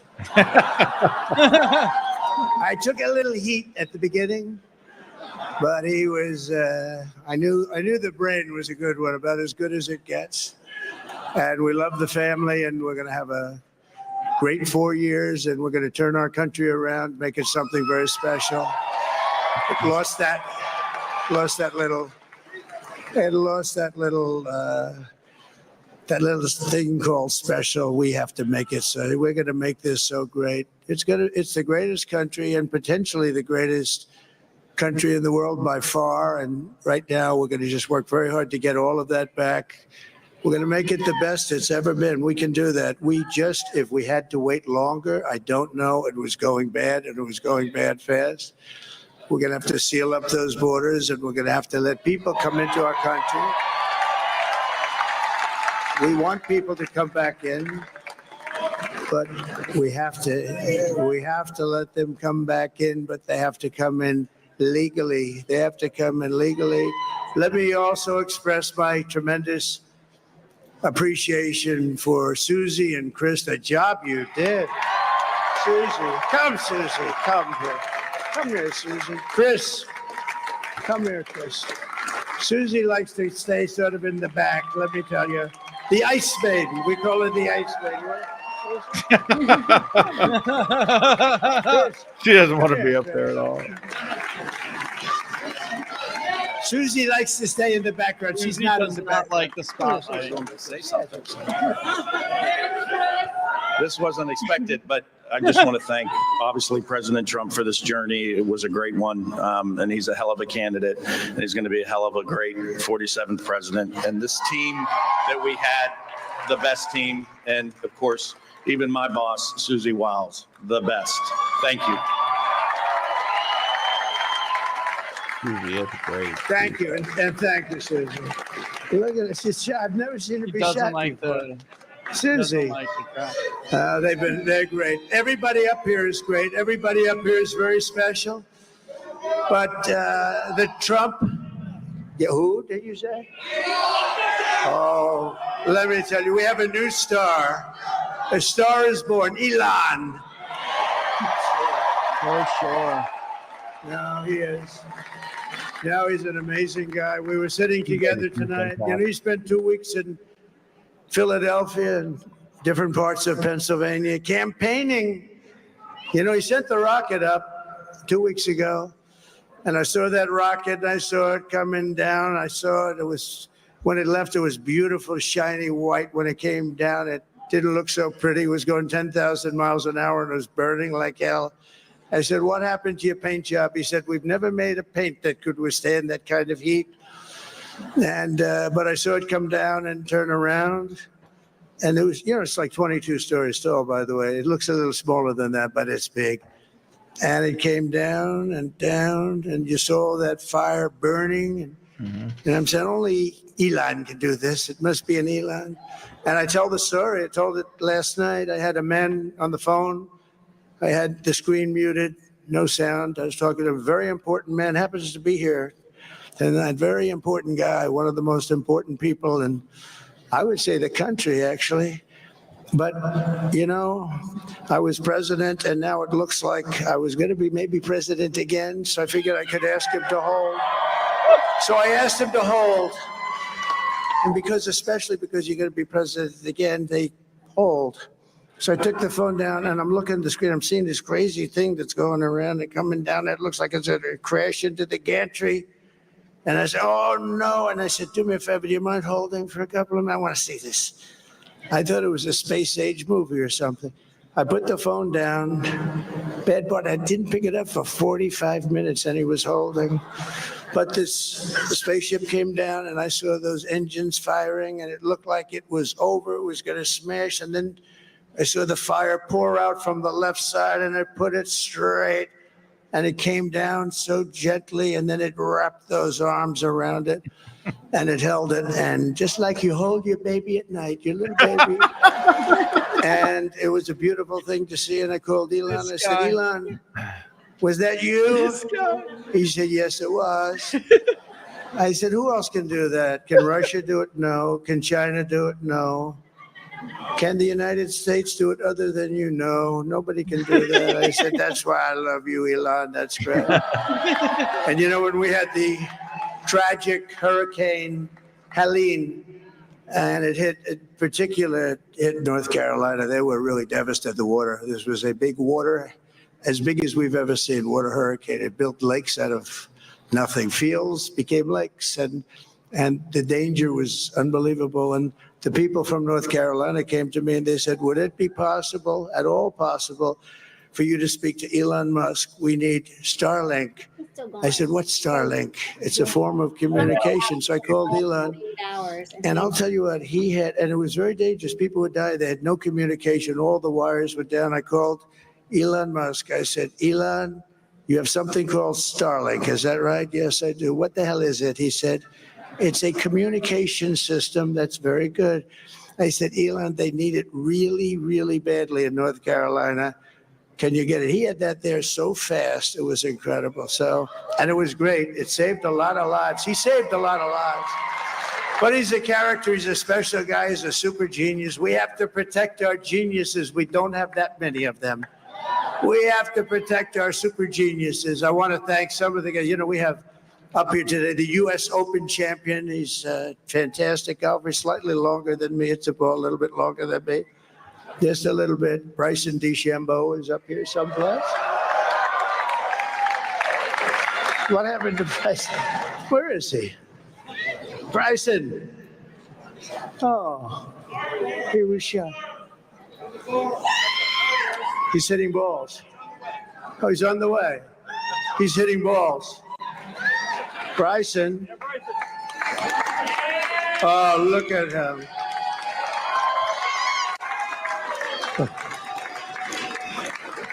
He's got a great career going. Great U.S. Open, Bryson. That's a fantastic job. And we also have a man, Dana White, who has done some job.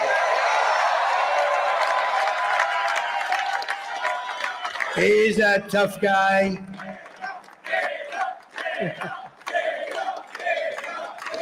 So Dana started UFC and came to me, do you mind if I use your, nobody wanted to give him a rinse because they said it's a rough sport, a little rough.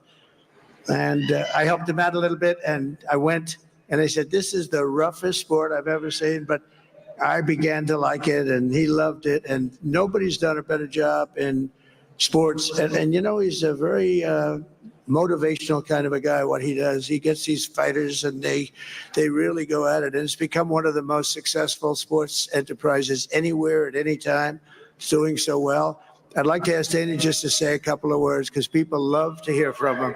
Dana, please.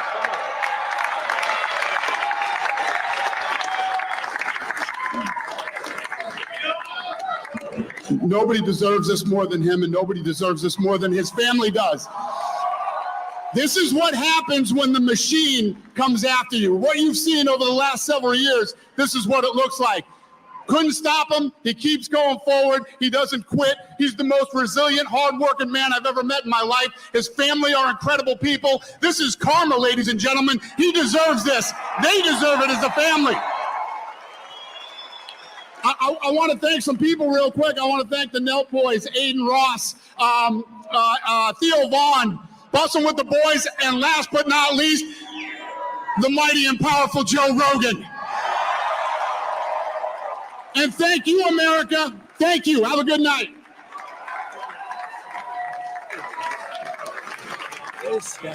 That is a piece of work. No, he's really an amazing guy. But most of all, I want to thank the millions of hardworking Americans across the nation who have always been the heart and soul of this really great movement. We've been through so much together, and today you showed up in record numbers to deliver a victory like no other. This was something special, and we're gonna pay you back. We're gonna do the best job. We're gonna turn it around. It's got to be turned around. It's got to be turned around fast, and we're gonna turn it around. We're gonna do it in every way, with so many ways, but we're gonna do it in every way. This will forever be remembered as the day the American people regained control of their country.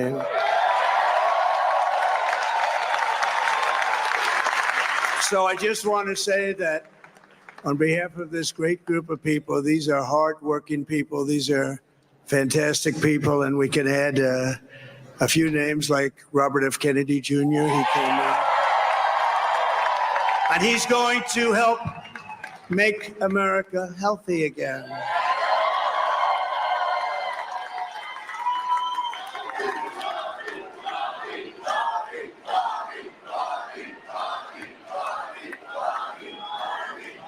And now he's a great guy, and he really means it. He wants to do some things, and we're going to let him go to it. I just said, but Bobby, leave the oil to me. We have more liquid gold, oil and gas. We have more liquid gold than any country in the world, more than Saudi Arabia. We have more than Russia. Bobby, stay away from the liquid gold. Other than that, go have a good time, Bobby. We're going to be paying down debt. We're going to be reducing taxes. We can do things that nobody else can do. Nobody else is going to be able to do it. China doesn't have what we have. Nobody has what we have. But we have the greatest people also. Maybe that's the most important thing. This campaign has been so historic in so many ways. We've built the biggest, the broadest, the most unified coalition. They've never seen anything like it in all of American history. They've never seen any young and old, men and women, rural and urban. And we had them all helping us tonight. When you think, I mean, I was looking at it, I was watching it. They had some great analysis of the people that voted for us. Nobody's ever seen anything like that. They came from all corners, union, non-union, African American, Hispanic American, Asian American, Arab American, Muslim American. We had everybody, and it was beautiful. It was a historic realignment, uniting citizens of all backgrounds around a common core of common sense. You know, we're the party of common sense. We want to have borders. We want to have security. We want to have things be good, safe. We want great education. We want a strong and powerful military, and ideally we don't have to use it. You know, we had no wars. 4 years we had no wars, except we defeated ISIS. We defeated ISIS in record time, but we had no wars. They said, he will start a war. I'm not going to start a war. I'm going to stop wars. But this is also a massive victory for democracy and for freedom. Together, we're going to unlock America's glorious destiny, and we're going to achieve the most incredible future for our people. Yesterday, as I stood at my last stop on the campaign trail, I'll never be doing a rally again. Can you believe it? I think we've done 900 rallies approximately from them. Can you imagine? 901 something, a lot of rallies. And it was sad. Everybody was sad. Many people, I said, this is our last rally. But now we're going on to something that's far more important, because the rallies were used for us to be put in this position where we can really help our country. That's what we're going to do. We're going to make our country better than it ever has been. And I said that many people have told me that God spared my life for a reason.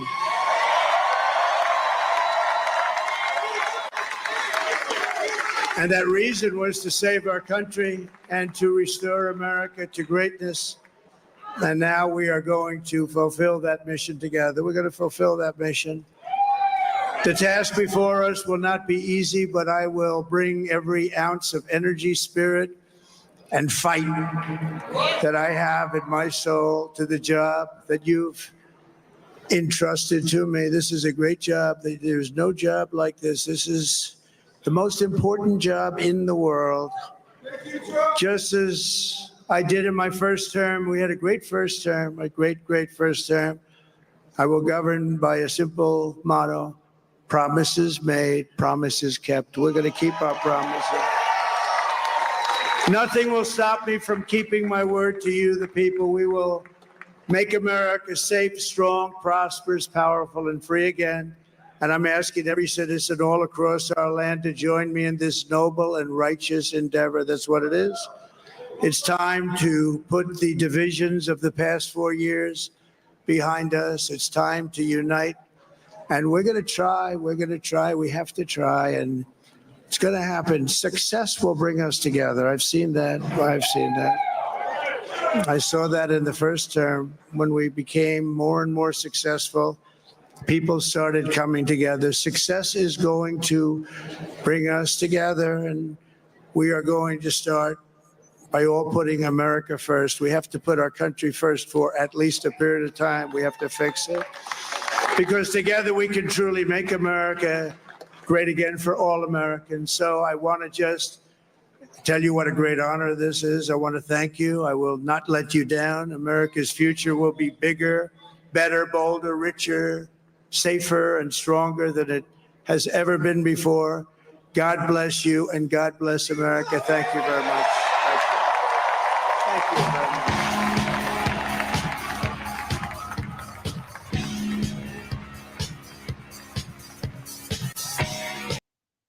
All right, David. So that is the president, the 47th now president of the United States, Donald John Trump. I liked his little troll about the popular vote. This is the biggest political comeback in the history of politics. Donald Trump surpasses Grover Cleveland in every way, because for people who don't know, Grover Cleveland is the only president before Donald Trump. And by the way, he better protect himself.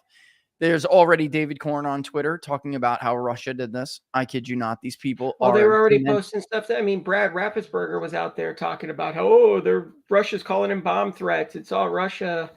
So this is unbelievable. Come on, as if that would have worked anyway. The problem is in the exit polls, brother. Donald Trump won 24% of black men, basically identical to the final big data poll. When I broke down by gender and race, which is right here on big data poll, gender, race, Donald Trump won exactly the share of the black male vote that I said.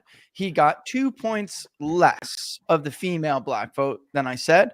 And he actually got 2 points more of the Hispanic female vote than I projected. Dude, So, 20% in Philadelphia, man, with 95% of the vote in. I mean, can't do that without black men, David. You know that. Can't do it without black men. Grover Cleveland, by the way, just so people know, Grover Cleveland, he served a term. He came in as a reformer, a change agent. He did what he said he was going to do. People were greedy and wanted free silver. And I'm not going to get into it, but very much didn't like Grover because he was not part of the establishment. They wanted to bankrupt the economy and crash the economy. He didn't want to do it, so they got rid of him. They went ahead with their plan, and they destroyed the economy. 2 years later, they begged him to come back, and he had to serve another term and pull the country out of the doldrums. But this is different, David, because they didn't try to kill Grover Cleveland, okay? Not like this. They didn't try to arrest and imprison Grover Cleveland. They didn't try to imprison his children. They didn't try to, you know what I'm saying? Like, what Dana White said is so important. He said, this is karma, bitch.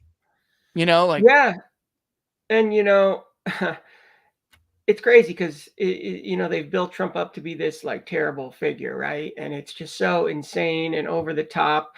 And I've always said that the reason the Democrats did that is because what you saw in 2016, they were terrified of what happened. I mean, this is how it's not to rag on Republicans, but they're dumb. Democrats saw the threat of Trump, and while Republicans were missing the greatness of Trump for them, right? Because Trump in 2016 started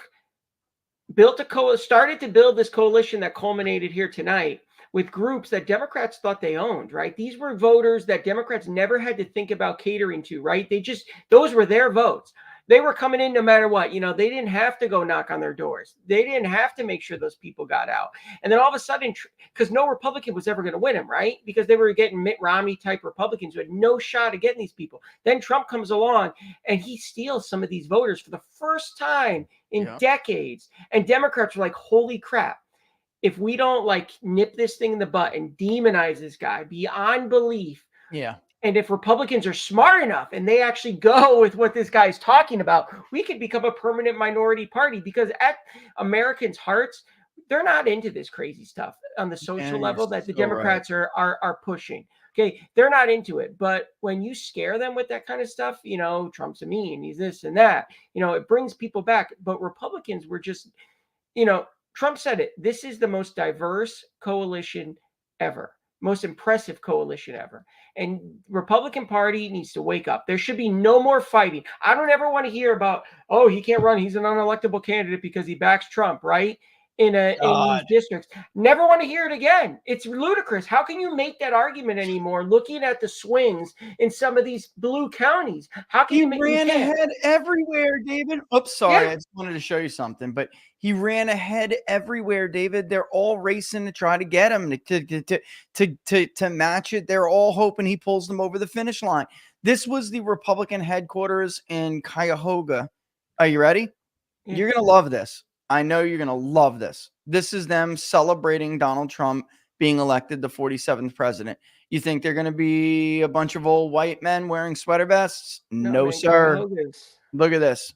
Look at this. Thank you, Jesus. We praise you, Lord. Thank you, Lord, for your victory. Hallelujah. He is the President of the United States. Jesus, you're my Savior. You are faithful. I love it, And dude. I love it. You I'll tell made a you. key point. The I day, love like what they did to Mark, right? Because you said what? Because Mark Robinson got taken out by pretty much his own side, right? And you hit it on the head, because old school Republicans don't, hey, they're scared of a black conservative like that, especially one who aligns himself with Trump like that, getting into power. Well, guess what, guys? You lost tonight. You lost too, just like the Democrats. This is Trump's party. You have to, if the GOP doesn't recognize that they cannot battle Trump, he's got the mandate. What he said when he goes in there and he says, I want this done, I want that done, I want this done. Now it looks like they're gonna have the House. They gotta fall in line and say, yep, we'll back you, we're gonna support you. No, none of this 2016 stuff. I don't want to see John McCain ghost coming out and sticking the stupid thing in the thing to vote down the bill anymore, right? The Republicans have to go with these things, because if you do, you could have a situation where you might actually be able to win some more seats in the midterms, which is very rare, right? Because I believe, Republicans got kicked out in 2018, not because of Donald Trump. They want to talk about it was because they stopped him from delivering on his promises. He was a change agent and he couldn't deliver the change he was promising because the party that he was with didn't want to deliver that change. Well, you have to do it now. Forget about your donors. Forget about this crap. Wall Street hates you. Right? I'm tired of Republicans kissing the ass of these corporations that don't like They're going to sell you out in a second. Yeah. They do it every time. Listen, Juan Williams, these pieces of shit. Oh, dude, they're going nuts on CNN. CNN was still trying. I don't know if you saw the clip. You got to go back and watch. CNN was still trying to put the map together. They were like punching the different states. Well, Kamala holds Nevada and Arizona, and look, here's Connecticut. And it's like it was the Who's most the ridiculous election thing. deniers now, David? Who are the election deniers now? I told you the Great Lakes states vote together. Michigan is going to Yeah, Trump. you got crap for that too. I mean, He's going to you need to, there should be a written, where Rasmussen, Atlas, I mean, even Patrick Basham, Democracy Institute, he came out with those polls the other day. He's right on the money. I mean, all you guys who are fake pollsters, right? Yep. Have beat all of them, right? You beat them all. David, I modeled the electorate perfectly. Trump is projected to win the projected to win the popular vote by, again, 0.2% off of what I predicted. He will win by 1 point. Actually, it may be dead on. What do I keep forgetting because we have different ballot measures. Different things. Here we go. 5-way with the generics. 1 point. Oh, that's got to go to the pot. We got to do likely because that was yeah. So he looks like he's going to win by 0.2 of a percentage point off of what we had. I mean, it does not get any closer than that. We modeled the electorate at 71% white, 12% Hispanic. Yeah, remember everybody was perfect. We printed out these pollsters, right? 65% white electorate, 60%. All these pollsters were doing this for months, having these electorates 60% white, 62% white, and it's like, no. And, I mean, Juan Williams went on a rant blaming sexism and racism. I thought he got fired. He's still on. He's still on. And then Britt Hume said, "Hey, dude, what are you talking about? Are you talking about Van Jones or Juan? Oh, Juan Williams. Juan I Williams. got fired. He's there fighting with Britt Hume right now, and he's saying that that Juan, there's no gender gap. There was no real gender gap. In fact, Trump won more women than Harris won men. There was no gender gap. No, there is, but there was no like historic gender gap. And then also, they said Juan, he couldn't have done this without Black and Hispanics, and he said, yeah, they just joined in on the racism and the sexism. So apparently there were conflicting reports here. By the way, Fox News is still reporting now that Kamala has not called to concede because there were reports that she did call to concede Trump. Now they're saying she hasn't called to concede him, which would be ridiculous. Yeah, I'm gonna tweet. I'm telling you, they're going to play games. You and I. I mean, they're going to come up with whatever bull crap they can try to do for the next, until January 20th or until January 6th. They're going to try and cast whatever doubt they can. It's going to be the same playbook. I'll tell you what. You know who the biggest loser is tonight? Barack Obama and his wife there. I mean, they did all this. I mean, they were and Nancy Pelosi too, right? Who never makes a bad choice, right? Nancy's always makes a good choice, never makes a bad choice. She was right there. She got spooked and said Joe had to go. Because wasn't she originally on the line of like, oh, let's let him stay? And then eventually they kind of finally got her to turn on him too. And that was kind of it. Yeah, go ahead. Finish. Go ahead. Sorry. No, go ahead. No. I was just going to say, like, these elections, so-called, these people accuse people of election denialism, and then they are the ones who never concede elections. Hillary Clinton, again, I remember it like it was yesterday. Like, wait a minute, Tapper's she's not bitching really right going now. to come out. Jake Tapper's bitching right now live because Trump declared victory, even though the race has been CNN still hasn't called Alaska because they won't give Alaska the three votes to give him the 270, so they have it at 266. And so Jake Tapper is now criticizing that Trump gave a speech. This is it's just unbelievable. I just said the people who call, I said America needs Kamala Harris to come to the microphone and concede so the country can heal and move forward. She didn't just lose. She got crushed. The people who call others election deniers have now refused to concede back-to-back elections that they've lost. It's unbelievable.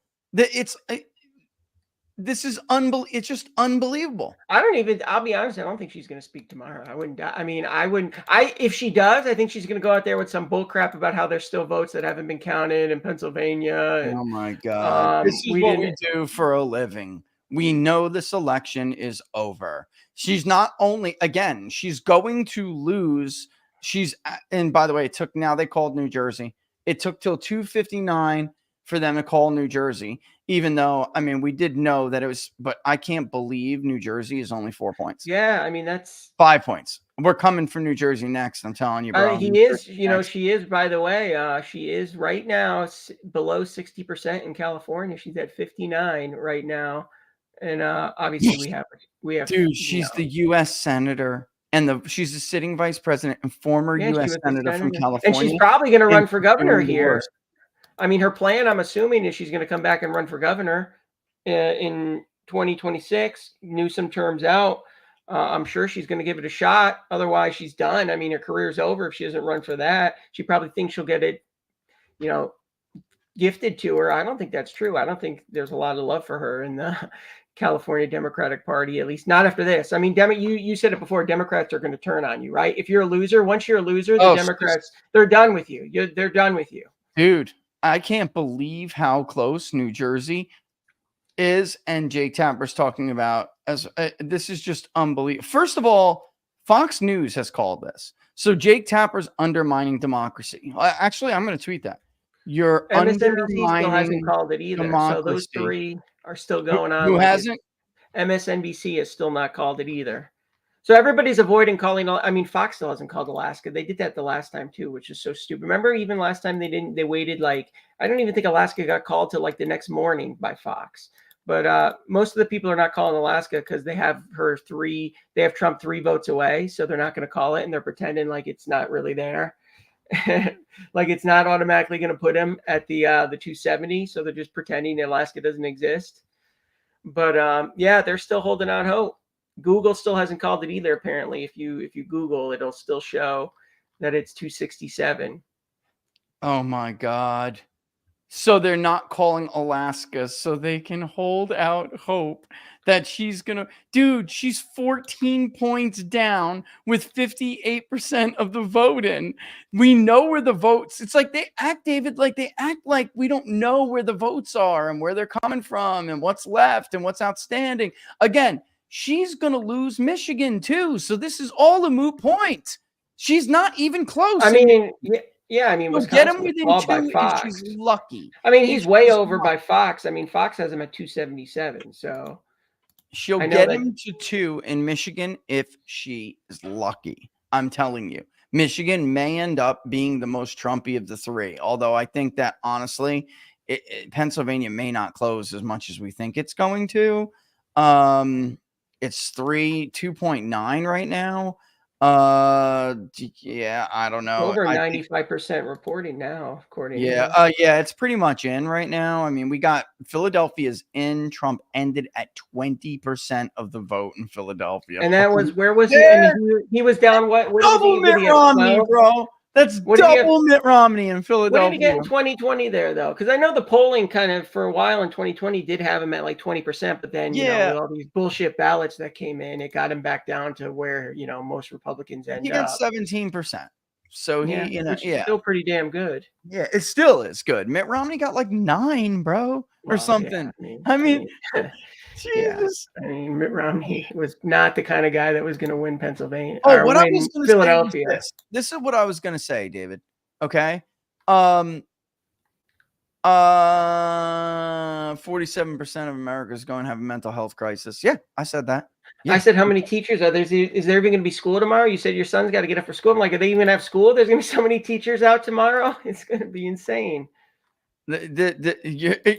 John Ralston an hour ago wrote Trump now up almost 4 points after the rural votes come in. May not be enough Clark mail to save I know Harris. I saw his thing. He's still pretending like what a fucking clown. Listen, I wanted to bring up what you said though about the pollster thing. Like, bro, in 2016, if you look at our polls, how close they were, it's scary. If you look at our polls in 2020, how close they were for all these people like, you're just a Trump pollster. We had Biden winning Wisconsin. We had Biden winning Michigan. You know, like our polls were dead on, except for we overstated Trump in Arizona a little bit. We overstated Biden in Minnesota a little bit, you know? So like, I don't know where these people come up with this shit. And then now this, like literally we're going to be, you know, there was the 9 scenario and the 11 scenario in Florida. He's going to outperform them both. But we were the first pollster to show that Florida was double digits and that it was going to end in double digits. Pennsylvania, we're Trump +2. It's going to end Trump +2. In Michigan, we were Trump +3. It's going to end Trump +2. We didn't poll Wisconsin. Our national popular vote is going to be spot on. David, do you have any idea the odds that I could fake polls across the country and the state in 3 consecutive presidential election cycles and get this close to the vote each time? You have any idea Well, I mean, it's how just ridiculous that sounds? The last week and a half, last 2 weeks, basically confirmed that the rule is you're not allowed to show a Trump lead or a Republican lead. You can show a tie. That was the best. I mean, when all those mainstream media pollsters started posting their ties, right? That was basically as far right as they could go. You were not allowed to show the Trump, and a couple did show Trump +1, but then they went back, right? There were a couple that slipped back on, because even wasn't Maris down to like Trump Harris +2, and then all of a sudden they went back to like Harris +4. Harris +4. So they which I felt was coming because they wanted to show the fake surge in the last weekend, which they really tried to pull up, right? That was the narrative. Even Mark Halperin was spewing that this morning, who I liked Mark. I thought Mark did, for a Democrat, I know he's under a lot of pressure. He was mostly more honest than most throughout the whole thing. But even this morning, he was trying to say like, oh, Trump had a horrible closing weekend and he was all off message. I'm like, did you really listen to the rallies? I mean, you're just picking and choosing a couple lines. I mean, Trump's up there for 2 hours talking, right? So you can find something that makes it sound like it's off. But Trump, he's been pretty on message for most of the last. I mean, he was on his A game the last 2 months. The guy works his butt off. He's 70-something years old. He's doing 3-4 rallies a day. I mean, that's crazy. Oh my God! Look at this, David. Donald Trump is carrying, and it looks like he's projected to carry it. He's carrying Orange County. He's going to become the first Republican president since, let me get the thing up, 2012 to carry, because Romney did carry it and he lost, even though he lost. What's he doing in Merced, by the way? Oh, I can look here, actually. Yeah, you can look on my thing. Yep. Dude, he's carrying Stanislaus. So John Duarte is running right now. And Stanislaus like 10 points behind Donald Trump. Yep. Merced County, John Duarte is running behind. I told these people, John Duarte is running behind Donald Trump in every part of this district. And I've been saying, have I not been saying this since John even won, that this was going to happen? And they laughed at me. They say, you're a sore loser because blah, blah, blah, blah, blah. Like, no, man, I met the people in this district, right? I even predicted, I said that that Trump could win CA 13. Now, there's a lot of vote out, but it's going to be close. I mean, he might actually win the seat. Win the district. Look at the state of Illinois right now. He's winning Merced County now, 2 points. Yep, he is. And I'm telling you, Duarte's down by 10 in that county. But it's unbelievably bad how far behind he. Look at this. Trump is winning Stanislaus by 8 points, bro. 8 points. Merced is a little closer, but and there's Duarte's down in both of those. And Duarte's down in both of those by 8 to 10 points. That's a huge. I don't know how you make. Now I don't know how he makes up the gap. How's he going to make up the gap running that? Yeah, how's he going to make up the gap running that far behind Trump? I don't see it, because you're clearly seeing that some Trump voters didn't vote for him. They just either left it blank or, yeah, that's unfortunate. It's a big missed opportunity. But you see, this is the thing. You can't tell these people, especially in California, these Republican, these freaking lifetime consultants, they don't want to listen. Everything is, they paint the state with the Orange County brush, or they're still stuck in the Bush era, right? Where it's this, country club Republicanism. I mean, Mike Lee just called for the end of Mitch McConnell. He said, new Senate majority, time for new Senate leadership. I thought Mitch was already, I thought he said he was stepping down anyway. Yeah, but I don't, I mean, John Thune is not John Thune. No, I mean, that can't be, we can't have those. I mean, they need somebody who more represents what they have. They're going to have a hard time because you have some, I don't know who would get it. I mean, who do you think could actually get the votes? I mean, that's something they'd have to hatch out. I would honestly, oh wait, we have to do this. CNN. Oh, this is 3 hours ago. Oh, really? Oh, let's. Like, could Rick Scott get the votes? I'm asking people to send me clips of. I think Rick Scott could get the votes. He's in a better position today than he was yesterday. Well, yeah, because he won big. So he won big. And by the way, losers. Scott +4. I mean, just ridiculous. Let's listen to these people melt down, shall we? This is going to be funny. Oh yeah, where's Right. what? This is CNN, and it's like 3 hours ago. Are you ready? Where's St. Pete polls? For Harris. And the thing about North Carolina, and John has been talking about this, and we'll do more. I hate this lady. You do have kind of a sense of the country in the state of North Carolina, in that there are growing minority populations, and there is a growing sort of suburban, maybe more moderate population in and around the big cities. She looks like she's gonna And cry. So that is why the Harris campaign thought, with the dynamics of the country right now, that she would have a What dynamics? Wait a minute. Time Yeah, out. I know the Time out. dynamics are the What total dynamics? opposite. The dynamics You don't are know the what total the opposite. dynamics are, you idiot. That's the problem. You don't shut up. All you do is talk. You don't listen. And seriously, the problem for pollsters today, David, is really, really simple. They don't shut up. Everyone there is so smart. They have an opinion about this. They have an opinion about that. They don't do their job and actually listen to people. They don't listen. And then Ann Seltzer, how? Yeah, because they'll possibly tune out think? when a voter. Yeah, when a voter, like you said, when a voter says, "I don't really vote, but I'm coming out to vote for Trump," they just kick him in the bucket and they kick him out of the survey because they're like, "Oh, well, that person's not really going to vote," and they don't. Yeah, they don't listen. It's parties too. I mean, parties don't listen. I mean, you just said New Jersey. You were talking to Sean Parnell. New Jersey doesn't want to be Democrat. These people don't want to be Democrat, but they don't just, people aren't just going to vote for a party because they don't want the other party. You have to give somebody a reason to vote for you. Okay. Yeah. And that's what the Republicans don't get. Just because they're fed up with the Democrats, they're not going to vote for you by default. Humans are we're habits, right? They've been voting Democrats for decades. They're not just going to vote for any old Republican. That's why Trump was different, because he didn't talk like any old Republican. Trump is going to win Macomb County, bro, by 20 points. He's been dragging her down little by little. He beat Hillary Clinton only by 14 in Macomb County. He's going to beat her by 20 points in Macomb County, the home of the Reagan a picture Democrat. right now. He's showing the Republican Party, like this win. You could look at all of this data, and this is telling the Republican, this is how the Republican Party could become a powerhouse, a semi-permanent majority party, because look at the coalition. This is so diverse. It's crazy. It really is amazing how he brought these groups together. I mean, you're bringing in Sikhs and these Muslims and these Somalians and your Hasidic Jews, Amish, white working class, even suburban, right? Because it looks like the suburb, was there suburb erosion? Right? I mean, I guess not. There was not. That's what I'm trying to say. There was no he did not erode in the burbs the way that they said they would. He actually increased his performance in some of the most difficult burb areas. Look at this. Let me take this CNN off the thing real quick. I'll put him back on in a second. We can finish watching that clip and laughing at them. But here is Michigan. Okay. I cannot stress this enough. I've been trying to point to counties tonight, throughout the night. Now it's the morning, but I've been trying to point to them and to explain to people, this is where we know this erosion isn't happening. Oops, I went to Mike Rogers. Let me go back. Okay. Here is Oakland County.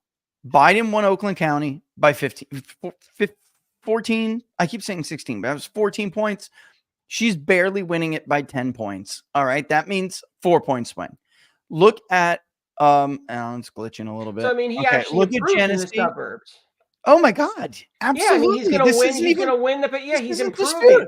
So everything they've said for even Republicans, right? Because the DeSantis people were saying the same thing, right? Trump's going to get killed in the suburbs. He's going to get killed in the suburbs. Northern of that is a little bit more of a mix, because there are some wealthier white college educated people like there are in Oakland, and then it's even a little bit more minority in Genesee. Biden won this by 10 points, David. It's only 51.5 to 47. All right, these are these areas. Look at Kent County. It didn't go back, but neighboring Muskegon is Trump plus 16 right now. Muskegon is a perfect example of one of these. Eaton, that was like barely Trump. He eroded. Look at it. It's a 3-point swing. You look at Kalamazoo. He's at 45% in Kalamazoo. Everything was a lie. Everything was a lie. Where are we at turnout right now? Because I know some of the Look Dems are at saying, the "Oh, phone. because nobody showed out." So where are we in terms of like Oh turnout?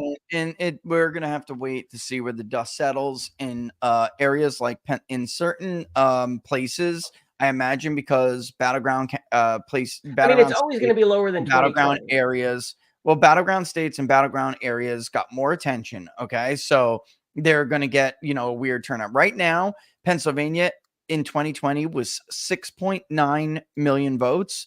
In Pennsylvania right now, it's about to be 6.7, right? So it's like even that's not crazy amount. That's like no, and there's more votes. Especially when you think There's more 2020 votes was in a lot, all those Philadelphia.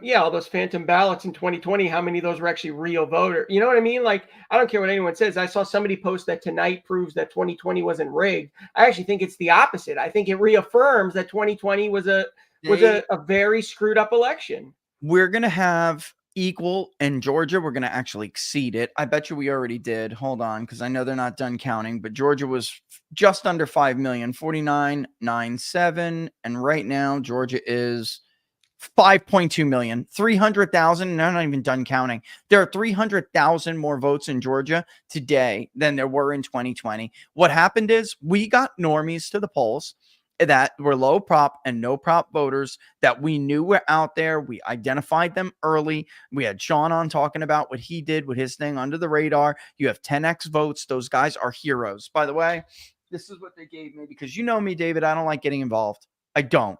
But I felt like the country was being but you got good ideas. Stolen away from the voter. I felt, you know what I'm saying? Like I felt and you recognize when you say stolen, away. you recognize how it was being stolen in the sense that we almost screwed ourselves, right? This riggingness, right? There was some you were fighting it too in the last couple of weeks here, man. Where it's going to be rigged. They're already doing this. They're already doing that. Yep.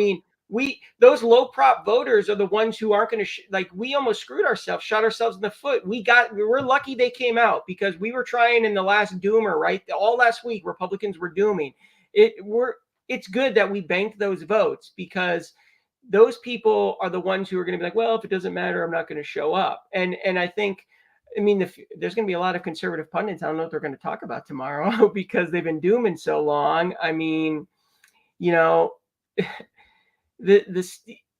We're going to have to get over 2020. We don't have to focus on it anymore. Now it's time to, how can we get more voters to show up next time? How can we build on the progress we made next time so we win Pennsylvania by 4 points, right? Because I think Pennsylvania is, that's a state, it's moving right. And I'm telling you, the registration is moving in a way where this is a state that, it's not going to be a toss up much longer.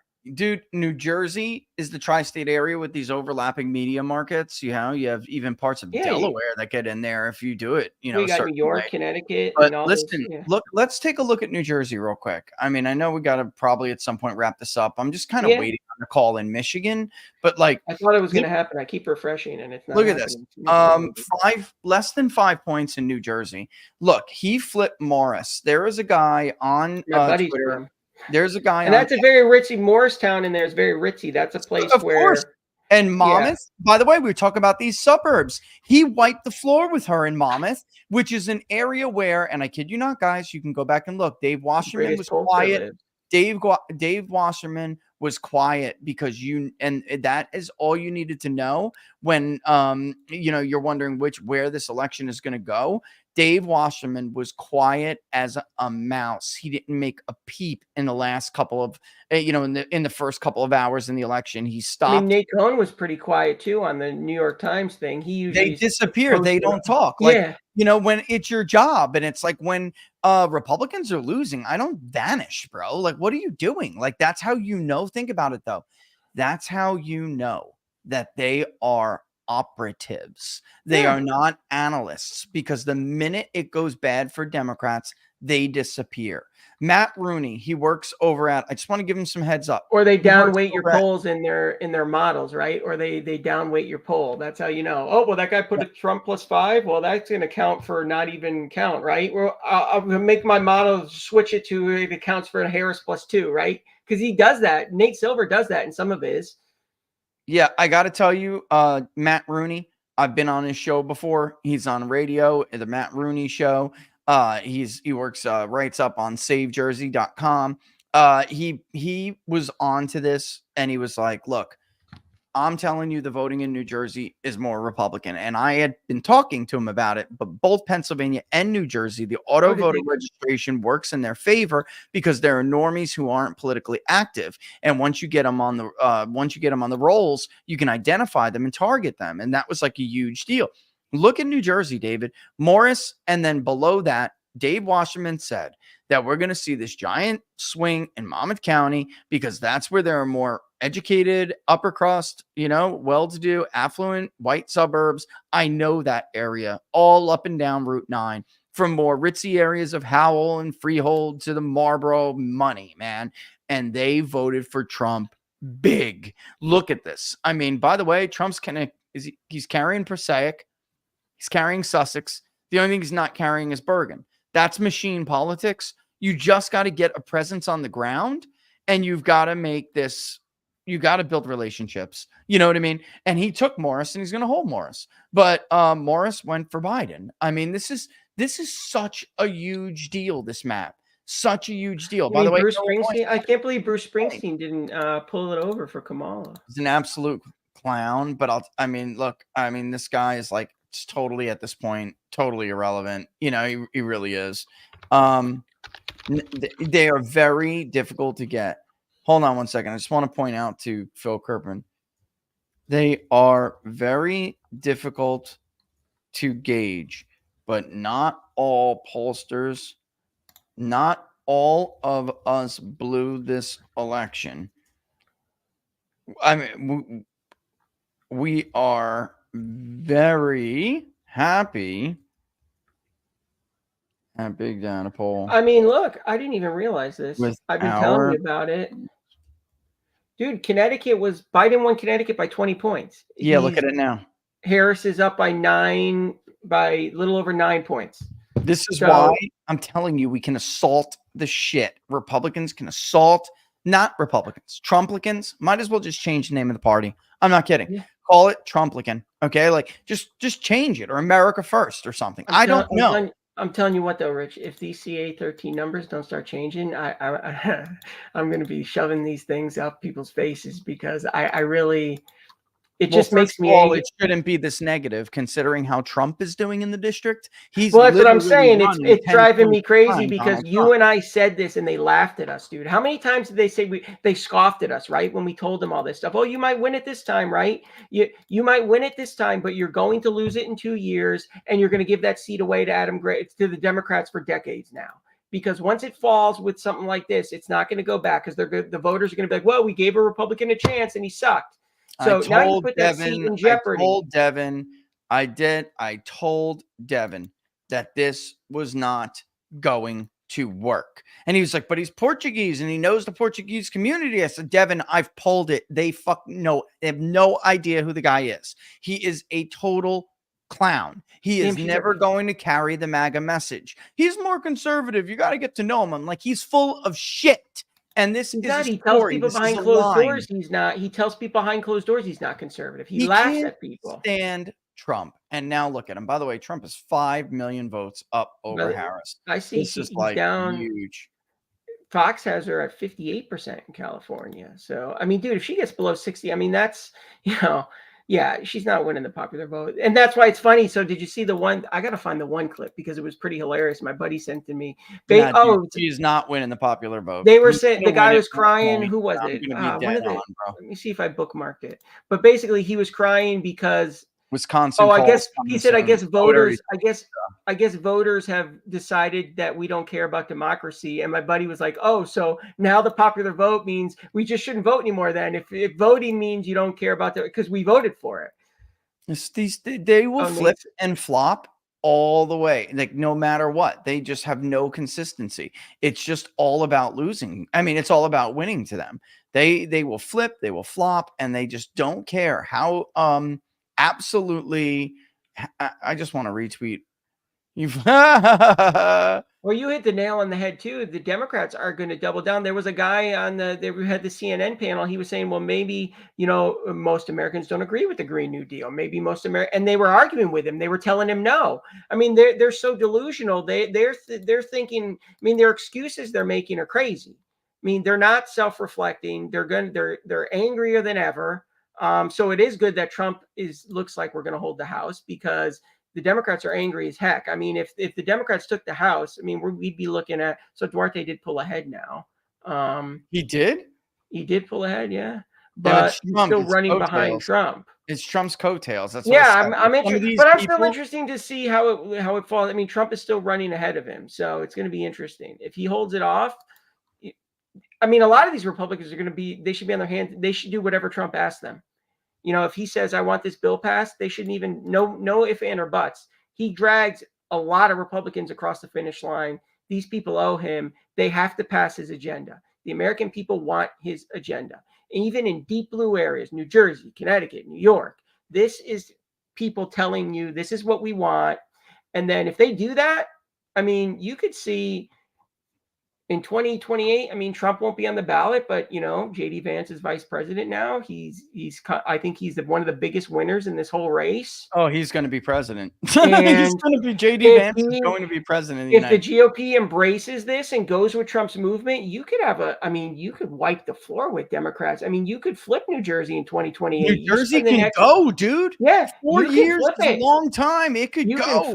You can flip that. I mean, you could certainly get New Mexico. I don't know, man. It's not as close as I thought it was going to get. But they didn't try for it. That's the thing. Yeah. It's 5 points, bro. Right now, 5. Yeah. Do you think if Trump went to Virginia a little more, it would have made a difference, or no? I think Virginia is a heavy lift, but I do think that honestly, this time he could have taken Virginia. It's a heavy lift, but this is what happens. They start to get frazzled by the psyops and the media polls. Yeah. Oh, we're going to lose Georgia. I tried telling them that I sent them North Carolina, not them, but I was like, all over the place. I don't send polls to the Trump camp. I mean, that's not, I mean, I share my polls and they end up to. Oh, but you were saying it on Twitter, and Mark was saying it on Twitter that North Carolina is good. Florida, totally not even a battleground state. And Seltzer is a hack. Like that Seltzer poll made people nervous. Like they got to shore up some areas. And I'm like, this is ludicrous. They did this again in 2020 when he should have went on the offensive. They kept him on the defense and he lost. In 2016, I didn't know Steve Bannon that well. Larry Schweikert knew him, and Larry was taking my polls, and I didn't know this, but giving him to Bannon. I knew it later, but I didn't know it right away.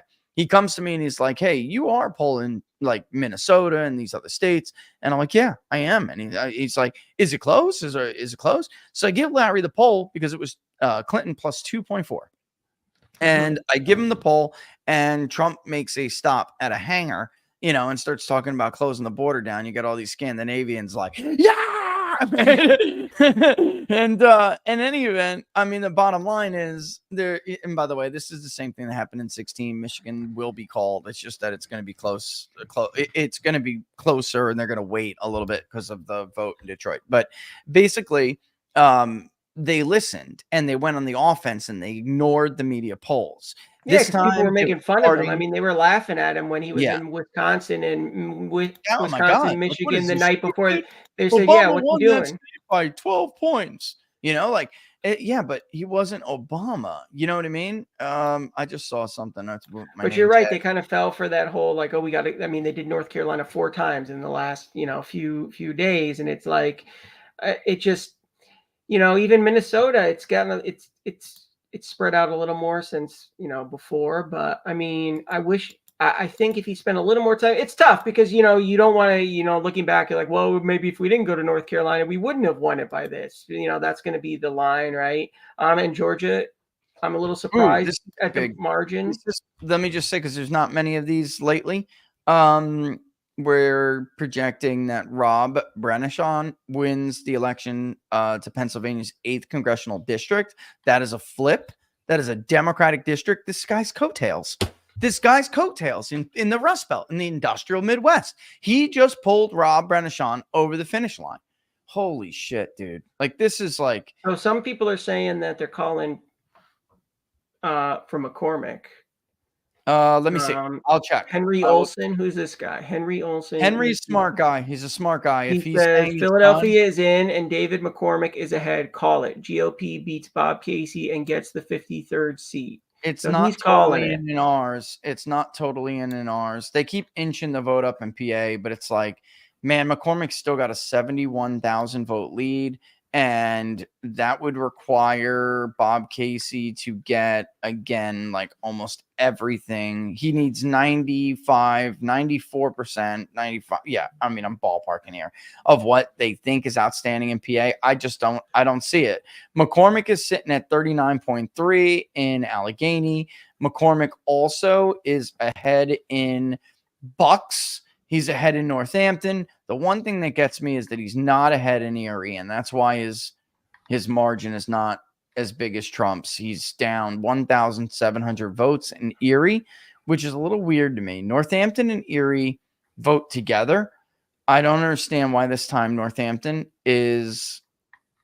I don't know. I think Pennsylvania is shifting. I don't know. I think it's just it's an interesting. Maybe some counties are just. I think that eastern part is moving a little quicker. I think we're at a point here where they're going to have to call really soon. But what you to touch back quick, because you just made another point with the coattails. I mean, so if John Duarte wins, if I'm John Duarte and I'm his advisors who keep giving him crappy advice, right? Because he's got these California consultants. If Trump does outrun him in his district, right?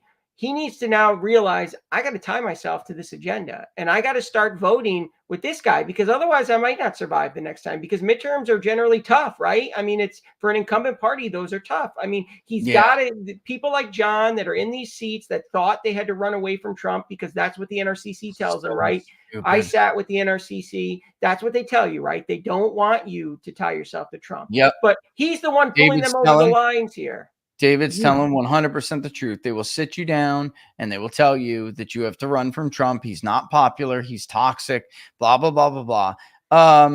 Brennan, especially if it's a Latino district. I mean, if it's a Latino district, they're terrified, right? You cannot talk about building a wall. You cannot talk about deporting people. You have to talk about dreamers, DACA, that kind of thing, right? So if John does pull it off and Trump outruns him, he's got to realize I got to tie myself to this guy. And that's all across the country. These people that are getting pulled over the finish line, they owe it to Trump.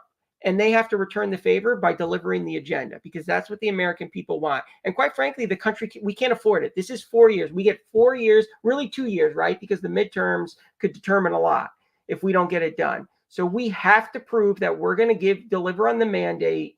And let the chips fall where they may. If people get pissed, that's the thing, right? If people don't like it afterwards, hey, you voted me. We said we were going to do it, but deliver on it and see what happens. Because I firmly believe that that's what pisses the American people off the most, is when you promise something and you don't deliver on it. That's true. If you are bold and you deliver on it, the media is going to criticize you no matter what. You are a Republican. Politico is never going to like you. CNN is never going to like you, but the data is there. 80% support voter ID. Almost 60. What is it? Like it's approaching 70% now for mass deportations, isn't it? I mean, absolutely. And did you see the ballot question? Did you see the no illegals voting? It's like 80%. It went down with like 80%, bro. So these aren't. Who cares what CNN, MSNBC say on their television shows about you? The people are telling you in the data. They're not buying it. So don't be afraid to vote this way. You're going to be rewarded. People value courage. That's why they like Trump, right? Because he says he's going to do it and he tries to do it. And they were pissed when he couldn't get it done because of Republicans. And that's why they kicked Republicans out. We can't afford to have that happen this time. We have 2 years to save our country. We have to go in like this is a war, because in a way it is. The Democrats want full control. They're not going to take this loss and just pack up and give up. God, no They way. felt they were on the cusp of creating a one-party country. And this is a huge setback to them. So look at the lead he's building. Look at the lead he's building in Michigan. 300,000 votes in Wayne County. Just so everybody understands, in Wayne County, there's only so much the Democrats can squeeze out of Wayne County. Joe Biden only netted 330,000 votes. She's running way behind Joe Biden, and they're expecting with this margin. Do you see the number? I know I'm still showing Pennsylvania, but look at this. Look at the lead he is building. It's almost 200,000 votes. She's netting right now about 100 and something. All right. So like if it's 47%, oh, I'm actually behind. I'm sorry. The other it's not updating. Trump is actually at 52.5. She's at 45.8. He's now at almost 2.5 million votes, and she's at 2.147. And they're just acting as if, there we go. Here's another update. They're acting as if she's going to like somehow oh my God, wait till you see the update in Wayne County. Wait till you see what the update is. I kid you not. Is it in here yet? It's not in here yet. Wait until you see. It? No, it's a disaster for her. Well, that's what I'm saying. But are they going to call Michigan then? Come on, let's get it over with. I don't know what they're waiting on here, but this is going to be. What do you think Joe Biden's? I feel like Jill and Joe are probably. Joe Biden's the biggest winner tonight. Joe Biden. Nevada has been called for Donald Trump. John Ralston. Oh, wow. That's hilarious. Oh, my God. That's so funny. Has one. Let me see if he tweeted anything. Let's see if he tweeted anything. Surprised he hasn't blocked me yet. Guys, I hope that I don't know how much more people we got still listening. Thousands. Donald he Trump is not. He is not. I got to do it. Wait. I got to do it.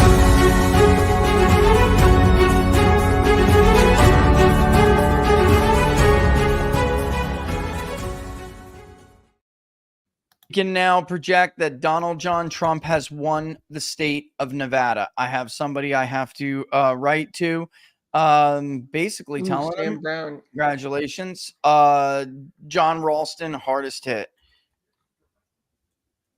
Sam Brown is running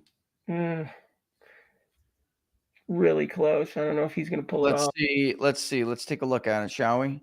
The reason I will get into why it was called in a second. Just bear with me. Let's go back to the National Senate map. It's he may not be able to withstand that. I mean, who wastes their time to cast a ballot and vote? Who wastes their time to cast a ballot and vote for none of these candidates? I mean, why would somebody? I mean, a lot of people do that. I mean, look. I mean, that's a whole other conversation. But the bottom line is, Sam Brown is just running significantly behind Donald Trump in Clark, and he's not winning Washoe. That's a problem. I mean, if he doesn't turn that around, I don't know how the rurals pull him over. There's not enough. Washoe is about 16% of the vote. Clark County is about 70% of the vote. The rurals are not much. They're the remaining, 13, 14. That's it. So you have to do well where Trump did well. He beat her in Washoe, which is just huge. Our poll is actually going to be, again, we're going to understate him. We had Trump by 2. I thought that was like really right, but she is nowhere near. She barely won Clark, bro. She's going to be lucky if she holds on to Clark by 2 points, but it is over. Donald Trump. You said, what was it, 2 weeks ago, 3 weeks ago, the culinary union basically told everybody that Trump was going to win. And you were like, man, people should should stop polling and just listen. These people aren't wrong. They know that when they say someone's going to win, they know what's going on. John Ralston hasn't tweeted since that last thing about the. Yeah, I want to say something about how do we know that all these how do we know? Wait a minute. How do we know who the election mafiosos are? How do we know who the election mafiosos existing entirely to push narrative? How do we know who the election mafiosos are who exist entirely to push narrative? They disappear when Democrats lose. Where's Dave? You hear me? Where's John? Yep. Yeah, where is he? He's gone. He's not tweeting. He's off the grid. Is he going to come out and pretend he's nonpartisan? Where's Larry Sabato? Has Sabato tweeted anything? Oh, I forgot to do that. Hold on. Let's see if Larry tweeted anything. Larry has not tweeted anything all day. He posted something 9 hours ago. So he is He just reposted something about the bomb threats in DeKalb County. No, he didn't. Yeah, No, he didn't. he retweeted the press release from DeKalb County, and that's the only thing he's done today. So twice he made a post about it and he retweeted it. So he You have that's all got he's to been be up kidding to. me. These people, it's time for a reckoning with them.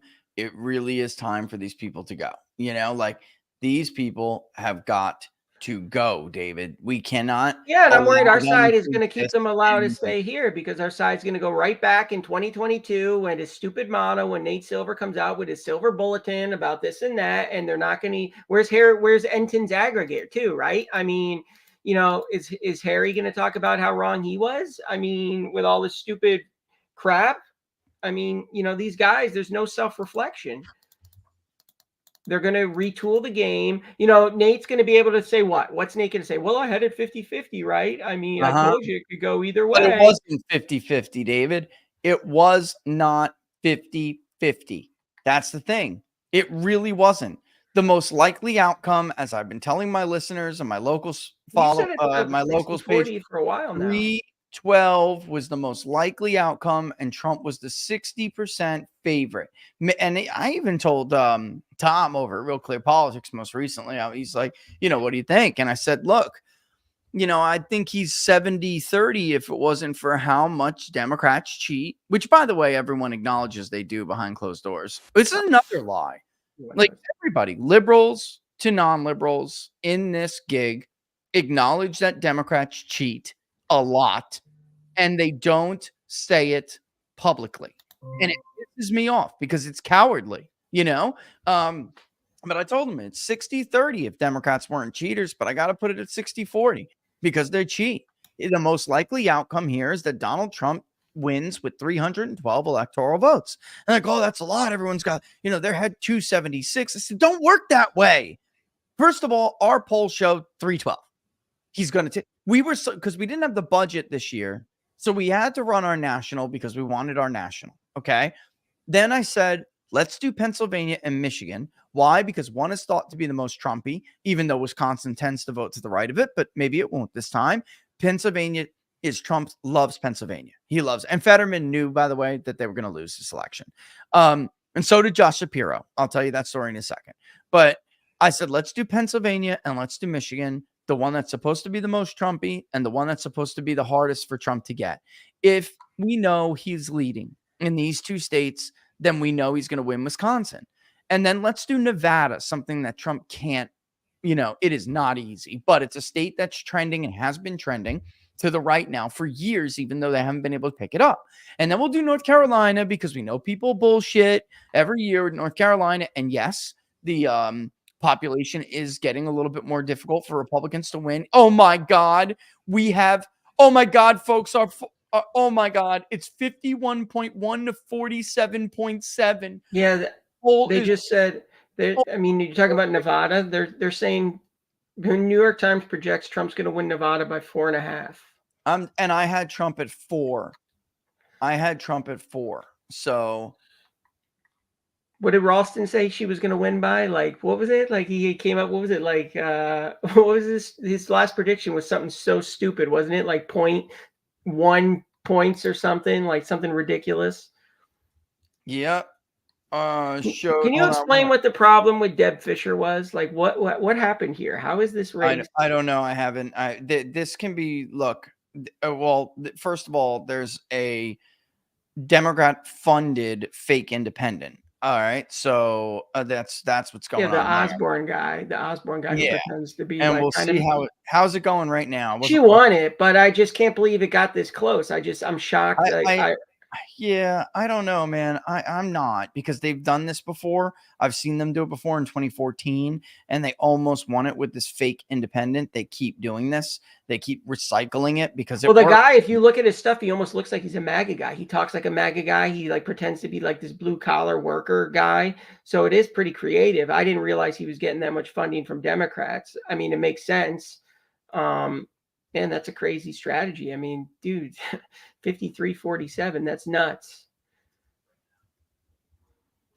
I'm just at this point, I'm just more than Ted Cruz. I am just, I am just right at this point, just telling everybody our poll numbers. Winning North Carolina showed Center Real Clear Politics on North Carolina was Trump 51.1, Harris 47.1. Yo, our poll in North Carolina was Trump 51.1 to Harris 47.1. The current margin with almost all votes counted is Trump 51.1 to Harris 47.7. Holy shit. Oh, dude. Ralston just tweeted now because he's having victory laps that Sam Brown is not. He's tweeting about how Sam Brown's probably going to lose. So he's back on the Twitter now. Oh my God. Is this the way he thinks he's going to save his Yeah, reputation? for those crazy enough to be awake, Clark updated with 167K votes, and it's over for Harris in Nevada. What Trump did was remarkable, and I couldn't have predicted it. He played her to a draw in Clark with 900K votes counted. Those indies, dude, I've been telling this guy for 3 weeks that these indies, he goes, these indies are not who we thought. Predicted. It couldn't be predicted, David. It's only the most pessimistic electorate in our freaking lifetime. 28% of independents. 28% of independents in Nevada said that the country was on the right track when Rasmussen polled it. And these idiots were like, oh, you can't trust Rasmussen. And it's like, yeah, dude, did you really think independents were going to break? I can't believe this guy thought they were going to break for Kamala Harris after everything that's gone on. It's like, that's how you know they're partisans, right? Because like you said, they cannot see, they don't listen to people. They can't, they block it. They believe this crap, that the economy is great, right? I mean, they fall for this bull crap. The economy is not good. I'm in retail. People are struggling. They don't have the money to spend like they did 2 years ago, 3 years ago. Let's see what he said. I want to see what he says. I mean, I'm going to respond. He's taking victory laps with Sam Brown, so it's you know. And you know, Sam Brown is a tough candidate, and the Democrats were really evil with how they ran against him. So for those who don't know what we're talking about, Sam Brown is badly disfigured in his face from his war injuries, and Democrats were disgusting with what they did to him. They played off of, honestly, there's some bad things to our human nature, folks. I mean, there are, and they didn't, you know, the things I saw, bro, were really bad. Like memes with him in that movie with Cher where the guy's got like elephant's disease. You know what I'm talking about? I couldn't believe what I was seeing. Stuff that if a Republican did to a Democrat, oh my God, could you imagine if a Republican did that? You'd be all over the news. You'd be bro, you'd be shamed out of the race. You would be shamed out of the race. Yeah, but it's all gloves off when it's and it's a, you know, it's a war hero. They don't care, man. They don't care. You know, because they don't really like the military. I mean, they don't. That's why it's so crazy to me that we have all these generals now. What's Mark Milley doing tonight? Is he on Twitter? Let's see what's Mark up to. What's John Brennan up to? I mean, they're all talking about Russia, bro. I wish I was kidding. I'm not. Oh, I know. They're going to come out tomorrow. You're going to hear it the next week. They're going to come up with some bullshit. It's going to be Russia rigged the election. Yep. I'm just waiting for them. I mean, look, I don't know what we're doing here in Arizona. Okay. There's no way she's going to catch up. She's 50,000 votes behind. In Maricopa, he's going to overtake her when that rest of that vote is counted. I just don't know what we're doing. I understand. Oh my God, look at Apache. The first dump in Apache, which I called back in the primary. And I said, don't be surprised if Apache ends up being closer. Why? He was doing the best in the Navajo Nation areas against Nikki Haley. Biden was doing the worst. He was getting in the high 90s and Biden was getting like 80%. And I'm saying, and I'm looking at the difference in the participation rates. I'm saying, yeah, sure.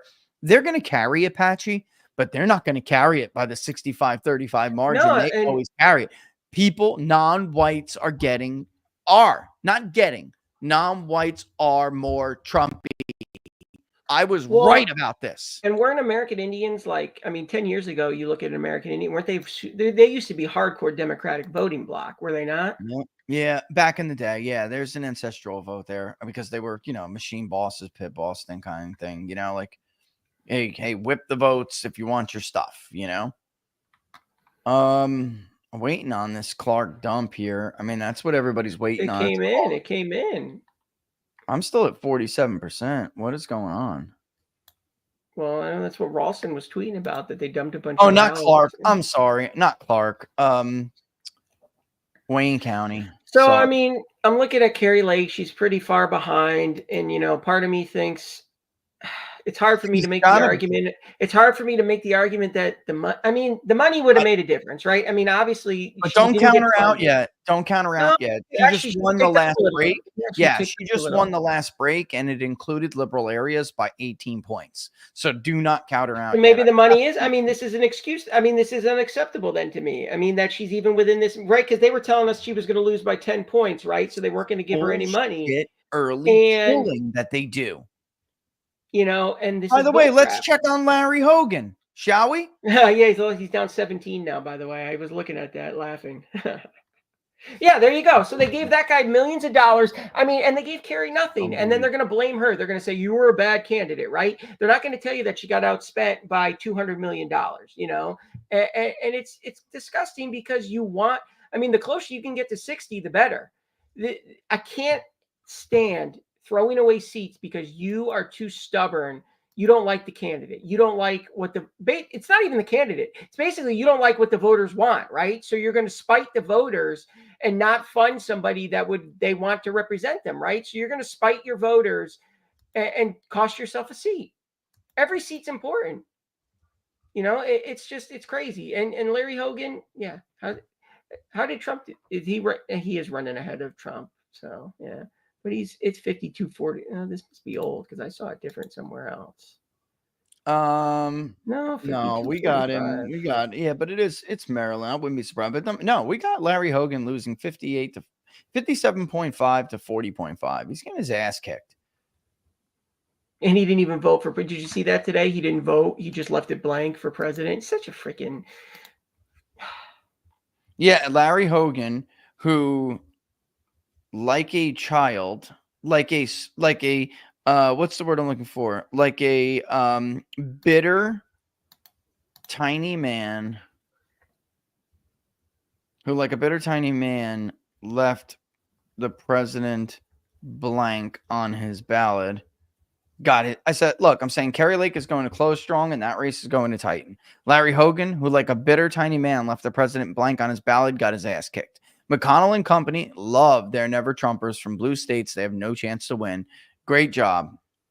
Yeah, I mean, look at some of the House seats again. I mean, that guy, George Logan, he lost by more this time in Connecticut than he did the last time. You know, he's not really, he's just kind of like, they like him because, you know, he's a minority candidate and he's more of a moderate Republican, right? He came really close in the midterms, but he lost by more tonight. You still got, I mean, Mike Lawler looks like, I mean, they haven't called that one yet, but I don't know why they haven't called that. He's up by 16 points and there's 94% of the vote in. So that's kind of weird. Esposito he's done probably. Good thing Scott Perry's staying in there. I like to see that. PA District 7 looks like it's going to be a flip. You got this Ryan McKenzie is ahead of Susan Wild. That's going to be a flip. How's my boy? Where's Schweikert? Is he coming back? Oh, well, they're not counting votes over there, so nobody will ever know. California is actually counting more votes right now than freaking Arizona. I'm saying you could have predicted it, but what you couldn't do is remain impartial and objective. That's what I want to say. What you couldn't do was remain impartial and objective. Literally every indicator pointed to these, many of which people sent you, many of which people sent to, many of which people posted to you or posted for you, I should say, pointed to these indies swinging hard against Democrats from 2020. You didn't want it to be true. So you missed. Yeah, I mean, and that's the thing. Your model only works if you run it like a true model, right? Nate Silver specifically does things to make sure his model is more favorable to Democrats. I'm sure his model might actually work if it was actually done legitimately, right? Because the tools are there, but he weights down pollsters who don't give him results he likes because he doesn't want those results, right? He wants to be affirmed of what he believes is happening. So he takes your poll and he skews it, and then he upgrades crappy pollsters, right? And I don't know how you can say this kind of stuff because you're going off decades of results and they've been off by so much. And it just goes to show you, if this guy's going to tell you that's the gold standard after all this data showing that they're not the gold standard, then he's just basically telling you that his model's crap, that he's just trying to get a result that he wants. Because at the end of the day, you're right. He's going to stick around. He's still making money. He's not with 530 anymore, but somebody's paying him something. I mean, his subscribers are still going to pay him because they're radical lefties and they want to be served the hopium.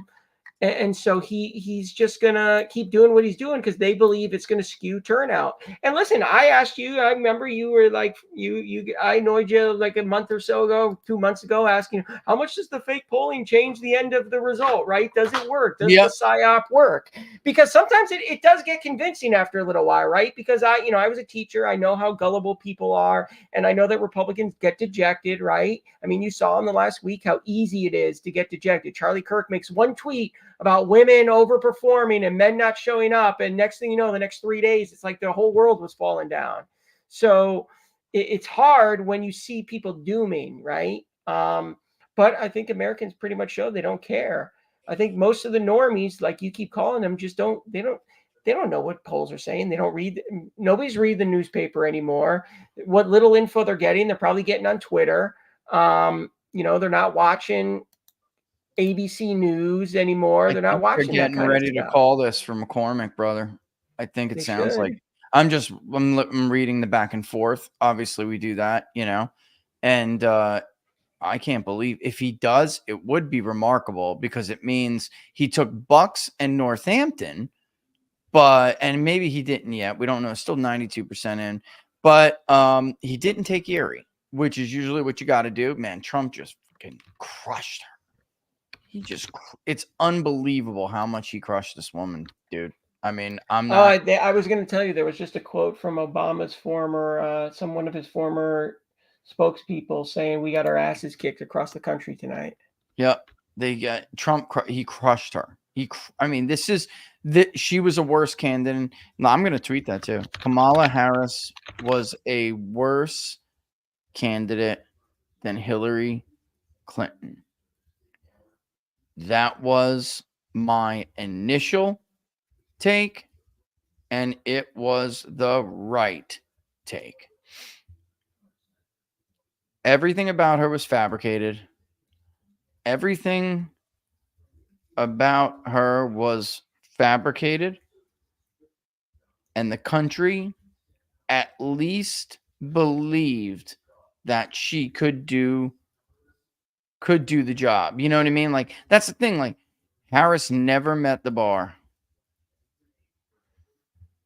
That's it. I mean, like, the bottom line is, she was worse. I told you.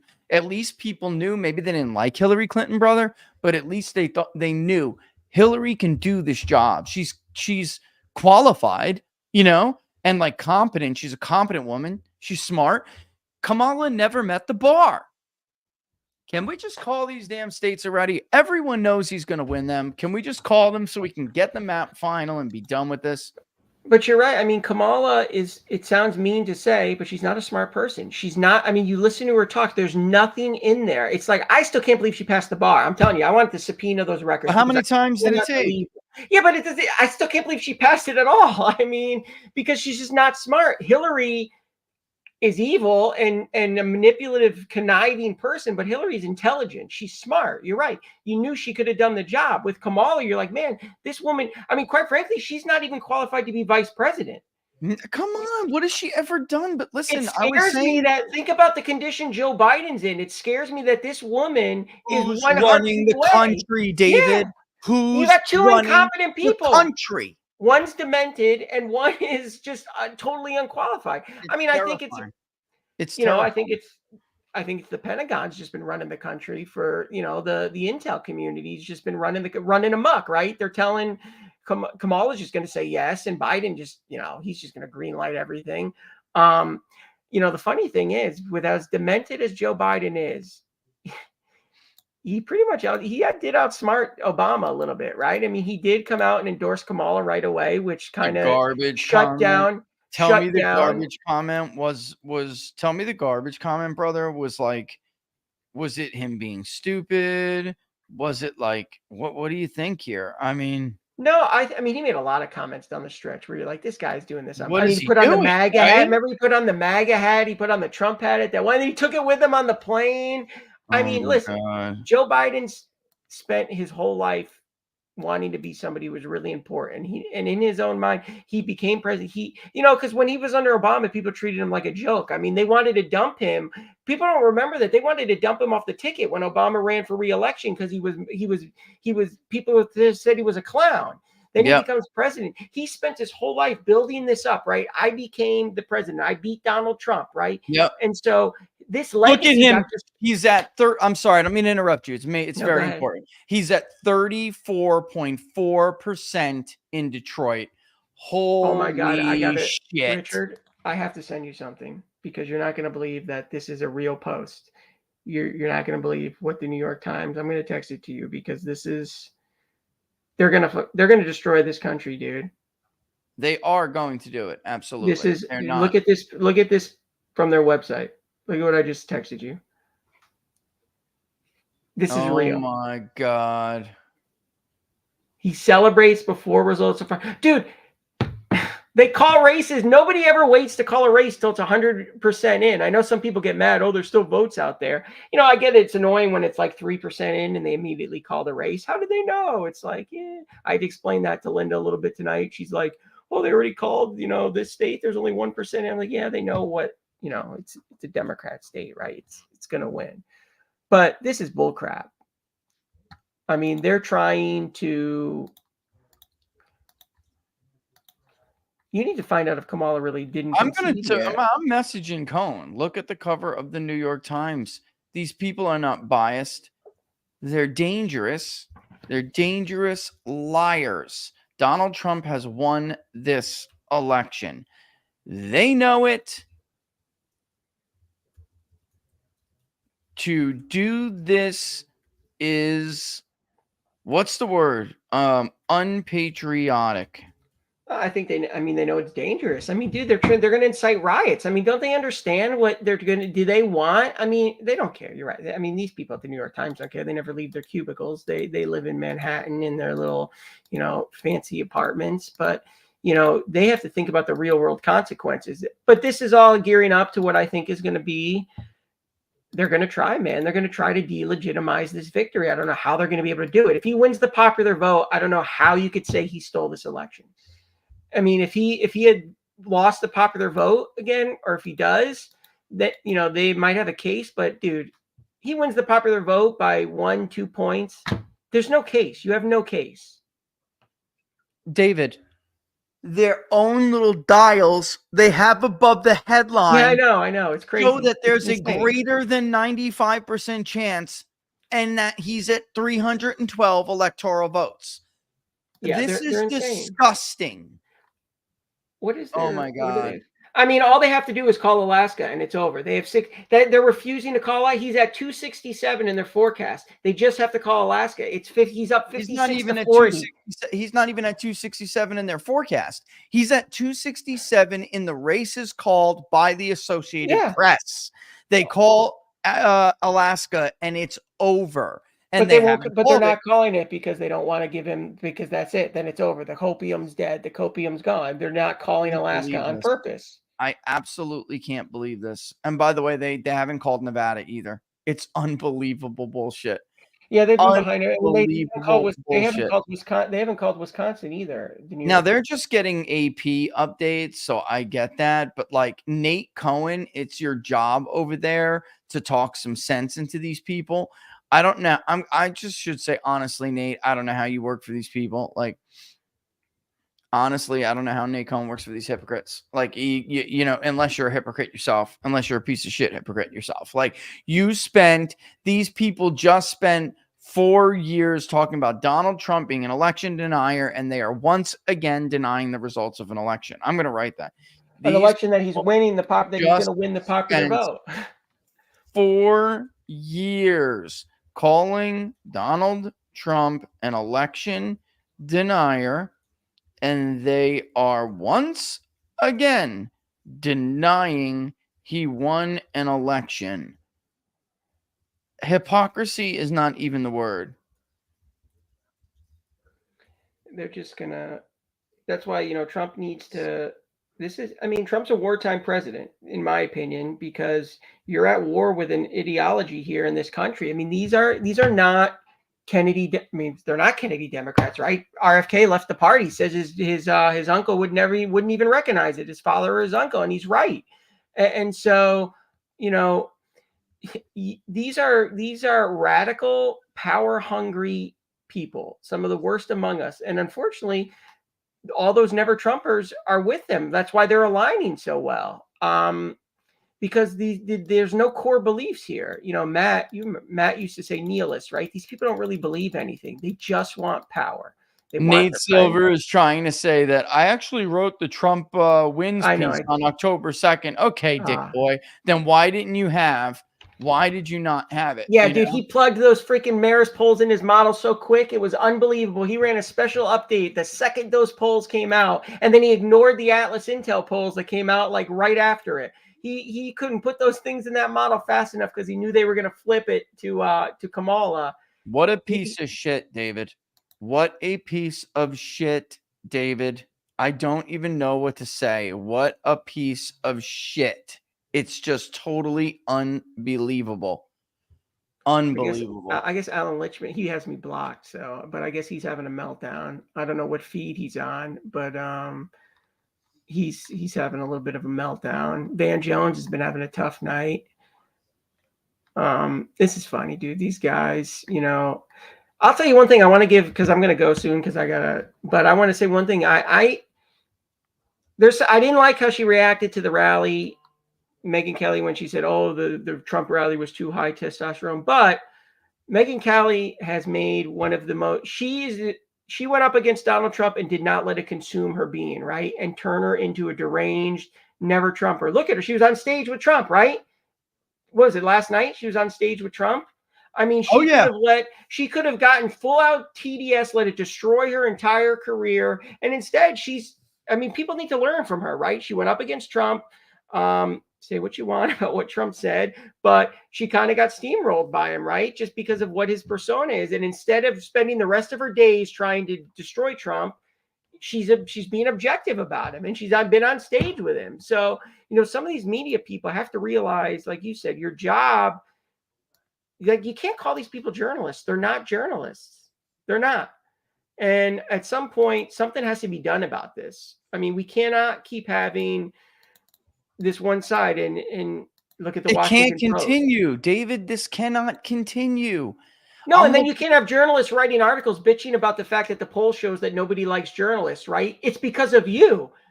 They blame the American people for them not being liked when they're the ones writing crazy posts like this. I mean, this stuff is insane.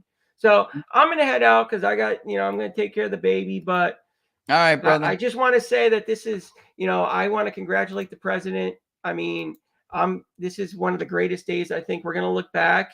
And like Trump said, I mean, this is the day where people took back the country, because I really firmly believe that if we lost this one, it was going to be just because Elon Musk was right. This was the last election. Yeah, this was the final battle. I said the other day, this was basically like our Normandy when it comes to a version of election. So, I mean, Trump, man, this guy's battled through everything.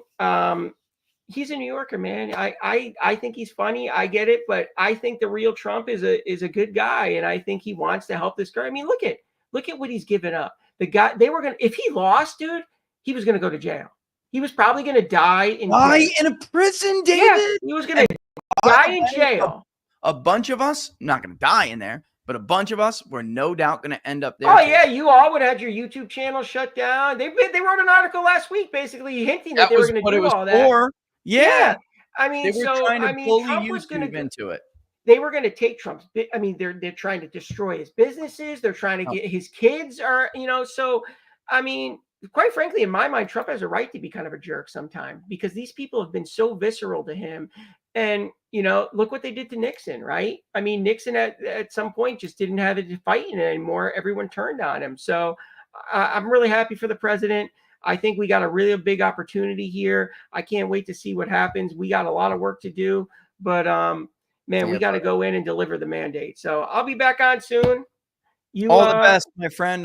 Thanks for letting me come on. Anything, yeah, man. Come on back. Come on back. Chance. What do you think the chance? Before I go, one last thing. What do you think? What do you think Carrie Lake can do? I mean, I think it matters like how these breaks are. If she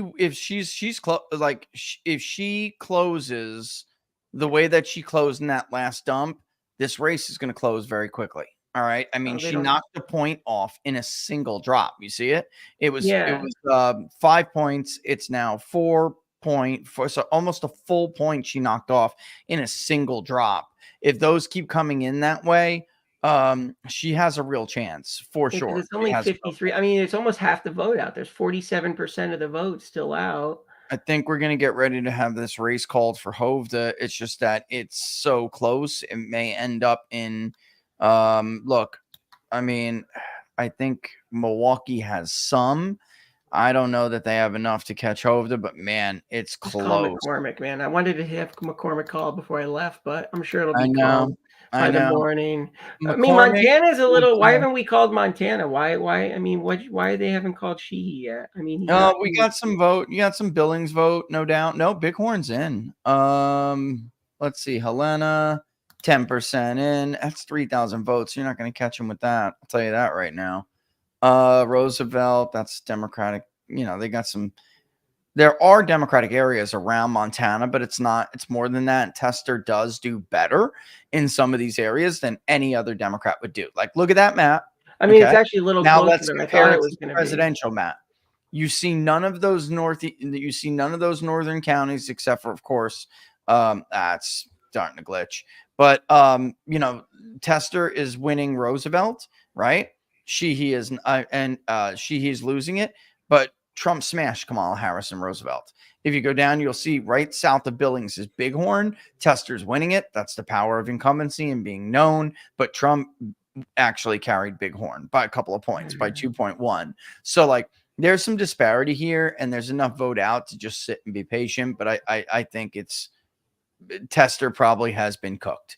I got to tell you, man, Tester, I've been a believer in. We had him in 2018 up by 2 points over Matt Rosendale, and he won by 2 points. So it's wise to wait. Some of those guys have that appeal, man. I mean, Joe Manchin had that in West Virginia. Some of those guys, those old school Democrats, like Joe Biden. I mean, like Joe Biden, right? He had the appeal. He could win.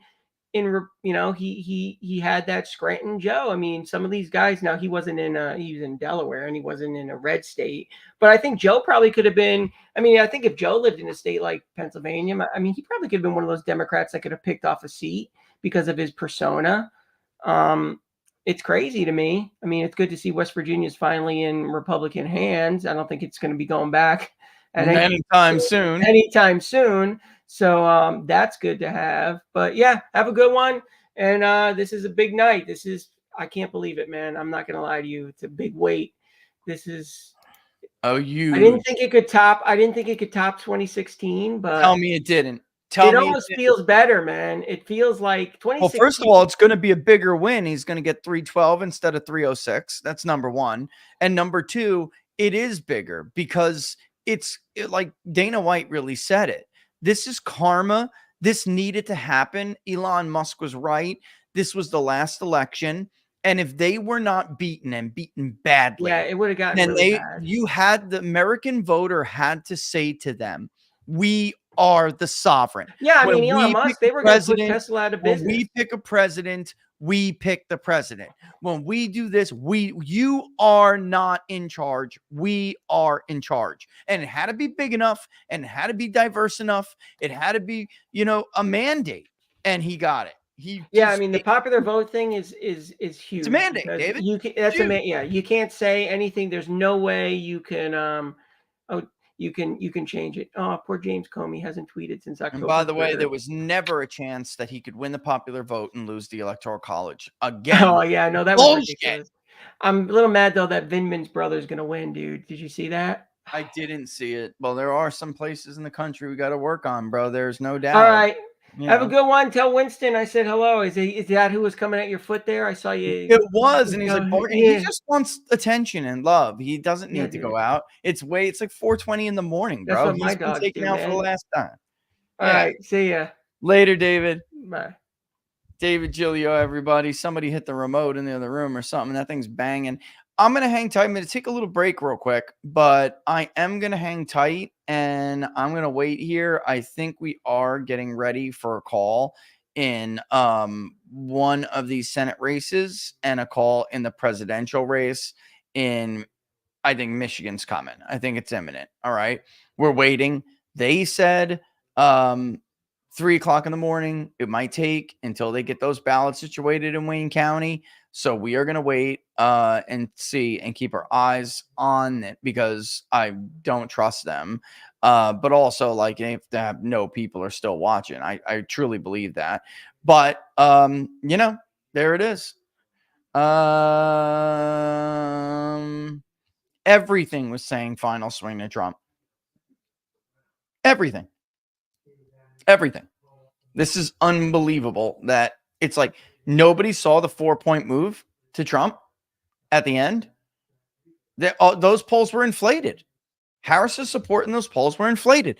Folks, our national poll from September to October and the final running right up until Sunday didn't move. Did not move. Response bias. All right, hang tight if you want to hang tight. We'll give him a little bit of time because, like I said, it will be the case that those ballot times are up in Wayne, and that's what Jocelyn Benson said. So we'll see, and we'll wait a little bit, give him time. Otherwise, I think it's pretty much we're closing in here on the final calls very soon. Be right back. Stay tuned.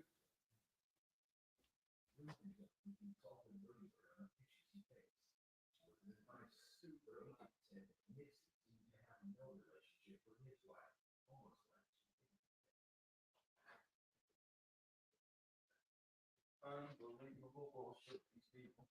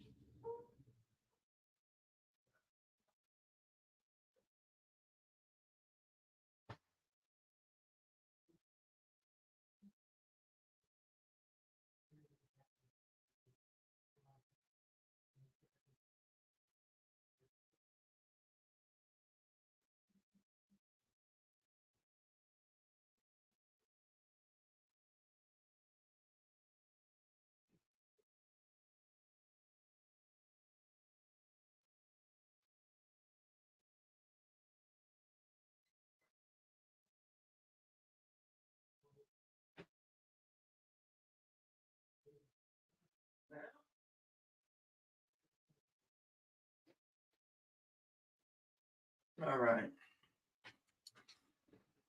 By the way, I mean, very clearly, Virginia was closer, but it was the right call by decision desk. But look, that looks slightly weak, 52-47, so a little bit better than Hillary Clinton, but not undoable. It's like Republicans, though, gotta not let it, if they want to really make Virginia competitive,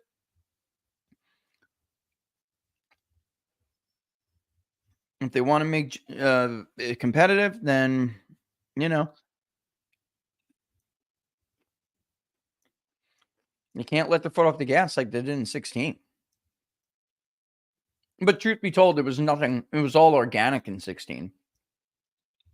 There are people there now. The Virginia Project, the party. It's not in shambles.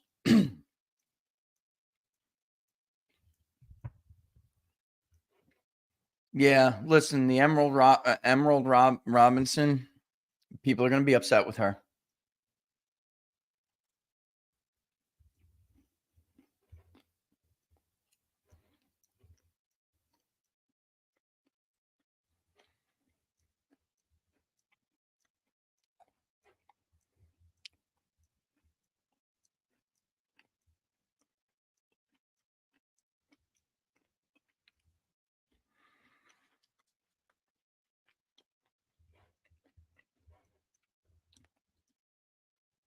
Come on, guys.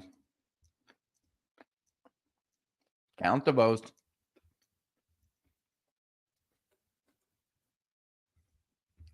Everybody knows there's not going to be some magic. It's not going to happen.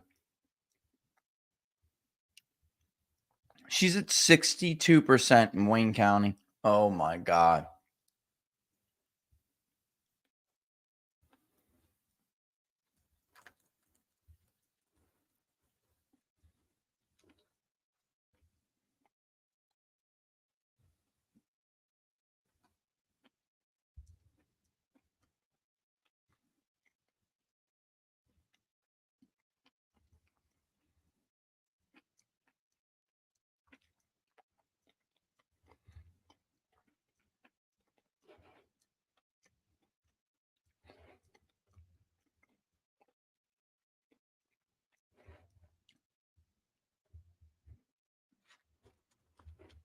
All right.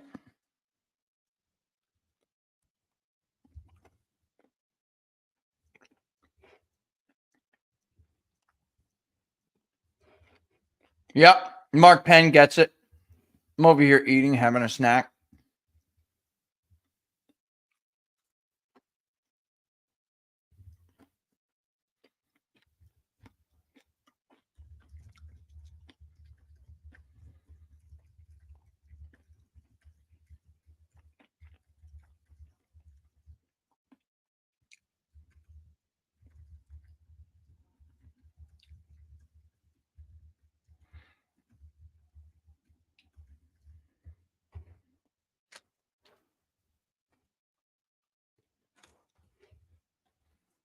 All right.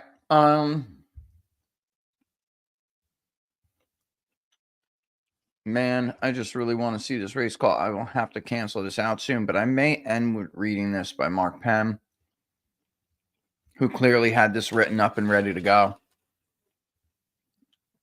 By the way, Mark, I beat you. You heard it at the end. You should have trusted your national numbers. You heard it at the end.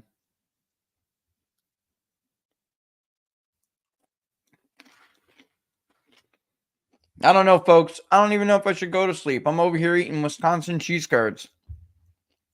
It's 4:30 in the morning.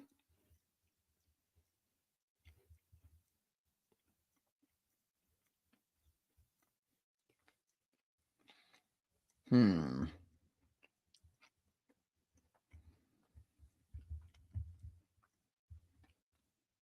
think Hurd's going to hold on. I think David Schweikert's going to pull ahead in the next dump. He is going to pull ahead in the next dump. David Schweikert's got this. Arizona 1's a tough election. Honestly, David, I don't know, man. You're an old white guy. Maybe you should, like, call it a wrap and let some young Hispanic guy run.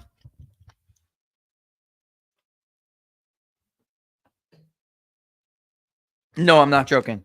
The party has to look like The party's going to have to start to look, folks, like it's coalition.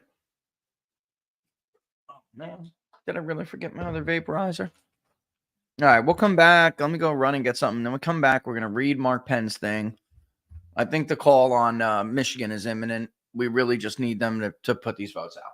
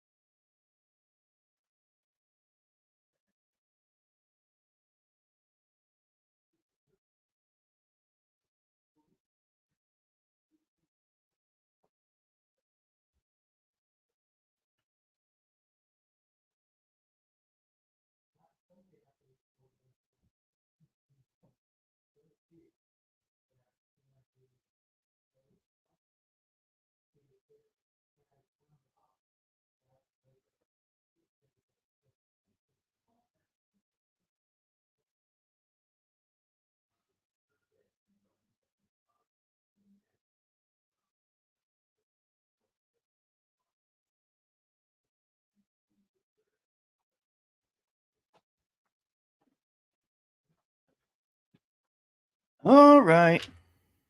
Any day now. Jocelyn Benson. You still owe me those signature affidavits, Jocelyn. The hell. I cannot believe Kamala Harris did not concede the election when it's so obvious that Donald Trump has won this election. It's not obvious. It's just, it's happened. It's done. Election denialism 101. Huh? Unbelievable that a bunch of people who spent the last 4 years talking about how dangerous it is to deny when someone won an election and you lost are now doing this. It's the hypocrisy is just, I don't know. There's got to be another word. It's not really hypocrisy. It's something worse than hypocrisy. It's something worse than hypocrisy. I don't know what it is, guys, but I do want to read Mark Penn's column on Fox News. And I would just say this, though, as we read it. Yes, of course, this was normal America versus the elites. All right. And they said, we're in charge. But Trump did do better with affluent, educated whites. He did. For all this talk about slippage, it did not happen. Okay.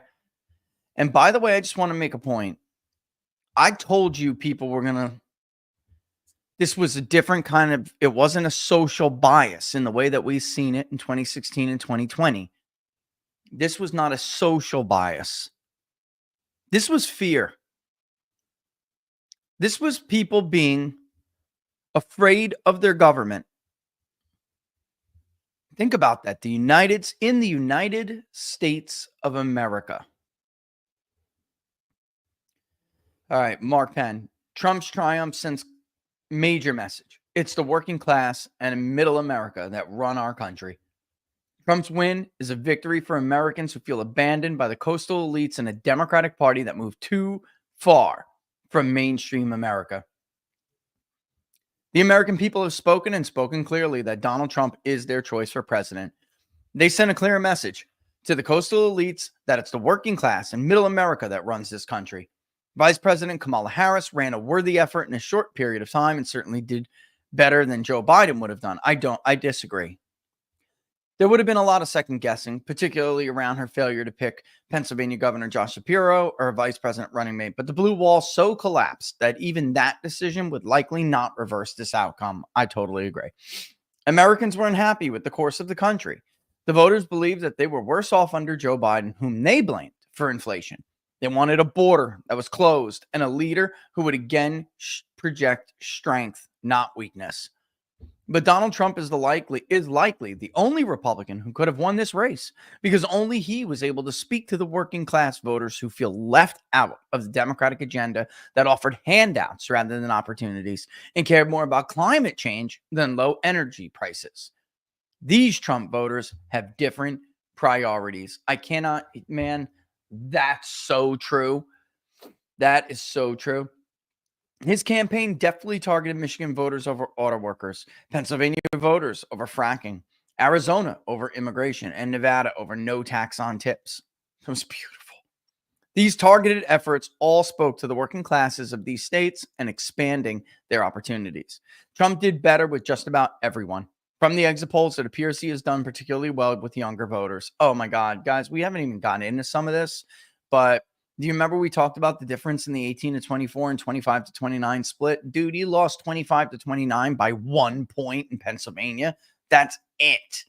1 point. In the 18 to 24 category, he was only down 14. 25 to 29, 12. 30 to 39, 8. And actually, I think CNN's exit polls are wrong. If you look at the Fox News voter analysis, he did way better. And they're absolutely going to be wrong. They're going to have her winning seniors, and she did not win them. Obviously did not win them. The electorate was R+2. And it was a 34% conservative electorate, 42% moderate. Man, I nailed this. I was worried, too, that my electorate wasn't conservative enough. I was. All right. Anyway, getting back to it. Trump did better with just about everyone. He appeared to done better with young voters. Democrats lost ground with Latinos and even black voters who did not come out as they have for other Democrats. The Democrats must now dismantle the lawfare campaign they have assembled and recognize that America has voted and said that January 6th is history and a chapter has been closed. The Democrats are the ones who now must pass power with dignity and grace so they do not spoil their chances at a return in 2028. And the party will have to look at how far to the left it has drifted and reset itself for 2028. That's a presidential election where there'll be open primaries on both sides of the political aisle, and America will have an opportunity to set a course for the next decade. The liberal media, again, lost the trust of the American people, sinking to new lows in the polls, and will have to work to reset their newsrooms. They're not going to do any of this. Mark lives in another world. Mark, you're not a Democrat anymore. I'm sorry to tell you this. They're doing nothing of what you're talking about right now. None of that is going to happen. Polling was, again, just a few points too conservative, and there were, again, 2 to 3 points of so-called shy Trump voters waiting for their votes to be revealed on Election Day. The dimension of Trump's win unfolded as the votes were counted, and no polls really predicted the full magnitude of the victory. Iowa, Ohio, Florida were all considered swing states and not even close. Trump's victory is a victory for the Americans who feel abandoned by the elites in a Democratic Party that has moved too far from the mainstream. Now it will be Trump's turn to learn from his first administration and try to lead this country forward and wisely use the power the American people are putting in his hands. I would just note that they weren't going to just put away the lawfare. That wasn't happening. They weren't going to dismantle that because it was the right thing to do. They were going to make this man die in prison. If he did not win, Donald Trump would have died in a freaking federal prison over a fake crime, fabricated hoaxes, and novel legal theories that have never been applied in the law because they are outrageous. And a whole bunch of his supporters also would have been locked up, put into cages, like the political dissidents of third world countries.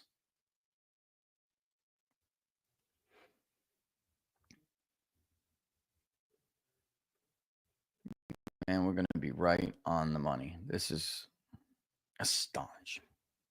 Astonishing. Let's see what this is. I'm getting a whole bunch of stuff.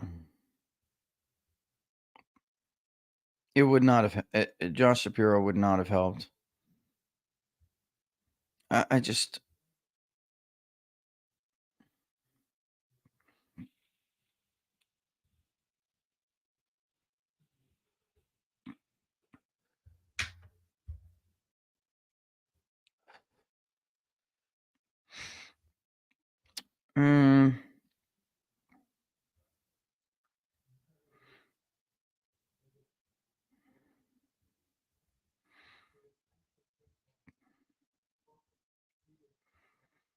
But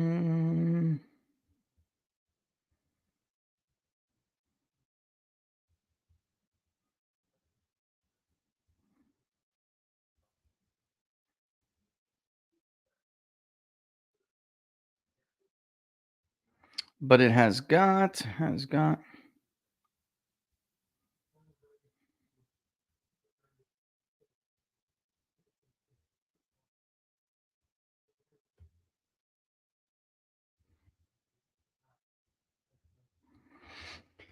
Yeah, for Carrie Lake to hold on, I mean, it's going to close, but for Carrie Lake to hold on, she's going to have to get that break that she got in that. She's going to have to get that margin that she got in that last break, and it is a tall order. Okay, looks like Trump's going to take Nevada by over 4 points. Man, why did I underestimate him like this? He's not down by 2 in Clark. Why did I underestimate him? Washoe, 79% in. And look at this. 76% in. I mean, that's really close. We actually had him doing better in Washoe. So how did we underestimate Trump in this state? It was basically even in Clark. He was ahead a little bit in Clark in our poll, actually. I don't know how. Maybe I just didn't.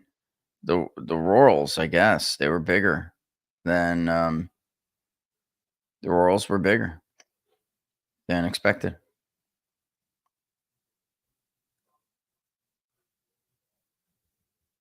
Tim Walz was a very bad choice, but I'm telling you, even Josh Shapiro would not have saved. I really don't believe it. Oh my God. 5 hours ago from Jen O'Malley. This is what she wrote. And maybe I should just show you guys this. This is just ridiculous. I mean, there are major news networks that have called this race. This race is over. It's from Philip Wegman over at Real Clear Politics. This is what they sent out before they went to bed. Team, as polls close across the country, I wanted to give everyone an update on what we're seeing. As we have known all along, this is a razor-thin race. Oh, my God. And Trump's an election denier?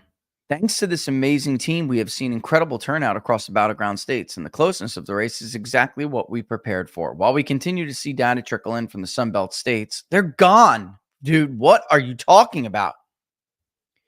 We have all known all along that the clearest path to 270 lies through the blue wall states, and we feel good about what we're seeing. That's not what they spun the shit out of the idea that she was going to win North Carolina.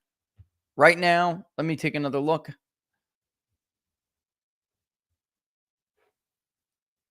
Man, I am so close. I'm 0.6 of a percentage point off on Harris's support. She got 0.6 higher at 47.1. She got 47.7. And Donald Trump, I nailed Trump's margin.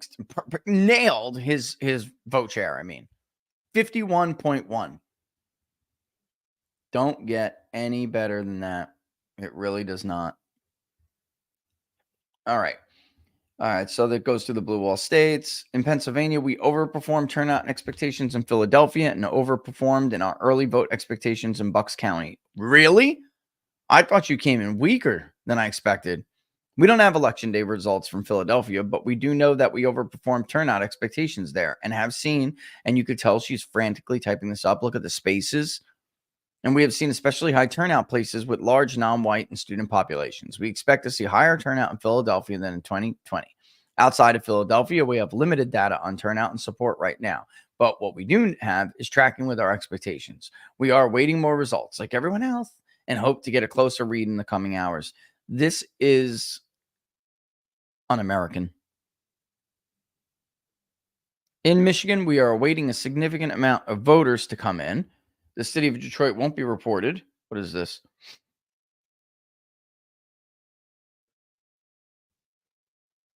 Oh my God. David just texted me something. I'll play it for you in a second. This is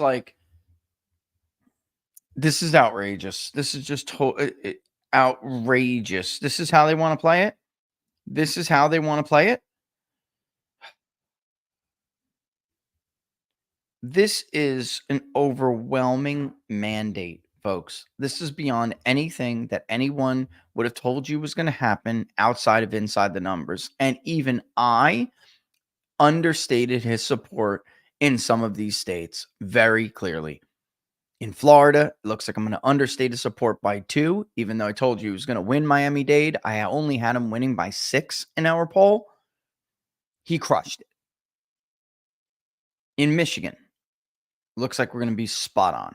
In Pennsylvania, we're going to be spot on. I'm starting to wish I would have polled Wisconsin, but Nevada, we understated him. He's going to win by over 4 points in Nevada. That is the most likely outcome. And you got to see the clip I'm about to play you. Like, to pretend this is it's insane. In Wisconsin, right? So in the city of Detroit, won't be reported out until roughly midnight, but we have seen strong turnout throughout early vote and election day there. Other results in Michigan are harder to parse since results are coming in more piecemeal than elsewhere. This sounds like an amateur campaign. They're not this stupid. They're lying.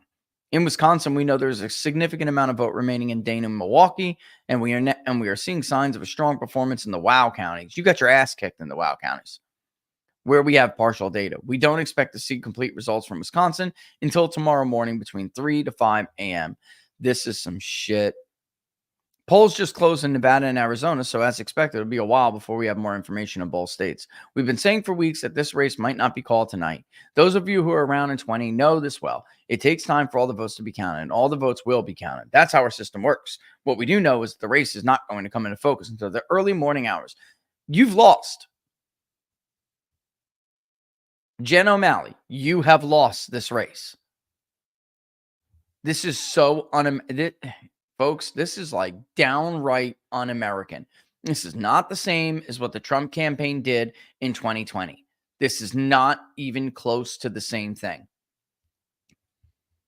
With what, by the way, now is a much stronger case for them telling the truth. Not telling the truth, but like this election, okay, is in and of itself evidence that a lot of the things that the Trump campaign alleged in 2020 might end up, being true. I mean, we're going to do a lot more research on this. We really are. Megan McCain, my liberal friends are freaking out. I keep thinking of my friend Bridget Fantasy, a friend of mine who was anti-Trump for a very long time and ended up voting for him because of what? Because if no small part, the culture war issues. If Trump does win, I really hope there's some soul searching on the side of Democrats just about the damage a lot of this has done to so many women and so many moms that I know. Yeah. Let me play this clip, David. David's still up, like doing what he's got to do. I got to play this for you. This is a guy from PBS. Understand this friggin' David called him a psychopath.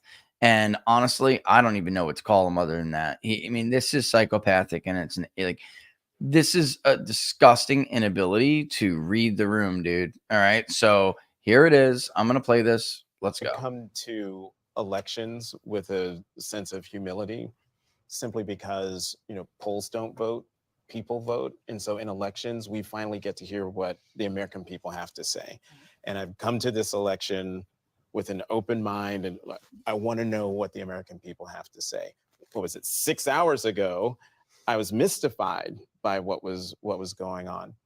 And now I can't help but think that if this election if it proves out that the millions of people who are watching Fox News, if that ends up being the case, then I can't help but wonder if the American people have given up on democracy simply because of what he's told us, what he wants to do, simply because of what the Supreme Court decided in terms of immunity.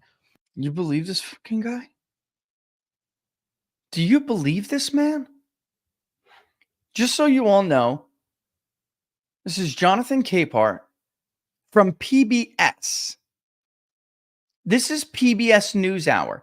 You are paying for this horse shit. I mean, he has said he wants to go after his political enemies. I am your retribution. So if indeed what Fox is reporting, if that ends up being true and ends up being the case, then it's the case, conversation about who we are as a country, I was going to say will pop off in earnest, but I think we will have an answer, especially because I'm looking over your shoulder. Right now, Donald Trump has 51.2% of total votes. 51.2. You pay for this shit, America. You actually pay for this shit. Understand that.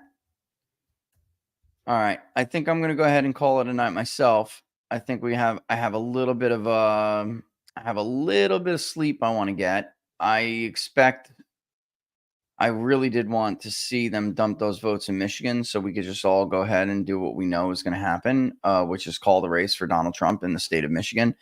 Right now, I'll give you the last projections on what we think is going to happen here. Boom. Come on, where are we? All right. It's going to be like 2 points. It'll close to like 1 something, one and a half. 1.5. I'm being a little bit more conservative than that forecast. 1.5. 1.4, maybe 1. I hope it's 1.5 because that would mean we're dead on. Rounding. All right. They still haven't called Wisconsin, which is just ridiculous. It's just unbelievable. Unbelievable. Nevada. They haven't called Nevada. They put it as likely. It's unbelievable. This is stunning. Stunning. Just stunning. All right. Look, I love you all. It's super late. I'm going to get some sleep. Okay. Again, this was the most incredible political comeback in the history of politics. It's unbelievable what you just witnessed. It's absolutely history. More Inside the Numbers tomorrow. You're damn right. We'll be back. I'm signing off for the night.